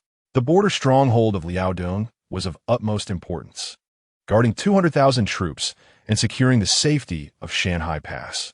The Duke of the State managed to defend Liaodong for 20 years, not only due to his valor and military acumen, but also because of the deterrent effect he had on the Mongolian tribes. If someone else were to take his place, it is likely that on their first day in office, they would find Shanhai Pass besieged by Mongolian forces. The Mongols are like ravenous wolves, ever coveting the Qian. They would seize any opportunity to strike. Chu Dingchi could not help but recall a year of severe drought in Qian, which depleted the granaries, leading to a subsequent Mongolian siege of Shanhai Pass, resulting in the Duke's demise. Noticing the melancholy in Chu Dingchi's gaze, Mu Yingyan understood his thoughts and grasped his hand, softly saying, "The Duke of the State will be fine." Chu Dingchi returned to his senses and discreetly withdrew his hand, replying, "Thank you for your comforting words, Princess." At this moment, Mu Yingyan had no time to ponder the aloofness of Chu Dingchi. She spoke in a solemn tone. "Ever since the Duke of Zhengguo perished on the battlefield, I dispatched numerous imperial guards to investigate the matter in Liaodong. After years of relentless inquiry, we finally unearthed a faint clue." Chu Dingchi was taken aback. "Are you suggesting there is more to my father's death?" He never entertained doubts, for he never perceived the Duke of Zhengguo as a man prone to underestimating the enemy. The Duke had always cherished his soldiers as if they were his own children. It is utterly contrary to his character to unwittingly step into the enemy's trap while commanding an army of 100,000. Mu Yingyan continued, "Initially, the hundreds who returned from the trap seemed to function normally in the years that followed, performing their duties as expected, receiving promotions, and being reassigned from Liaodong. However, what is peculiar is that within the year following their reassignment, each of them perished under various circumstances. This raised suspicions among the Imperial Guards, prompting them to observe these individuals closely. They discovered that those who remained in Liaodong were unharmed, while those who left did not survive beyond a year. Chu Dingchi asserted, "Someone is eliminating them to silence them. They cannot be trusted." Mu Yingyan shared this suspicion. Thus, I instructed the Imperial Guards to delve deeper into the high-ranking officials within the Liaodong army, especially those who participated in that war. And then, what did the princess uncover? Chu Dingchi's heart raced as he gazed anxiously at Mu Yingyan. "And then there was nothing more," she replied. Chu Dingchi was momentarily stunned. "Why is there nothing? Is it not said that the Imperial Guards are omniscient? How could they uncover nothing?" Mu Yingyan replied with a hint of indifference. "It is not that the Imperial Guards could not find anything.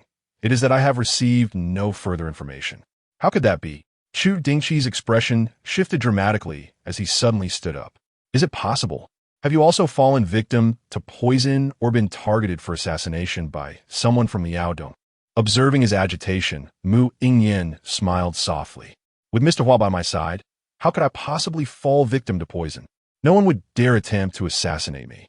Then what is the matter? I am merely unwell." Since the passing of Chu Dingchi, Mu Yingyan had lived in a perpetual state of longing and regret. After taking ruthless measures against the royal family of the southern frontier, the only thing that sustained her was the hope of raising Su. Unfortunately, her heart and lungs had been severely affected by her worries, and she ultimately could not accompany Su into adulthood. A glimmer of sorrow flickered in her eyes. Chu Dingchi inquired, "What illness?" At that moment, he would have preferred Mu Yingyan to be afflicted by poison or assassination, for those could be preemptively addressed or avoided. Only illness was beyond human control. In that instant, as Mu Yingyan looked at him, it felt as though he had transformed back into the Chu Dingchi of her past life, filling her heart with the essence of her beloved. Mu Yingyan rose and approached Chu Dingchi, drawing near enough to feel each other's breath. She whispered softly, "Because I have lost my prince." With a deep gaze, Mu Yingyan placed her hand upon Chu Dingchi's chest, feeling its fervent rhythm, her eyes glistening with tears. "Because this heart that beats for me no longer beats."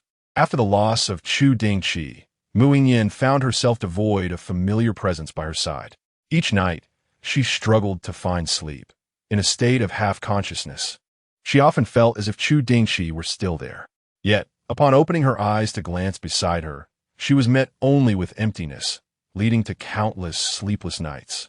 Ultimately, her condition worsened to the point where she required medication to aid her slumber, her heart and lungs sustaining irreparable damage as a result. Chu Dingchi gazed at her in a daze, momentarily forgetting his actions. Chapter 54. Mu Yingyan, perhaps fatigued in a dream upon returning to Jiayan Palace. Mu Yingyan wore an expression of vexation. She lamented that such a splendid opportunity had slipped away, allowing Chu Dingchi to escape. Mu Yuanchu awaited her in the hall, and, upon seeing her despondent demeanor, remarked, "Sister, have you forgotten that I am but 14 years old?" Mu Yingyan reclined on the couch. "What of it? Ever since you awakened, you have frequently left the palace, entrusting all state affairs to me. I've been occupied until the late hours these past few days." Still preoccupied with thoughts of Chu Dingchi, Mu Yingyan casually replied, "You shall become accustomed to it. Once you are familiar, you need not toil into the night." Mu Yuanhu, taken aback, responded, "Sister, shouldn't you assist me in sharing the burden?" Mu Yingyan cast him a sidelong glance. "I merely support you. You are now capable of handling memorials on your own. My presence makes no difference." "It makes a difference," Mu Yuanhu retorted indignantly. "Sister, you have changed. You no longer love me." Unmoved, Mu Yingyan replied, "Indeed, I do not love you. In time, others shall." Mu Yuanchu and the reigning Emperor Zhengxian were as disparate as night and day. While the emperor's harem consisted solely of the empress, Mu Yuanchu flitted about the palace like a butterfly, frequently welcoming new faces. Since his marriage and assumption of power, the palace had become imbued with a newfound vitality. Seeing that Mu Yingyan was impervious to his concerns, Mu Yuanchu felt a headache looming. "Sister, you previously disregarded Chu Dingchi, and now you cling to him daily. Do you not think he might perceive you as irrational? Mu Yingyan squinted. I am irrational? Mu Yuanchu's heart sank, and he quickly clarified. What I mean is that you should perhaps take a step back and grant Chu Dingchi some time. Mu Yingyan's expression softened slightly. You speak with some reason. Chu Dingchi was currently avoiding her presence, and she indeed could not press him too hard. Mu Yuanchu brightened. So, sister, will you assist me with the memorials tomorrow? Propping her chin on one hand, Mu Yingyan pondered. It has been a while since I ventured beyond the city. Miaoxiue, prepare for our outing. We shall go on a spring excursion tomorrow. Yes. Miaoxiue promptly descended to make arrangements, while Miaoyue's eyes sparkled with enthusiasm as she eagerly approached to lend a hand. Sister, Mu Yuanchu exclaimed in outrage. How can one behave in such a manner? Mu Yingyan regarded his flustered visage, entirely unable to perceive even a trace of the formidable sovereign he would become a decade hence. She gently ruffled Mu Yuanchu's hair and whispered, Yuanchu, your sister is weary and wishes to rest peacefully. In her previous life, after the demise of Emperor Zhengxian, Mu Yingyan had governed for 2 years, utterly exhausted. After finally witnessing Mu Yuanchu take the reins, rebellion erupted in Jiangnan, severely undermining his prestige. In her efforts to stabilize the court for Mu Yuanchu, she remained tirelessly engaged. It was indeed reasonable for Chu Dingchi to harbor resentment. Her heart had been consumed with thoughts of the Qin dynasty and state affairs, fervently striving to safeguard the realm left by Emperor Zhengxian, even as a small part of her heart remained for Mu Yuanchu. As Mu Yuanchu gradually matured and became capable of standing on his own, and as Schwerer was born, Mu Yingyan's affections shifted to the child. The space she had reserved for Chu Dingchi had become exceedingly small, so minuscule that she herself had failed to notice it. How then could Chu Dingchi possibly feel it? Mu Yuanchu instinctively felt remorse. I am sorry, sister. You do all this for my sake. Upon finishing his words, Mu Yuanchu felt an unsettling dissonance. Wait. It has only been a little over a month since we commenced handling the memorials, and my sister has only been to the Hugui Temple for half a month. I have not taken a single day of respite. Who is truly more fatigued? As Mu Yuanchu's voice crescendoed, Mu Yingyan met his outrage with an air of nonchalance. I dreamt that I had assisted you in managing state affairs for several years. Perhaps I became fatigued in that dream. Fatigued in a dream? How could such shameless words escape one's lips? Ignoring Mu Yuanchu's expression of indignation, Mu Yingyan waved her hand dismissively. I shall take a nap. You may leave now. Thus, Mu Yuanchu found himself expelled from the Zhaoyan Palace. Initially, he had hoped to elicit his sister's sympathy to alleviate some of his burdens, but after much discourse, he achieved nothing and instead left in a fit of anger. Xiao Dongzi, has there been any amusing news in the capital of late? Share it to lighten my spirits. Mu Yuanchu said, his tone weary. He needed to draw strength from elsewhere to face the overwhelming stack of memorials awaiting him. Meanwhile, Emperor Zhengxian was leisurely strolling through the imperial garden with the empress, having completely forgotten his son. Who was Mu Yuanchu? An utter stranger to him. Xiao Dongzi hastened to respond. The Madam of the Duke of Jinghua intends to adopt Miss Zheng as her goddaughter and has already sent invitations to several families friendly with the Duke's residence. The tea ceremony will be held at the Duke's residence in 3 days. Naturally, the adoption will not occur quietly.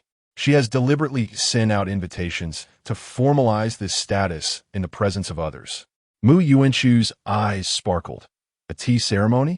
Shall we partake in the festivities? Ever since taking on the regency, he had not left the palace for quite some time, and he felt as if he might go mad if this continued. This opportunity to venture out was most welcome. Xiao Dongzi glanced back at the Zhaoyan Palace. Should we inform the princess? Mu Yuanchu lifted his chin and scoffed. My sister has the Jinyui at her disposal. She has certainly already learned of this. If we tell her, she will undoubtedly prevent me from going. Xiao Dongzi inquired further. And what of the emperor? Mu Yuanchu pondered. I'll be gone for only a few hours. It will not hinder any matters. Implicitly, he meant that no one should be informed. Xiao Dongzi, feeling helpless, resolved to seek out the captain of the Imperial Guards later to discuss the arrangements for protecting the crown prince in 3 days. Having made up his mind to leave the palace in 3 days, Mu Yuanchu felt a sense of relief wash over him as he returned to the Qinzing Hall to continue addressing the memorials. As for napping, Mu Yingyan had no habit of indulging in such luxuries. Meanwhile, upon returning to the Duke of Jingguo's residence, Chu Dingchi had yet to recover from the news of Mu Yingyan's passing shortly after his own demise in the previous life, when he learned of the tea ceremony for acknowledging the goddaughter to be held in 3 days. Lady Liang remarked, "Dingchi, in 3 days, as Qingman's adoptive brother, you must be present." Chu Dingchi nodded. Very well. After all, he would comply with whatever Lady Liang decreed. Lady Liang smiled with satisfaction and then broached the subject of his recent promotion. "When you received the imperial edict for marriage, I had a feeling your promotion was imminent. The position of a third-rank commander in the 3,000 guards suits you quite well." Chu Dingchi could not help but clarify, "My promotion has little to do with the marriage edict. In this life, he would not be forcibly elevated by Emperor Zhengxian as he had been in the past." Liang realized her mistake and hurriedly said, Yes. My son is undoubtedly exceptionally talented. Even without a bestowed marriage, he would still rise in rank." Chu Dingchi found her words rather peculiar and chose not to dwell on them. Liang inquired, "When will you take up your post at the 3,000 camp?" Chu Dingchi replied, "I can leave within 3 days. My son intends to wait a couple of days before departing." Liang, puzzled, asked, "Do you have other matters to attend to?"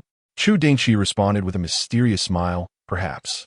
Liang refrained from pressing further, merely reminding him not to forget the tea ceremony before taking Anji to arrange for the reception of guests in 3 days' time.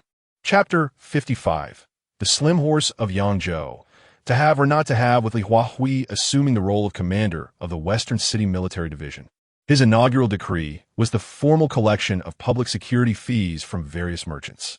The fees would vary according to the size of the shops. All establishments that paid the security fee would be registered with the military division, and any shop on the roster that faced unjust oppression or malicious disruption would have the military division pursue justice on their behalf.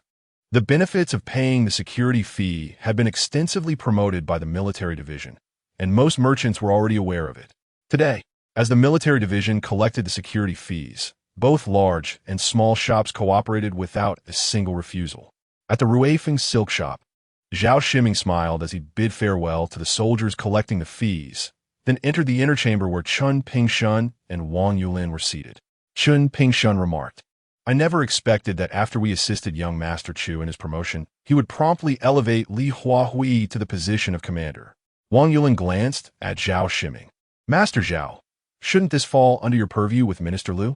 How could the position of commander of the Western City Military Division be so easily given to another? According to their plan, the next commander should have been someone close to them. Yet, before they could act, the new commander had already taken office." Zhao Shiming sighed. "You are well aware of Minister Liu's character. The young master could only rely on previous favors to secure his support in court. I thought the commander's position, being merely a 6th-rank official, could be filled with minimal effort. I never anticipated young Master Chu's swift action, nor did I expect Minister Liu to grant him such favor." This situation had turned from promising to disappointing, revealing their underestimation of Chu Dingchi. Previously, in his attempts to win over Mu Yingyan, Chu Dingchi had engaged in numerous absurd acts and rarely associated with the signs of power in the capital, leaving many unaware of his true character. Even as he decisively reformed the Western City, Zhao Shiming and others assumed he sought mere political achievements, oblivious to the fact that they had inadvertently aided in his ascension, and that Chu Dingchi was determined to implement the security fee in the Western City. Wang Yulin expressed his concern. "What shall we do next? We cannot simply remove Li Huahui from his position." Chun Pingshun replied, "Li Huahui pales in comparison to young Master Chu. He is merely the illegitimate son of the loyal and brave Duke. Regardless of his outward bravado, he must heed the Duke within a household. There is no need for direct engagement with him. Seeking the Duke's assistance would be far more advantageous." Zhao Shiming nodded. "The loyal and brave Duke has a great fondness for beauty. Fortuitously, I have recently acquired a slim horse from Yangzhou, which I shall present to the Duke." Zhao Shiming, now advanced in age, had long lost the capacity for intimate affairs. Purchasing the slim horse was merely a source of amusement for him. Wang Yulin's expression softened as he chuckled. "Master Zhao, you are indeed generous." Zhao Shiming waved his hand dismissively. "As long as we achieve our aims, Such expenditures are trivial. Chen Pingshan said, Then I ask you, Master Zhao, to arrange a meeting with someone from the Duke's household. It is imperative that we successfully convey this matter. After all, they were merchants. It was unlikely that the loyal and brave Duke would meet with them directly. Engaging the steward of the Duke's estate would suffice, as the key was to ensure that the gift and message reached the Duke. Zhao Shiming's actions were indeed swift. On that very day, he arranged a meeting with the steward of the Zhongyongbo's residence, offering 500 taels of silver to persuade him to convey a message to the Zhongyongbo. The steward, true to his word, promptly relayed Zhao Shiming's request to the Zhongyongbo. The Zhongyongbo waved his hand, dismissing his concubine, and remarked, The proprietor of Ruifeng Silk Store wishes to present me with a slender horse from Yangzhou, hoping that I might turn a blind eye to a few shops in the West City. Zhao Shiming and his associates were astute. They did not contemplate halting the collection of security fees, as such an overt action would undoubtedly attract the attention of Chu Dingchi. What they sought was privilege, a right that had always belonged to them. The steward respectfully acknowledged, Indeed, my lord. Manager Zhao is quite sincere, stating that should you be willing to lend a hand, there will be a generous reward once the matter is accomplished. If the steward could receive 500 taels, it was inconceivable that the Zhongyongbo would settle for merely a slender horse from Yangzhou. Zhao Shiming was not a man lacking in decorum. The Zhongyongbo squinted, and the steward was unable to decipher his thoughts. I recall that the initiative to utilize security fees to regulate the West City was proposed by the son of Chu? The steward inquired. Indeed, came the reply. However, the son of Chu has since been promoted to the position of garrison commander of the 3,000 camp, and in theory, he should no longer interfere in West City affairs. The Zhongyongbo nodded, I understand. You may leave now. The steward, sensing that the Zhongyongbo had not given a definitive answer, could not help but chuckle awkwardly. My lord, what about Manager Zhao? The Zhongyongbo reassured him. Rest assured, I shall respond to them shortly. The steward departed, feeling relieved. Once he had left, the Zhongyongbo instructed, when young Master Lu returns, have him come to my study. The servant acknowledged, yes. The customary change of guard at the military office was at the beginning of the U-hour. After Li Huahui took on the role of commandant, he was full of vigor and voluntarily worked overtime, not returning to the Zhongyongbo's residence until the end of the U-hour. Upon learning that the Zhongyongbo wished to see him, a barely perceptible frown crossed Li Huahui's brow before he proceeded to the study. Upon entering, he respectfully saluted the Zhongyongbo. The Zhongyongbo, with a gentle smile, said, Lu, I did not expect you to become the commandant of the West City military office. You have surpassed me. Li Huahui replied, It is thanks to your teachings, father. The Zhongyongbo waved his hand dismissively. You need not flatter me. I am self-aware. Lu, the son of Chu must have supported your promotion to commandant with certain conditions, correct? The atmosphere in the study shifted instantly. Li Huahui maintained his composure, responding, Father, you misinterpret the situation. The son of Chu appreciates my capabilities, which is why he recommended me to the Ministry of War. I'm unaware of any conditions. If there are no conditions, then that's well, the Zhongyongbo smiled. By the way, today Manager Zhao from Ruifeng Silk Store contacted the steward to relay a message, hoping that you might turn a blind eye to Ruifeng Silk Store and a few other shops in the future. Do you think we should acquiesce to their request? Li Huahui's brow furrowed. Absolutely not. The military office collects security fees to ensure equal treatment for all shops. If we were to favor certain establishments, wouldn't that render the collection of security fees a means for personal gain? If the censor were to find out, it would surely lead to repercussions for me. Zhongyongbo nodded. What you say holds truth. Though I lack capability, I shall not hinder your progress. The slender horses of Yangzhou may be enticing, yet the beauties within the mansion are plentiful. I shall forego them. Observing Zhongyongbo's pained expression, Li Huahui couldn't help but smirk, feeling a sense of relief. Had Zhongyongbo sided with Zhao Shiming, employing filial piety to pressure him, Li Huahui would have found himself in a precarious situation. Noticing that Zhongyongbo had no further matters to discuss, Li Huahui prepared to take his leave. Suddenly, a flash of insight struck him, and he exclaimed, Father, what conditions did Manager Zhao from Ruifeng use to persuade the steward to relay his message? A flicker of amusement crossed Zhong Yongbo's eyes, though his tone remained casual, merely matters of wealth and such. Li Huahui's eyes sparkled with realization. Father, the steward, as your trusted confidant, should not be so easily swayed by others' monetary allure. His self-interest is evident. Can we truly afford to keep such a person by our side? Zhong Yongbo furrowed his brow. Today, the steward did indeed speak favorably of Manager Zhao, urging me to grant them assurance. Li Huahui promptly suggested, it appears the steward has forgotten his own standing. Father, shall I apprehend him for further inquiry? Were it not for his consideration of Zhong Yongbo, Li Huahui would have already sought to detain the steward. Zhong Yongbo hesitated. After all, he has served me for decades. Is it necessary to apprehend him? Li Huahui, growing anxious, replied, Father, the steward has managed the estate for many years. Unless we force him into a corner, he is unlikely to comply. I understand your kindness, and should the situation arise, I shall show him leniency. Very well, Zhong Yongbo finally relented. Without further ado, Li Huahui departed, intent on returning to the military office to mobilize action that very night. As Zhong Yongbo watched his retreating figure, he hummed a carefree tune as he left the study. Chapter 56.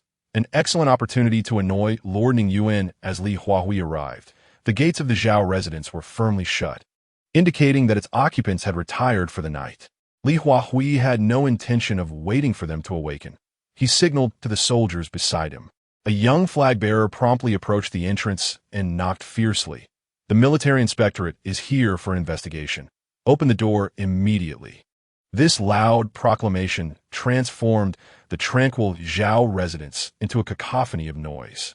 The gatekeeper hastily dispatched a messenger to inform Zhao Shiming, while he himself, with a flickering gaze, dare not open the door. Listening to the commotion from outside, Li Huahui remained unperturbed and inquired of his soldiers. Has someone been stationed at the back door of the Zhao residence? Lord Zheng is personally overseeing it, they replied. Li Huahui smiled. Excellent. He then patiently awaited the opening of the main gate, awakened abruptly by the disturbance. Zhao Shiming donned his robe and was met by the butler rushing in. Master, the military inspectorate is outside, claiming to be here for an investigation. Instantly, Zhao Shiming felt a surge of anxiety. Is there someone in the residence committing unlawful acts? Although he had already sent word to the Duke of Loyalty and Valor, a response had yet to be received. If trouble arose at this moment, Zhao Shiming had no confidence in confronting the military inspectorate. The butler shook his head. The military inspectorate arrived too swiftly. I had no time to ascertain the situation within the residence. As he changed his attire, Zhao Shiming stormed toward the door, exclaiming in anger, I specifically instructed them to behave during this period. Now that the heir to the Chu family has just been promoted, he adds to my troubles. There is not a moment of peace. The butler dared not respond. Hastening through the corridors, Zhao Shiming reached the flower-adorned gate connecting the inner courtyard with the outer one, only to find a throng of family members gathered there. The eldest son of the Zhao family was the first to speak. Father, the military inspectorate's arrival at such an hour cannot bode well. The legitimate grandson chimed in. Grandfather, it seems someone in the residence has caused a mishap. His gaze instinctively darted towards several of his more restless uncles and younger brothers. With no time to engage with their concerns, Zhao Shiming pressed onward. First, we must greet the officials of the military inspectorate. I shall settle accounts with you later. Creaking open at long last, the heavy gate revealed Li Huahui, who had awaited this moment with patience. Zhao Shiming, accompanied by his sons and grandsons, bowed deeply. We humble folk pay our respects to Lord Li. We were unaware of your late-night visit and the matters you wish to address. Upon seeing Zhao Shiming, Li Huahui's smile broadened. The military inspectorate is conducting an investigation involving individuals from the Zhao residence. At this revelation, Zhao Shiming's sons and grandsons exchanged puzzled glances, speculating who could have summoned the military inspectorate. A sense of foreboding gripped Zhao Shiming, yet his demeanor remained resolute. Our household comprises upstanding citizens. Should anyone have breached the law, I implore you to act justly, and we shall cooperate fully. Li Huahui replied with a grin. Hearing that reassures me. Guards, arrest Zhao Shiming and take him back to the office. Yes, responded the soldiers of the military inspectorate, stepping forward. Before Zhao Shiming could react, they seized him and bound him swiftly. Panic ensued among the remaining members of the Zhao family. Father, grandfather. Zhao Shiming lost his previous composure, his countenance darkening. Lordly, although I am but a commoner, the military commission cannot arrest whomever it pleases. Can it? Li Huahui replied with a smile. This official has received a report from Lian, stating that Master Zhao bribed him with 500 taels of silver, intending to use him to approach my father and thereby seek my leniency towards the Ruifeng silk store in the future. Such an offense is akin to bribing an official. Master Zhao, is this true? At first, Zhao Shiming did not grasp the significance of Lian's mention. Only after hearing Li Huahui's words did he realize he had been outmaneuvered. He had intended to leverage the loyalty of Duke Zhongyong to persuade Li Huahui to overlook certain actions of the Ruifeng silk store. Yet Li Huahui had turned the tables by accusing him of bribery. Zhao Shiming, astute and worldly, quickly discerned the crux of the matter and protested. Lord Li, please see the truth. I never intended to bribe Lian. It was he who, under your auspices, extorted money from me. I dared not offend him, which is why I yielded to his demand for 500 taels. Li Huahui's expression darkened immediately. Zhao Shiming's rapid shift to self-defense was unexpected. With a stern face, Li Huahui waved his hand, take him back to the yamen. He was no longer interested in idle conversation with Zhao Shiming. Securing his conviction was paramount. The members of the Zhao household watched in stunned silence as Zhao Shiming was led away, exchanging glances of disbelief. Meanwhile, Zhao's eldest son, who had been subtly signaled by Zhao Shiming, quietly slipped away. Li Huahui was well aware of the formidable figures behind Zhao Shiming, whom he could not afford to offend. Before taking action against the Zhao estate, he had informed Chu Dingchi of Li Yin's testimony and the impending measures against the Zhao family. Thus, it was not just the Zhao household that was roused from slumber. Chu Dingchi, too, was awakened. Chu Chong frowned. Li Huahui is rather thoughtless, having just assumed command. He dares to disturb the heir's rest. Chu Dingchi, examining the testimony in his study, allowed a smile to play upon his lips. I find his interruption quite fortuitous. Chu Chong was taken aback. Chu Dingchi rose and instructed, deliver this testimony to the heir of the Dingbei Marquis, so he may present it to Princess Pingaladon. The Ruifeng silk store was the largest enterprise under the Yingyan Marquis' estate. If it could be dismantled, it would sever a portion of the Marquis' income. Having grown accustomed to opulence over the years, the loss of the Ruifeng silk store might compel the Yingyan Marquis' family to act in ways that would leave them vulnerable. At this moment, the most critical task was to secure Zhao Shiming's conviction, ensuring he could not rise again. Prepare the carriage. We are heading to the military commission in the West City. Chu Dingchi, deprived of sleep, was apprehensive that Li Huahui might fail to convict Zhao Shiming. He felt compelled to oversee the proceedings himself. Upon arriving at the yamen, Chu Dingchi encountered Li Huahui returning with Zhao Shiming in tow. The moment Zhao Shiming saw Chu Dingchi, his complexion turned ashen. Li Huahui gestured for Zhao Shiming to be taken into the prison and approached Chu Dingchi, saying, Your Highness, this old fox, Zhao Shiming, insists that it was Lian who extorted him, not that he offered a bribe voluntarily. Chu Dingchi inquired, was there no one else present during their conversation? Li Huahui shook his head, no. Chu Dingchi inquired further. I recall that Li Yin's testimony stated that Zhao Shiming arranged to meet him at Tiangangju. Li Huahui's eyes sparkled with realization, if that is the case. Zhao Shiming's claim that Li Yin extorted him presents a flaw. Chapter 57. A race against time. Chu Dingchi was not as optimistic as one might expect. He instructed, interrogate Zhao Shiming immediately. I shall listen from the next room.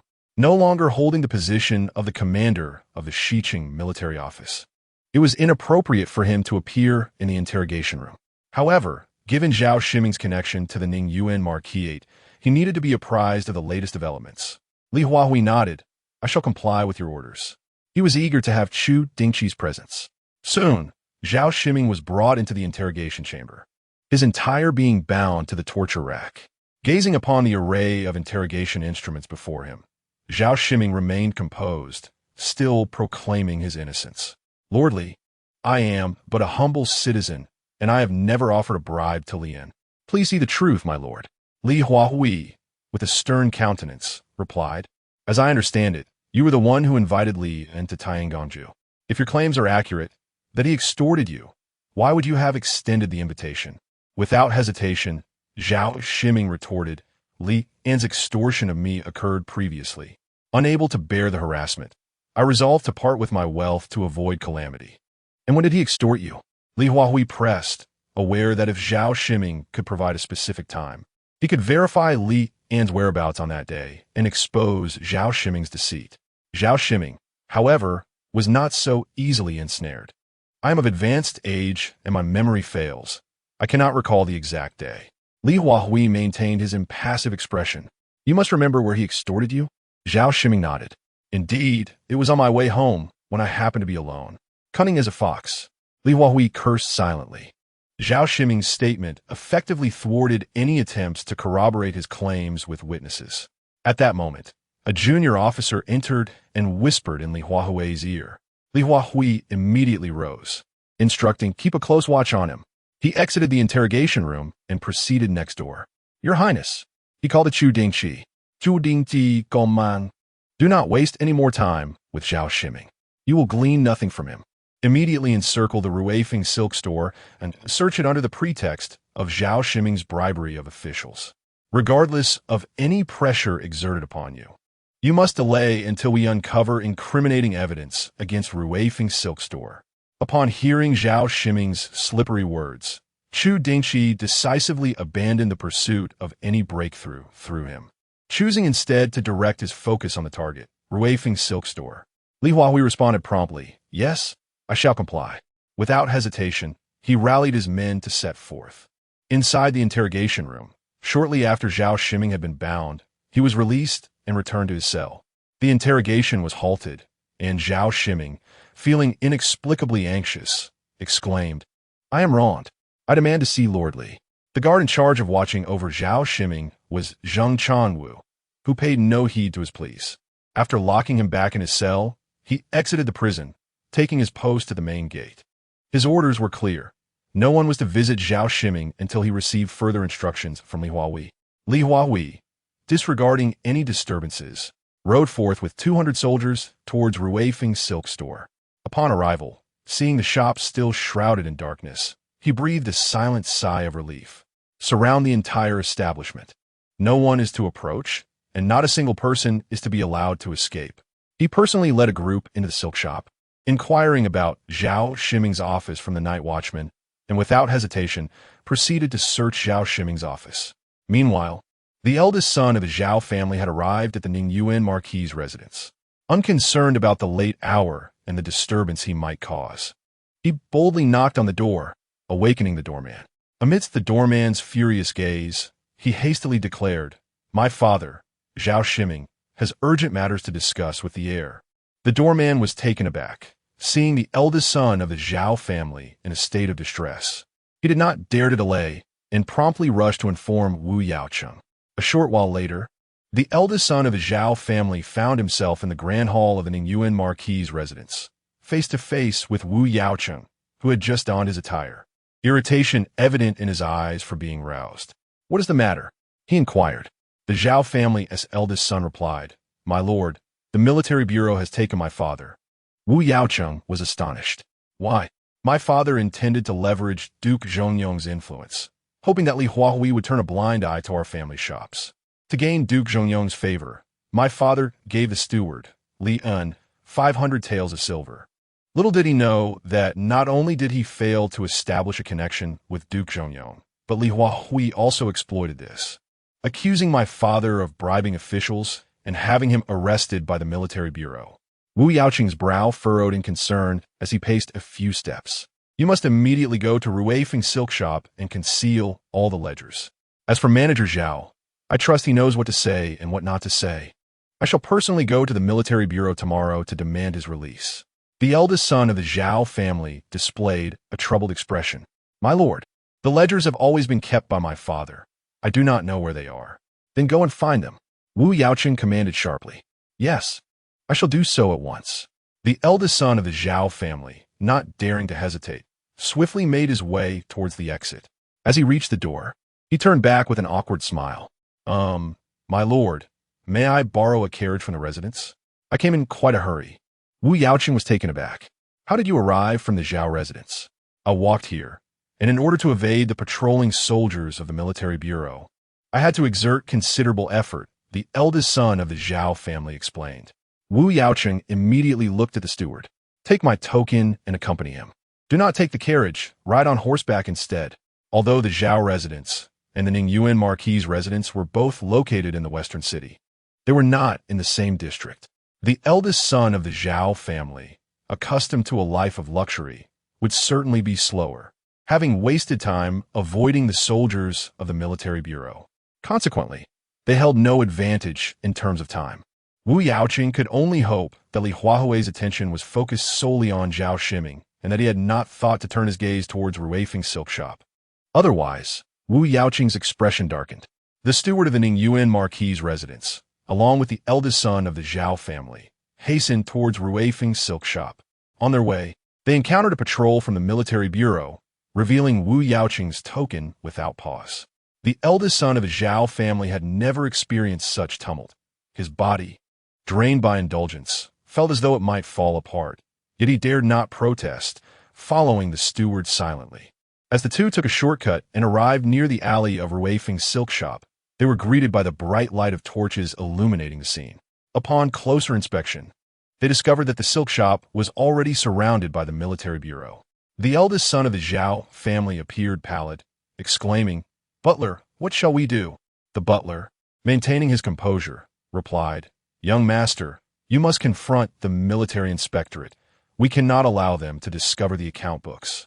Terrified, the young master felt his legs weaken, yet clung to a glimmer of hope, suggesting, "Perhaps the account books are not at the shop. They may be in the estate." The butler regarded him with cold disdain, asking, "Do you dare to wager?" The young master shook his head, realizing he had no alternative. He dismounted, adjusted his attire, and rushed forward, shouting, "This is the Zhao family shop. What are you doing here?"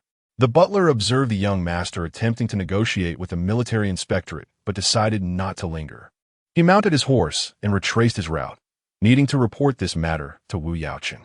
Meanwhile, the young master's tantrum proved utterly ineffective. Upon learning that the military inspectorate had surrounded Ruifeng's silk store under the pretense of gathering evidence, he recognized that his outburst was in vain. To avoid being apprehended by the inspectors, the young master wisely turned to leave, intending to return to the estate to verify the whereabouts of the account books. He believed that with Zhao Shiming's astuteness, it was inconceivable that the account books would be stored at Ruifeng's silk store.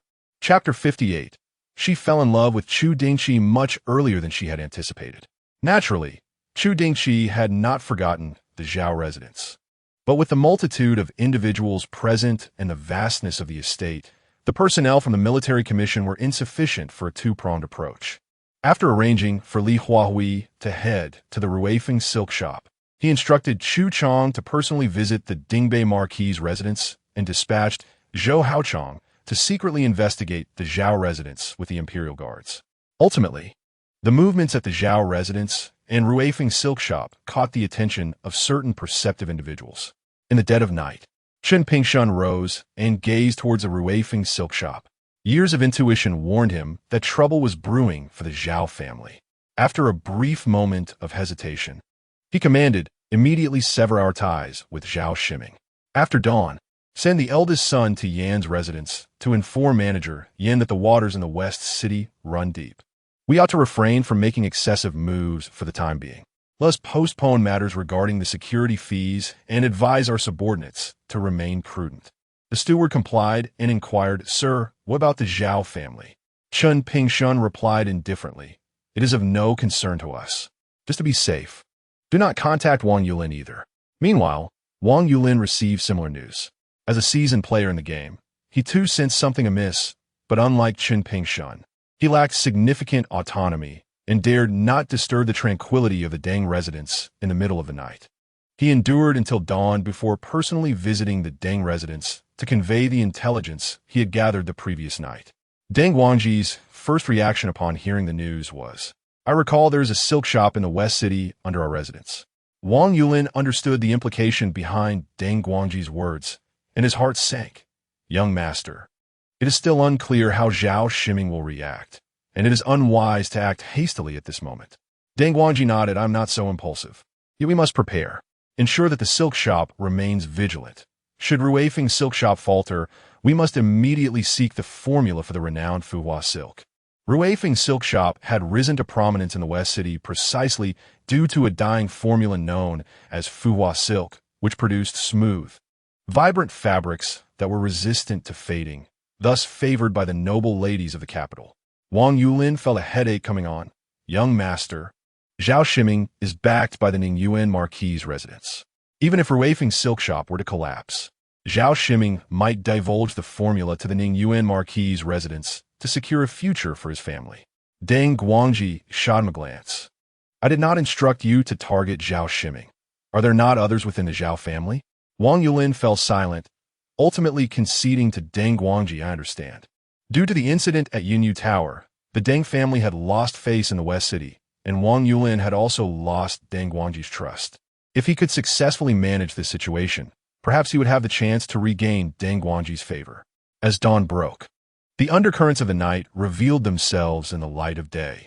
Wu Yaocheng, the heir of the Ningyuan Marquis, appeared before the military commission's prison in the West City, stating, I demand to see Zhao Shiming. Zheng Changwu merely glanced at him, maintaining a composed demeanor, without the command of the commander. No one is permitted to see Zhao Shiming. Wu Yaocheng, with a cold expression, retorted, Do you not know who I am?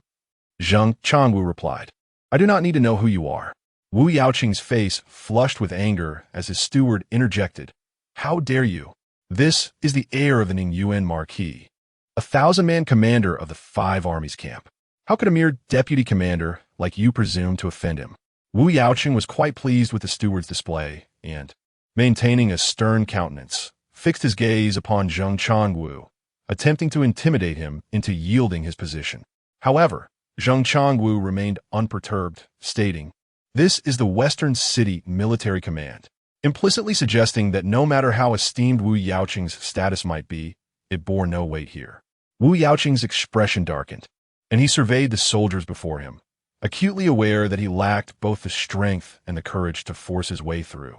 He cast a sinister glance at Zheng Changwu, muttering, You are quite something. With that, he turned and departed from the military command.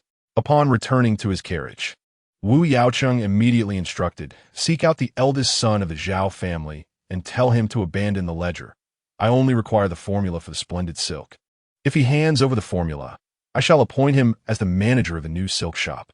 The splendid silk was of utmost importance to Wu Yaocheng.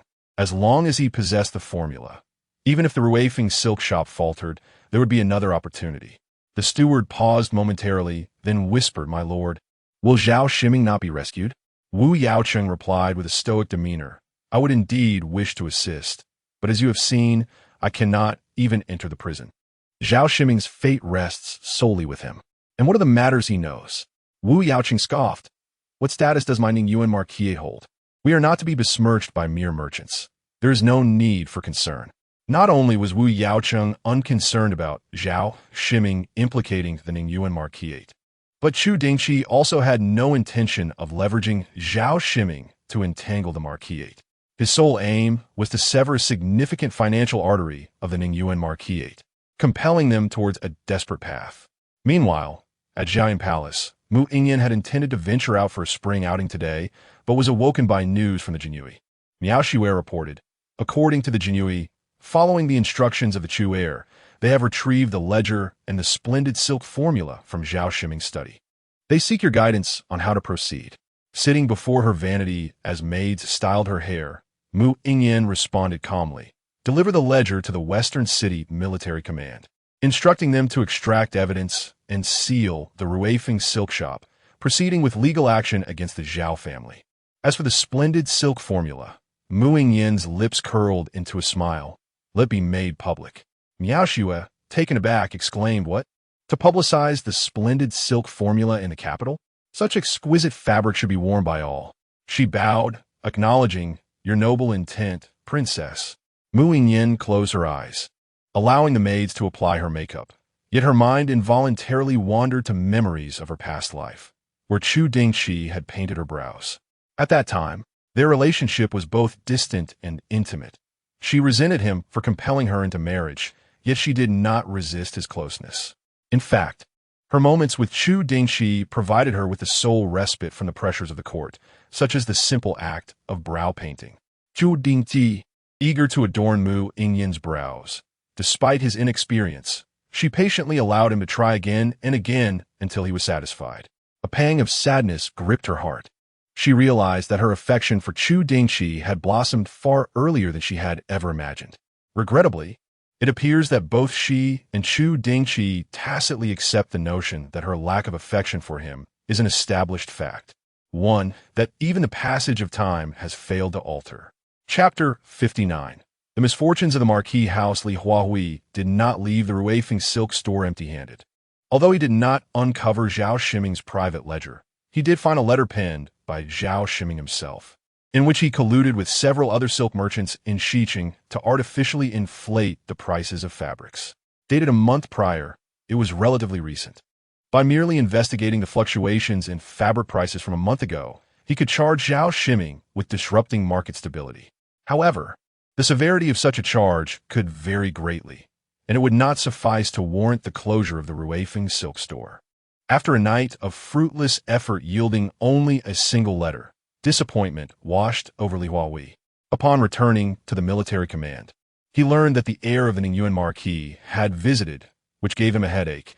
If he could not decisively deal with Zhao Shiming and the Ruifeng silk store, he would have offended the Ningyuan Marquis' household for nothing.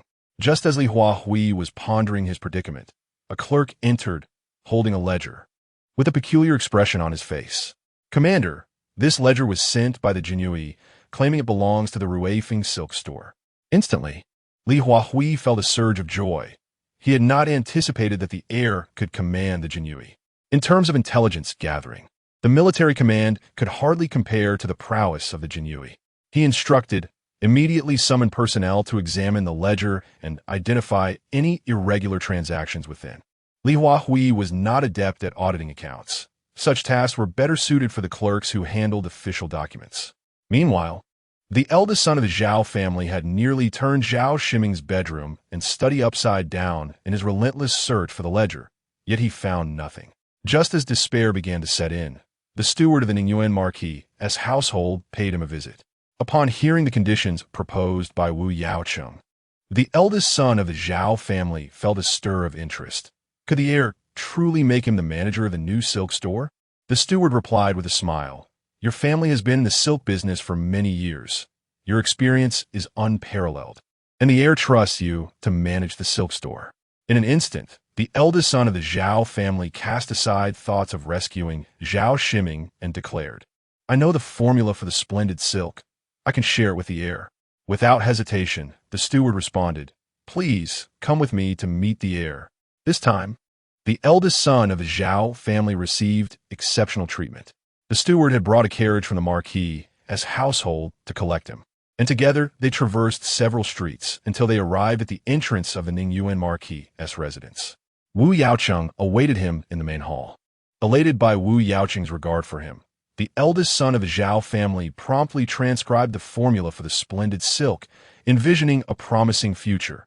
"Rest assured, my lord, I shall manage the new silk store to rival Ruifeng." In truth, the eldest son had harbored resentment towards Zhao Shiming for monopolizing power and denying him the opportunity to partake in the store's operations. He had even memorized the formula for the splendid silk in secret. As Wu Yaocheng held the formula, a smirk played at the corners of his mouth. "I trust in your capabilities, young master." Wu Yaocheng indeed intended to have the eldest son of the Zhao family oversee the new silk store, but should the young man fail to meet his expectations, Wu Yaocheng would not hesitate to discard him. What he sought were individuals capable of generating profit, not inept individuals. The essence of profit lay firmly in his grasp. Wu Yaocheng could not help but feel a sense of triumph. What did it matter if the military command apprehended Zhao Shiming? Seizing the opportunity, he obtained a formula for the resplendent silk, and Wu Yaocheng felt compelled to express his gratitude to the Military Affairs Bureau. Even Zheng Chanwu, who had previously dared to oppose him, would be spared for the time being. Just as Wu Yaoqing basked in his triumph, the steward hurried in, exclaiming, "My lord, a grave matter has arisen." Wu Yaoqing dismissively replied, "What could possibly warrant such alarm?" The steward informed him, "The formula for the resplendent silk has spread throughout the streets of the capital. Several fabric shops have attempted to replicate it, and they have succeeded in producing the silk. It is feared that within a few hours, every silk shop in the city will be selling resplendent silk." The value of the resplendent silk lay not only in its vivid colors and luxurious texture, but also in the fact that the Ruifeng silk shop had maintained a high-end market while strictly controlling its quantity. Now, with the silk's rampant proliferation, even if its price would not plummet to that of cabbage, it would undoubtedly diminish significantly. With everyone possessing resplendent silk, Wu Yaoqing's plan to revitalize a silk shop through its allure lay in ruins. As Wu Yaoqing gazed at the formula he had once cherished, his expression contorted with rage, and he silently tore it to shreds. The eldest son of the Zhao family could not fathom this turn of events. Impossible. Only my father and I knew the formula. How could it have spread throughout the capital? It must be false. It is certainly a fabrication. Wu Yaoqing cast a glance at the steward, who promptly instructed a servant, "Please escort the eldest son of the Zhao family out." The Ningyuan Marquis could turn hostile faster than one could flip a page. With his usefulness extinguished, the Zhao heir was unceremoniously expelled from the Marquis. A sense of being toyed with ignited a fury within Wu Yaoqing. Who is responsible for this? The steward shook his head. The formula seems to have spread throughout the capital in an instant. I cannot ascertain the source, but the Military Affairs Bureau lacks the capability for such a feat. What of Chu Dingchi? Wu Yaoqing pondered, realizing that all of this stemmed from the security fee proposed by Chu Dingchi. The steward replied, shaking his head, "The Chu heir likely lacks such ability as well. Only the Jinui possesses the power to execute such a plan, yet they heed only the emperor, who would not concern himself with such trivialities." Furrowing his brow, Wu Yaoqing mused, could it be the work of a ghost? The steward quietly suggested, while Chu Dingchi may be incapable alone if he were to ally with others. The Ningyuan Marquis is not without its enemies. Wu Yaoqing's expression darkened. Is Chu Dingchi intent on provoking the Marquis? The steward, however, offered a differing perspective.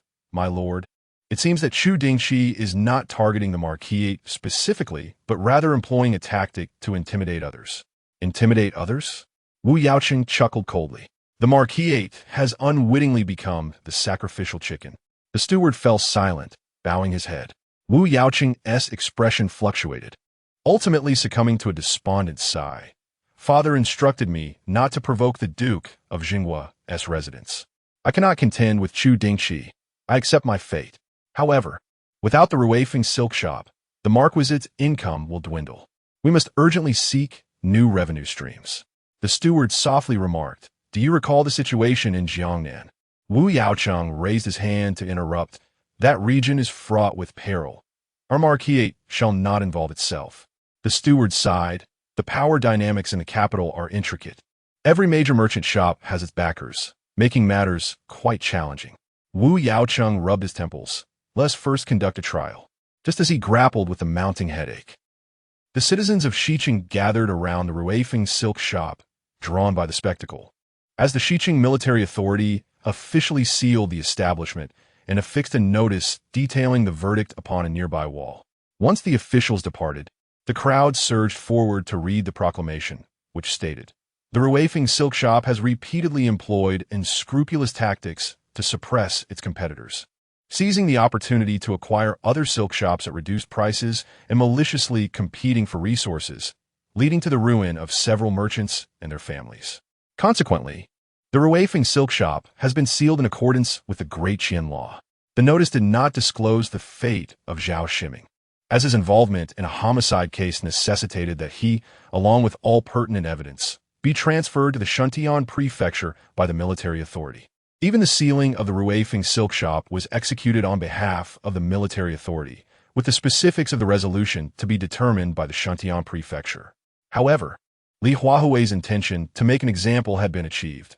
No shop in Xiqing would dare to expect leniency from the military authority henceforth. Deng Guangji, who had harbored ambitions toward the Ruifeng silk shop, fell into a silence as profound as that of a hen, feigning ignorance of his previous intentions. Chapter 60. How could he doubt his father's love for him? After arranging matters late at night, Chu Dingchi returned to the duke's residence to continue his slumber. When he awakened, the world outside had transformed. Chu Chang, reveling in misfortune, remarked, "Young master, last night the Marquis of Ningyan revealed his insignia in haste. Yet you outperformed him by having lordly encircle the Ruifeng silk shop ahead of time." Chu Dingchi waved his hand dismissively, saying, "What I did is nothing. It was Princess Pingle's public disclosure of the floating brocade formula that dealt a lethal blow to the Marquis of Ningyan. With the formula for floating brocade exposed, the Ruifeng silk shop was already doomed. Even without being sealed, its business would plummet." Chu Chang continued, "Now, Lordly has seized this opportunity to establish a formidable reputation in the West City. It is likely that, for a time, no one will dare to act recklessly there." Chu Dingchi replied, "Human greed knows no bounds. While this may intimidate them momentarily, it will not deter them indefinitely. You must inform Li Huahui that all merchants who have paid the security fee must be assured of fair treatment. Any complaints must be taken seriously. Simply instilling fear is insufficient to make them honest. We must also establish rules." After getting dressed and having breakfast, Chu Dingchi declared, "Since the matter has been resolved, I shall proceed to assume my post at the Sanxian camp today." His previous intention to remain in the city was to provide support to Li Huahui at an opportune moment. Now that the situation had been concluded, there was no need to delay his appointment until the deadline. As he was heading outside the city, Chu Dingchi chose not to ride in a carriage, instead opting to travel on horseback with Chu Chang. They navigated several streets in the West City, exiting through the North City Gate, and made their way directly to the Sanxian Camp's station area. Though the Sanxian Camp was affiliated with the three major camps, it was not situated near the Wujian Camp or the Xinjiang Camp. Rather, it was established in a spacious area close to a water source for horse breeding. The Sanxian Camp maintained strict military discipline, forbidding any unauthorized personnel from approaching the camp. As Chu Dingchi and Chu Chang approached, the sentinels immediately raised their long spears, declaring, "This is a military stronghold. No one is permitted to approach." Chu Dingchi tightened the reins, bringing his horse to an abrupt halt, and called out, "Sanxian Camp's guard commander Chu Dingchi has arrived to assume his post." Upon hearing that a new commander was in attendance, the sentinels promptly lowered their weapons, stating, "I have seen the esteemed commander." Chu Dingchi nodded and entered the camp with Chu Chang, learning from a cavalryman the location of the commanding officer's quarters. And they proceeded directly there. The commanding officer of the Sanxian camp held a prestigious position, ranked as a second-grade official, wielding significant power. The current commander, Jiang Zhenliang, hailed from the Shuni Marquisate. The Shuni Marquisate had experienced generations of mediocrity and ineffectiveness, leading to its decline. The family had dwindled to a mere shell of its former nobility. However, Jiang Zhenliang was a rare talent, recognized by Emperor Zhengxian, who gradually elevated him to the position of commander of the Sanxian camp, commanding tens of thousands of cavalry. Notably, the highest authority among the three major camps was the inspector, yet during the reign of Zhengxian, the position had never been permanently established. It was typically appointed temporarily during wartime and dissolved once hostilities ceased. Thus, Jiang Zhenliang operated without a superior, save for Emperor Zhengxian, to whom he owed no deference. Nevertheless, the duke's residence had cultivated a relationship with Jiang Zhenliang. When Emperor Zhengxian personally led the expedition against the Mongols, Jiang Zhenliang, serving as the emperor's imperial guard, fought alongside Duke Zhenghua, forging a bond of camaraderie between them. It was precisely due to this connection that Chu Dingchi sought out Jiang Zhenliang the moment he entered the military camp. Otherwise, given his current rank, there would be no necessity for him to meet Jiang. He could have simply inquired at the quartermaster's office to learn which unit he had been assigned to and proceeded directly to meet the commander. Upon arriving at Jiang Zhenliang's quarters, Chu Chang announced, "I beseech you to inform him that the son of Duke Zhenghua requests an audience with General Jiang." The gatekeeper, upon hearing this, promptly replied, "Please wait a moment, I shall report this." Failing to establish their identity immediately, could result in being dismissed or treated rudely by the guards, which would be an embarrassing situation for Chu Dingchi and awkward for Jiang Jinliang. Thus, Chu Chang was quick to state their names. The effect was immediate. They encountered no obstacles, and the guards soon returned, respectfully stating, "Young master, the general requests your presence." Nodding, Chu Dingchi entered the room with Chu Chang. Jiang Jinliang's office was spacious, partitioned by screens into several areas. Typically, military offices serve dual purposes of work and rest, with the main hall positioned directly across from the entrance where Jiang Jinliang received his subordinates. Upon entering, Chu Dingchi beheld a middle-aged gentleman of refined appearance, his complexion fair, and a neatly trimmed mustache that did not detract from his elegance. Rather, it added an air of maturity. Approaching Jiang Jinliang, Chu Dingchi cupped his hands in salute, saying, "Your humble nephew pays his respects to Uncle Jiang." Past experiences had taught Chu Dingchi the importance of being forthright when necessary. Although the Duke of Zhenghua and the Earl of Shuani had not maintained relations during festivals, Jiang Jinliang had now become Chu Dingchi's superior, thus necessitating the utilization of certain connections. Previous lack of interaction did not preclude future engagements. Jiang Jinliang studied Chu Dingchi for a moment and remarked, "Nephew, there is no need for such formalities. It has been years, and you have grown." Chu Dingchi replied, "Uncle, you remain as you always were, hardly changed at all." Jiang Jinliang laughed heartily. "You possess a way with words, unlike your father." Without blinking, Chu Dingchi fibbed, "I have often heard my father reminisce about your battles together. He fondly recalls those times." At this, a glimmer of nostalgia crossed Jiang Jinliang's eyes. "It has been 20 years in the blink of an eye. I recall that year you turned one. Your mother wrote to your father about your first steps, and upon learning you had grasped a bough, he was elated and sought permission from the emperor to celebrate with wine. At that time, our army had just achieved a great victory over the Mongols, annihilating nearly 200,000 of their troops, thoroughly breaking their spirit, causing the remnants to flee in disarray. The emperor, intent on hosting a victory banquet, granted your father's request. He drank the most and became quite inebriated, speaking at length about you and your mother, expressing his regrets for not being present during your first year. Yet, he spoke of you calling him father with great pride." Jiang Jinliang sighed. "I was not yet married then and did not fully comprehend the depth of such emotions. It was only after having children that I understood the profound sentiment involved. The Duke of Zhenghua holds a deep affection for you." Chu Dingchi lowered his gaze, acknowledging, "I am aware, dear uncle." Indeed, he knew well. In a previous life, the remains of Chu Tianhua were returned to the capital, accompanied by his personal belongings. Among these, a petite bow and arrow stood out conspicuously. Chu Dingchi did not recognize it, but the Liang family immediately identified it as the bow and arrow he had grasped during his coming-of-age ceremony. In that moment, an overwhelming wave of sorrow surged within Chu Dingchi's heart. How could he ever doubt his father's love for him? He was the long-anticipated offspring that Chu Tianhua had yearned for, a thought that would always elicit a smile. Jiang Jinliang patted Chu Dingchi on the shoulder and remarked with a smile, "As one ages, one tends to reminisce about the past. My 3 sons find me bothersome, so please do not take offense, my dear nephew." Chu Dingchi retracted his thoughts and replied, "Not at all, dear uncle. I thoroughly enjoy listening." He was eager to learn how Chu Tianhua appeared in the eyes of others. Chapter 61.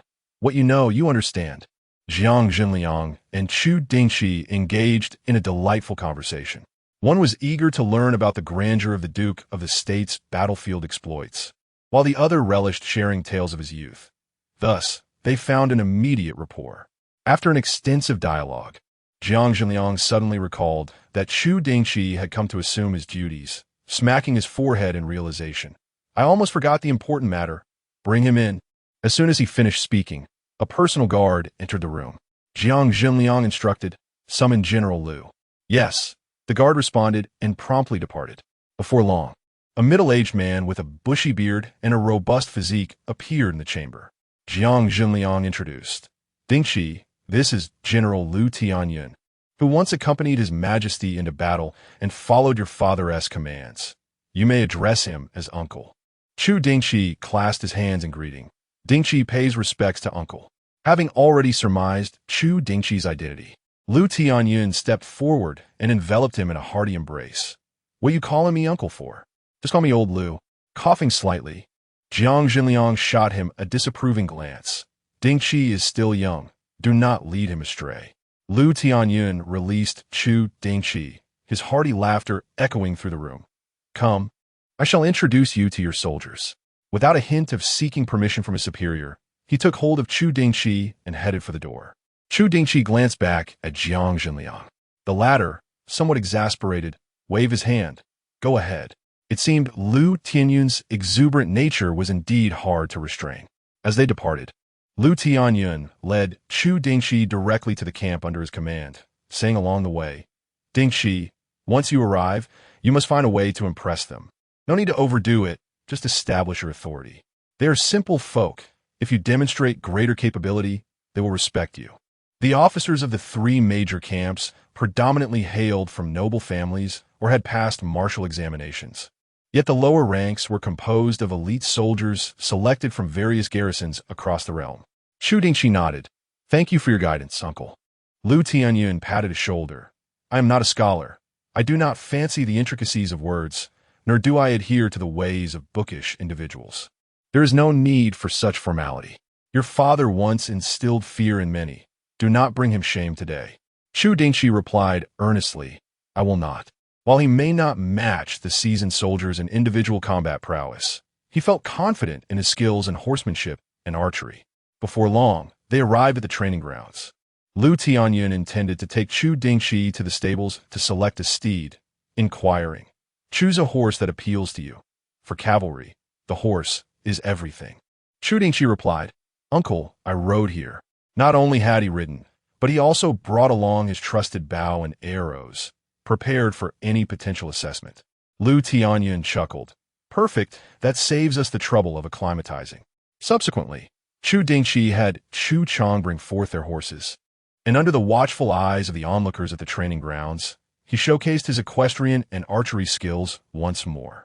To further impress, he demonstrated side saddle shooting, bending his body sideways while galloping at full speed, successfully hitting the bullseye.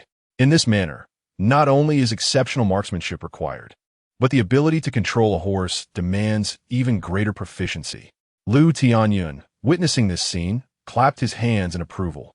In an instant, others in the training ground joined in the applause. Regardless of Chu Dingchi's abilities, he has at least demonstrated his competence and can be regarded as an elite.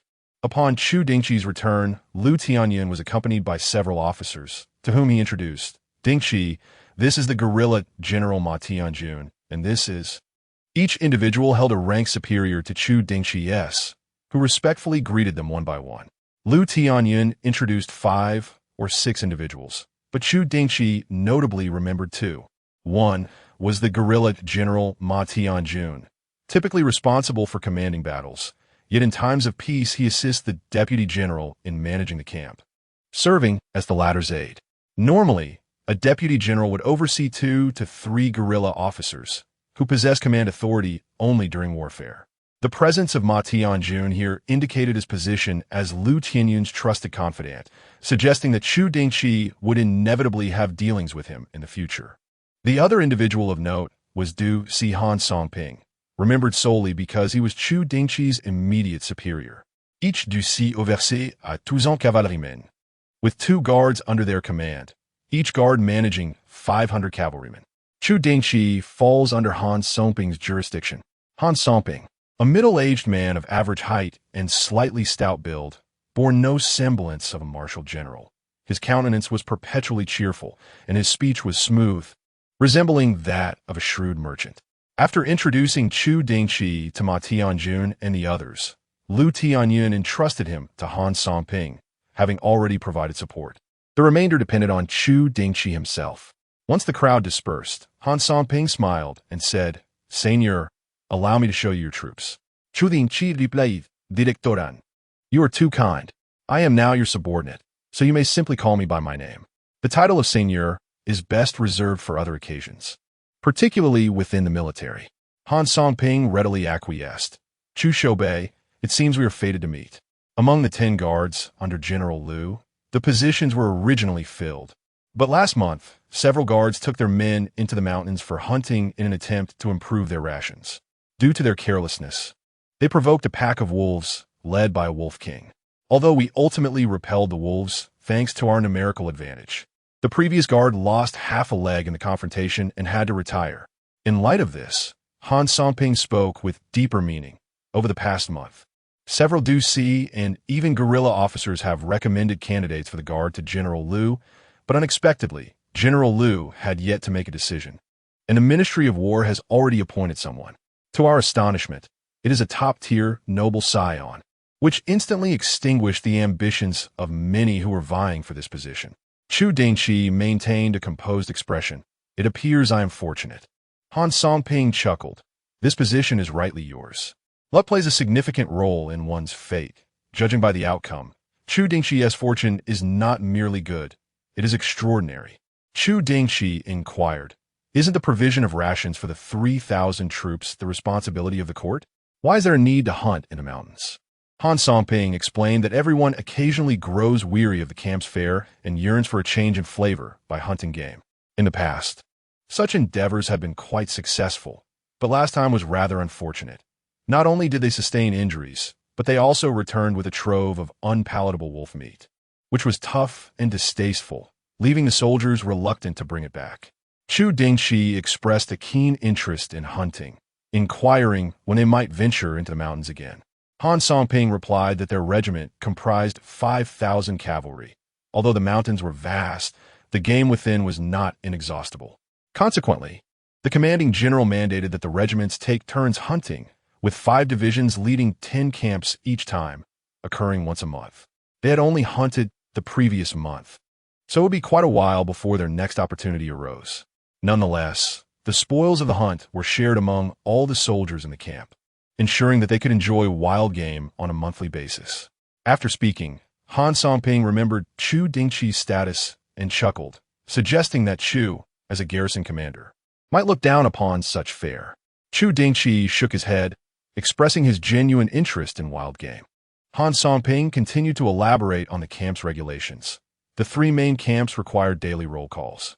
But aside from the soldiers who were obligated to reside in the barracks and were granted leave every fortnight, there were no other stipulations. The garrison commander could return home daily, provided he attended the roll call as required. Chu Dingchi nodded appreciatively, thanking Han for the reminder. He indeed needed to return home to dine with the Liang family. Had the Liang family ventured to Guangning to accompany the Duke of Jinghua, Chu Dingchi could have remained in the barracks. At that moment, Han Songping revealed a knowing smile, suggesting that Chu Dingchi would likely soon be wed, and they dared not insist he stay in the barracks. Chu Dingchi could only sigh in exasperation, thinking, you know what you know? Chapter 62. The thorn she inflicted upon herself as Chu Dingchi familiarized himself with the military camp under Han Songping's guidance. Mu Yingyan had already ventured outside the city to enjoy the springtime. She was not alone in her outing. She had invited Zhang Shi and Zhou Mengning to accompany her. Upon receiving the invitation, Zhou Mengning was so thrilled that she barely slept that night and eagerly awaited the morning at her residence.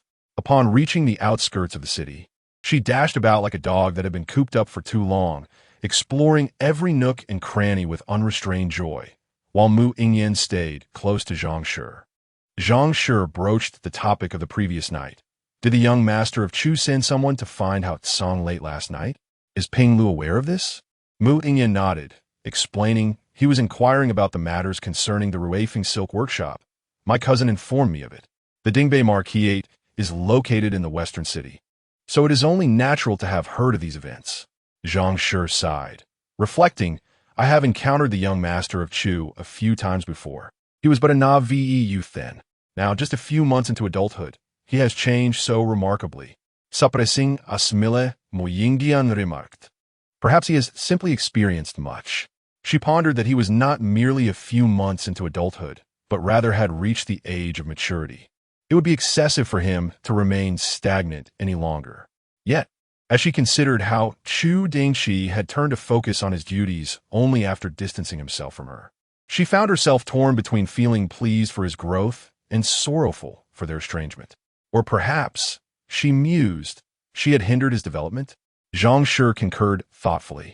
A man must eventually establish a family and career. The more experiences he gathers, the better he will be able to support his household and protect his wife and children. She continued, by the way, in 2 days. The wife of the Duke of Jinghua will be adopting a daughter and has sent an invitation for me to witness the occasion. Historically, there has been little interaction between the Duke's household and the Dingbei Marquis, but perhaps this is due to the marriage arrangement, prompting her to extend the invitation.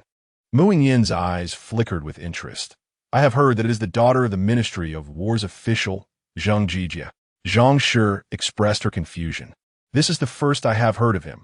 I inquired with Hao Tsong and learned that the Zheng family has only recently arrived in the capital. I do not understand how they caught the eye of the Duke's wife. While Zhou Hao Tsong, who commanded the Jinyue, was indeed privy to the engagement between Chu Dingchi and Zheng Qingman, he refrained from discussing it, as it was a private matter for Chu Dingchi.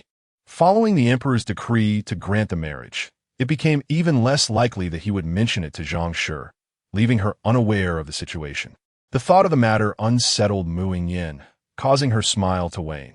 The whims of fate are indeed peculiar. The Duke's wife may favor her, but others have no say in the matter. She understood all too well that the Duke's wife adopting Zheng Qingman was merely a means of rectifying past oversights. Yet, the mere thought of Zheng Qingman being able to appear openly by Chu Dingchi's side filled her with discomfort. Mu Yingyan vividly remembered the way Zheng Qingman had looked at Chu Dingchi. Their engagement was not solely orchestrated by the Duke's wife, but also stemmed from Zheng Qingman's own willingness. Zhang Shi, noting the shift in Mu Yingyan's expression, might not have been fully aware of the intricacies between Chu Dingchi and Zheng Qingman, but as a fellow woman, she could surmise Mu Yingyan's sentiments. After all, the bonds of brotherhood do not equate to blood relations.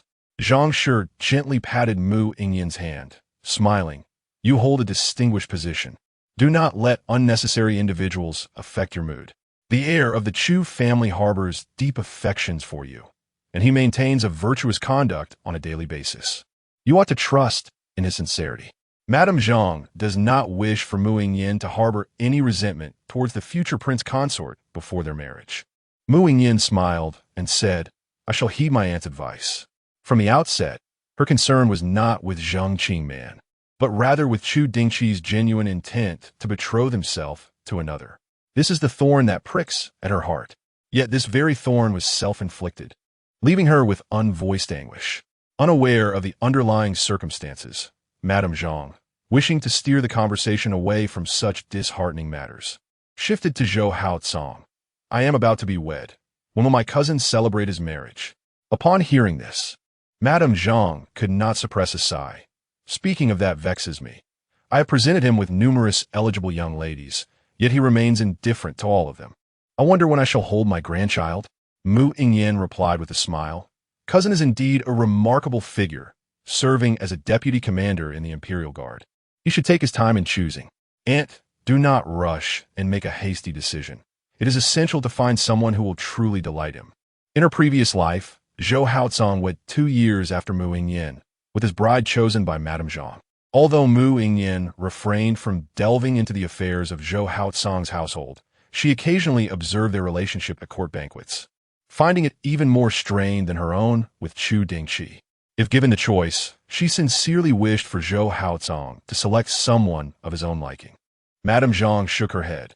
I wish to find someone who pleases him, but he is as inscrutable as a riddle. When I inquire about his preferences, he remains silent. I am not a mind reader and cannot fathom his thoughts. Understanding Zhou Haozong's demeanor, Mu Yingyan empathized with Madame Zhang's frustrations, remarking, perhaps the fates have yet to align.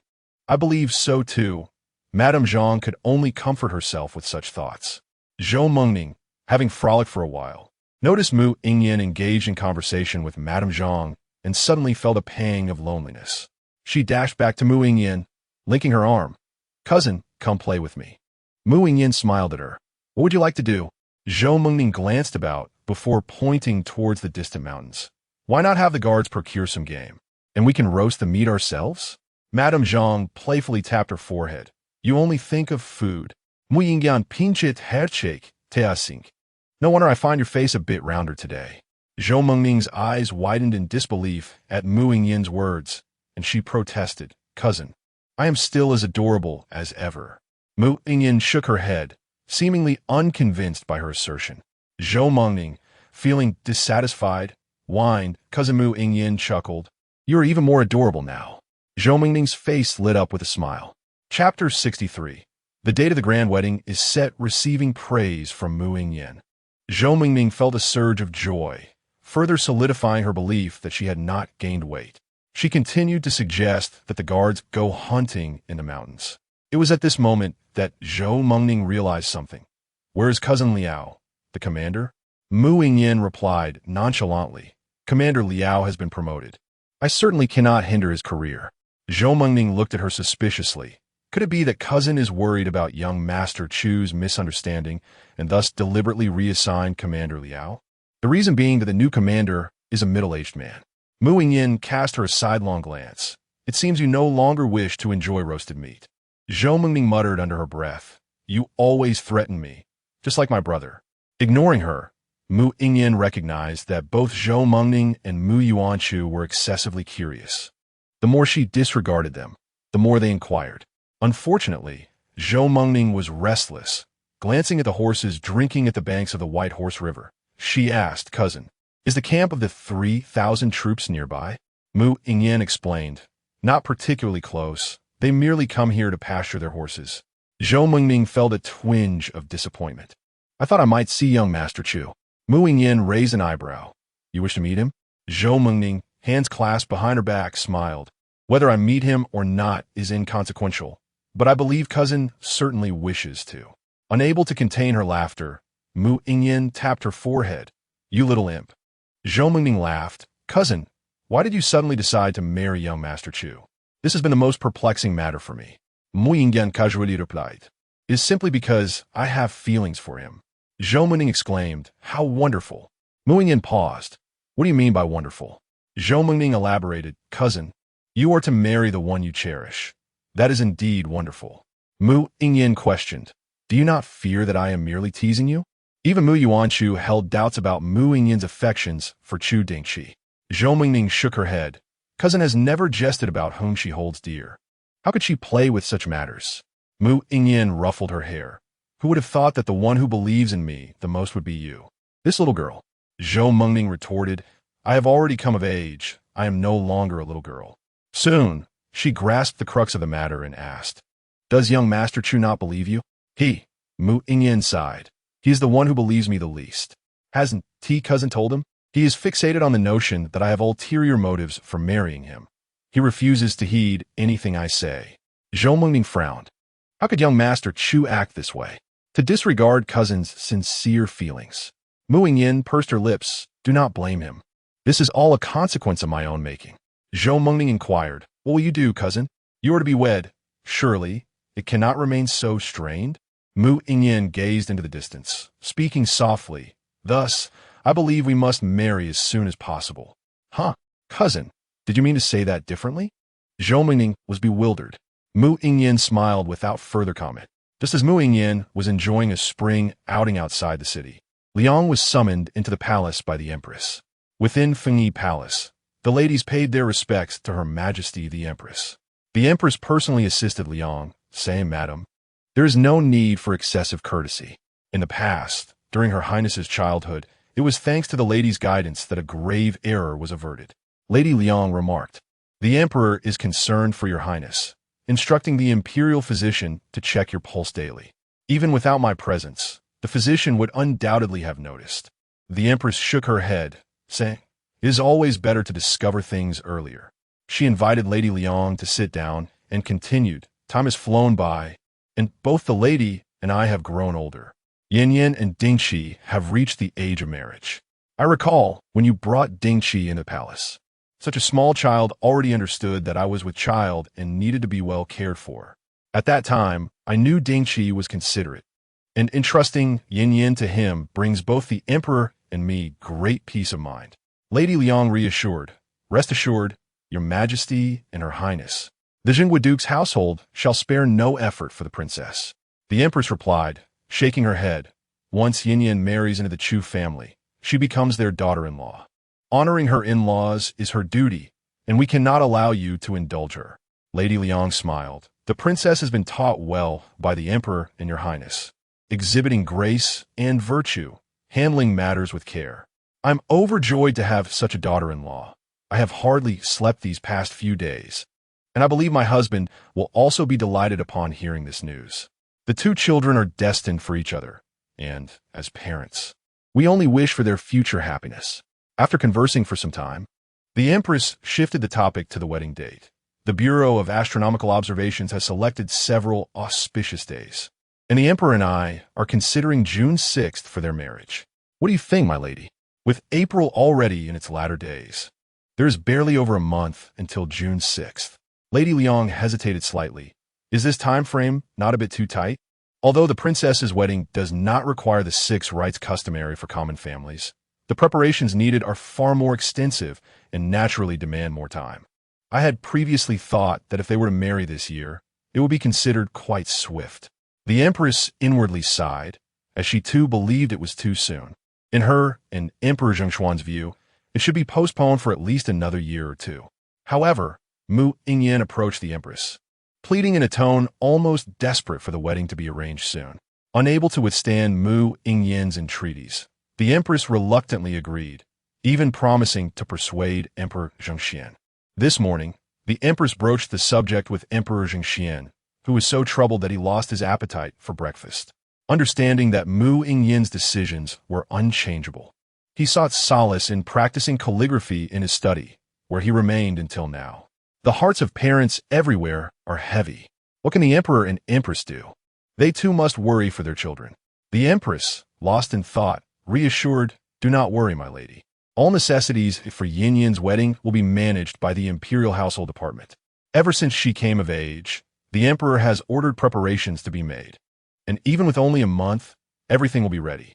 With the royal family prepared, Lady Liang could say nothing more and simply expressed, "If we can have the princess married sooner, Dingchi will surely be very pleased." What? Wedding on June 6th?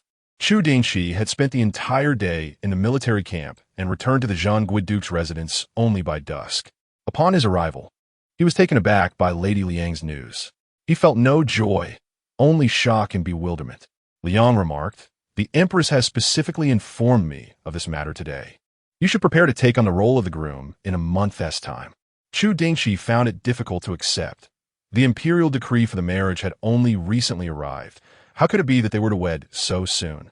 In his previous life, their marriage occurred rapidly, primarily due to his apprehension that delays might lead to unforeseen changes, as well as the declining health of Emperor Zhengxian. However, now Chu Dingchi was not in a hurry, and the emperor's condition had not yet deteriorated. Moreover, they had already dispatched someone to seek the divine physician, making it highly probable that the emperor would survive this year. Why, then, was the wedding being arranged so hastily? Liang glanced around and whispered, "I suspect it may be related to the emperor's health." This was the only possibility that crossed her mind. Earlier this year, the emperor had suffered a severe illness, and with the crown prince having taken charge of the state, many harbored such suspicions. Chu Dingchi firmly denied, "That is simply impossible." Liang furrowed her brow. "What else could it be? Surely it isn't that Princess Pingyue is eager to marry you?" At this, Chu Dingchi was momentarily taken aback. Perhaps this was indeed the crux of the matter. He suspected that his aversion to Mu Yingyan had been too overt, prompting her to urge the Empress to advance the wedding date out of fear of unforeseen changes. A bitter smile crept onto his face. In his previous life, his anxiety stemmed from love, while Mu Yingyan's was rooted in the dread of Su'er vanishing.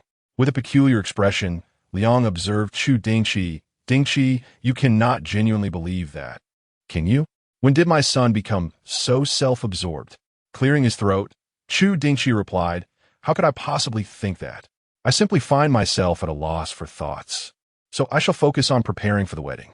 Liang nodded. "That is a valid point.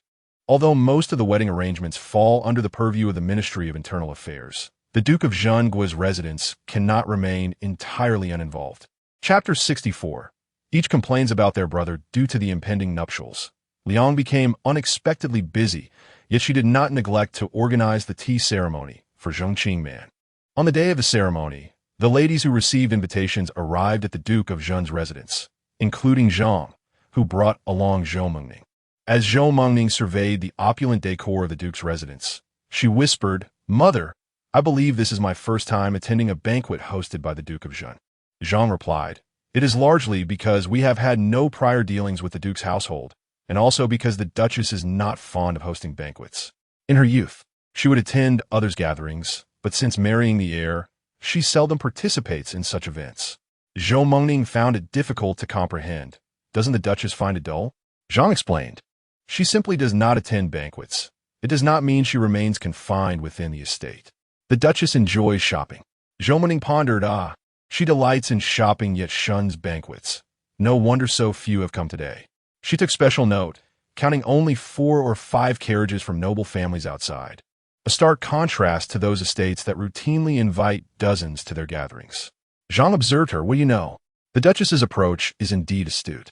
Nobility is inherently sensitive. Those most sought after often wield considerable power. If their families become too familiar, it may invite suspicion of collusion. Yet if they remain entirely aloof, it can seem guilty. Striking the right balance is crucial for those households residing in the capital. As the Duchess, Liang must exercise even greater caution. The Duke of Dingbei's household is not only noble, but also connected by marriage to the imperial family, which grants them some leeway, yet vigilance is still required." Zhou Mengning nodded, though somewhat perplexed.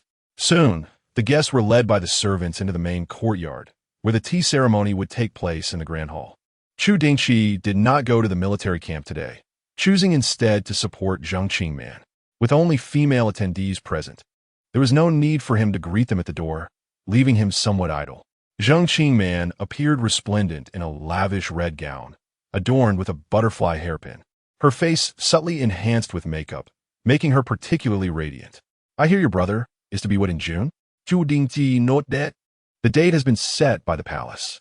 Zhang Qingman reigned in her complex emotions and offered her congratulations. "I am delighted for you, brother, in achieving your wishes." Chu Dingchi smiled. "Thank you." She continued, "Will your stepmother accompany you to Guangning after your wedding?" He affirmed, "I have already informed my father. Following my wedding, the guard will escort her to Guangning." Zhang Qingman expressed a hint of reluctance. "I shall miss my stepmother." Chu Dingchi's expression softened at her words. "You should come and spend time with her during this period." Zhang Qingman nodded in agreement. At that moment, Zhou Mengning, having observed their quiet exchange, swiftly approached. "Your Grace." Chu Dingchi turned to her with a slight nod. "Miss Zhou," she smiled, "as you are soon to wed my cousin, you may simply refer to me as your sister." As she spoke, her gaze fell upon Zhang Qingman, saying, "Miss Zheng is the sworn sister of the heir. In terms of relations, should I not address you as Sister Man?" Chu Dingchi silently clicked his tongue. Zhou Mengning remained as sweet-tongued as ever. Zhang Qingman replied, "I dare not presume such a title." Yet, Zhou Mengning had already familiarized herself, linking arms with Zhang Qingman. "What is there to hesitate about? I have heard that Sister Man possesses martial skills. Do take care of me in the future." Zhang Qingman found Zhou Mengning's familiarity a tad overwhelming, her body stiffening. However, faced with Zhou Mengning's charming smile, she could not find the words to decline and could only listen to her incessant chatter. Chu Dingchi turned his gaze aside, showing no inclination to rescue Zhang Qingman. Zhou Mengning meant no harm. She was simply overly familiar, inherently a delightful young girl. Chu Dingchi held a favorable impression of Zhou Mengning, even when the Ningyuan Marquis had treated him with disdain for compelling Mu Yingyan into marriage. Zhou Mengning had never shown him a cold shoulder and had even encouraged him. Alas, he still failed to win Mu Yingyan's heart. Meanwhile, Zhang Qingman, having been engaged by Zhou Mengning for a while, gradually relaxed as they discovered a shared topic of conversation, venting about their brothers. Zhou Mengning remarked, "My elder brother is exceptionally petty. Though he appears taciturn and seemingly indifferent to everything, should he be provoked, he might seek revenge one day, all while remaining silent about it. I told my mother we need to find a sister-in-law who is even smarter than him. Otherwise, we would never know how we offended him." Zhang Qingman responded, "My third brother is warm-hearted, with no guile at all. If someone merely plays the victim, he softens immediately, believing whatever they say, completely oblivious to being manipulated. My mother also wishes to find a daughter-in-law who is clever and assertive, at the very least capable of keeping him in check. After listening to a few exchanges, Chu Dingchi stepped away, his expression somewhat peculiar, pondering whether all sisters enjoyed venting about their brothers. He was not accustomed to listening to conversations between women. Just as he sought solitude, Liangshi beckoned him over, beginning to boast about her son in front of the ladies. As he listened to their praises and compliments, Chu Dingchi inexplicably found that listening to Zhou Mingming's banter was indeed preferable to the numbing experience of hearing others extol him. Zhang Shi gazed at Chu Dingchi with evident satisfaction, remarking, "The heir is both erudite and skilled in martial arts, truly remarkable, far surpassing my own son. The lady is indeed fortunate." Liangshi naturally responded with modesty, "Your son, at such a young age, has become a commandant, overseeing the Jinyue. Dingchi cannot be compared to your son." Chu Dingchi found himself oddly thinking of Zhou Haotsong's cold demeanor, wondering if he was aware of the disdain from both his mother and sister. Chapter 65. Close the door when you strike. So she doesn't hear. While the atmosphere at the Duke of Zhen's residence was vibrant and lively, Mu Yingyan was diligently reviewing official documents. His plan to join the tea ceremony was thwarted by Mu Yingyan's watchful gaze. Deep down, Mu Yingyan felt a pang of disappointment. "Sister, why do you not go out to enjoy yourself today?" With the memories of her past life, Mu Yingyan adeptly managed the documents and casually replied, "Isn't it good to help you?" Given that Mu Yingyan had just begun to engage in state affairs, it was impossible for Mu Yingyan to allow him to shoulder the burden alone. With a silent sigh, Mu Yingyan resigned himself to the reality of being unable to leave the palace. Meanwhile, the tea ceremony at the Duke of Zhen's residence commenced. As a family of military generals, the ceremony was not overly elaborate. Its primary purpose was to allow everyone to witness and honor Zheng Qingman. When the auspicious moment arrived, Zheng Qingman gracefully approached Lady Liang, kneeling on the cushion before her, accepting the tea offered by a servant, and presenting it to Lady Liang. "Mother, please enjoy this tea." With a smile, Lady Liang accepted the tea, took a sip, and then presented a pre-prepared white jade bracelet to Zheng Qingman. "Rise," she said. Zheng Qingman accepted the bracelet, expressing her gratitude. "Thank you, mother." She then turned to Chu Dingchi. "Sister greets brother." Chu Dingchi nodded, having prepared a gift as well, a red whip, glinting ominously in the light, indicating its formidable nature. "Though your previous whip was familiar to you, it lacked ferocity, so I chose this one for you. Give it a try." Zheng Qingman's eyes sparkled with excitement. Encouraged by Chu Dingchi's words and seeing Lady Liang's approving nod, she swiftly took the whip and exited the main hall.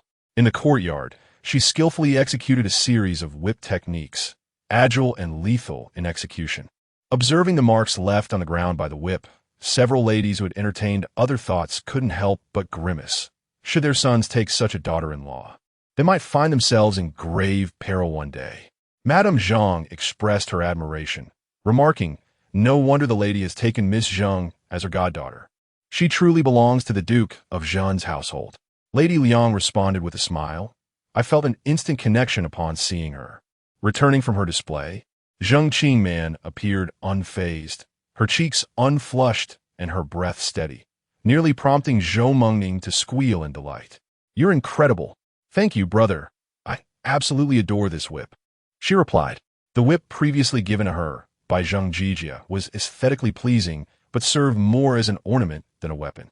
In contrast, the one from Chu Dingchi was purely functional. The weights of the two whips were markedly different. The new whip was considerably heavier, making it impractical to wear around her waist as before. With a slight flick of her wrist, the long whip coiled itself around her hand. Her maid, Lan Shuang, approached at the opportune moment to take the whip from her grasp. While others had sword-wielding maidens, Zheng Qingman would now have a whip-wielding attendant. Zhou Mingning leaned closer to Zheng Qingman. "Sister man, you're so impressive." Zheng Qingman smiled modestly. "It's just that I've practiced a lot." Her whip techniques were not extraordinarily advanced. Rather, they were a product of diligent practice. Furthermore, due to the unique nature of whip techniques, those unfamiliar with them could easily find themselves harmed. The tale of how Li Huaye's bodyguard was subdued unfolded in a rather intriguing manner. Zhou Mingning expressed her admiration, recalling, "In my youth, I practiced martial arts with my elder brother for a few days, but I soon found it too arduous and gave up. It truly is commendable that Sister Man could persevere." Zhou Mingning, being quite expressive, revealed her thoughts candidly. Her sincerity rendered Zheng Qingman somewhat bashful, typically composed. Her emotions momentarily blurred, leading her to unwittingly agree to Zhou Mengning's invitation for a shopping outing.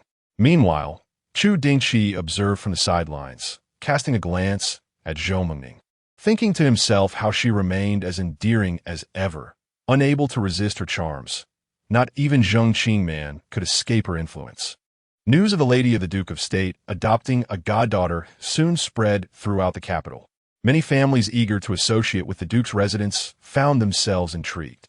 They mused that the Duke's lineage was too elevated for them to aspire to the Duke's heir, and with a royal decree of marriage now issued, they felt no one would dare vie with Princess Pingyi for a suitor. However, circumstances had shifted. Zheng Qingman, adopted by the Liang family, was merely the daughter of a minister, and there were numerous families in the capital with more power and influence than the Zhengs. They believed they were more than suitable company for the Zheng family. Consequently, a multitude of eyes turned toward the Zheng residence.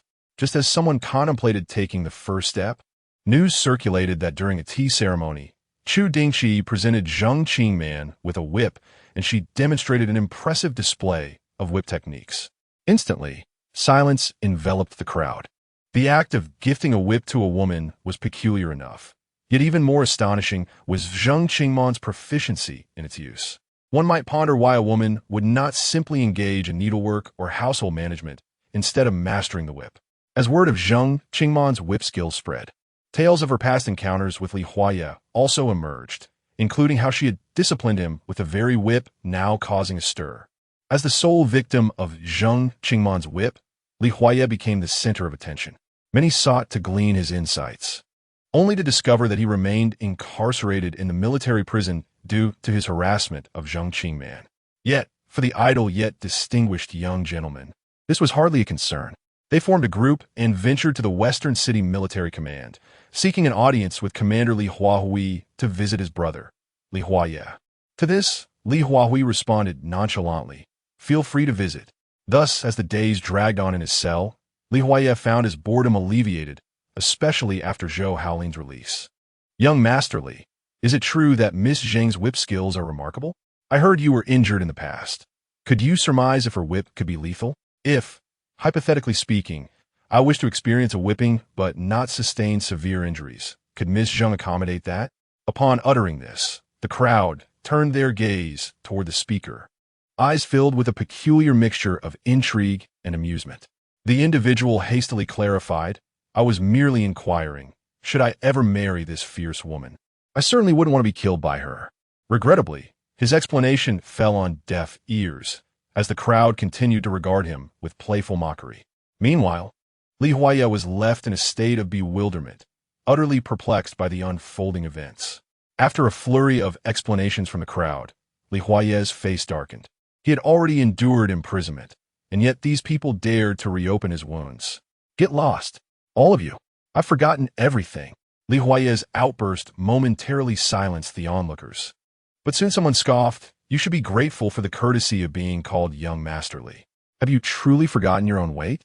Li Huaye, seething with rage, turned towards the source of the voice and froze in place. "Sixth Young Master?" Jiang Taojun laughed freely. "It seems Young Master Li is quite the memory after all." Li Huaye pursed his lips, reluctant to express his anger further, and muttered, "My apologies, Sixth Young Master. I spoke out of turn." Despite the disdain he faced as a dandy, there existed a hierarchy within the dandy circle. Though Li Huaye held the title of heir, the Duke of Loyalty and Valor occupied a mere nominal position, and his family was on the brink of decline. While he bore a prestigious title, it was well known that his standing among the dandies was not particularly high. In contrast, Jiang Taojun had a father, General Jiang Zhenliang, who was a legitimate second-rank official commanding 50,000 cavalry, wielding significant influence in the capital. This was different from Chu Dingchi, whose position was far removed in Liaodong, making social dynamics in the capital relatively straightforward. While Li Huaya would not dare confront Chu Dingchi, he did not find him particularly intimidating. However, Jiang Taojun, with his esteemed lineage and high rank among the dandies, could easily isolate Li Huaya with a mere command should he be wronged. Jiang Taojun was the youngest legitimate son of Jiang Zhenliang, overshadowed by his two exemplary elder brothers, which meant his father's expectations were considerably lower, coupled with his mother's indulgence. Jiang Taojun had unfortunately become a figure despised by many. By the time Lady Jiang realized her youngest son had gone astray, it was too late. When news arrived that Zheng Qingman had been adopted as a daughter by the Duchess of the State Protector, Lady Jiang initially felt indifferent, as the Jiang family did not need to ally with the Duke's household to maintain their status. However, upon hearing of Zheng Qingman's remarkable skill with the whip, Lady Jiang's eyes sparkled with newfound hope. Was this not fortuitous? Her son required precisely such a daughter-in-law to discipline him. Lady Jiang expressed her willingness to permit rigorous training, as long as it did not result in her son's demise. As for whether she would feel compassion, she acknowledged that she likely would, having cared for him all these years. To mitigate her own reluctance, she decided to later remind Zheng Qingman to close the door while administering discipline, so she would not have to hear it. Meanwhile, Jiang Taojun felt as though the sky were collapsing. He was currently enjoying a life of indulgence, reveling in the pleasures of food, drink, and entertainment. Why would he desire marriage? The burdensome nature of women was evident in the way his father was ensnared by concubines and reluctant to return home. Jiang Taojun resolutely declared that he would never marry. Yet, as the art of war teaches, to know oneself and one's adversary is the key to victory. Thus, he sought out Li Huaya to glean information regarding Zheng Qingman. Chapter 66. Jiang Taojun threatens Zheng Qingman. Emerging from the military prison, Jiang Taojun felt a profound sense of disappointment. Li Huaya had failed to furnish any valuable intelligence. Though he had been struck by Zheng Qingman, the presence of guards had merely resulted in superficial injuries, rendering his experience of little significance. The guards themselves had indeed felt the sting of the whip, but their toughened skin could hardly compare to the delicate constitution of Jiang Taojun, making their suffering inconsequential. Most importantly, Zheng Qingman had switched whips, and it was rumored that the new one possessed even greater lethality. In a state of dejection, Jiang Taojun found himself devoid of the spirit to indulge in his usual amusements, fixated solely on sabotaging the impending marriage arrangement. At Jiayan Palace, Mu Yingyan perused the intelligence delivered by the genie Wei with a raised eyebrow, remarking, gifting a whip to a woman, he certainly knows how to select his presents. While the gift may have seemed peculiar, it resonated with Zheng Qingman's sentiments, thus making it a thoughtful offering. Miao Shui interjected, many prospective brides for Miss Zheng have been frightened away by that whip, leaving only a handful. Mu Yingyan scoffed, Zheng Qingman is hardly unreasonable. If their sons were truly exemplary in both appearance and virtue, why would they fear the whip she wields? Although Mu Yingyan held a disdain for Zheng Qingman, it did not imply that she would extend any kindness to those spoiled young men. Miao Yu, having caught sight of a particular piece of intelligence, could not suppress her laughter, exclaiming, there are still those who have not been scared off. Upon closer examination, Mu Yingyan too chuckled. It has long been said that General Zhang's youngest son is notoriously unruly, a well-known dandy in the capital. Last year, upon reaching the age for courtship, the families that Madame Jiang favored shook their heads vehemently at the prospect of an alliance with Jiang Taojun, for even those unperturbed by his dandyish nature deemed him unsuitable. With a year having passed, Madame Jiang is now eager to find someone who can reign in Jiang Taojun. From that perspective, Zheng Qingman does indeed seem fitting. However, Jiang Taojun is unworthy of her. In all honesty, apart from her slightly inferior family background, Zheng Qingman was no less accomplished than the noble ladies of the capital. With her newfound status as the adopted daughter of the Duke of the State, she had no need to compromise by marrying the debauched Jiang Taojun.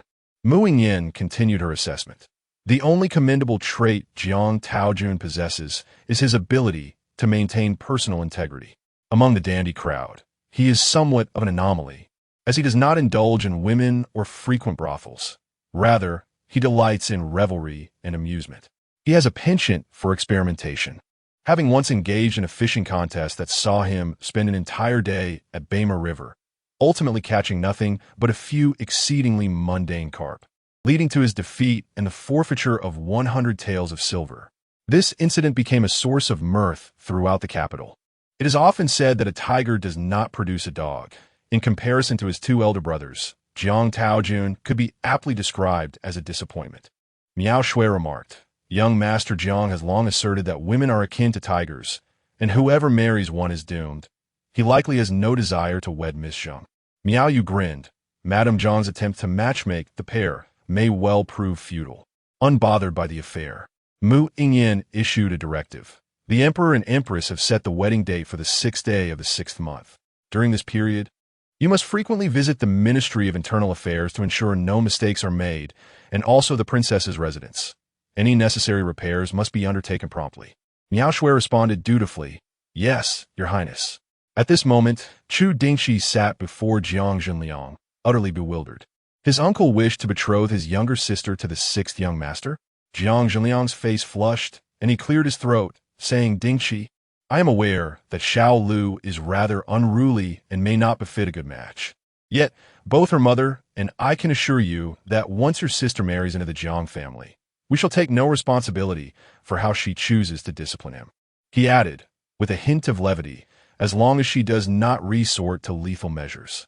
Chu Dingchi's lips twitched. His uncle seemed to have misunderstood. While his sister was adept with a whip, she was not a barbarian prone to violence. "That is even better," he remarked, "though a bit of roughness wouldn't be amiss." Chu Dingchi finally grasped the situation. The Jiang family sought someone to reign in Jiang Taoyuan, and Zheng Qingman had caught their eye. "Uncle, my sister has her parents and my mother to consider. This marriage is not for me, as her elder brother, to decide." Jiang Zhenliang replied, "I understand, but I wanted to inform you in advance. The Jiang family is sincere in this matter and not acting on a whim." Chu Dingchi smiled. "I naturally trust you, uncle. However, whether this matter comes to fruition depends on their destiny together." "Indeed," Jiang Zhenliang said, visibly relieved, and then shifted the conversation to Chu Dingchi's own marriage. "When is your wedding? I shall come to extend my congratulations." Although the wedding date had not been widely announced, it was not a closely guarded secret. And Chu Dingchi responded candidly, "It has been set for the 6th day of the 6th month. I will send you an invitation then." "The 6th of June? So soon?" Jiang Zhenliang exclaimed, surprised. "It is the date chosen by the palace's matron." He quickly amended, "The sooner, the better. You have reached the age of maturity. It is time for you to marry." Since it was the palace's decision, an early date seemed acceptable. However, as Jiang Zhenliang gazed toward the palace, a flicker of concern crossed his mind. Even a second-rank official, like him, worried about the potential repercussions of a change in regime. After all, with a new emperor comes a new court.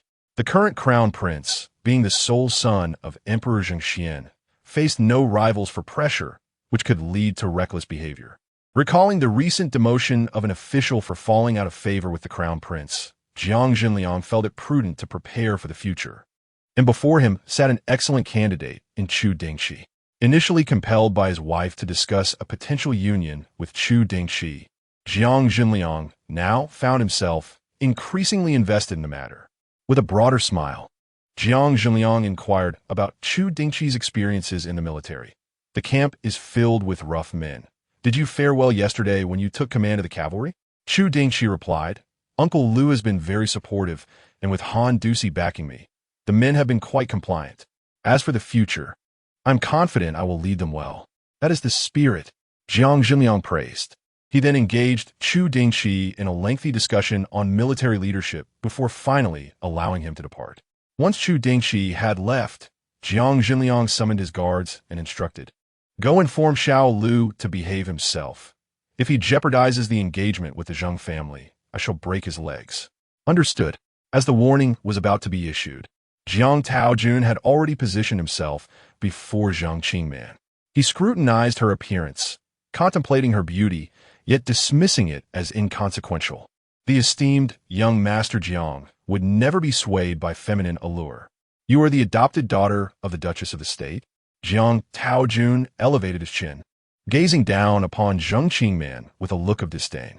Observing the insufferable demeanor of Jiang Taojun, Zheng Qingman subtly rubbed her fingers together, maintaining a composed fa-ade as she inquired, "Is there something the young master wishes to discuss with me?"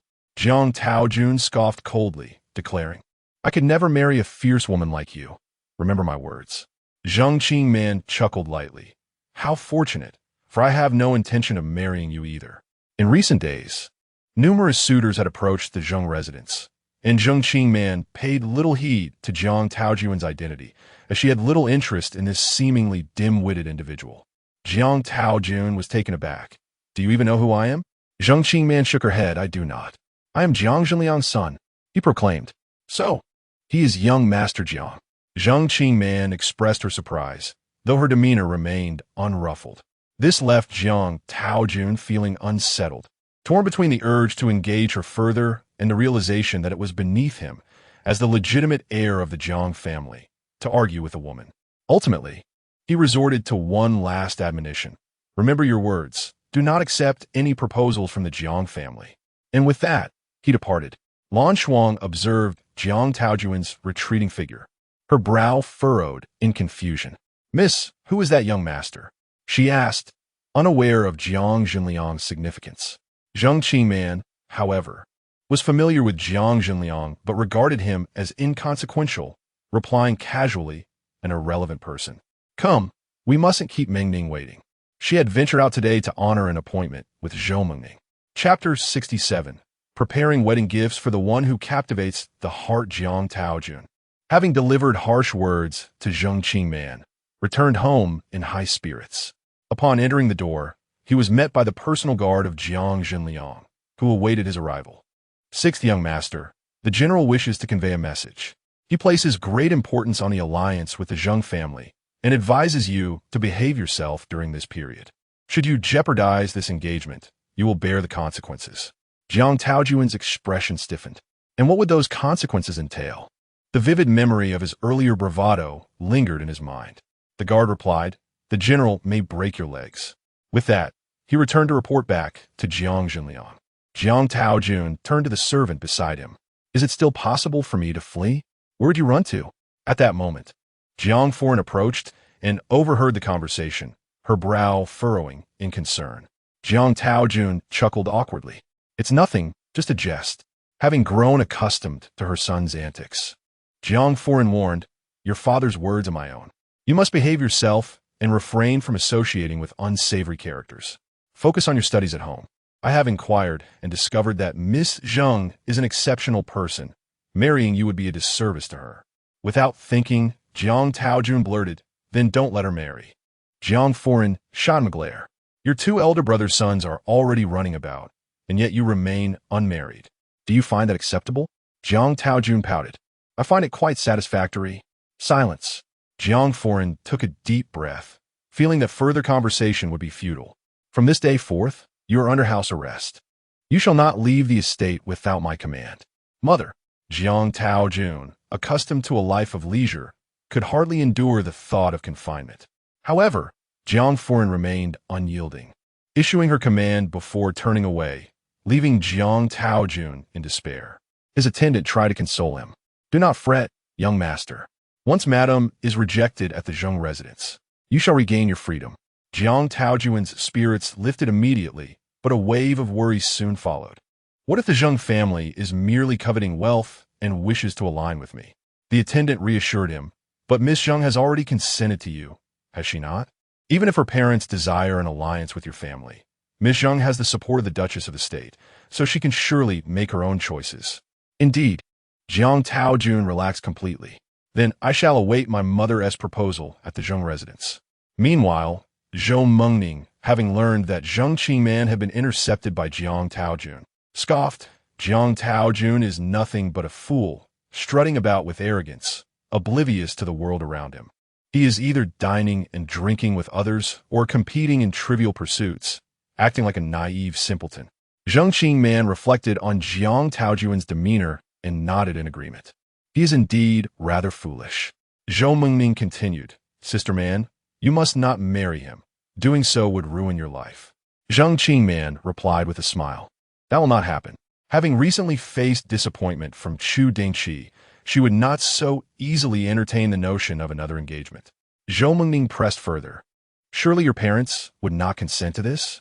Though reluctant to admit it, Jiang Taojun's family background was indeed quite alluring. Madame Jiang has spent the past year searching for suitable matches for Jiang Taoyuan, encountering numerous families eager to form a connection with the Jiang household. Yet none have met her approval. Zhang Qingman remarked, I have already informed my parents that I do not wish to consider marriage in the near future, and they will respect my wishes. The Zhang family is well aware of Zhang Qingman's current discontent and would not dare to bring up sensitive topics at such a time. Even Wei, who is most concerned about her marriage prospects, has not entertained any suitors.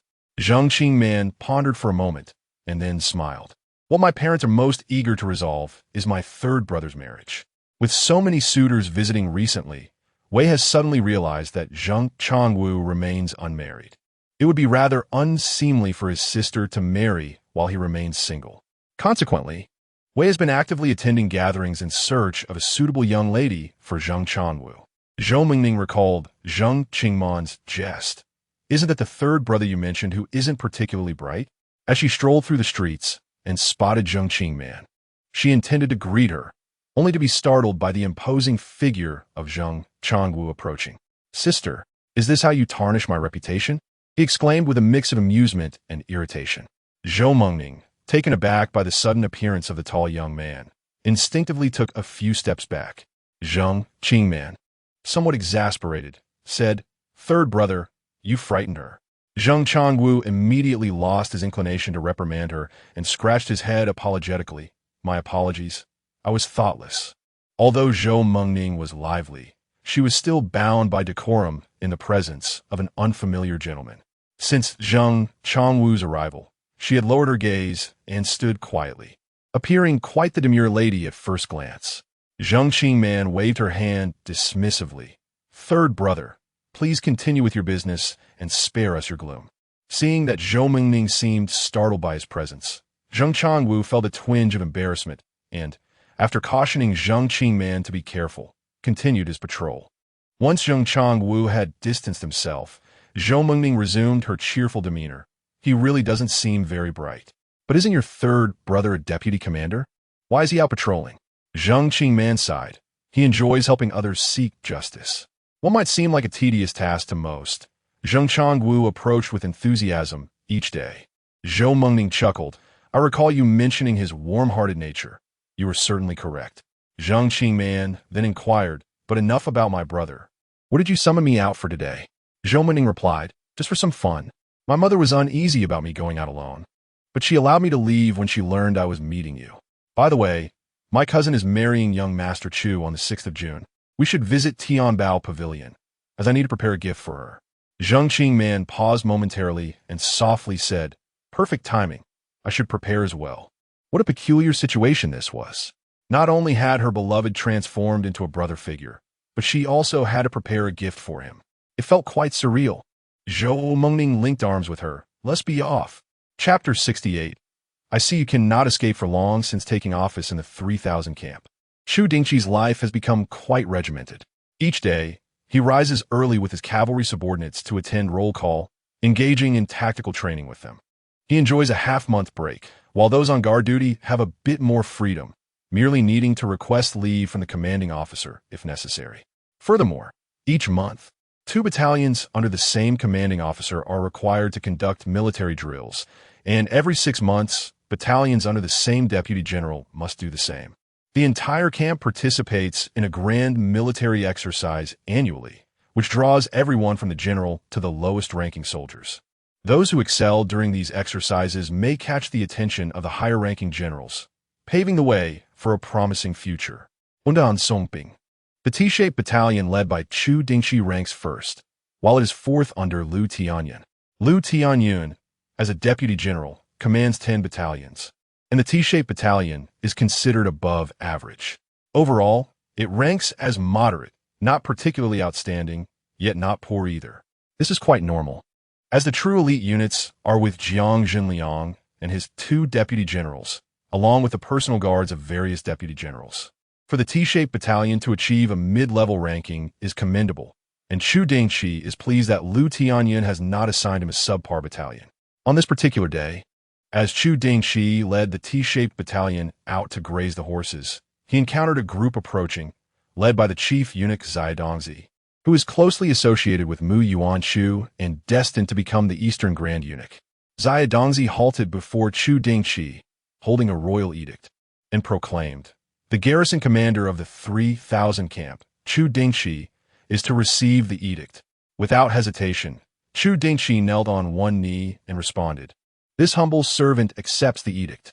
Dongzi raised his voice, "By the grace of heaven, the emperor decrees, the governor of Changzhou has been grievously wounded and slain by nefarious individuals. I'm alarmed. Such an audacious assassination of a court official puts the integrity of the court in jeopardy. What place is there for the court, or for me? If this matter goes uninvestigated, the dignity of the court is at stake. Therefore, I appoint Chu Dingchi, garrison commander of the 3,000 camp, as an imperial envoy, commanding 1,000 cavalry from the 3,000 camp to travel to Changzhou to investigate this case. At all locations, cooperation with the imperial envoy is required, permitting him to act at his discretion. To act at my discretion? Chu Dingchi's heart raced. Anyone familiar with the implications of those 4 words understands the magnitude of the authority they bestow. This humble servant accepts the edict. Dongzi helped Chu Dingchi to his feet, handing him the edict and softly saying, "Your Highness, the crown prince and the princess are quite displeased and await you in the hall of governance. Please follow me to the palace to meet them." Chu Dingchi nodded and turned to Chu Chang, instructing, "Inform Uncle Jiang and Uncle Lu of the edict. Request that they deploy an additional 500 cavalry to join my T-shaped battalion, totaling 1,000 to await my command at the camp. We shall depart for Changzhou at dawn tomorrow." After issuing his orders, he accompanied Dongzi into the palace. In his previous life, even amidst a rebellion in Jiangnan, the governor of Changzhou continued to live in scathe, and he was one of the few officials who had not colluded with salt merchants. However, despite his lack of collusion, the governor had also failed to report to the court, remaining aloof and indifferent to the situation. After the rebellion in Jiangnan concluded, the governor was dismissed for neglecting his duties and barred from the imperial examinations for 3 generations, a fate only slightly better than confiscation of property and exile. Why? In this life, had he been assassinated instead? Chu Dingchi instinctively believed that this incident was connected to the individuals he had dispatched to investigate in Jiangnan. He dispatched envoys to Jiangnan over a month ago, yet aside from receiving their reassuring missives, he has not acquired any useful intelligence. Thus, Chu Dingchi remains oblivious to the current happenings in Jiangnan. At this moment, the ministers who participated in the minor court assembly have departed. Although the assassination of the governor of Changzhou has shocked the court officials, once Chu Dingchi was appointed as the imperial envoy to investigate the matter, the ministers resumed their official duties. Only the siblings, Mu Yingyan and her brother, remained to handle the memorials. Chu Dingchi entered, clasping his hands in greeting. "I pay my respects to His Highness the Crown Prince and to Princess Pingle." Mu Yingyan raised his hand. "No need for formalities. Surely, you are aware of the situation." Upon hearing this address, Chu Dingchi felt a jolt. Mu Yingyan had always referred to him in such a manner in his past life. Chu Dingchi replied, "I'm only aware that the governor of Changzhou has been assassinated, but the specifics elude me." Mu Yingyan explained, "Today, the court received an urgent dispatch from Changzhou. The governor was attacked at the gates of his yamen. The brazen manner of the assailant is undoubtedly a provocation against the authorities. Once you arrive, you must swiftly uncover the truth and bring the perpetrator to justice, restoring the dignity of the court." Chu Dingchi regarded Mu Yingyan and subtly inquired, "Should I conduct a thorough investigation in Changzhou?" He suspected that this incident was intricately linked to certain individuals in Jiangnan, and he was eager to seize this opportunity to investigate the region personally. Mu Yingyan shared the sentiment, stating, "I have already dispatched the Jinyui to precede you. Once you arrive in Jiangnan, they will follow your command, ensuring that this matter is resolved thoroughly." The recent lack of success from Zhou Hao's envoy to Jiangnan heightened Mu Yingyan's concern for the region. Thus, the opportunity presented by the governor's demise was one she fervently championed. No one understood the gravity of the situation in Jiangnan better than they did. Furthermore, Chu Dingchi's status would deter certain individuals in Jiangnan from acting recklessly, alleviating concerns regarding safety. Chu Dingchi nodded. I accept the mission. After Mu Yingyan concluded her instructions, she glanced at Mu Yuanshu. Mu Yuanshu, who had been eavesdropping, cleared his throat and stood up. I have grown weary from sitting alone. I shall take a stroll. Xiao Dongzi, accompany me. Once Mu Yuanshu departed, Miao Shue and the others also exited the grand hall, leaving only Mu Yingyan and Chu Dingchi within. Mu Yingyan approached Chu Dingchi, her expression softening. Do your utmost. However, if circumstances prove insurmountable, do not force the issue. If you corner those individuals, they may act out of desperation. Chu Dingchi lowered his gaze. I understand. The prince consort. Mu Yingyan extended her hand. Just as she brushed against Chu Dingchi's sleeve, he stepped back, calmly stating, Time is of the essence. I must return to pack my belongings. Farewell. He then departed without a backward glance, offering no chance for Mu Yingyan to retain him. Mu Yingyan's outstretched hand halted midair, and she couldn't help but grit her teeth. Flee. By all means, flee. I wonder how long you can escape. Miao Shue and the others were taken aback by Chu Dingchi's swift exit, returning to the hall in bewilderment. Princess? Mu Yingyan retorted with irritation. Fetch Yuanshu back. He has left to frolic without addressing the numerous memorials that remain unprocessed. He has no sense of propriety. Innocently caught in the crossfire, Mu Yuanshu had merely intended to offer Mu Yingyan some space. Yet his good intentions were met with her misplaced wrath upon her return. After leaving the palace, Chu Dingchi returned home to bid farewell to Lady Liang, simultaneously instructing his servants to prepare his belongings, for he anticipated that this journey would keep him away for an extended period. Lady Liang expressed her concern. You are to be wed in June. I hope this does not interfere with the date. Chu Dingchi reassured her. I will return before the wedding. The imperial decree had been issued, and the wedding date was set. Despite his inner reluctance, Chu Dingchi would not evade his marital duties, as doing so would bring disgrace upon the Duke of Jinggua's residence. Lady Liang, feeling reassured, cautioned, be mindful of your safety while you are away. Do not recklessly charge ahead. If any issues arise, instruct your subordinates to handle them. Given the investigation into the assassination attempt carried inherent dangers, Lady Liang's anxiety lingered, and she continued to admonish him for some time before finally allowing him to depart. Chapter 69. The heir apparent speaks truly on the following day as dawn broke. Chu Dingchi, accompanied by 1,000 cavalrymen, set forth toward Changzhou. Located over 1,000 kilometers from the capital, Changzhou is one of the 8 prefectures of Jiangnan. Typically, travel from the capital to Jiangnan is conducted via waterways, taking approximately half a month. However, Chu Dingchi aimed to reach Changzhou with utmost swiftness. Thus, he opted for the main roads, journeying day and night. He took a single night's respite just before arriving at Changzhou, reaching the city's outskirts by the 5th morning. The court had dispatched a special envoy to investigate the assassination of the prefect, and news of this had already reached Changzhou. The locals had been vigilantly tracking the envoy's movements, and, upon discovering Chu Dingchi and his retinue the previous day, awaited them at the city gates early this morning. Following the assassination of Prefect Han Qingmin, the office was presently overseen by Deputy Prefect Gao Changmi. As Chu Dingchi approached the city gate, he immediately discerned a gathering of officials awaiting him. At the forefront stood 2 middle-aged men, one stout and the other slender. The portly man spoke first. I, Gao Changmi, have the honor of meeting the heir apparent. The lean man promptly added, I, Lu Wenong, pay my respects to the esteemed envoy. The officials behind them echoed in unison. We pay our respects to the heir apparent. 2 men, 2 forms of address. Chu Dingchi, perched upon his steed, surveyed the assembly with a contemplative gaze. No need for formalities. I am appointed to investigate the assassination of Prefect Han Qingmin. Deputy Gao, is the dossier prepared? Gao Changmi immediately responded, Your Highness, the dossier is ready. Prefect Han's remains are currently in the mortuary, and I have ensured that no one approaches, while the suspects connected to this case are securely confined in the prison, awaiting your examination. Chu Dingchi not that uploving, et sai. The emperor and the crown prince are enraged upon hearing of this matter, and have commanded me to bring 1,000 cavalrymen to apprehend all those involved. Deputy Gao, I kindly request your assistance in securing accommodations for us.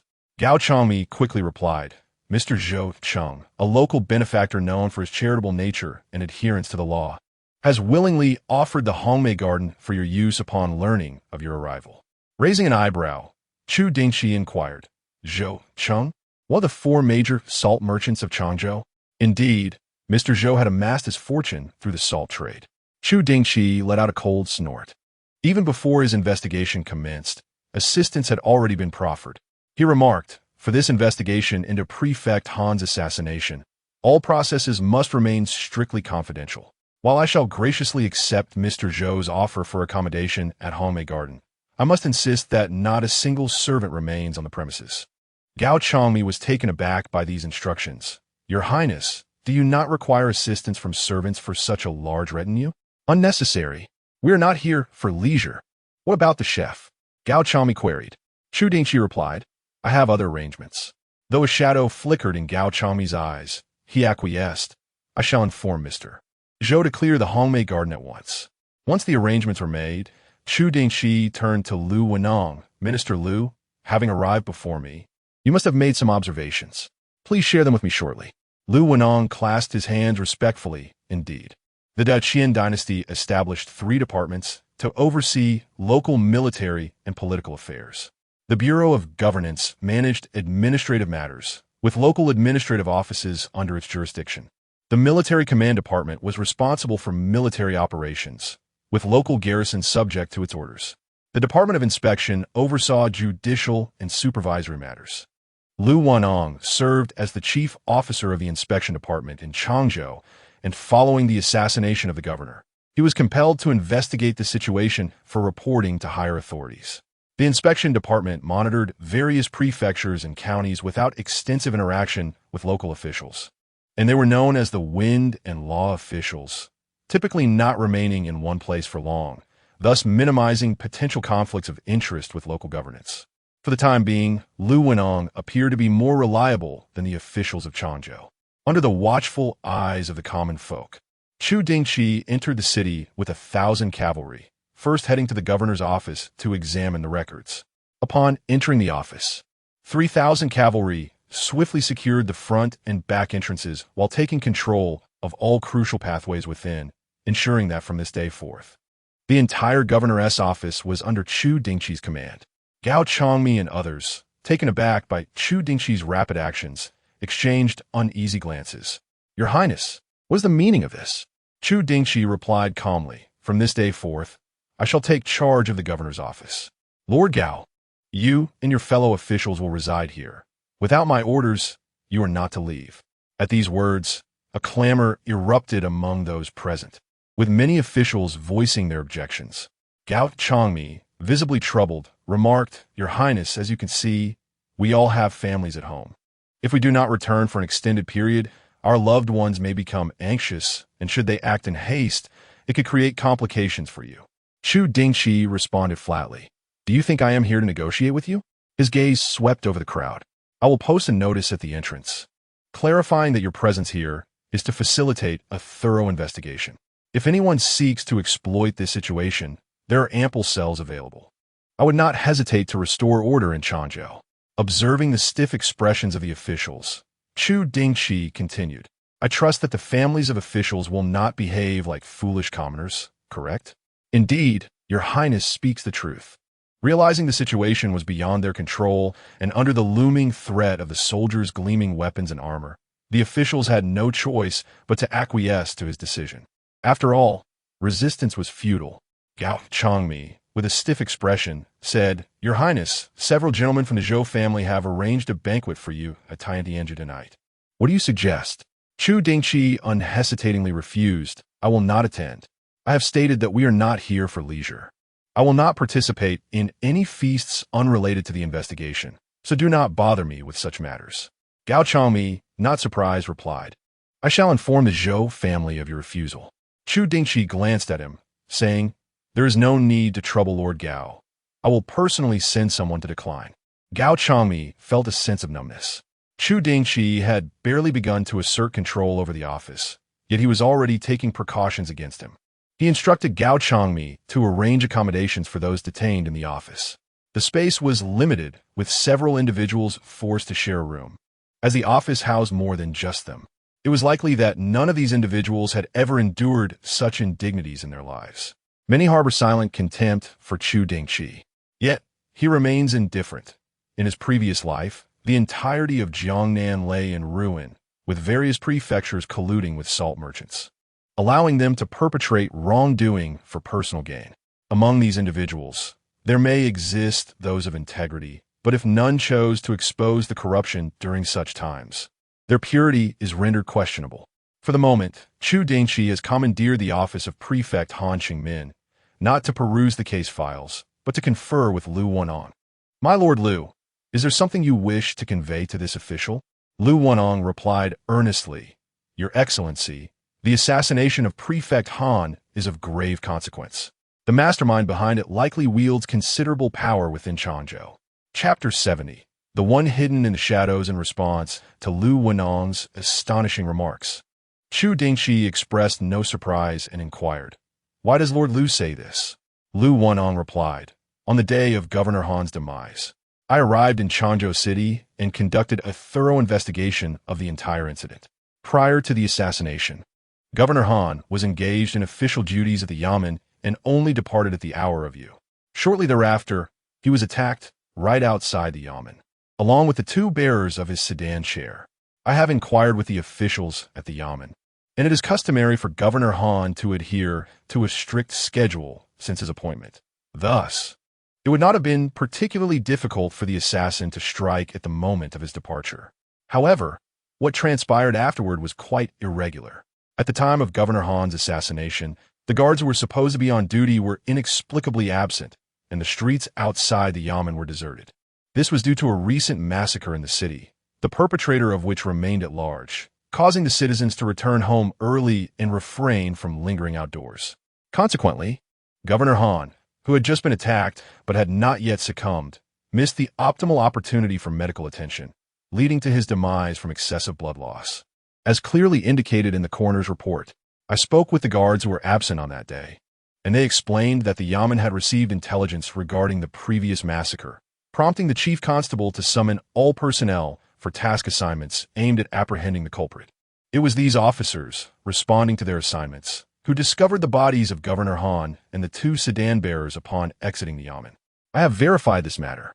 The testimonies of the two guards are consistent, and indeed the Yamen had received information about the assailant, although it was communicated anonymously without revealing the informant's identity. Following Governor Han's assassination, chaos ensued at the Yamen, and the pursuit of the murderer was left unresolved. Chu Dingchi remarked, "Does Lord Lu believe these coincidences are too remarkable?" Lu Wenong nodded, stating, "Based on my extensive experience in handling cases, this is by no means mere coincidence. Someone has deliberately orchestrated this opportunity, ensuring that no one witnessed the assassination of Governor Han and that no chance for his rescue was afforded. Moreover, the timing of the assassination was at the early hour of view, while the guards discovered Governor Han's body at 1:15. This interval would have provided the assassin ample time to escape the street where the Yamen is located, and had he prepared a horse in advance, he could have fled the city before the gates were ordered shut. Yet from the hour of view until the city was under lockdown, no one exited the city. Chu Dingchi suggested, perhaps the assassin believed he was safer within the city than beyond its walls. Lu Wenong acknowledged, such an interpretation is indeed plausible. But once the city was under lockdown, the guards collaborated with the Yamen to conduct a thorough search throughout the city, regardless of whether individuals were outsiders or locals. Anyone possessing martial skills, be it merely physical strength or some knowledge of combat, was subjected to rigorous inquiries regarding their whereabouts at the time of the incident. Those who could not provide a verifiable alibi were imprisoned in the Yamen's dungeon. Frankly, while this investigation was meticulous and thorough, it has yet to yield the identity of the assailant.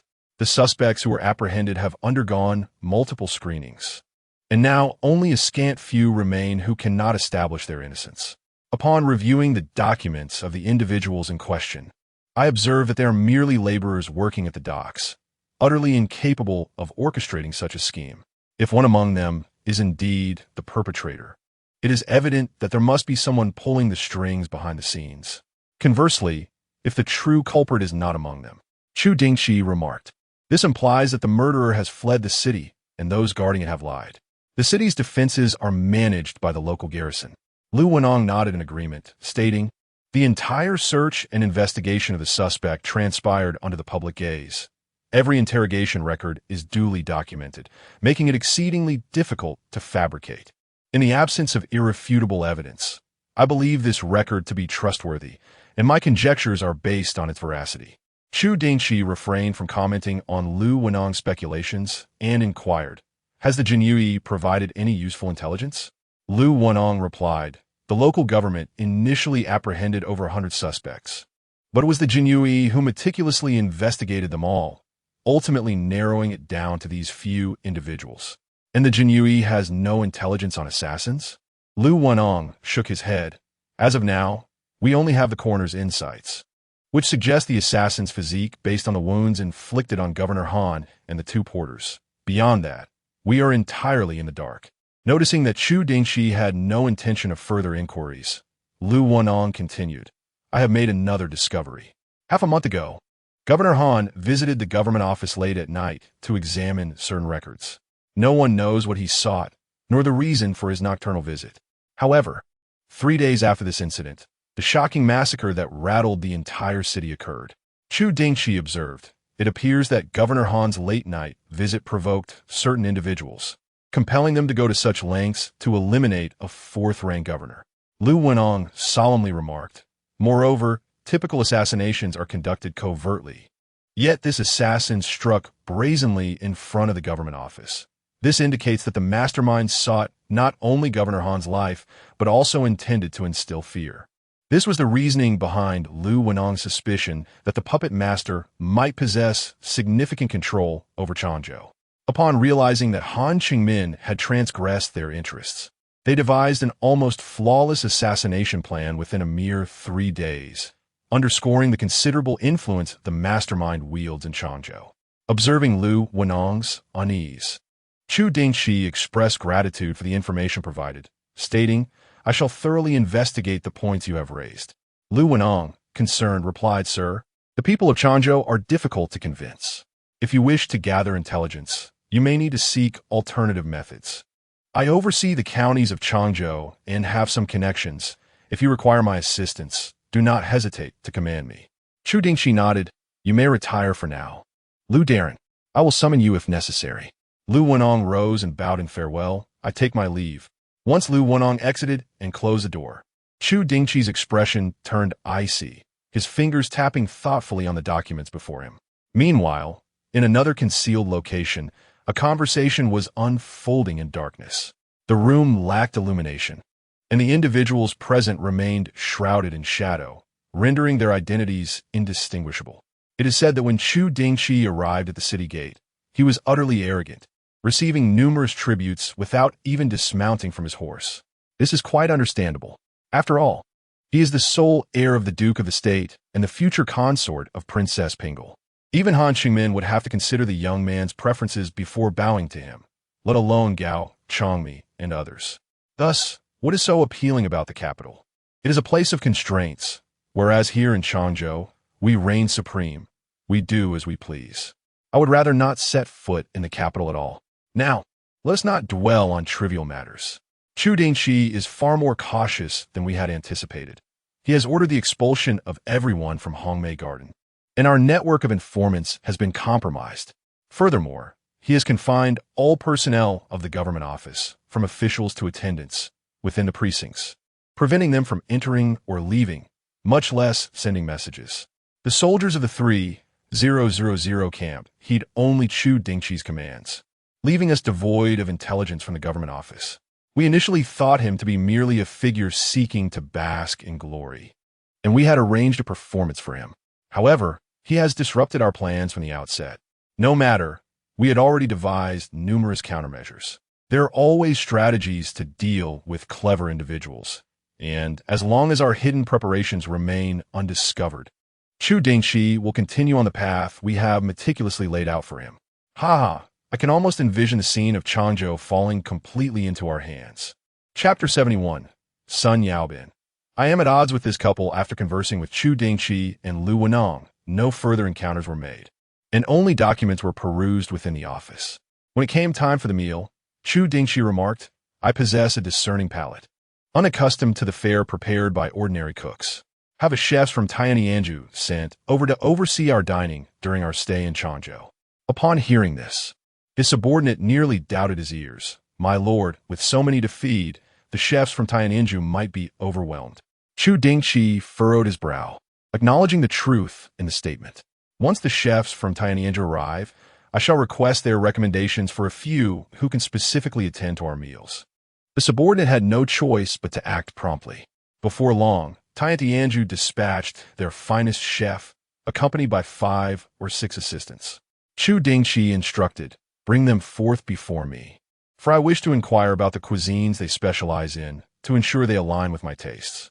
Consequently, the individuals from Tianyanju entered the official residence, not heading straight to the kitchen, but instead proceeding to Chu Dingchi's office. Once the attendants departed, one portly assistant from Tianyanju raised his head and could not contain his grievances towards Chu Dingchi. I merely came to Jiangnan to inspect shops, and was on the verge of leaving when you detained me here in Changzhou. The speaker was none other than Sun Yaobin, the hidden proprietor of Tianyanju. He had journeyed to Jiangnan to escape the grueling weight loss regimen orchestrated by Mu Yingyan, only to find himself entangled with Chu Dingchi, fearing a clash with this couple. Chu Dingchi chuckled. Before my departure from the capital, I intended to request a token from you to gain the trust of Tianyanju in Changzhou. Little did I know that finding you in Jiangnan would prove even more advantageous. Sun Yaobin bore a look of melancholy. So you hastened your messenger, instructing me to await your arrival in Changzhou? He lamented his decision to come to Jiangnan. Fully aware of Chu Dingchi's schemes in the region, he still chose to traverse there. Was this not akin to willingly stepping into a pitfall?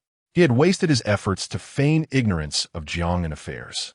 Chu Dingchi disregarded his lamentation and inquired, You must have heard of Han Qingmin's assassination. Do you possess any valuable intelligence? Sun Yaobin replied, I arrived merely a day earlier than you, hence my knowledge is limited. I am aware that Changzhou was under martial law on the day Han Qingmin was murdered, and it was not until yesterday, when I entered the city, that restrictions were lifted. According to the intelligence from Tianyanju, this incident appears to involve the Changzhou garrison. Chu Dingchi's gaze sharpened. What leads you to this conclusion? Sun Yaobin explained. On the day following Han Qingmin's death, individuals from the Changzhou garrison visited Tianyanju to drink. One among them, inebriated, remarked, Yesterday, someone clearly exited the city. Why did the commanding officer instruct us to conceal this? This statement fortuitously reached the ears of a serving boy. This remark aligned perfectly with Lu Wenong's suspicions. Yet it was precisely this alignment that deepened Chu Dingchi's doubts regarding the authenticity of the matter. Brother Sun, utilizing the intelligence from Tianyanju, I implore you to investigate the commanding officer of the Changzhou garrison.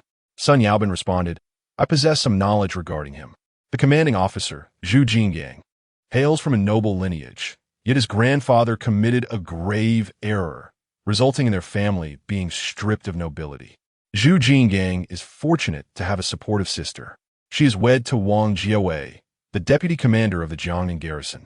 It is through this connection that Chu Dingchi has attained his position as the commanding officer of the Changzhou garrison.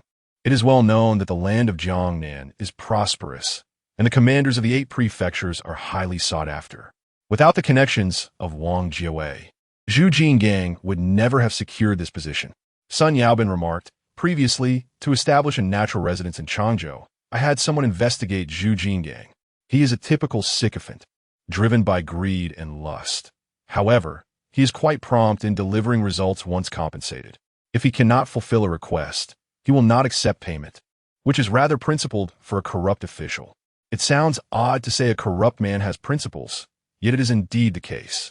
Although Emperor Zhengxian wielded significant authority, he was neither bloodthirsty nor excessively harsh. As long as his subordinates could accomplish good deeds, he would turn a blind eye to certain matters, which led to a proliferation of corrupt officials. After Mu Yuan ascended the throne, he could no longer tolerate this and executed a number of them to cleanse the atmosphere. Chu Dingchi was not here to investigate corrupt officials. He inquired, "Do you think Chu Dingchi could be colluding with someone to murder Han Qingmin?" Sun Yaobin shook his head. "To be honest, I do not know him well enough to make a judgment. Based on my previous impressions, the likelihood seems low. He possesses no grand ambitions, merely seeking to leverage his current position for financial gain." Chu Dingchi further asked, "What about your understanding of Han Qingmin?" Sun Yaobin replied, "I had him investigated before as well. Han Qingmin is a congenial person who does not offend anyone. He is quite cautious with money, only accepting it through introductions from acquaintances. I had to navigate several layers of connections to present him with a gift." Chu Dingchi questioned, "Would such a person risk offending those he cannot afford to cross for any reason?" Sun Yaobin adamantly denied, "Absolutely not. Han Qingmin is, in fact, quite self-serving. The type who only cares for his own well-being, indifferent to the floods that may engulf others. He hardly even pays attention to his own family, let alone others." "Indifferent to his family?" Sun Yaobin nodded. "He has taken numerous concubines, but has not fathered a single son. Han Qingmin yearns for a son, and previously he was nearly driven to madness over it. But in recent years, having lost the vigor, he has given up." Chu Dingchi understood, saying, "Please remember to help me investigate Chu Jingyan when you return." Sun Yaobin nodded in affirmation. "By the way, I have reservations about the officials at the Yamen. Please find me a few cooks to manage the meals for over 1,000 people. As for the horses, my subordinates will take care of them. The cavalry of the 3,000 camp generally tend to their horses themselves, fostering a bond that enhances their cooperation." Sun Yaobin inquired, "Where will the fodder come from?" Chu Dingchi replied, "It will be managed by the Changzhou garrison." Pausing momentarily, Chu Dingchi's eyes brightened. "This presents an opportunity for me to meet Chu Jingyan. Please expedite the information." Sun Yaobin replied, "Certainly. If it is only for the meals of over 1,000 individuals, there is no need to recruit additional personnel. These few assistants possess decent culinary skills and can handle the cooking. We merely need to find more hands to assist them. Large-scale cooking does not require specialized skills, but due to the volume, it necessitates more manpower." Chu Dingchi nodded. "Very well. I will have the Yamen officials assist them. After all, these individuals have time on their hands. They might as well put to work." Chapter 72, a letter that sparked a murder case. Although Gao Chongmi and others were deprived of their personal freedom, their treatment was not unsatisfactory. During lunch, the officials gathered to partake in the meal. "Why is the food so exquisite today?" one remarked. The young servant replied, "The heir specifically requested a chef from Tiangao residence." "Tiangao residence? Goodness, how much silver must that cost? Truly, it is deserving of its reputation from the capital." Gao Chongmi mused, surveying the dishes. "Is this spread exclusive to us, or is the entire Yamen indulging in such fare?" The servant responded, "Only the heir's meals are prepared by the head chef. The others are handled by the assistant cooks." "Indeed, the skills of the assistant cooks are commendable, worthy of Tiangao residence," Gao Chongmi remarked. "The heir is here in Changzhou to handle a case, representing the court. How can we allow him to bear the expenses?" Head clerk, "Surely the Yamen has funds to cover the costs of Tiangao residence's meals?" The head clerk replied, "Naturally, there are sufficient funds." After lunch, he instructed, "You shall go to the head chef of Tiangao residence and request that they temporarily keep a tab. Once the heir departs, they may settle the account with the Yamen." "Understood." After their meal, the head clerk proceeded to the Yamen's kitchen, which was currently being tidied. He glanced at the 2 cavalrymen stationed at the entrance and ventured inside, asking, "Where might I find the head chef of Tiangao residence?" A somewhat robust middle-aged man stepped forward, introducing himself, "I am Tang Lu. May I inquire what the esteemed official requires?" With a smile, the head clerk gently replied, "Chef Tang, might I have a moment of your time?" Tang Lu glanced at the cavalryman at the door, but remained silent. One of the cavalrymen then spoke, "Esteemed official, there are orders to prevent any private contact with outsiders. Please state your business directly." The head clerk, taken aback by the stringent precautions of Chu Dingchi, felt his smile falter. He stated, "Chef Tang, during the heir's stay, please keep a tab on the meal expenses, and once the matter concludes, we shall settle the account with the Yamen." Tang Lu responded, "Esteemed official, I am merely a cook. Such matters are at the discretion of the manager." The head clerk sighed, I am well aware, but the current circumstances are unique, and I can only relay the message through you. Tang Lu replied, tomorrow, a staff member from Tiangao residence will deliver the ingredients. I shall ask them to convey your message to the manager. The head clerk nodded, very well. After concluding the matter, he exited the kitchen. The cavalryman promptly reported the incident to Chu Dingchi. Without raising his head, Chu Dingchi instructed, keep a close watch on the Yaman's personnel and observe who attempts to communicate with the staff of Tiangao residence. This is the only opportunity for outside contact. I trust some will be unable to resist. Understood. In the pursuit of investigating Han Chengmin's case, the city had been under strict surveillance for several days, and numerous suspects had been apprehended. The interrogations and testimonies were countless, resulting in an overwhelming amount of documentation. Chu Dingchi had only managed to review a small portion by the time night fell. He rose, gathered the documents, and announced, arrange for sufficient personnel to guard the Yamen. The rest shall accompany me to Hongmei Garden. The Yamen could not accommodate such a large number of people, and Chu Dingchi had no intention of staying there. Otherwise, he would not have agreed to go to Hongmei Garden. Soon, 1,000 cavalrymen were left with 200 stationed at various points around the Yamen, while the others followed Chu Dingchi to Hongmei Garden. The Hongmei Garden not only boasts an expansive area, but also enjoys a prime location, separated from the government office by merely a street. Following the instructions of Chu Dingchi, Zhou Cheng ordered all the servants in Hongmei Garden to vacate the premises. At this moment, the garden was devoid of any presence. Upon arriving at Hongmei Garden, Chu Dingchi did not immediately enter. Instead, he dispatched 500 cavalrymen to survey the entirety of the estate. It was only after they confirmed its safety that he proceeded to enter. Hongmei Garden is a vast estate, and the mere 800 men under Chu Dingchi's command would be insufficient for its defense. He promptly decided to seal off all passages from the front courtyard to the interior, utilizing only the front courtyard area, thereby making the 800 men adequate for the task. Once everything was settled, it was already late at night.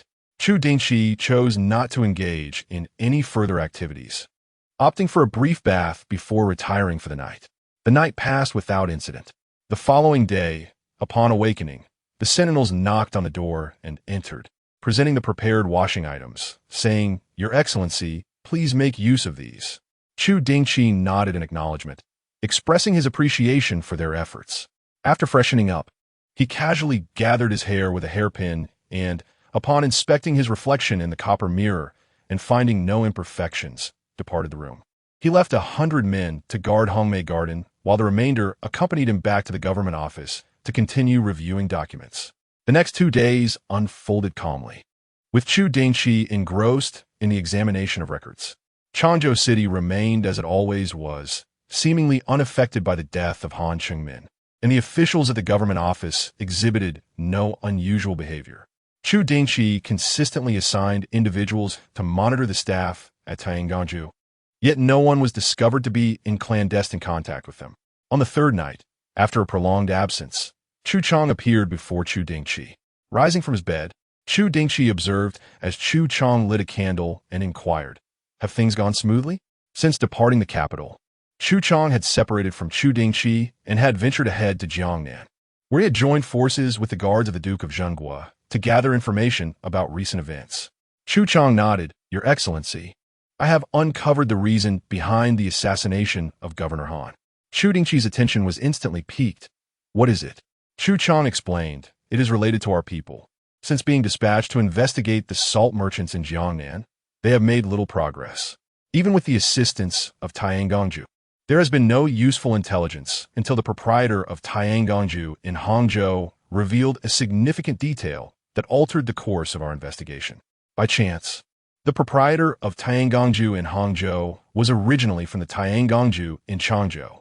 Due to his exceptional capabilities, he was transferred to Hangzhou. Over a month ago, he serendipitously spotted Governor Han strolling through the streets with a young boy in his arms. Although Governor Han was dressed modestly, the proprietor, having previously interacted with him, recognized him immediately. Realizing that Governor Han had no sons, he felt suspicion and promptly informed our people. They quickly uncovered that Governor Han had been maintaining a mistress in Hangzhou who had borne him a son. It remains unclear why Governor Han has not taken him back to Changzhou, instead visiting them in disguise, fearful of attracting unwanted attention. Our associates suspect that Governor Han may be entangled in dubious affairs, and perhaps he could serve as a pivotal point for our inquiries. We leveraged the threat posed to his son to compel Governor Han into divulging information concerning the salt merchants of Jiangnan. Indeed, the governor holds his son in high regard, and upon receiving our threatening correspondence, he could scarcely afford to delay, hastening to his estate in the dead of night to retrieve the intelligence he had concealed there, which he promptly delivered to our agents. Having said this, Chu Chang produced a letter from his bosom, stating, "This correspondence is from Lu Ying, a salt merchant in Hangzhou, addressed to Zhou Cheng, a salt merchant in Changzhou." In the letter, Lu Ying urges Zhou Cheng to swiftly leverage his connections with Chu Dingchi, the commander of the Changzhou garrison, to establish a link with Wang Jiawei, the deputy commander of Jiangnan. Suppressing his excitement, Chu Chang continued, "My lord, this letter almost conclusively ties Governor Han's demise to the collusion of Zhou Cheng and Lu Ying, with the Changzhou garrison commander also implicated in their nefarious dealings." Chu Dingchi scrutinized the letter in his hand and inquired, "How did Governor Han come into possession of this letter?" Chu Chang replied, "It appears that while visiting his son in Hangzhou, Governor Han had an altercation with Lu Ying's messenger, who offended him and was subsequently chastised by the governor's guards. This letter was discovered on the messenger. What shall become of the messenger? Kill him." Chu Dingchi narrowed his eyes. "So, Lu Ying is already aware that the letter has gone missing? Has he taken any action?" Chu Chang responded, "This incident occurred shortly after our agents arrived in Jiangnan, and we are unaware of any actions Lu Ying may have taken. However, the prolonged tranquility suggests that Lu Ying may have reached an understanding with Governor Han in private." Chu Dingchi, pondering this, lightly tapped the table. "I am inclined to think otherwise." Chapter 73. The significant intelligence brought by Lu Wanong. Chu Chang pondered, "What does the heir mean by this? It seems overly deliberate." Chu Dingchi replied, "From Lu Ying's correspondence with Zhou Cheng to the letter being intercepted by Han Chengmin, and subsequently, the guards capturing Han Chengmin's misdeeds, along with my arrival in Changzhou due to Han Chengmin's demise, each event is intricately linked, presenting a seemingly closed loop. Yet, I cannot shake the feeling that this unfolds as if it were orchestrated in advance." Chu Chang inquired, "Why do you hold such beliefs, heir?" Chu Dingchi pointed to the name Zhu Jinggang on the letter and said, "In recent days, I have uncovered numerous matters and encountered various individuals. Almost all evidence corroborates that Zhu Jinggang colluded with the salt merchants of Jiangnan and is implicated in Han Qingmin's death. However, the more I delve, the more I perceive substantial signs of human interference. In his previous life, Chu Dingchi was not well versed in the details of the Jiangnan rebellion, as it involved a multitude of parties across all 8 prefectures of Jiangnan. Even Mu Yingyan could only recall a handful of key conspirators. However, due to the presence of Han Qingmin, who neither conspired nor favored the court, he had indeed heard of certain occurrences in Changzhou. At the onset of the rebellion in Jiangnan, the Changzhou guards had not initially joined. It was only when the rebel forces grew formidable that they were coerced into participation. Due to the vagueness of his memory, Chu Dingchi did not dare to entirely dismiss Zhu Jingang's integrity. After all, by the latter stages of the rebellion, Zhu Jinggang had completely defected and opposed the court. Who could ascertain whether his initial reluctance to join the rebels was merely an act? Yet, within a mere 3 days in Changzhou, he had pieced together much of the situation and acquired the most crucial evidence, which contradicted his previous impressions of Jiangnan affairs. In his past existence, it was only after Mu Yuanchu assumed governance and resolved to rectify Jiangnan's salt administration that the rebellion erupted, with no prior information surfacing. If their correspondence could be so easily intercepted, how could they have clandestinely developed their networks in Jiangnan for such an extended period? This was the aspect that struck Chu Dingchi as most peculiar. Chu Chang asked, "What shall we do next?" Chu Dingchi contemplate. The princess previously dispatched a contingent of Jinyui to Jiangnan. They are currently in Changzhou. I shall inform you of the means to contact them, as I have matters to entrust to them. The following day, Chu Chang still did not appear beside Chu Dingchi, but Sun Yaobin did. "I have uncovered something regarding Zhu Jinggang," Sun Yaobin stated directly. "Half a month ago, Zhu Jingang's most favored concubine was poisoned in their home.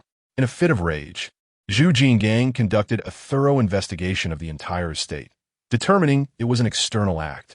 He searched all of Changzhou for the perpetrator, causing quite a stir, but ultimately failed to identify the culprit.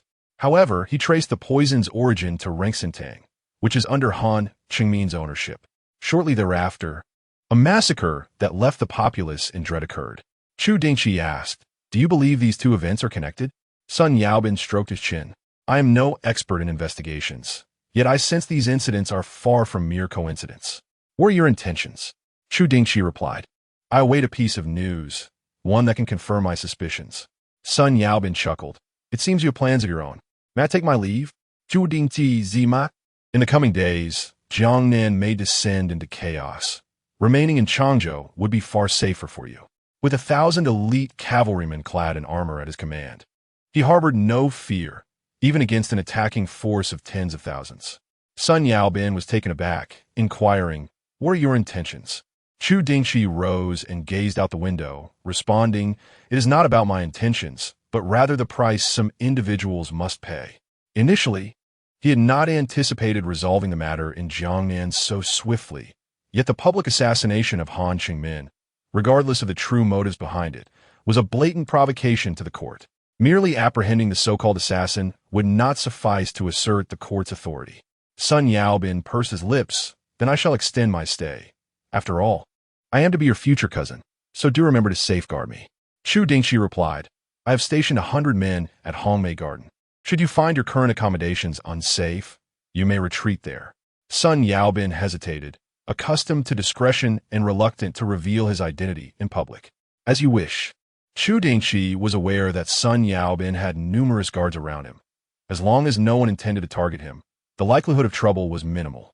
After bidding farewell to Sun Yaobin, Chu Dingchi settled in his office, perusing documents while awaiting news from Chu Chong. However, instead of Chu Chong, Lu Wenong arrived. Upon entering, Lu's expression was grave as he whispered, "My lord, I have just received intelligence from our informants. They seem to have uncovered evidence linking Commander Zhu to the assassin." A flicker of intrigue crossed Chu Dingchi's eyes, though his demeanor remained serious. "What evidence?" Lu Wenong elaborated. "I have been instructing them to investigate the assassin's matters. Today, while dining at Tian Natural Residence, they overheard some attendants discussing remarks made by a recent guest. They utilized these attendants to gather information, paying them handsomely. From their accounts, we learned that on the day following Governor Han's assassination, individuals from Changzhou Guard dined at Tian Natural Residence and, in their drunken state, mentioned that someone had left the city on the day of the attack, but the guards were silenced by Commander Zhu. Due to Zhu's silencing tactics, the suspects captured by the magistrate, after much effort, became a source of ridicule. No matter Zhu's intentions, his actions had breached significant protocol. Chu Dingchi was surprised that Lu Wenong, who had been unusually reserved for several days, suddenly approached him with information he already knew, presenting it as a grand revelation, which struck Chu Dingchi as peculiar. Nevertheless, he was aware that no one knew of his connection with the owner of Tian Natural Residence.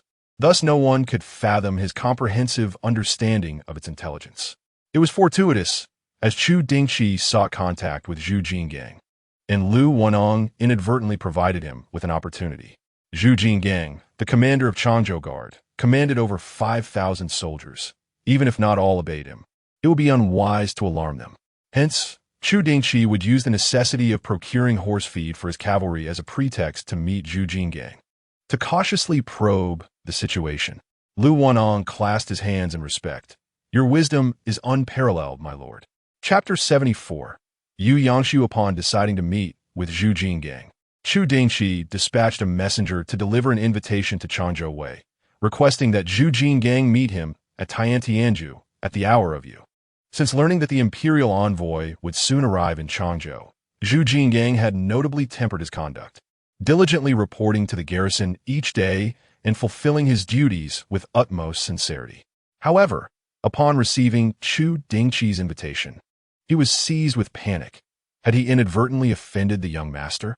A minor official reminded him, "My lord, the cavalryman who delivered the invitation mentioned that the young master wishes to discuss the provision of fodder for the cavalry." Chu Dingchi was taken aback. Did I not instruct that the finest fodder from the garrison be sent? The official hesitated. Our garrison has fewer than 100 horses in total, while the young master has brought 1,000 cavalry, each requiring 3 horses, which amounts to 3,000 horses needing sustenance. Even if we were to send all of our premium fodder, it would not last long. Therefore, we supplemented it with some ordinary fodder. With a swift kick, Chu Dingchi sent the official sprawling. If we lack it, then procure it. Must I teach you such basics? To offer the young master mere ordinary fodder is to invite my ruin. The official, kneeling, hastily replied, My lord, please temper your anger. I have already dispatched someone to procure it. It is merely on its way. Rest assured, we are providing our war horses with the finest fodder. Only the 1,000 pack horses are receiving the ordinary fodder. I would never dare defy your orders. The 3,000 camp is the elite cavalry of Dechien, with each cavalryman equipped with 3 horses, 2 for battle and 1 for carrying supplies. The pack horses are primarily used for transporting armor and provisions, while the war horses are too valuable to be burdened with such tasks. Chu Dingchi, however, remained furious. Can the young master's pack horses be compared to ordinary ones? If I am reprimanded by the young master tonight, I shall not forgive you.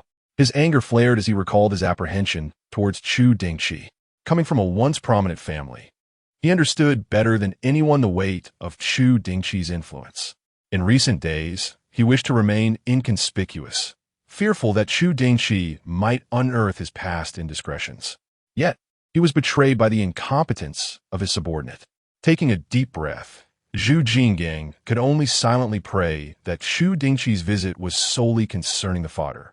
If the young master intended to use him to achieve merit, even his brother-in-law would be powerless to protect him and might even be implicated. Observing Chu Dingchi's distressed demeanor, the official suggested, My lord, perhaps we should prepare some gifts for the young master. With a swift kick, Chu Dingchi sent the official tumbling to the ground again. Are you a fool? What could the young master possibly lack? He has come to Changzhou to achieve merit, not to collect silver. Chu Dingchi understood the situation clearly. Chu Dingchi was about to marry Princess Pingyi. If he could accomplish a great feat beforehand, it would undoubtedly elevate his status. For those of noble lineage, promotion is as effortless as quenching one's thirst. A fleeting glimmer of envy crossed Chu Dingchi's eyes. What was to be done? With a huff, he replied, We shall wait for the young master's decision. Chu Dingchi possessed the authority to act at his discretion, leaving Chu Dingchi with no recourse but to wait. Devoid of any thought of seeking assistance from his brother-in-law, Chu Dingchi was entirely unaware that his invitation had deeply unsettled Chu Dingchi. After lunch, Chu Chang returned and informed him, Your Highness, the current commander of Jiangnan, Chen Yongping, has suffered a resurgence of an old injury, and his health has deteriorated significantly. He may retire within the next 2 years. The most likely candidate for his successor is Chu Dingchi's brother-in-law, Wang Jiawei. However, Wang Jiawei is not without competition. The deputy commander, Yu Yangshu, is equally capable and has commendable achievements, though his connections in the court are not as strong as Wang Jiawei's, making his chances of surpassing Wang Jiawei quite slim. Chu Dingchi froze momentarily. Yu Yangshu. Upon hearing that name, his gaze turned suddenly cold and fierce. Chu Chang, puzzled, inquired, Do you know him, Your Highness? Chu Dingchi replied indifferently, I do not know him personally, but I have long heard of his notorious reputation. In his previous life, Yu Yangshu was the mastermind behind a rebellion in Jiangnan that caused Mu Yingyan great humiliation and loss of authority. At the onset of the insurrection, Yu Yangshu executed a swift coup, assassinating commander Chen Yongping and purging dissenters. Chu Dingchi did not recall Wang Jiawei, likely having perished during that brutal cleansing. After seizing command, Yu Yangshu amassed a private army cultivated by salt merchants, sweeping through the 8 provinces of Jiangnan, either exterminating or subjugating the local garrisons, thereby further expanding his forces. Consequently, the Jiangnan rebellion inflicted severe suffering upon the local populace. It could be said that even if such a rebellion were not to occur in this lifetime, Yu Yangshu had already secured a place on the kill list of both Chu Dingchi and Mu Yingyan. On this occasion, while investigating Han Qingmin's case in Changzhou, Chu Dingchi initially believed it was unrelated to the Jiangnan commandery. However, it appeared that he had inadvertently circled back to Yangshu. With this realization, he began to comprehend the reasons behind the series of events and grasped the true motive behind Han Qingmin's death. Chu Dingchi decisively commanded, Chu Chong, take the imperial edict and immediately meet with the commanders of Zhujiang and Huguan. Instruct the commander of Zhujiang to discreetly mobilize troops towards the Jiangnan commandery to ensure that upon my orders, they can swiftly encircle the Jiangnan command and seize Yangshu. Meanwhile, the commander of Huguan must divide his forces to control the garrisons of the 7 provinces of Jiangnan, excluding Changzhou. During this period, if anyone dares to resist, they are to be killed without hesitation, and there is no need to worry about collateral damage. As Chu Dingchi spoke with palpable intensity, Chu Chong felt a shiver run down his spine and promptly acquiesced. Chu Dingchi continued, send word to the Jinyui to keep a close watch on the salt merchants across the 8 provinces. All notable salt merchants in Jiangnan must be monitored, and should anyone attempt to flee, they are to be apprehended immediately. Furthermore, our guard must keep a close eye on Lu Ying. This individual is crucial. When the time is right, he must be captured and brought before me alive. The genesis of this elaborate scheme, and its most pivotal step, lay in a letter Lu Ying had written to Zhou Cheng. Chu Dingchi was eager to ascertain whether Lu Ying was merely a pawn pushed forward by the salt merchants or if he possessed a more significant identity. Having received his orders, Chu Cheng swiftly departed the government office, aware that he was about to embark on a demanding journey to both Zhujiang and Huguan. In order to ensure his endeavors proceeded smoothly, Chu Dingchi lent his steed to Chu Cheng, lest the lack of horsepower hinder his affairs. Chu Cheng arrived in haste and departed just as swiftly. The entire government office was besieged by 3,000 troops.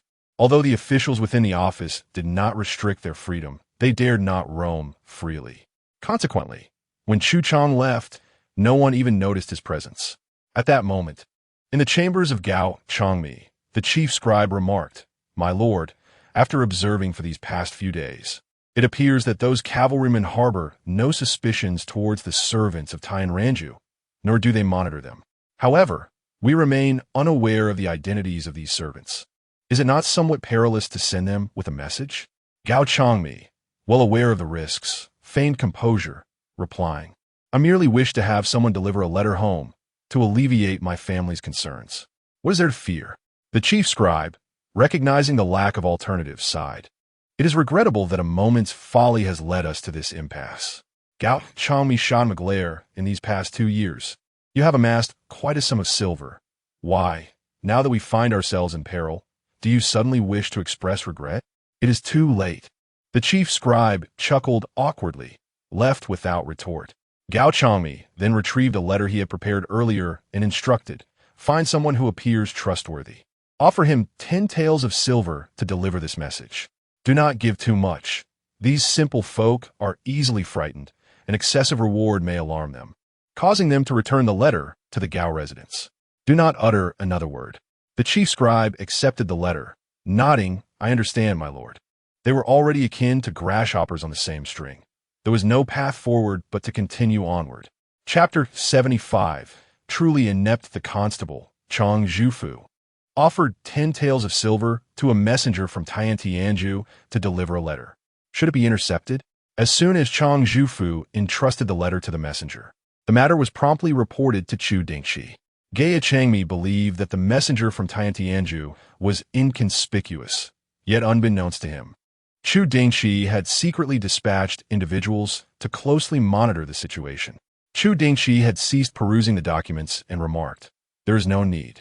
Let us observe where the letter is sent and then closely surveil that location. Anyone entering or exiting must be followed. We should deploy additional personnel.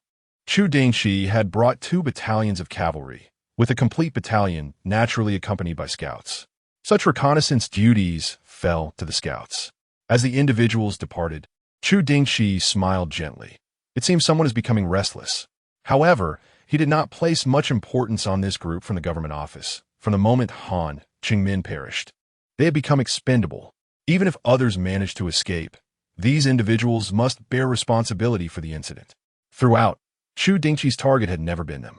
Nevertheless, Capturing a few small fry would still be an unexpected gain. They had 1,000 men at their disposal, and no matter the merits, they would be insufficiently rewarded. At the hour of Yu, Tiantianju the Tiantianju here mirrored that of the capital, comprising 3 stories. Zhu Jinggang awaited at the entrance of a private room when he spotted a striking young man clad in stone-blue brocade, followed by a dozen cavalrymen. Zhu Jinggang immediately recognized his identity. Before Chu Dingchi could approach, Zhu Jinggang knelt on one knee and clasped his fists. I, Zhu Jinggang, humbly pay my respects to the heir. May you have peace. Chu Dingchi was taken aback and stepped forward to assist him. Commander Zhu, please rise. Your rank exceeds mine. Such grand courtesy is unwarranted. The heir is an imperial envoy, and as such, I must pay my respects. Zhu Jinggang replied respectfully. I have prepared food and drink, please. The heir. Internally, he breathed a sigh of relief, for Chu Dingchi's demeanor did not suggest a reprimand. However, once they entered the private room, Zhu Jinggang proactively stated, I beg the heir's pardon. The subordinates lacked discernment and provided only ordinary fodder. Rest assured, tomorrow, Changzhou Wei will supply the battalion with superior feed. Chu Dingchi, having already received reports on this matter, replied, Pack animals do not necessarily require superior fodder. There is no need for such a pretense. Do not be overly harsh with your subordinates, Lord Zhu. Hearing this, Zhu Jinggang felt even more at ease. The heir is benevolent, yet as you are in Changzhou, I must fulfill my duties as a host. I am but a rough man and cannot assist in investigations. Thus, I shall ensure the horses are well cared for. Chu Dingchi chuckled and regarded Zhu Jinggang. Your words are misplaced, for in the matter of investigations, you could be of great assistance to me. Zhu Jinggang's eyes flickered with confusion. Does the heir require assistance from the garrison? Rest assured, I will certainly cooperate. Before he could finish, Chu Dingchi presented the letter that had led to Han Chengmin's demise to Zhu Jinggang, gesturing for him to open it and examine its contents. As he opened the letter, Zhu Jinggang's expression shifted from confusion to solemnity. Upon seeing his own name, he was instantly gripped by terror and hastily rose, exclaiming, Your Highness, I humbly confess that I have accepted a considerable sum of silver from Zhou. However, I assure you that I merely conduct my duties for payment and have no personal ties with him, let alone introduce him to my brother-in-law.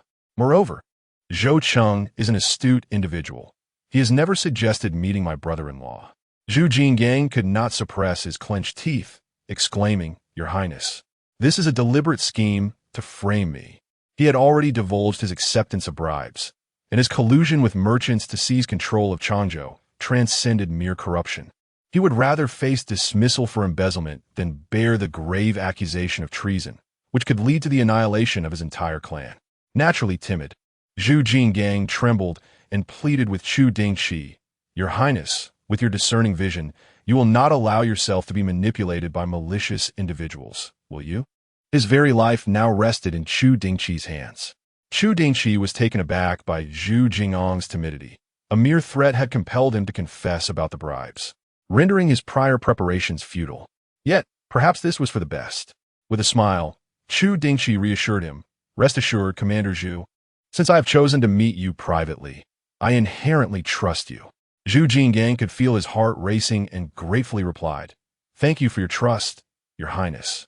However, Chu Dingchi glanced at him and stated, Trust alone is insufficient. Commander Zhu must prove your innocence. Zhu Jinggang immediately inquired, How can I prove it? Assist me in apprehending the mastermind behind this plot. Zhu Jinggang readily agreed, even displaying a sense of eagerness. Chu Dingchi inquired, The Changzhou garrison comprises 5,600 personnel across 5,000 households. You haven't been drawing empty salaries, have you? I would not dare. Zhu Jinggang replied. Though the emperor was benevolent, he had his limits, and drawing empty salaries was utterly intolerable. Naturally timid, Zhu Jinggang would not dare to tread upon such taboos. How many households do you oversee? Feeling a bit embarrassed, Zhu Jinggang lowered his head and admitted, I possess mediocre capabilities. The daily affairs are managed by each respective household. Chu Dingchi's voice turned icy. How many exactly? Zhu Jinggang wished he could bury his head in the ground. Only a little over 1,000 under my direct command. Changzhou City was vast, and the garrison could not possibly be limited to a single location. Apart from the main garrison, there were households in every direction, and some streets also housed smaller units. Thus, the number of personnel in each household did not necessarily amount to 1,000. Overall, the main garrison in Changzhou had the most troops, fully staffed with over 1,000 men. However, if the subordinate households were to gather their forces in advance, the 1,000-plus troops of the Changzhou garrison would be insufficient. Chu Dingchi coldly remarked, "Zhu Jinggang, you truly are inept. In a garrison of over 5,000, the commander can only muster a little over 1,000. Under such circumstances, how you maintain your position is truly a testament to your brother-in-law's influence. I grant you 3 days. How many can you rally?" Zhu Jinggang found himself in an even more awkward position. "Your Highness, apart from my humble self, the Changzhou Guard includes both the commanding assistant and the commanding officer, both of whom possess greater seniority and have long been entrenched in Changzhou. The 4,000-strong contingents are predominantly composed of their affiliates." Chu Dingchi was momentarily at a loss for words. "In all these years of serving as the commandant, have you changed nothing?" Zhu Jinggang replied, "To muster the loyalty of over 1,000 direct subordinates has already required my utmost effort and expenditure." Chu Dingchi closed his eyes for a moment, took a deep breath, and resolved to refrain from further quarreling with Zhu Jinggang. Chapter 76. Mu Yingyan. What if I wish to reinforce my troops? Chu Dingchi had already discerned the extent of Zhu Jingyang's incompetence and remarked, "You ought to be aware of who his confidants are, correct?" Zhu Jinggang promptly nodded. "I'm fully aware, sir. If I were ignorant of such matters, I would have likely met my demise long ago." Chu Dingchi continued, "When the time is ripe, I shall issue you commands. You must summon those 2 individuals along with their confidants to the garrison in Changzhou. I will dispatch personnel to assist you in subduing them. At that moment, you must secure control over the entire garrison's artillery and firearms, ensuring that the over 5,000 soldiers of Changzhou remain compliant in their respective quarters. This could serve as your redemption." Chu Dingchi was uncertain how many among those 5,000 soldiers harbored disloyalty, nor did he have the time to verify each one individually. With 1,000 armored cavalry at his disposal, he could both attack and defend. As long as he ensured that the garrison's weaponry did not fall into the hands of those with ill intentions, there was no need to engage the garrison's troops, provided they did not cause any disturbances. With a stern expression, Chu Dingchi locked eyes with Zhu Jinggang. "Can you accomplish this?" Zhu Jinggang instinctively straightened his back. "I shall certainly see it through." Chu Dingchi nodded. "You must have amassed quite a fortune during your years in Changzhou. Even if you harbor no malicious intent, you cannot escape the accusations of embezzlement and bribery. Once this matter concludes, as long as you fulfill the tasks I assign, while your official position may not be secure, you and your family will be safe. Regarding wealth," Chu Dingchi looked at him with a knowing smile. "Surely, you understand that one should not place all their eggs in one basket? The money obtained through corruption would undoubtedly be confiscated." But he did not believe Zhu Jinggang had not hidden away some funds elsewhere. Zhu Jinggang chuckled awkwardly, expressing his gratitude. "I am deeply thankful for your grace, young master." In the capital, at the Hall of Governance, Mu Yingyan had finished reviewing the day's memorials. She lifted her hand to massage her stiff neck and gazed out beyond the grand hall, softly murmuring, "How many days has he been gone?" Miao Xue replied, "It has been 10 days. 10 days, indeed. He must have made some gains in Changzhou." Mu Yingyan turned to Mu Yuanchu. "Order the 3rd 1,000 camp to dispatch an additional 5,000 cavalry to Changzhou to heed the commands of young Master Chu." Mu Yuanchu was taken aback. With 1,000 cavalry already present, even if the entire garrison of Changzhou were to mobilize, they would be unable to contend with them, thus effectively controlling the entire city. Why send an additional 5,000 cavalry? The provisions for such a journey are not insignificant. Mu Yingyan replied, "Prepare provisions for 6 days. Upon their arrival in Changzhou, young Master Chu will be responsible for their supplies." Changzhou is one of the 8 prefectures of Jiangnan, with the governor being assassinated in broad daylight. It could potentially implicate other cities. We must send more troops for added security. Mu Yuanchu's expression shifted slightly. Then why not allow young Master Chu to take 6,000 cavalry from the outset? Mu Yingyan sighed. Sending 1,000 cavalry could be justified as a protective measure for him. However, sending 6,000 might provoke certain individuals. She had calculated the timing. Sending 5,000 cavalry now would ideally coincide with any needs that Chu Dingchi might have. Mu Yingyan composed a dispatch, instructing Xiao Dongzi to promptly deliver it to the 3,000th camp. Once Xiao Dongzi departed, Mu Yingyan belatedly pondered, shouldn't we dispatch the Divine Mechanism Camp as well? With the artillery of the Divine Mechanism Camp at our disposal, we could alleviate considerable burdens. Mu Yingyan remarked, the capital is distant from Jiangnan. Should we truly require the use of firearms, it would be far more convenient to requisition them from the nearby provinces of Zhejiang and Huguang than from the capital. Mu Yingyan countered, if the heir of Chu genuinely requires military strength, could he not also draw troops from Zhejiang and Huguang? Is there a necessity for reinforcements? Mu Yingyan cast him a sidelong glance. Can you guarantee that the soldiers from those two provinces will follow his commands without question? Mu Yingyan frowned. The heir of Chu possesses the authority to act at his discretion. Who would dare disobey? Thus, I see no reason not to provide him with additional troops. Mu Yingyan spoke with a sense of righteous indignation regarding her intentions. Mu Yingyan was momentarily rendered speechless. Sister, you may do as you please. Yet internally, he grumbled, wishing she had articulated her thoughts sooner, sparing him from his futile analysis. Mu Yingyan paid him no heed. She was aware that with the imperial edict in place, the commanders of the two provinces would likely comply, especially given the heir of Chu's standing as the son of the Duke of the nation. She opted to deploy 5,000 cavalry to Changzhou, merely to ensure that Chu Dingchi had a greater number of capable individuals at his disposal. Should he harbor ambitions toward the other 7 prefectures of Jiangnan, an additional 5,000 cavalry would allow him the confidence to allocate forces elsewhere. The mobility of cavalry surpasses that of ordinary troops. At the 3,000th camp, Jiang Zhenliang received the dispatch from Xiao Dongzi, retrieving a silver note from his sleeve to hand to Xiao Dongzi. He inquired, esteemed eunuch Dong, may I ask about these 5,000 cavalry?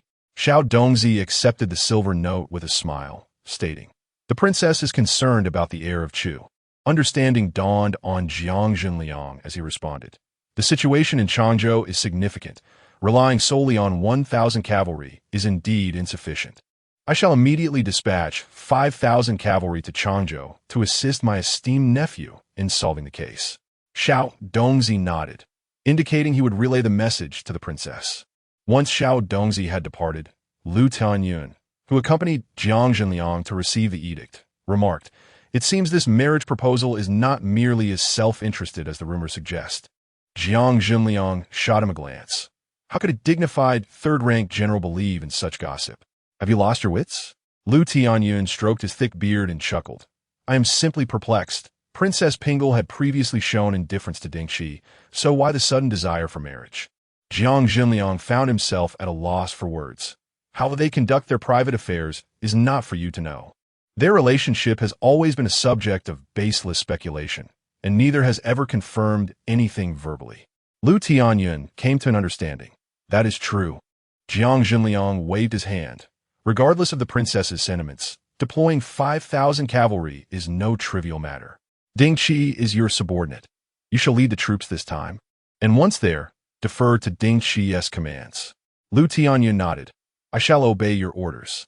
When it came to matters of significance, Lu Tianyun adopted a serious demeanor, swiftly mustering 5,000 cavalry, each man carrying provisions for 6 days, before departing the military camp. As they galloped away, a cloud of dust arose beneath them. Jiang Zhenliang watched their departure, silently praying for their safe journey. In Changzhou, at the governor's office, on the eve of his meeting with Zhu Jinggang, Chu Dingchi was greeted the following morning by Lu Wenong. My lord, have you discerned anything from Zhu's conduct? Chu Dingchi regarded Lu Wenong with a smile that was neither fully welcoming nor dismissive. It seems, Lu Darren, that you are rather anxious. Lu Wenong sighed, to speak candidly. My lord, I fervently wish for this matter to reach a swift conclusion, so that I may atone for my past misdeeds. As the overseer of criminal law, until Han Xiumin's case is resolved, the blame rests upon me. Chu Dingchi reassured him, Rest assured, with my presence, the court shall not direct its ire towards you.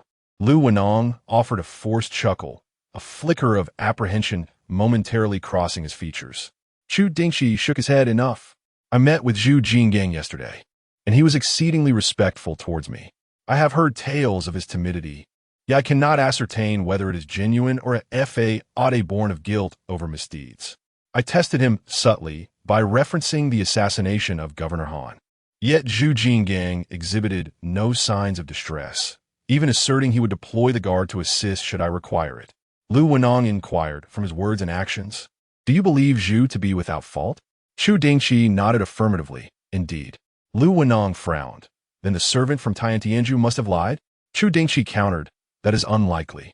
It is possible that Zhu Jinggang harbors undisclosed suspicions, or perhaps someone is orchestrating his downfall." A shiver ran through Lu Wenong at the implication.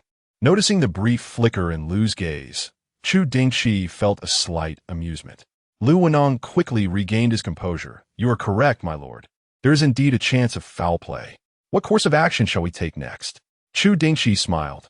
"You need not concern yourself with that, Lu Darren. I shall make the necessary arrangements."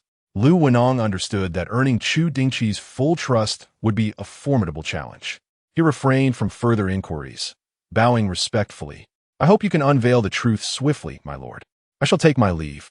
Upon returning to his chamber, Lu Wenong's expression grew solemn as he observed the cavalry stationed at the crossroads, silently contemplating how to convey the message he wished to send.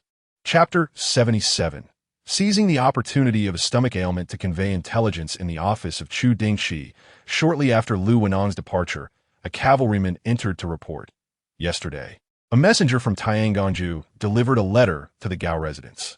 He departed without conversing and later, under the cover of night, the steward of the Gao household quietly exited through the back door, making his way to another estate's rear entrance. After a brief knock, he was invited inside and remained for approximately the duration of a joss sticks burning before he emerged. "I have investigated, and that estate belongs to the salt merchant Zhou Cheng." Chu Dingchi nodded faintly. "You may leave." Were it not for his memories from a past life and the suspicion he harbored regarding the contents of that letter, he could have, based on the evidence he currently possessed, apprehended Gao Changmi, Zhou Cheng, and Zhu Jinggang for interrogation. As it stands, Zhu Jinggang did not yet appear to be entangled in this web, but both Gao Changmi and Zhou Cheng were certainly not innocent. Should their guilt be established, Zhu Jinggang's denial would bear no weight. The shadowy figures behind the scenes might have already prepared alternative evidence to implicate him. Perhaps Lu Wenong had further schemes in mind? On the surface, Chu Dingchi imposed far fewer restrictions on Lu Wenong than on Gao Changmi and others. At the very least, Lu had the liberty to interact with external informants, as evidenced by the intelligence he provided regarding Zhu Jinggang from Tianganju. Thus, Lu Wenong believed that although Chu Dingchi remained vigilant towards him, he did not perceive him as an ally of Gao Changmi and his cohort, nor was he connected to the demise of Han Qingmin. This belief emboldened him to relay the information. Lu Wenong awaited an opportune moment, and, as lunchtime approached, he partook of his meal as usual. However, shortly after finishing, he began to experience severe abdominal distress, exclaiming, "Is today's meal not clean?" The servant delivering the food looked puzzled. "I do not know, my lord." Lu Wenong brushed past him, stumbling towards the latrine in the southeast corner. Once inside, he suppressed the urge to relieve himself and, with an agility unbecoming of a scholar, climbed onto the wall. Peering down, he glimpsed the alley outside the estate. After ensuring the alley was clear, he removed one of the bricks from the second row, inserted the pre-written intelligence within, and replaced the brick, concealing any traces of his actions. Having completed this task, Lu Wenong felt a surge of relief, but the urgency of his stomach became nearly uncontrollable. He quickly descended, unfastened his belt, and squatted down, at which point a foul odor permeated the air.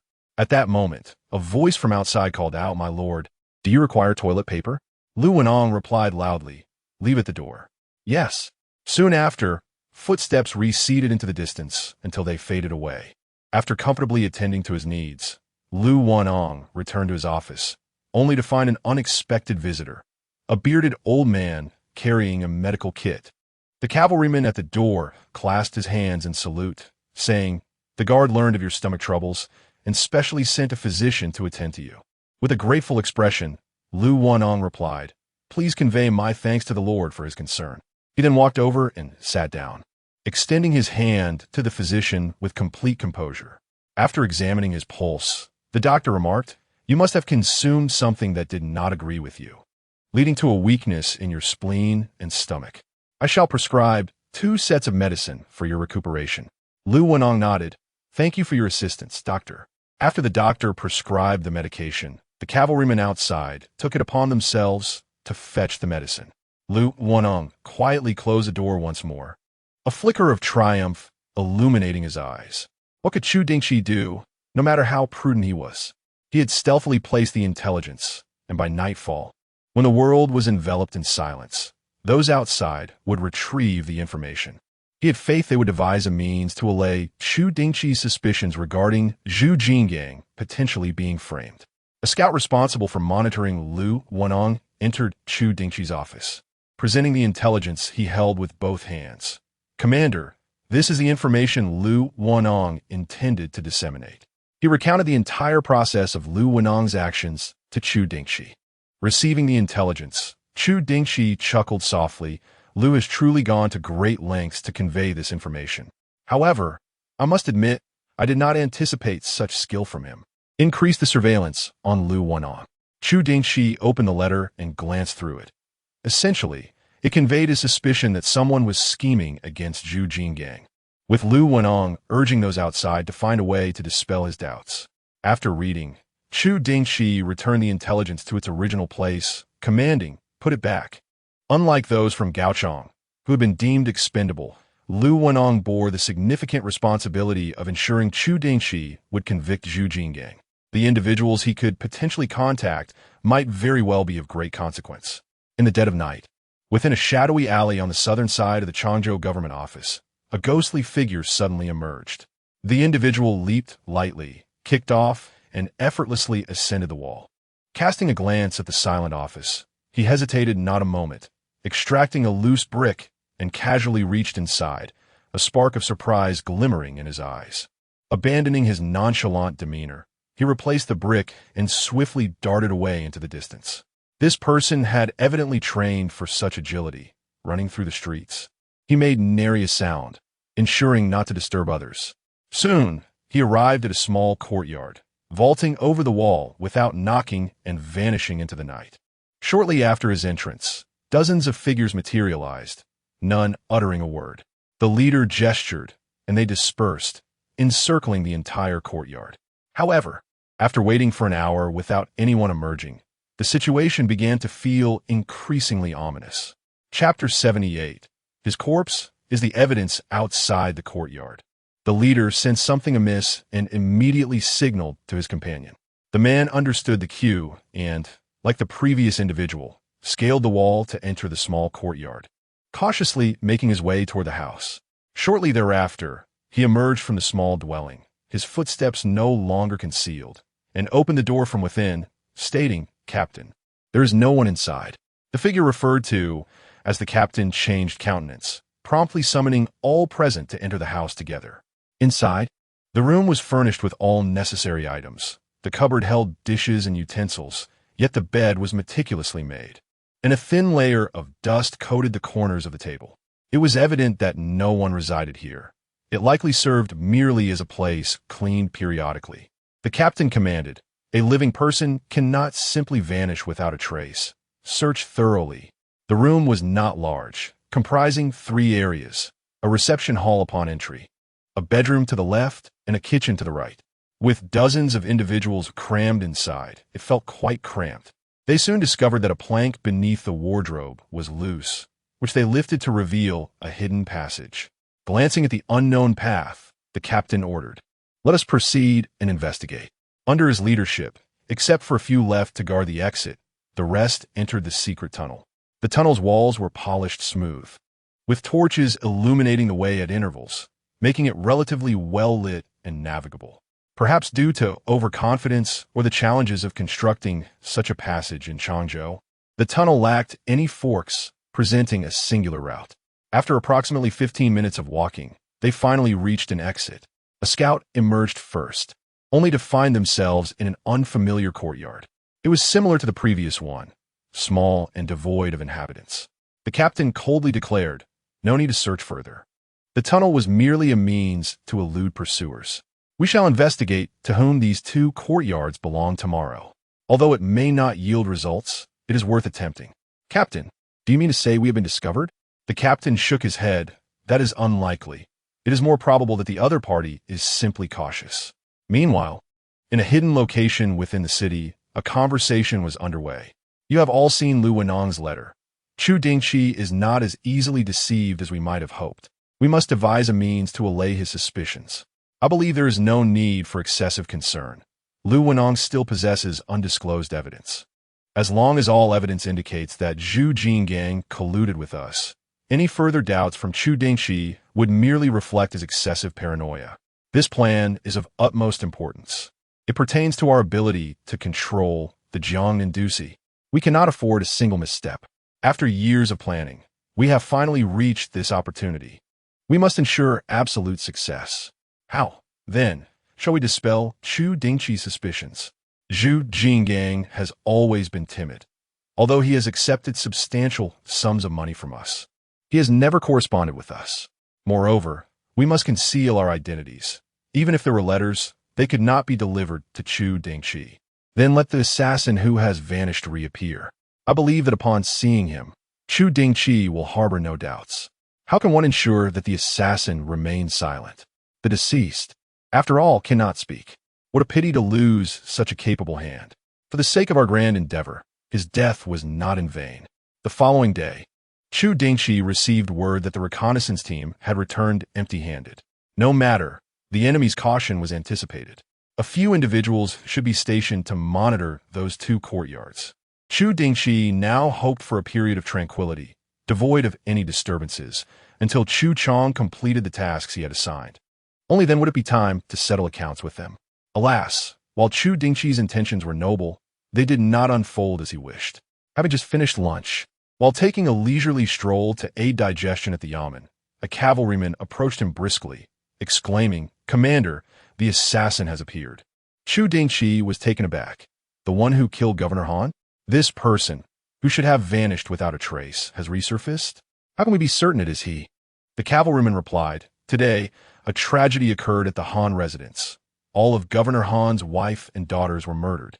The coroner has examined the bodies, and their deaths mirror that of Governor Han, indicating a single perpetrator." Chu Dingchi furrowed his brow. "Were any traces of the assassin discovered?" The cavalryman responded this time, "The assassin has grown bolder, killing Governor Han's family in front of the servants. A sketch of the assassin has been commissioned.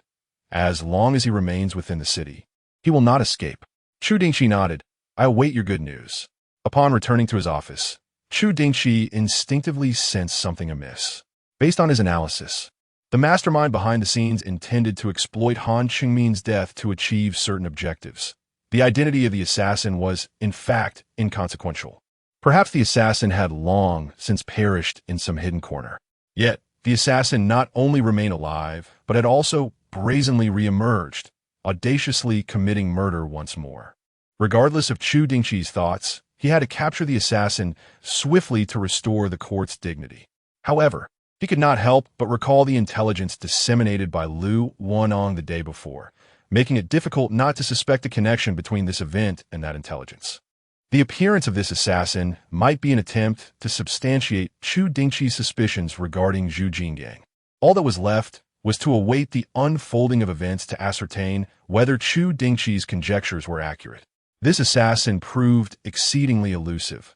All 3,000 scouts were mobilized, and it was not until dusk on the second day that they cornered him at a civilian residence. Ultimately, they paid the price of 5 injured men, only to obtain a lifeless body poisoned to death. As Chu Dingchi gazed at the young man before him, whose face had turned a ghastly shade of purple from the poison, he yearned to uncover the enemy's hidden hand. "Commander, I have ascertained this individual's identity. He is an orphan, having relied on his sister since childhood. They endured much hardship until his sister was taken into the household of Chu Dingchi, the commander of Changzhou Wei, which improved their circumstances. However, just days ago, his sister suddenly succumbed to poison. Commander Zhu was furious and searched the entire city for the murderer, but found no one. He did discover, however, that the poison originated from Rinxin Hall, a property of Governor Han. Now it all made sense. In an instant, Chu Dingchi comprehended the significance of the assassin's existence. There was no need for words. His very presence served as the most compelling evidence against Zhu Jingyan. To avenge a beloved sister? Ah, what a noble and deeply relatable motive. Chu Dingchi's gaze turned icy. Did their neighbors know of his martial prowess? They did not. Chu Dingchi scoffed. How could a lad, barely surviving alongside his sister, have possibly acquired such skills? My elite subordinates sustained injuries, 5 of them, only to recover his lifeless body? Investigate. Scrutinize every detail. It would be utterly abnormal not to probe such glaring inconsistencies. Chapter 79. Baiting the hook. The assassin's background is remarkably uncomplicated. Prior to his sister's arrival at the Zhu residence, they lived in a destitute neighborhood, a place where secrets were scarce. Chu Dingchi's subordinates swiftly uncovered when the assassin began his martial training. According to the neighbors, approximately 3 years ago, a mysterious individual frequently visited the siblings, always bringing food.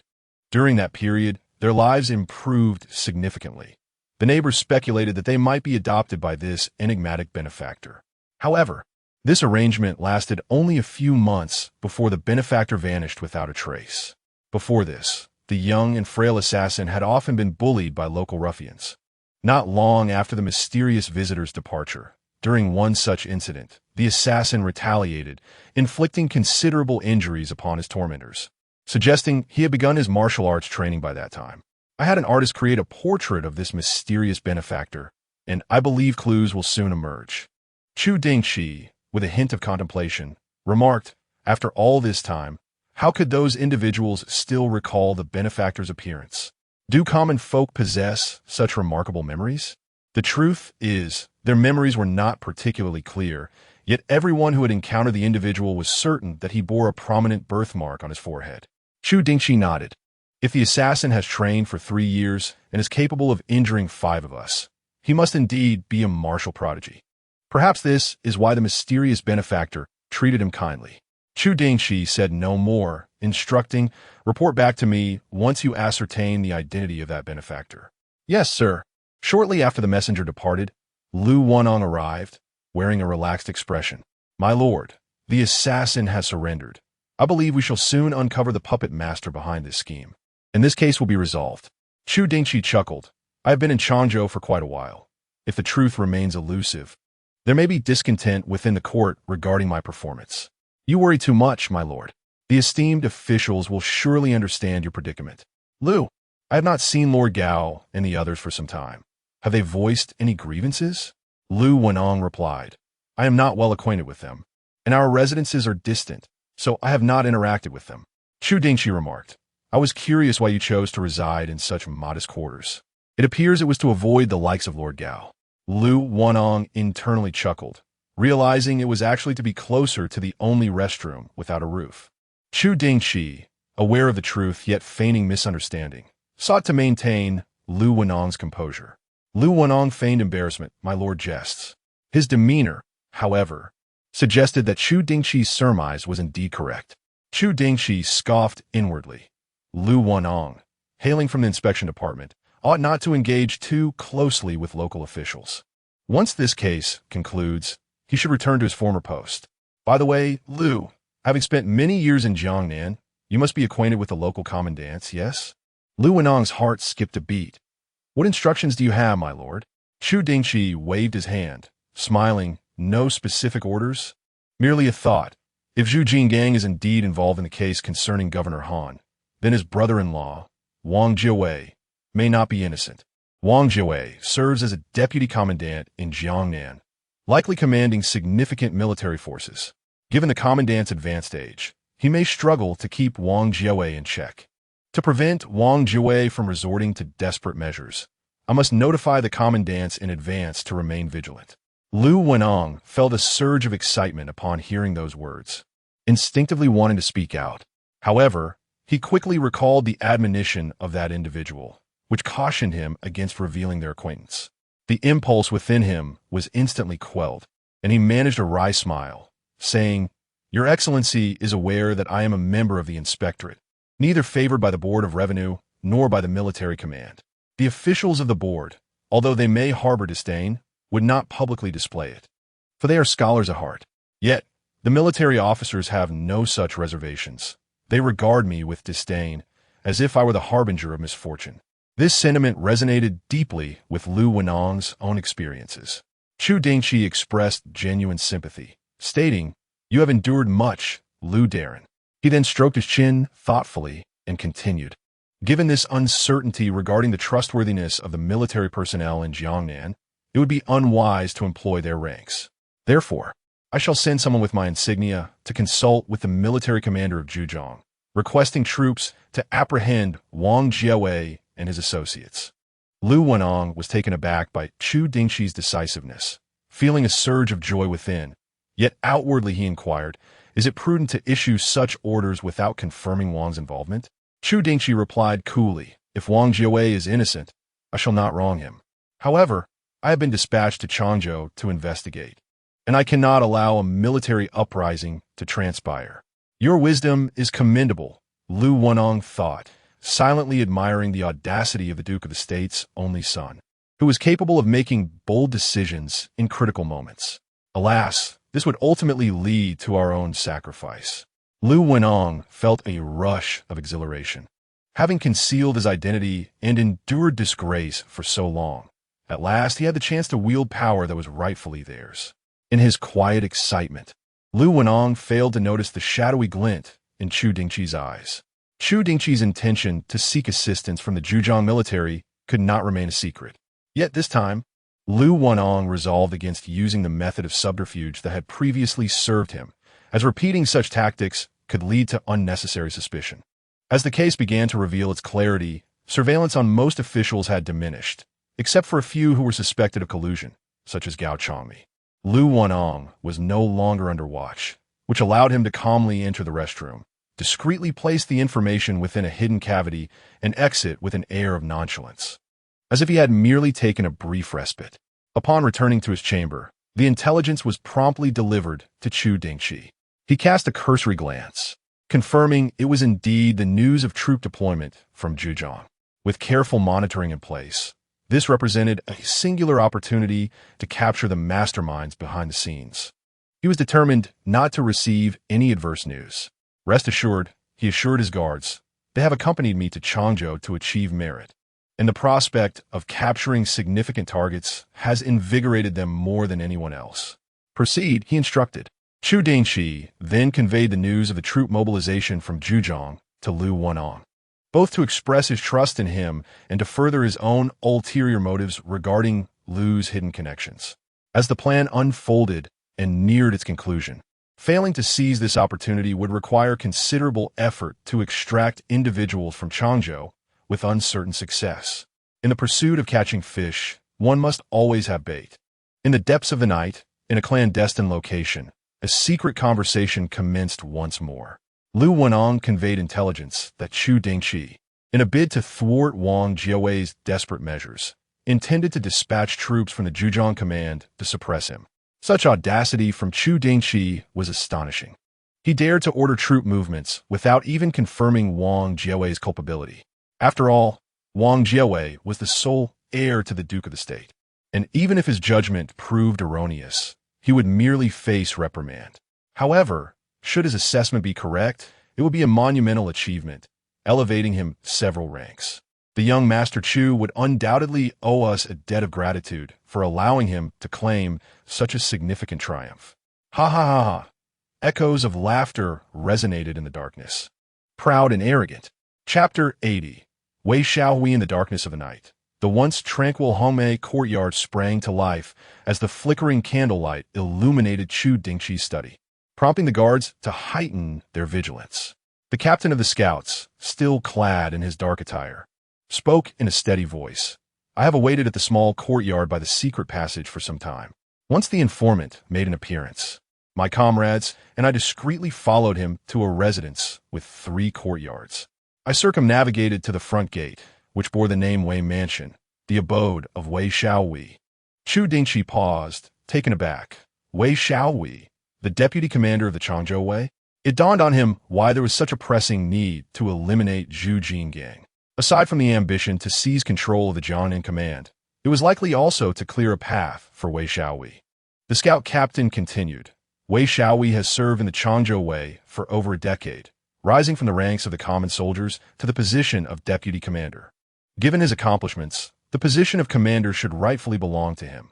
However, Chu Dingchi, through his connection with Wang Jiawei, managed to secure that role.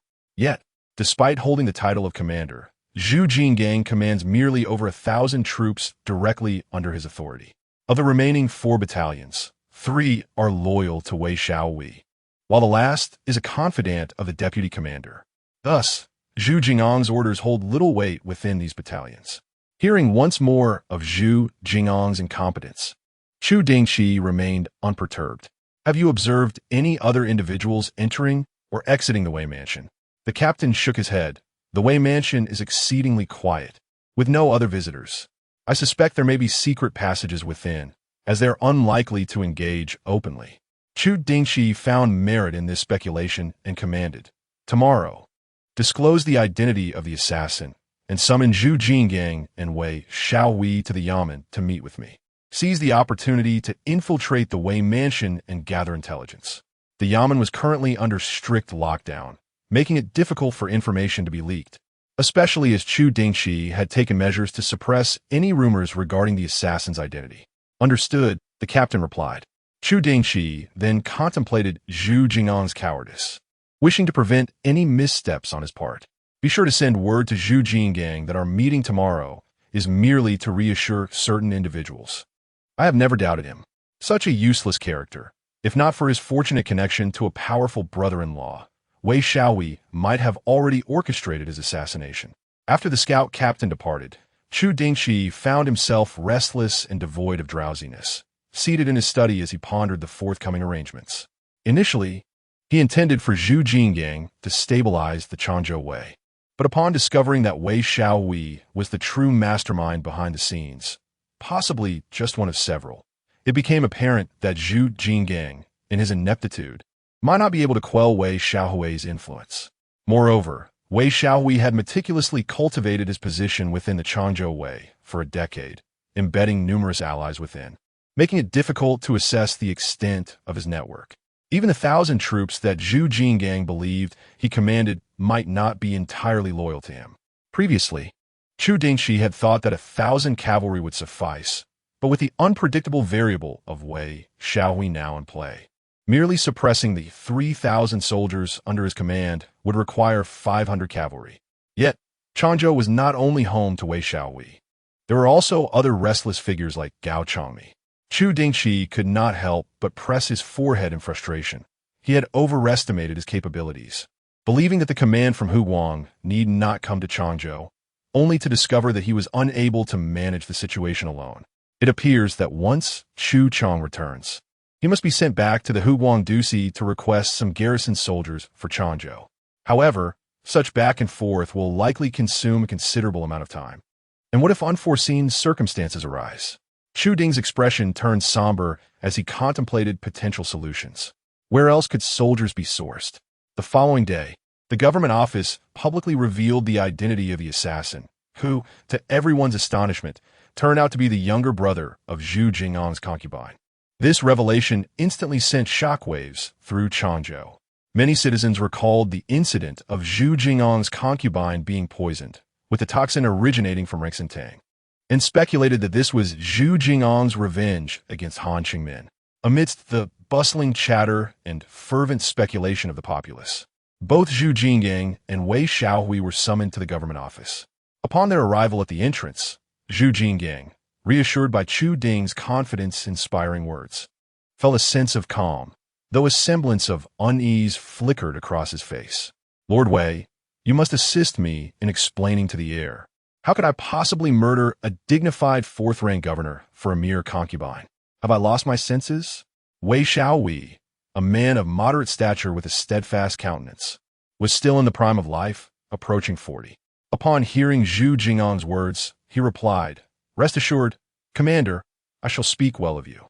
However, given that the assassin is indeed your concubine's brother, if you are unable to provide evidence of your innocence, it is unlikely that the heir will spare you from blame." Despite Wei Xiaohui's extensive experience and vast military resources in Changzhou, he treated Zhu Jinggang with the utmost respect, which greatly pleased him. Moreover, Zhu Jinggang did not prioritize power. As long as it did not impede his financial pursuits, he allowed Wei Xiaohui to develop steadily over the years. Zhu Jinggang, filled with doubt, inquired, "Surely the heir would not act in such a manner?" Wei Xiaohui sighed. "We can only hope that the heir will adjudicate with fairness." The two men, unwilling to delay further, exchanged a few brief words before entering the government office together. Under the escort of cavalry, they arrived at Chu Ding's office. "Guard, Zhu Darren and Wei Darren request an audience. Allow them to enter. I pay my respects to the heir." It was Wei Xiaohui's first encounter with Chu Ding, and as he observed the heir's excessively youthful visage, he suppressed his inner discontent and adopted an even more respectful demeanor. Chu Ding, in turn, appraised Wei Xiaohui, noting his resolute and steadfast appearance, which suggested the visage of a loyal subject, yet concealed a wolfish ambition beneath. "Both of you may rise. Commander Zhu, your concubine's brother has assassinated Governor Han at the entrance of the government office. Are you aware of this matter?" Zhu Jinggang hurriedly shook his head. "Your Grace, although I am aware that she has a brother, I have never paid him any heed, having only seen him once. I have long forgotten what he looks like. So how could I possibly send him to assassinate Governor Han? Even I, no matter how foolish, would understand that if such an act were to be committed, one must choose someone with no connection to me." Chu Ding turned to Wei Xiaohui. "What do you think, Lord Wei?" Wei Xiaohui clasped his hands in salute. "Your Grace, Commander Zhu speaks the truth. To publicly select the brother of a concubine to assassinate Governor Han is to treat others as fools. I do not believe that Commander Zhu would stoop to such an act." Chu Dingchi nodded, expressing his belief in Commander Zhu. "However," he continued, "all evidence presently implicates you. Should you fail to prove your innocence, it may prove exceedingly difficult for you to extricate yourself from this matter." Zhu Jingang's countenance darkened, and he abruptly knelt upon the ground, beseeching the young lord for guidance. A flicker of annoyance crossed the lips of Chu Dingchi as he turned his gaze towards Wei Xiaohui. Wei Xiaohui, exasperated, pressed his forehead and remarked stiffly, "Lord Zhu, please rise. Are you attempting to coerce the young lord?" Zhu Jinggang hastily stood, fervently clarifying, "I harbor no such intentions." Chu Dingchi waved his hand dismissively, stating currently, "My subordinates have uncovered that 3 years ago, a neighbor of the assassin witnessed someone in contact with him. The assassin's martial prowess is likely connected to this individual. I have dispatched someone to create a likeness and investigate this person, though we have yet to receive any news. Lord Zhu, you may take a copy of this likeness. Should you manage to locate this individual, it may indeed absolve you of suspicion." Zhu Jinggang quickly accepted the likeness, lowering his gaze upon it, only to find his initial anticipation abruptly dissipating, leaving him frozen in place, a flicker of fear manifesting in his eyes. Chapter 81. Seizing the opportunity to imprison Wei Xiaohui, Chu Dingchi presented the portrait to Zhu Jinggang solely to appear logical in front of Wei Xiaohui. Regardless of his internal thoughts, Zhu Jinggang held the position of the military governor in Changzhou and could not be hastily convicted. Even amidst his suspicions, it was prudent to first placate him. This was the reasoning that Chu Dingchi ought to have applied from Wei Xiaohui's perspective. However, Chu Dingchi was unprepared for Zhu Jingang's overwhelming reaction. The sight of the portrait rendered Zhu Jinggang as pale as a ghost. Chu Dingchi immediately inquired, "Commander Zhu, do you recognize this individual?" Zhu Jingang's reaction was unmistakable, making it impossible for Chu Dingchi to overlook. With a bitter expression, Zhu Jinggang lifted his gaze to Chu Dingchi and replied, "My lord, this man is Li Shun, a distant cousin of my brother-in-law, who has always been by his side." He hesitated to add that Li Shun was a trusted confidant of Wang Jiawei, who held great faith in him, and that their relationship was far closer than that of Zhu Jinggang. Chu Dingchi's expression shifted. He was not beginning to doubt Zhu Jinggang, but rather he had finally grasped Wei Xiaohui's intent. He aimed to have Chu Dingchi condemn himself. The assassin was the brother of Chu Dingchi as concubine, and the person who facilitated the assassin's training was the confidant of Chu Dingchi as brother-in-law.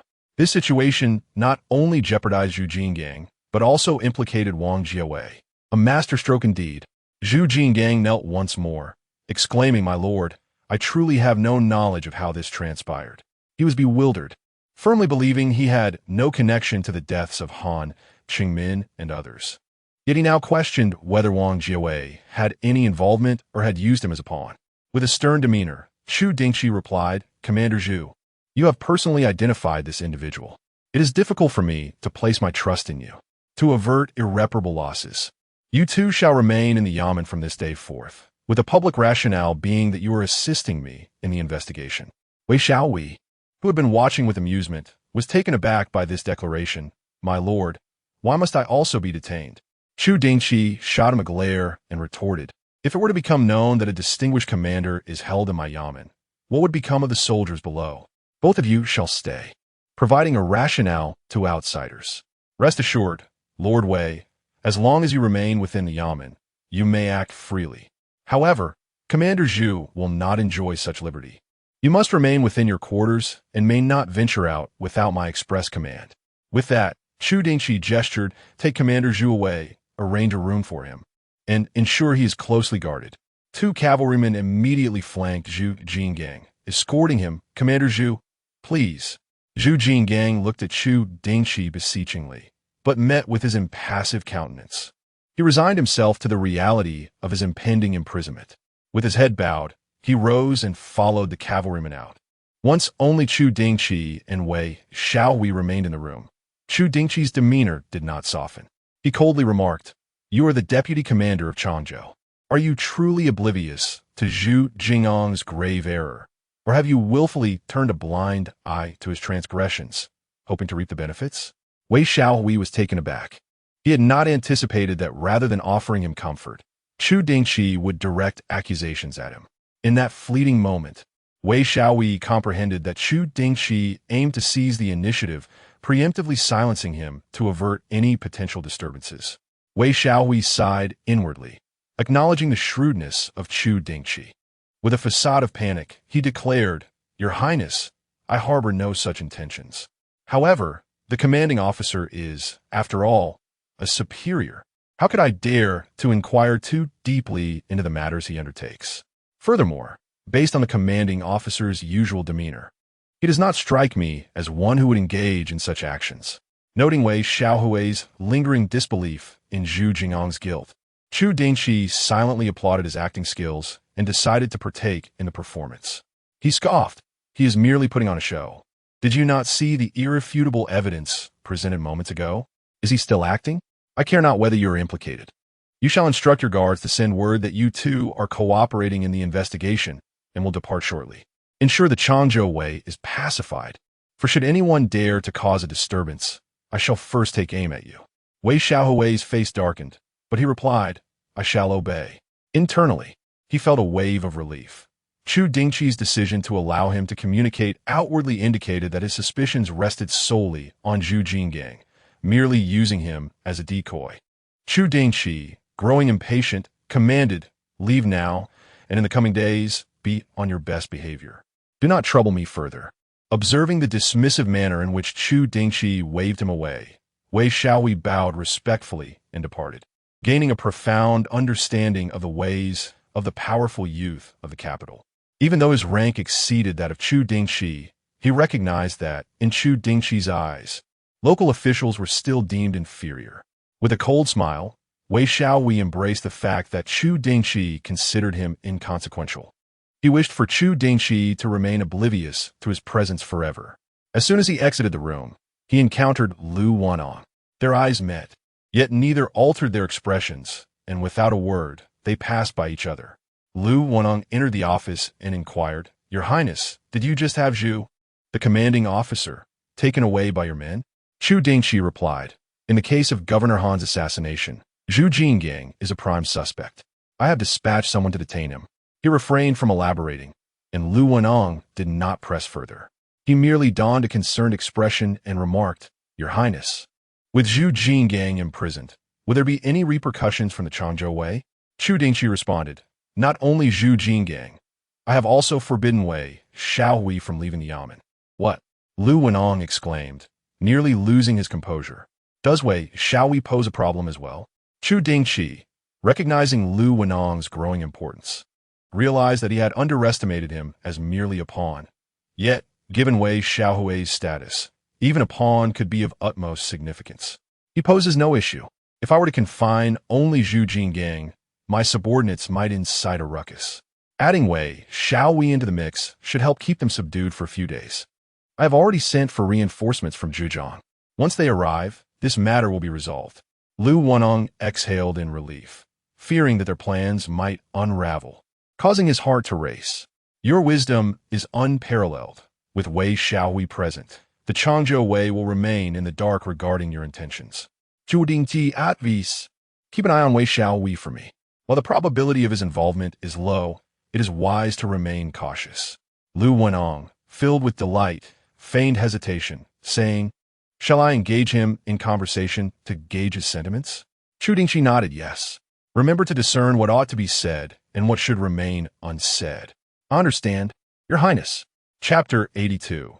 The secret chamber connecting four hidden paths as Lu Wenong discreetly departed, secretly relishing his triumph. Chu Dingchi also smiled. He had previously pondered how to keep Wei Xiaohui at the Yamen a bit longer, allowing those dispatched to investigate the Wei residents more time. Fortunately, the astute Zhu Jingyan inadvertently provided significant assistance.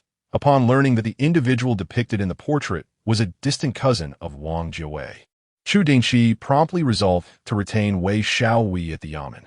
Wei Xiaohui had always been cautious, lurking in the shadows. As long as he was uncertain of his exposure, he would never take reckless risks.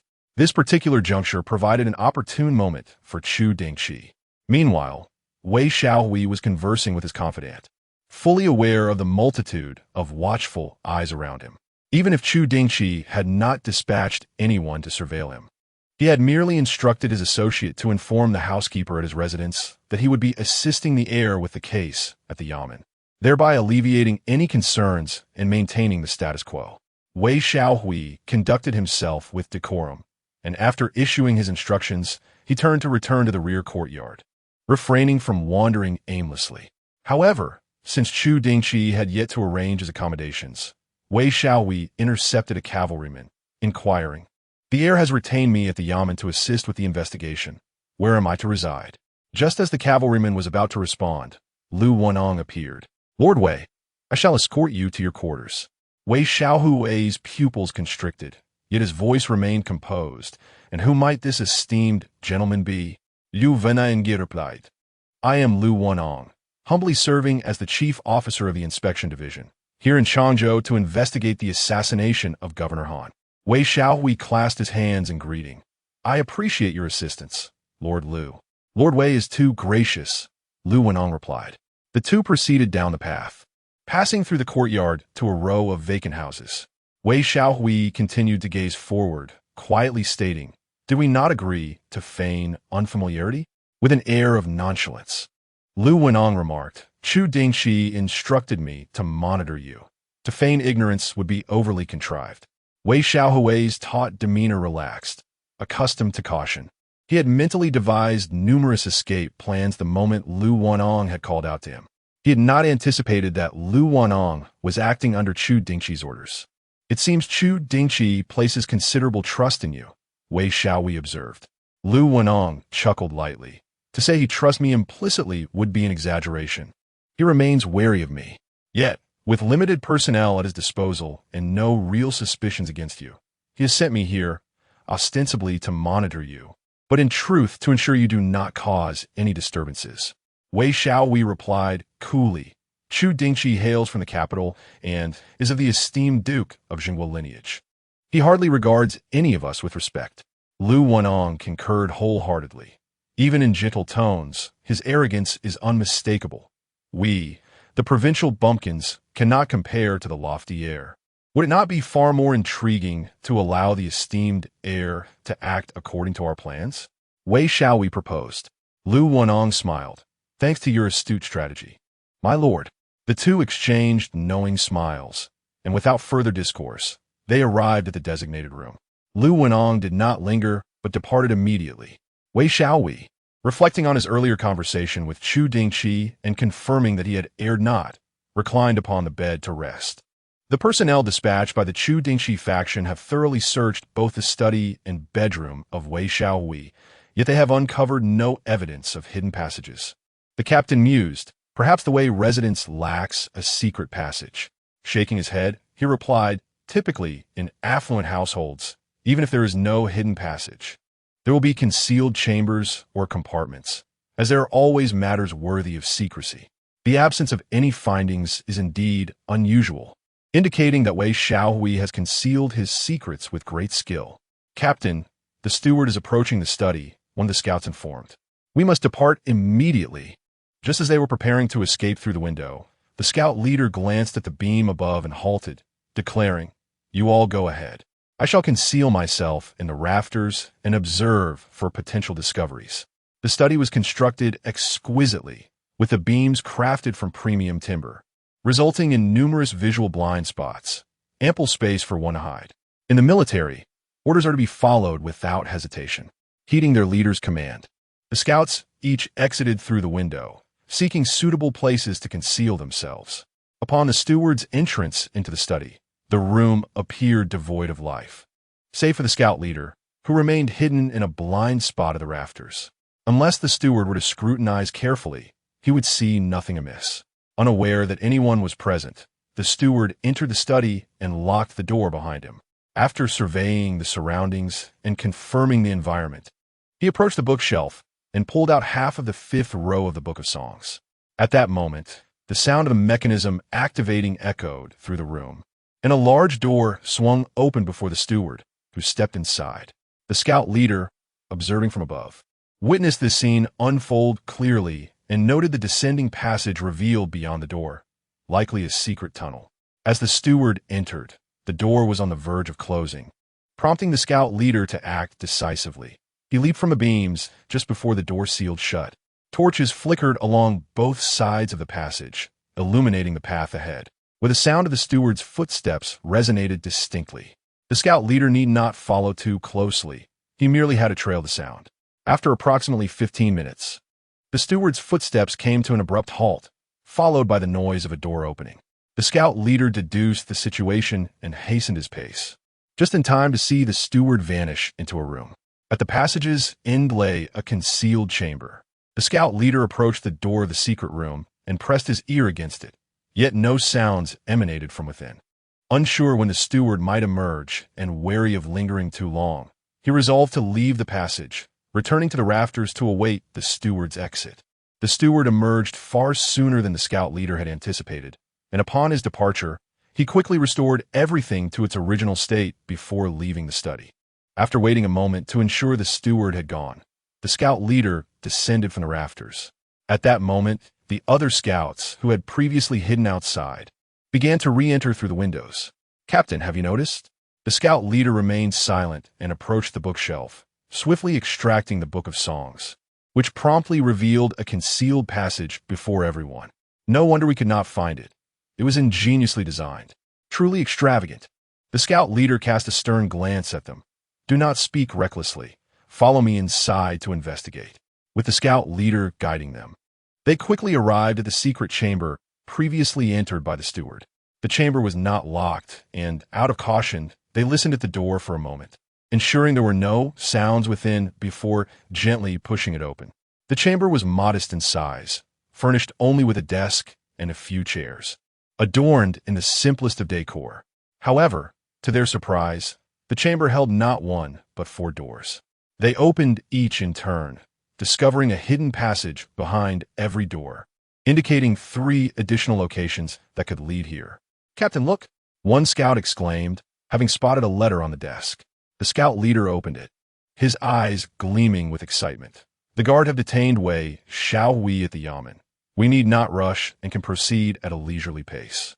Shall we explore the other 3 passages?" "Certainly. Divide into 3 teams to investigate. If you are uncertain whether the exits are occupied, return promptly. Do not act recklessly." "Understood." Chapter 83.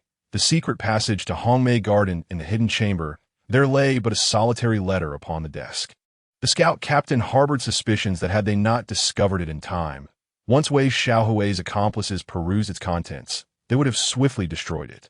The chamber bore no trace that could unveil their identities, highlighting the vigilance and caution of this group. The scout captain perused the letter once more, conjecturing that it was penned by the steward, conveying Wei Xiaohui's instructions. Initially, it reassured others of Wei's well-being, urging them to remain calm, before commanding silence and restraint until Wei Xiaohui emerged from the government office. From the letter's implications, it was evident that Wei Xiaohui was the leader of this faction, orchestrating their every action. A tremor of excitement coursed through the scout captain. They had indeed captured a significant lead. After a considerable time, the scouts dispatched to investigate the 3 secret passages returned in succession.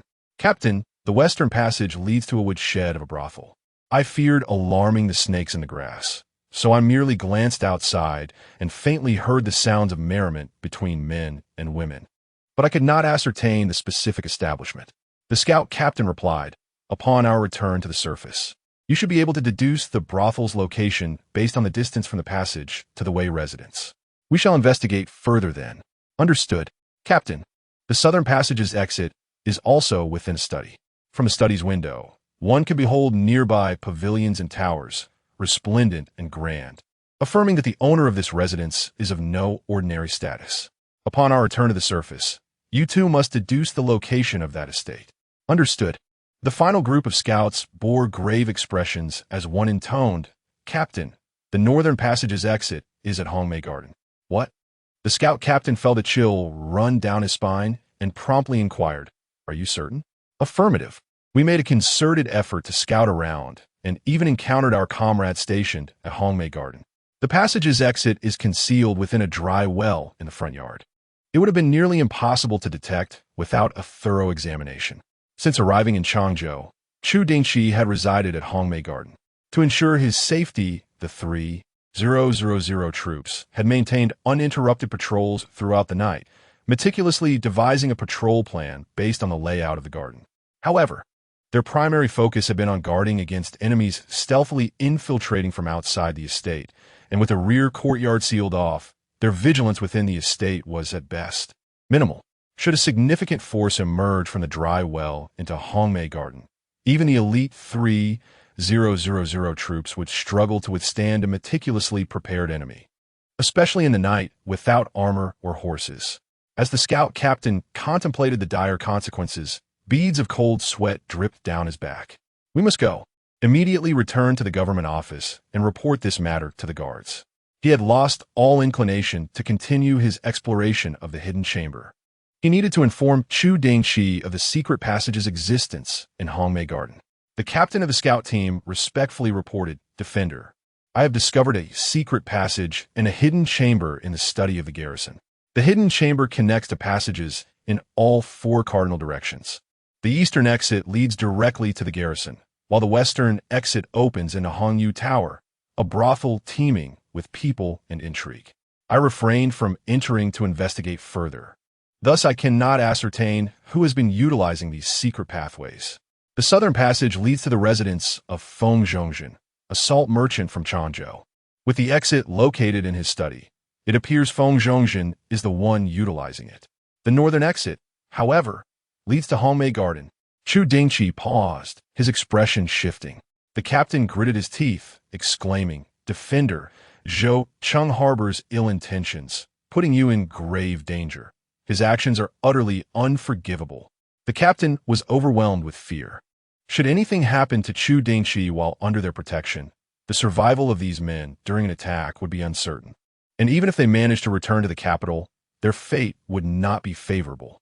Most of the elite soldiers of the 3,000 camp were young men eager to achieve merit and ascend the ranks, and they had nearly jeopardized their futures due to Zhou Cheng's treachery. The captain was filled with resentment toward Zhou Cheng. Chu Dingchi furrowed his brow. He had initially theorized that Zhou Cheng was a pawn, but now that there was a secret passage in Hongmei Garden, Zhou Cheng's identity had suddenly gained immense significance. thus overturning his previous assumptions. Perhaps he needed to investigate the origins of Hongmei Garden. Look into Hongmei Garden and gather detailed information, he ordered. The captain acknowledged, I shall obey your command. He dispatched only a few men to monitor the garrison and sent the remainder to gather intelligence on Hongmei Garden. Ultimately, a comprehensive report was laid upon Chu Dingchi's desk. The first line of the report made his pupils constrict. Hongmei Garden was established during the previous dynasty.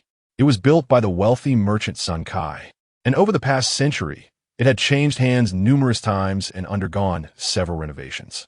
Zhou Cheng had purchased Hongmei Garden a decade ago, yet he did not reside there regularly, instead using it as a venue for entertaining guests. Chu Dingchi's gaze fixed upon several lines of text. In recent years, Feng Zhongzhen had sought to acquire Hongmei Garden from Zhou Cheng, citing his daughter's fondness for plum blossoms as justification, but Zhou Cheng had consistently refused. A smirk tugged at the corners of Chu Dingchi's mouth. If Zhou Cheng were of any significant status, Feng Zhongzhen would not be attempting to purchase Hongmei Garden from him. Chu Dingchi began to understand why Zhou Cheng had become a pawn. Hongmei Garden was far too important, or rather, the secret passage was of utmost significance. Through this passage, Wei Xiaowei and others would be utterly exposed. While this passage facilitated their operations, it also posed a risk of revealing their whereabouts at critical moments. For instance, at this very moment, thus, by casting Zhou Cheng aside, they could reclaim Hongmei Garden and allow Zhou Cheng to expend his remaining value in furtherance of their plans. A veritable twofold gain. Chu Dingchi could not help but admire Wei Xiaohui's cunning. He was indeed a wily old fox, adept at long-term planning and ruthless in execution. Truly, the mastermind behind the scenes. Knock, knock, knock. There came a sound of knocking at the door. Defender. Chu Dingchi gathered the report. Enter. The door swung open, and two individuals stepped inside. One was a cavalryman who had been guarding Chu Dingchi in recent days, and the other was a personal guard of Lu Tianyan. Chu Dingchi was taken aback.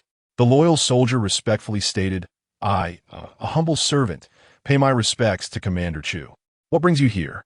The Crown Prince has ordered the dispatch of 5,000 cavalry from the 3,000 camp to Changzhou to assist Commander Chu, under the leadership of the general.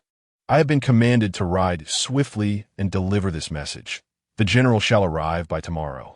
Chapter 84. The Red Rain Tower and the Lu Eagle. Upon hearing the words of his trusted soldier, Chu Dingchi was instantly filled with joy. Your timing is impeccable, he remarked. He then commanded, you must return immediately and inform General Lu of my hope that he can conceal the cavalry's movements and secretly approach Changzhou City. I shall devise a way to surreptitiously bring you into the city. The soldier hesitated, expressing concern. Commander Chu, we have only brought provisions for 6 days for our journey to Changzhou. While we can remain hidden, how shall we provide sustenance for 5,000 cavalry and over 10,000 horses? If we enter the city brazenly, neither the government office nor the Changzhou garrison would let us go hungry. Yet, if we remain concealed, who will supply us with provisions? Chu Dingchi was taken aback. What were your thoughts prior to this? The soldier replied, the Crown Prince indicated you would find a solution. Chu Dingchi retorted, he would devise a devilish plan. It was evident that such words could not have originated from Mu Yingyan. It seemed that Mu Yingyan had surmised his potential need for military strength and had allocated 5,000 cavalry to him. But the responsibility for their provisions fell upon Chu Dingchi. Should he succeed, he could later seek reimbursement from the Ministry of Revenue upon returning to the capital. However, this considerable burden rested squarely upon his shoulders. Internally apprehensive, Chu Dingchi maintained a composed exterior. I shall resolve this matter. Please cooperate with me, General Lu. Understood, the soldier replied, and without lingering, he took his leave, displaying the efficiency characteristic of Lu Tianyan's personal guard. These 5,000 cavalry would become his secret weapon. The Hongmei Garden was adequately spacious to accommodate 5,000 cavalry. The pressing question remained, how to transport them into the city. Chu Dingchi no longer needed to fret over insufficient troops. His focus now shifted solely to the logistics of moving the soldiers into the city. Transporting 5,000 cavalry into the city quietly? Impossible, Sun Yaobin exclaimed, shaking his head. Even if the men can enter, how will we manage to bring in 15,000 horses? Do you think the people of Changzhou are blind? Chu Dingchi responded. The horses need not enter the city for now. It suffices for the men to do so. The effectiveness of cavalry within the city is limited. 5,000 armored soldiers are far more advantageous than 5,000 cavalry. Currently, the 1,000 cavalry under my command are being utilized as infantry. Sun Yaobin pondered. Taiyan Ranju sends out for supplies daily. If they do not mind the discomfort, they could conceal themselves within the supply carts.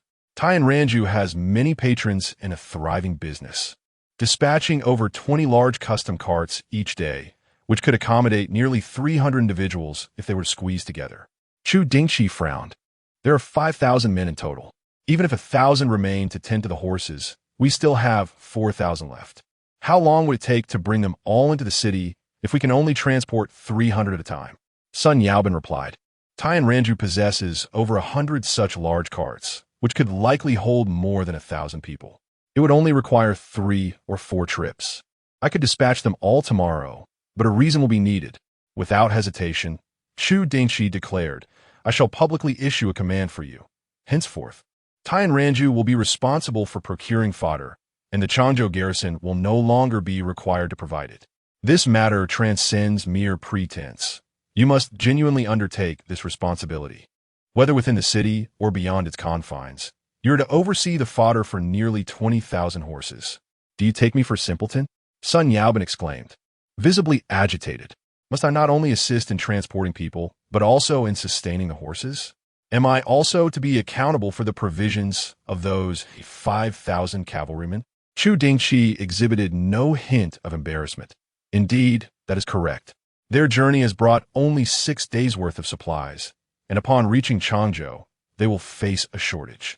When you go to receive them, ensure that you leave several days' worth of provisions for the cavalry outside the city to prevent their hunger. Sun Yaobin widened his eyes, momentarily a loss for words due to his indignation. My lord, do I appear to be an easy target? Why is it that you single me out for this burden? Chu Dingchi reassured him. I am preparing for significant actions ahead, barring any unforeseen events. I will be confiscating the properties of many individuals. You shall not spend your money in vain. I will meticulously account for all expenses incurred at Tiangongju, and I shall settle the debts before departing from Changzhou. Upon hearing this, Sun Yaobin's expression softened slightly.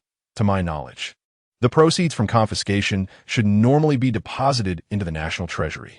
Although you are an imperial envoy, you possess no authority to utilize the funds acquired from such actions. Do you? Chu Dingchi replied nonchalantly. As long as I can repay your debts, what more do you need to concern yourself with? Sun Yaobin shrugged. Consider me meddlesome. I will arrange everything you've mentioned, but where will the cavalry reside once they enter the city? Tiangongju cannot accommodate such a multitude. Chu Dingchi stated. After nightfall, when no one is around, they will proceed to Hongmei Courtyard. Indeed, Hongmei Courtyard is spacious enough. Sun Yaobin adeptly restrained his curiosity and refrained from inquiring further about Chu Dingchi's forthcoming plans. Suddenly, Chu Dingchi recalled a matter and asked, Are you familiar with Hongyu Tower? Sun Yaobin nodded. I am somewhat acquainted. When I first arrived in Jiangnan, I considered establishing a brothel in each of the 8 prefectures. However, I discovered that the brothels in Jiangnan are effectively monopolized. Although they bear different names and seem unrelated, my investigations revealed that they secretly exchange resources. Even if not under the same owner, they belong to a singular faction. Chu Dingchi's countenance grew stern. Are you certain? Sun Yaobin replied. Not entirely. I dare not delve too deeply. I am merely operating on intuition. Chu Dingchi found himself momentarily at a loss for words. Who is the proprietor of Hongyu Tower? Sun Yaobin elaborated. It may be Lu Ying, a salt merchant from Hangzhou. The proprietor of Tiangongju once observed the manager of Hongyu Tower, inviting Lu Ying to dine at Tiangongju. They did not arrive together, but rather at staggered intervals. Had I not instructed him to keep an eye on the manager of Hongyu Tower, he might not have noticed that both entered the same private room. Chu Dingchi inquired, Does Tiangongju not possess only 4 private rooms on the 3rd floor? Logically, entering the same room should attract attention. Sun Yaobin responded. The manager of Hongyu Tower prefers the 2nd floor's private rooms. He typically dines on the 2nd floor, where the crowd is larger and less conspicuous. Furthermore, he observed that the manager of Hongyu Tower holds Lu Ying in high regard, which led me to speculate that he may be the hidden owner of Hongyu Tower. Chu Dingchi could not help but frown. He certainly knew of Lu Ying. The letter that set off a series of events was penned by Lu Ying to Zhou Cheng. Now that he has just confirmed that Zhou Cheng is a pawn, what of Lu Ying? Does he frequently visit Changzhou? Sun Yaobin remarked. I have indeed conducted a thorough investigation into him. I discovered that Lu Ying is a restless spirit, often traversing the various locales of Jiangnan. His visits to Changzhou are neither frequent nor infrequent, as he appears to come at least once every 2 months. Upon hearing this, Chu Dingchi silently elevated Lu Ying's status in his mind. Lu Ying's movements are remarkably unrestrained, and his standing is evidently significant. Chu Dingchi promptly composed a letter, instructing Sun Yaobin to send someone to meet Lu Tianyun the following day and deliver the letter to him. He also provided a token to authenticate their affiliation with Chu Dingchi. Were Sun Yaobin to go in person, such measures would be unnecessary. However, his reluctance to make an appearance necessitated providing proof of their identity. Chapter 85. Lu Tianyun arrives in Changzhou after a discussion between Chu Dingchi and Sun Yaobin.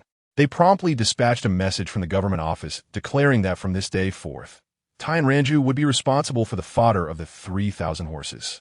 They also informed the individual in charge of transporting the fodder for Changzhou Way. The soldiers at the Changzhou Way were somewhat bewildered, but with both superiors remaining at the government office, they could only seek guidance from the one commanding officer still outside, Zhu Hao. Having surpassed his 50s, Zhu Hao was neither infatuated with wealth and beauty like Zhu Jinggang, nor obsessed with power like Wei Xiaowei. His current aim was simply to remain in his position until retirement, subsequently passing the baton to his son. In recent years, Zhu Hao had adopted a nonchalant attitude towards public affairs, focusing solely on his own small domain. With Zhu Jinggang and Wei Xiaowei detained at the government office, the subordinates had no choice but to consult him for direction. Zhu Hao suggested, it is possible that the heir and the commanding officer decided not to let Changzhou Wei handle the fodder after deliberation. After all, feeding so many horses requires high-quality fodder, and should the heir remain here for a month or two, the Wei might not have sufficient funds. Tai and